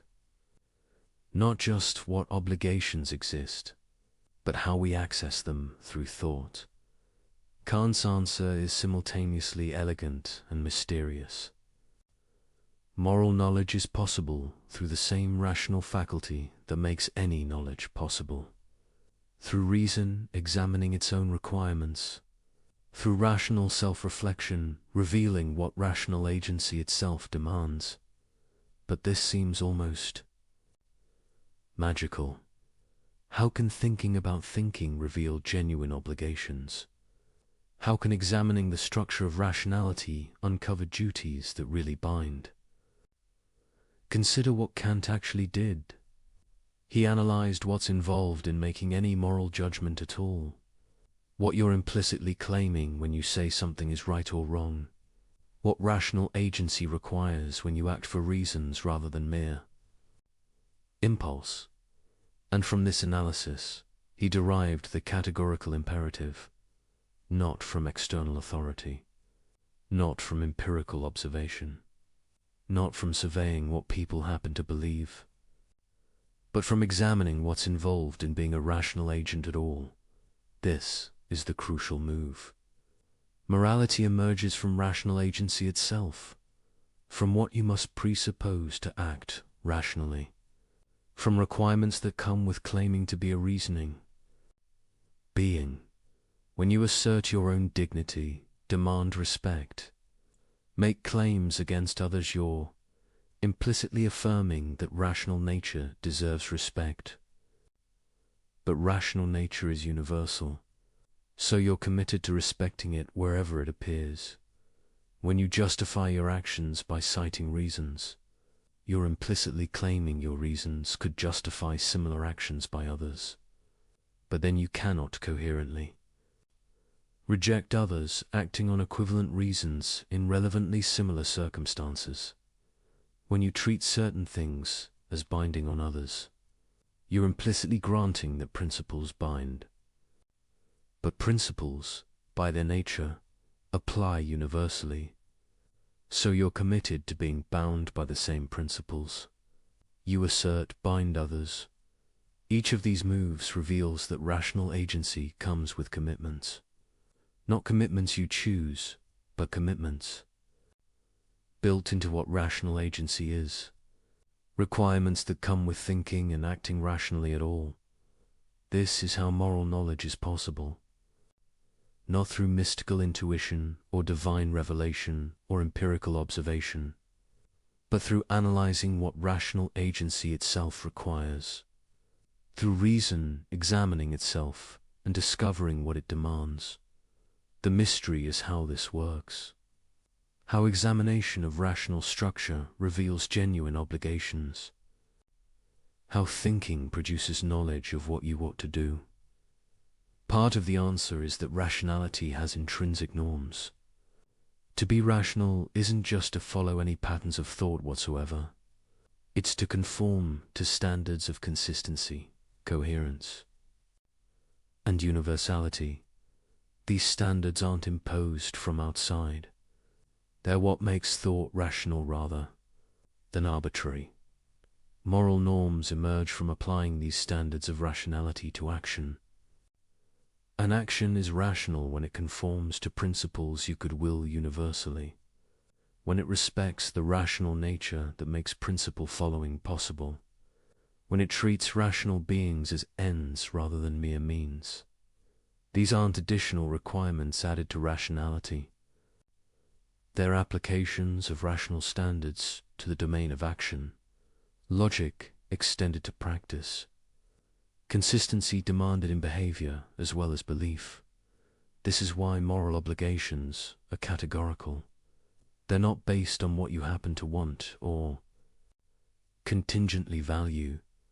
They're based on what rational consistency itself demands, on requirements that come with being a rational agent at all. But the mystery deepens when you recognize that. These requirements are simultaneously discovered and binding. You don't create them by thinking about them, but you cannot know them without thinking about them. They're objective, but accessible only through subjective, rational reflection.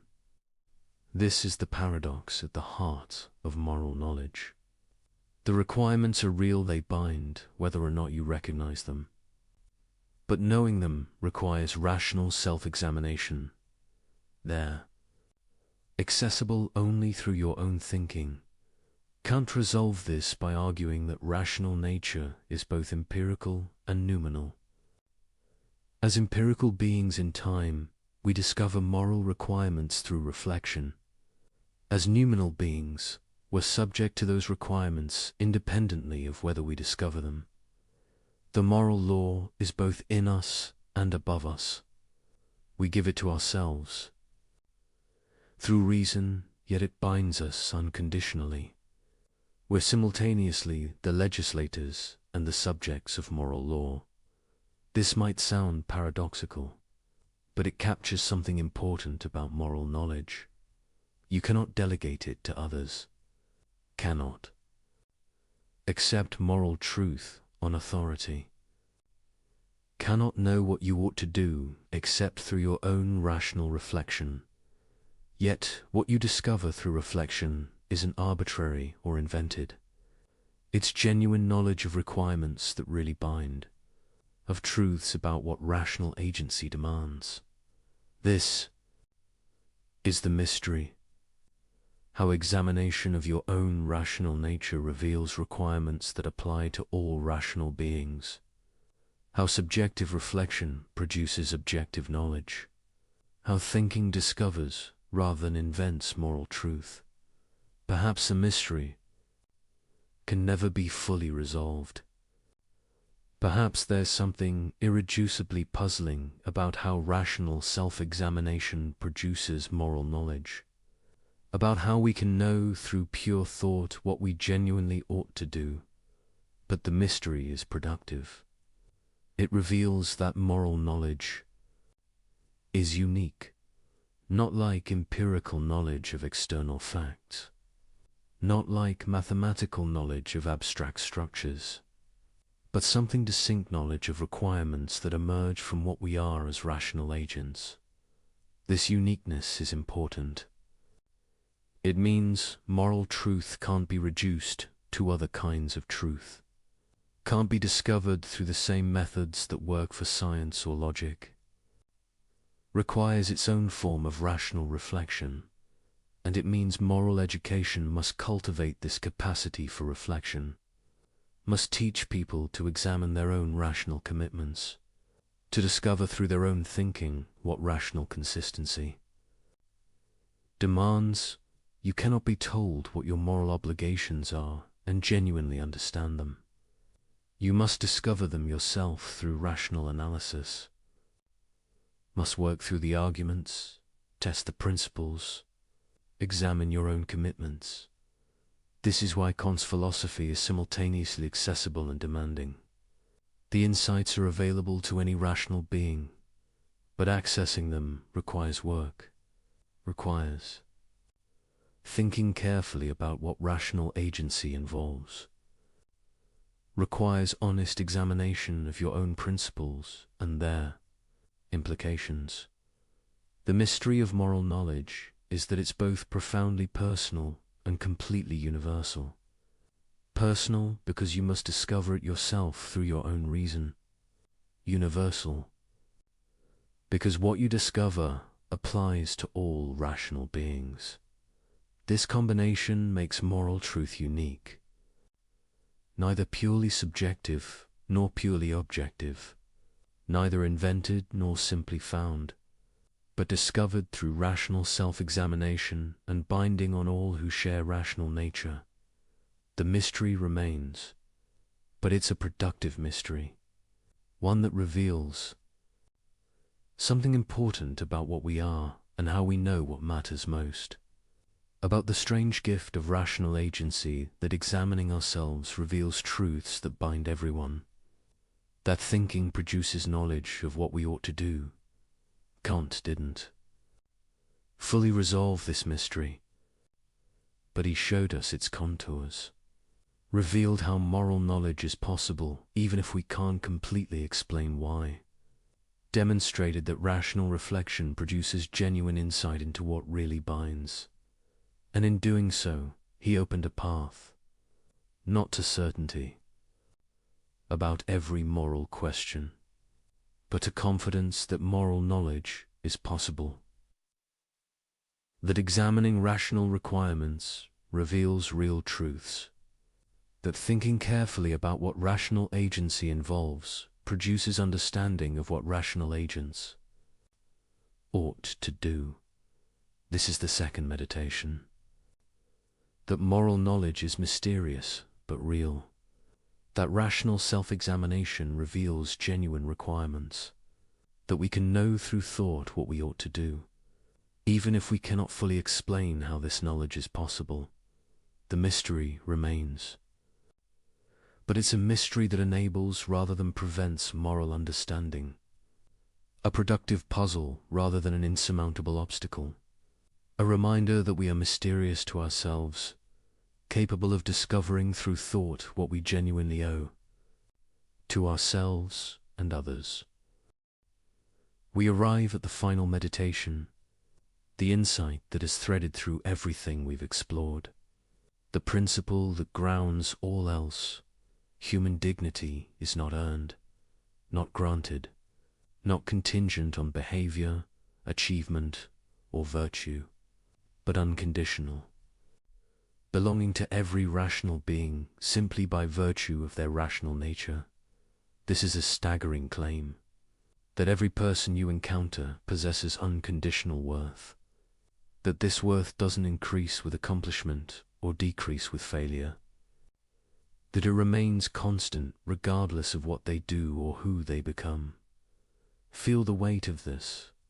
Every person, the stranger who annoyed you today, the colleague you disliked, the person whose politics you despise, the criminal whose actions you find abhorrent, everyone possesses the same fundamental dignity you claim for yourself, not because they've earned it, not because they deserve it, but because they share the capacity that makes any valuing possible rational agency, the ability to set ends, make choices, act from principle. This capacity is precious. It's what makes human beings different from objects. It's the source of all value. It's what makes moral law possible, and it belongs equally to all who possess it. You cannot destroy this dignity, only violate it. Cannot eliminate it, only fail to respect it. The dignity persists even when trampled, even when ignored, even when the person possessing it fails to recognize or honor it themselves. This persistence is important, because it means your obligations don't depend on whether others fulfill theirs. Don't evaporate when people act badly. Don't require that dignity be earned or maintained. Through good behavior, you must respect dignity in the person who respects no one. Must treat as an end the person who treats everyone as means. Must honor rational nature even in those who dishonor it. This is demanding. It requires maintaining moral standards when others abandon them, respecting dignity when it's violated, treating people as they ought to be treated rather than as they've earned. But this is what unconditional means. Not conditional on good behavior, not conditional on reciprocity, not conditional on whether you feel like it. Unconditional. Period. The weight of this recognition changes everything. When you truly see that every person possesses unconditional dignity, you cannot casually instrumentalize them, cannot thoughtlessly use them as means, cannot dismiss their rational nature as irrelevant.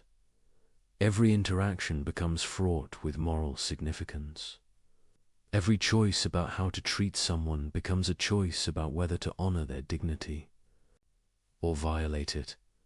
Every relationship requires conscious attention to whether you're respecting their autonomy or undermining it. This weight is heavy. It's meant to be, because what's at stake matters absolutely. The dignity you're called to respect is the foundation of all value. Violating it isn't a minor transgression, but a fundamental failure to recognize what rational beings are. Yet this weight is also liberating, because recognizing dignity in everyone means recognizing it in yourself. Understanding that your worth doesn't depend on achievement, on others' approval, on being useful or productive, but is simply given with your rational nature. You cannot lose this dignity, cannot forfeit it through failure, cannot have it taken away by others' rejection. It belongs to you unconditionally, just as it belongs to everyone unconditionally. This should change how you see yourself. Not as a resource to be optimized or a function to be performed, but as a rational being whose worth is absolute, whose capacity for autonomy deserves respect even from yourself. Many people treat themselves as mere means, instrumentalize their own lives, sacrifice their autonomy for goals that matter less than the capacity being sacrificed, treat their own rational nature as expendable. But the formula of humanity applies to yourself as much as others. You cannot justifiably treat your own dignity as mere means any more than you can treat others. Dignity that way, this creates duties to yourself, to develop your capacities, to maintain your integrity, to resist corruption of your rational nature. Not because self-improvement is nice, but because your rational agency deserves respect. The weight of dignity is thus double. You must respect it in others and in yourself, must treat all rational beings, yourself included, as ends, never merely as means, must honor rational nature wherever you encounter it, including in the mirror. This is demanding, but the demand comes from what you are, from the rational nature you possess, from the capacity that gives you worth and that gives everyone worth. When you grasp this fully, when you really understand the weight of dignity, two things happen simultaneously. First, you become more serious about morality, because you see what's actually at stake. Not arbitrary rules or social conventions, but recognition of what makes beings valuable at all. Violations aren't just bad behavior, but failures to respect what really matters. Second, you become more free, because your worth doesn't depend on anything external. Your dignity is given with your rational nature and cannot be taken away. Others can violate it, but they cannot eliminate it. You possess unconditional worth regardless of circumstances. This combination increase seriousness about moral obligation and increased confidence in your own worth is what understanding dignity produces. You're called to more because you recognize what's at stake, but you're also liberated because you understand that your value is secure, that nothing can diminish your fundamental worth as a rational being. This is the weight of dignity, heavy because it demands unconditional respect for all rational beings, light because it secures your own worth unconditionally, heavy because you must maintain standards when others don't, light because your worth doesn't depend on others maintaining standards toward you, heavy because every interaction carries moral weight, light because this weight comes from something precious, the rational nature that makes you and everyone special. Kant's ethics returns us to this fundamental insight again and again, that rational beings have dignity, that this dignity is unconditional, that respecting it is what morality requires. Everything else follows from this. The categorical imperative, the formula of humanity. The kingdom of Enzol are applications and elaborations of this basic recognition. When you truly grasp the weight of dignity, you understand why lying violates morality, why manipulation, fails the categorical imperative, why exploitation is wrong, why all violations of rational agency are fundamentally failures to recognize what matters most. You understand because you see clearly, not through moral intuition or cultural conditioning or divine revelation, but through recognizing what you are and what this means: a rational being, capable of autonomy, possessing dignity that deserves unconditional respect, worthy not because of what you achieve, but because of what you are. This is true of you. It's true of everyone. And recognizing this truth, recognizing it, letting it transform how you see yourself and others, is what moral enlightenment means. The weight of dignity, both burden and gift, demand and liberation, obligation and assurance. This is what Kant revealed, not invented, but discovered, not constructed, but seen, the unconditional worth of rational beings and what this requires. We end where we began, with a question that exposes every lie, every manipulation, every excuse for treating people as less than they are. But having traveled through Kant's ethics, having examined its implications and applications, having understood why it works and what it demands, a deeper question emerges. What does it mean that one 18th century principle still exposes modern evil? Not just that it works, we've seen why it works. Not just that it persists, we understand its persistence. But what does this persistence reveal about human nature, about moral reality, about what we are?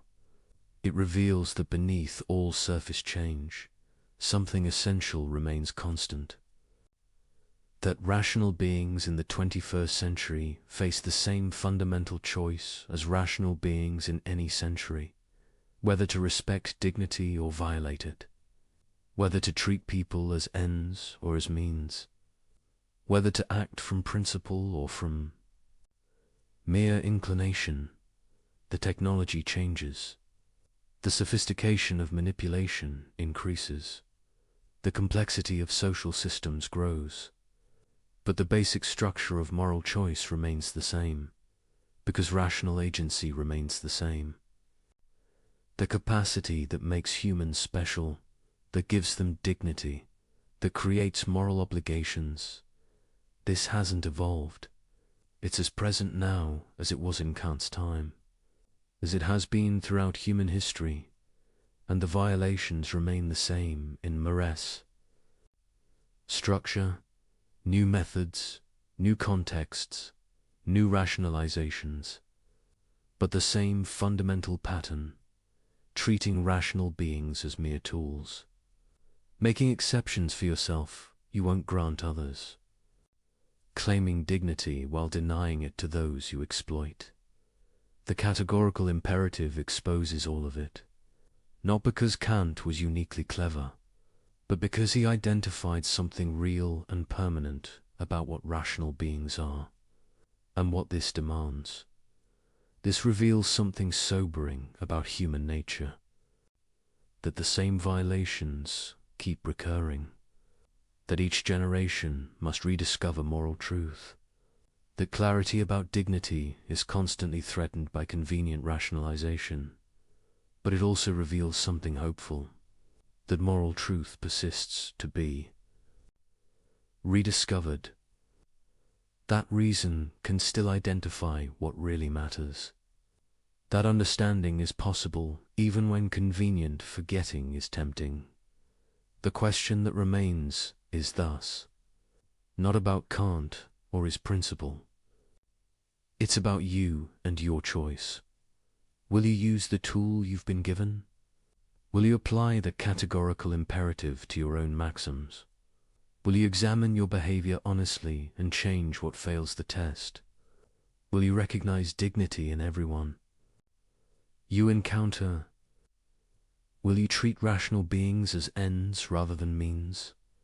Will you maintain standards when others abandon them? Will you become ungovernable through clarity? Will you resist manipulation that you now recognize? Will you refuse to participate in violations you now see clearly? These aren't theoretical questions. They're practical demands. The categorical imperative doesn't just describe moral truth. It calls you to live by it. And this call cannot be escaped through clever argument, cannot be evaded through sophistical reasoning, cannot be rationalized away by claiming special circumstances, because you now understand how all those strategies work, how every evasion ultimately fails, how every violation reveals itself under examination, how every rationalization collapses when tested for universality. You possess the tool that exposes every excuse. The question is whether you'll use it on yourself as rigorously as you use it on others, whether you'll maintain the same standards for your own behavior that you demand from everyone else. This is the choice that remains, not whether the categorical imperative is correct. You understand why it is, not whether dignity deserves respect. You'll recognize that it does. But whether you'll actually align your behavior with what you now understand. This choice cannot be made once and then forgotten. It must be renewed constantly. In every interaction, every decision, every moment when convenience tempts you toward violation, the categorical imperative doesn't make moral life easy. It makes it clear. You now know what you're called to do.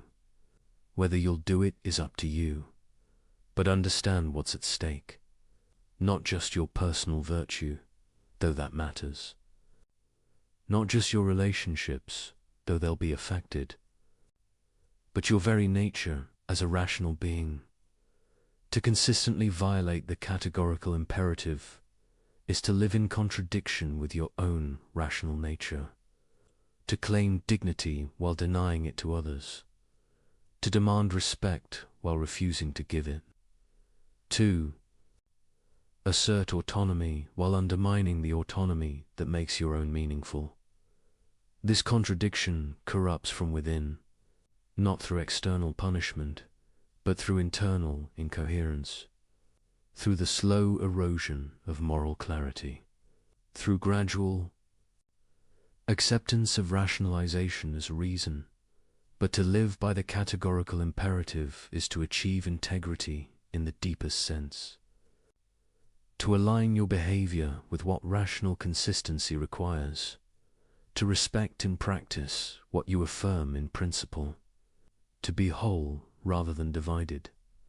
This wholeness is its own reward, not the only reason to be moral, should be moral, because dignity deserves respect, regardless of benefits to you, but a natural consequence of rational consistency.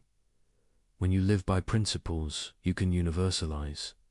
When you treat all rational beings as ends, when you maintain the standards that rational agency requires, you become what you essentially are.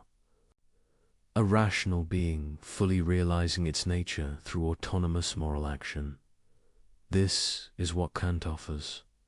Not an impossible ideal, but a clear standard.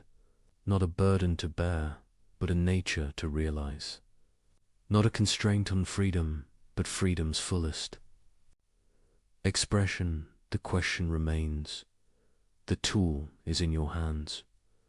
The violations are visible. The principles are clear. The choice is yours. What will you do with what you now understand? This is where philosophy meets life, where understanding demands decision, where knowledge calls for action. The categorical imperative has exposed every justification for evil. It has revealed what rational beings owe each other and themselves. It has shown you what dignity means and why it matters. Absolutely now, you must decide. Will you honor what you've discovered? Will you live by what you know? The question remains, and only you can answer it. Good evening and welcome back. Please unwind and drift into the paradoxes of thought with me. Get ready to challenge your assumptions as we delve into dark psychology that changed philosophy forever. December 22nd, 1849. The Semyonovsky Parade Ground, St. Petersburg. The snow is falling so thick you can barely see 20 feet ahead. 8 men stand in white burial shrouds, their breath forming clouds in the frozen air.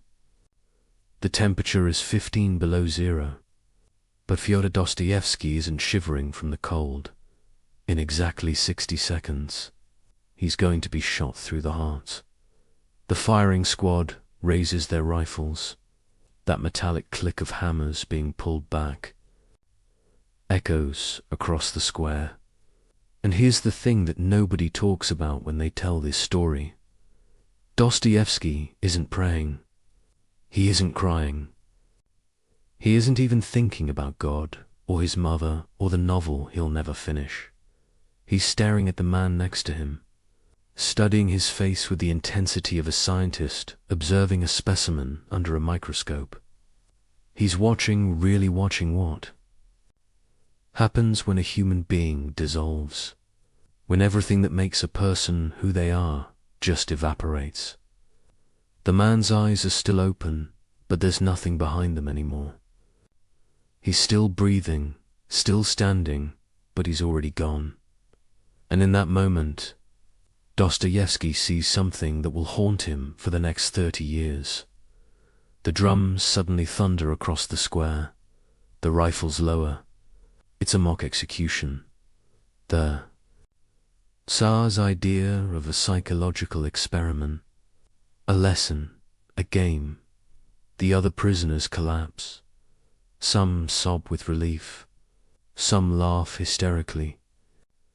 But Dostoevsky just stands there, because he understands something now that he didn't understand 3 minutes ago. Something in him died on that platform, eyed as surely as if those bullets had torn through his chest. But something else was born. Something that could see what the rest of us spend our entire lives trying not to see. For the next 3 decades, he'll write novel after novel, each one an attempt to explain what he discovered in those 60 seconds.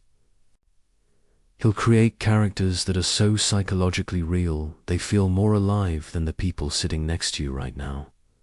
He'll predict the horrors of the 20th century with such accuracy that reading him today feels like he's writing about tomorrow. But here's what's really unsettling. He wasn't writing about the future. He was writing about right now, about the thing that's happening in your mind at this very moment.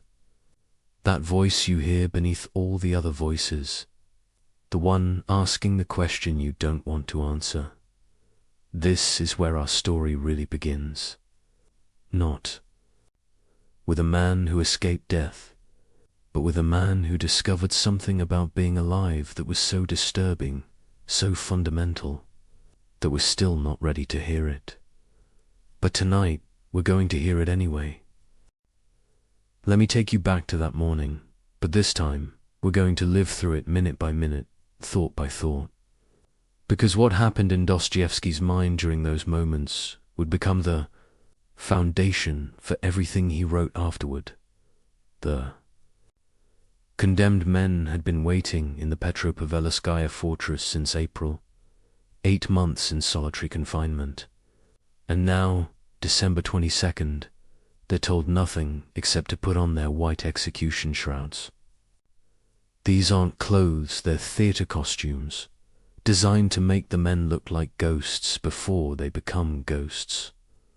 The Tsar, you see, was an artist of punishment. He understood that death was simple, but the anticipation of death, that was complex. That was interesting. Dostoevsky is led out with the others into the square. The snow is falling, and here's a detail he would obsess over for years. The way the snowflakes landed on his eyelashes and melted, how that felt like the world crying for him, but also how absurd it was to notice something so small when you're about to stop existing. The human mind doesn't become profound in its final moments, becomes chaotic, noticing everything and nothing simultaneously. They're arranged in groups of 3. Dostoevsky is in the second group, which means he has approximately 4 minutes to live while watching the first group die. And this is where the real torture begins, not in watching death approach like a mathematical certainty. 3 men, then 3 more, then you. It's death as an equation, and Dostoevsky, who loved to gamble, who understood probability, suddenly realizes that for the first time in his life, there's a game with absolutely no variables, no chance, no hope, just arithmetic. The first 3 men are tied to the posts, and now something happens that Dostoevsky will write about in 4 different novels, each time trying to capture it more precisely. He becomes hyperfocused on the church dome in the distance, the way the morning sun is hitting its gold surface. He can't stop staring at it. In his mind, this dome becomes everything. God, Russia, his mother's face, every book he's ever read, every woman he's ever loved, but also nothing, just metal and light, he thinks. And these are his exact words that he later wrote to his brother. In 5 minutes, I will either be that light, dissolved into the universe, or I will be nowhere at all. Think about that for a moment. Not I will be in heaven or I will be with God, but I will be that light or nothing. This is Dostoevsky's mind at the edge, not religious, not atheistic, but something more terrifying. Complete uncertainty at the exact moment when you most need certainty. The squad raises their rifles at the first group. Dostoevsky is studying. The man next to him, now Nikolai Grigoriev, a fellow member of the Patrashevsky circle. Grigoriev's face is doing something Dostoevsky has never seen before. It's not fear, exactly. It's like watching someone solve an impossible equation in their head. The features are rearranging themselves, becoming younger and older simultaneously. The eyes are seeing something beyond the square, beyond Petersburg, maybe beyond existence itself. And then Dostoevsky has the thought that will haunt every novel he ever writes. We are most alive in the moment before we die. Not during life, when we're distracted by trivial concerns. Not after death, when we're nothing, but in that razor-thin moment when we're saying goodbye to existence. Every character he creates, Raskolnikov, Prince Mishkin, Ivan Karamazov, they're all trying to get back to this moment. To feel this alive, without having to die. The drums suddenly explode across the square. The rifles lower. A carriage races in with a messenger from the Tsar. It's a pardon. No, not a pardon. A commutation. Instead of death, Siberia. Instead of nothing for years of hard labor. The other prisoners react predictably. Nikolai Mombly goes insane on the spot. Litzli never recovers his sanity. Others sob, pray, collapse. But Dostoevsky does something strange. He starts laughing. Not from relief, but from a kind of cosmic horror. Because he realizes the joke. They were never going to be shot. This was always the plan. The Tsar didn't want to kill their bodies. Any fool with a gun can do that. He wanted to kill something. Elsay's certainty about what reality is. And it worked. But not the way the Tsar intended. Because while this experience broke the others, in Dostoevsky it broke something open, a door in his mind that most of us keep locked. The door that separates our daily consciousness from the awareness of what we really are: biological machines pretending to have souls, or souls pretending to be biological machines, and no way to know which dot in the idiot. Prince Mishkin describes an execution he witnessed, but listen to the language carefully. He says the worst part isn't the pain or the fear, it's the certainty. In an hour, in 10 minutes, in half a minute, now, this very instant, your soul will leave your body, and you will be a human being no longer. That word certainty appears 17 times in that passage, because uncertainty, Dostoevsky realized, is what keeps us sane. The moment we become certain about death, we go mad. But the moment we become certain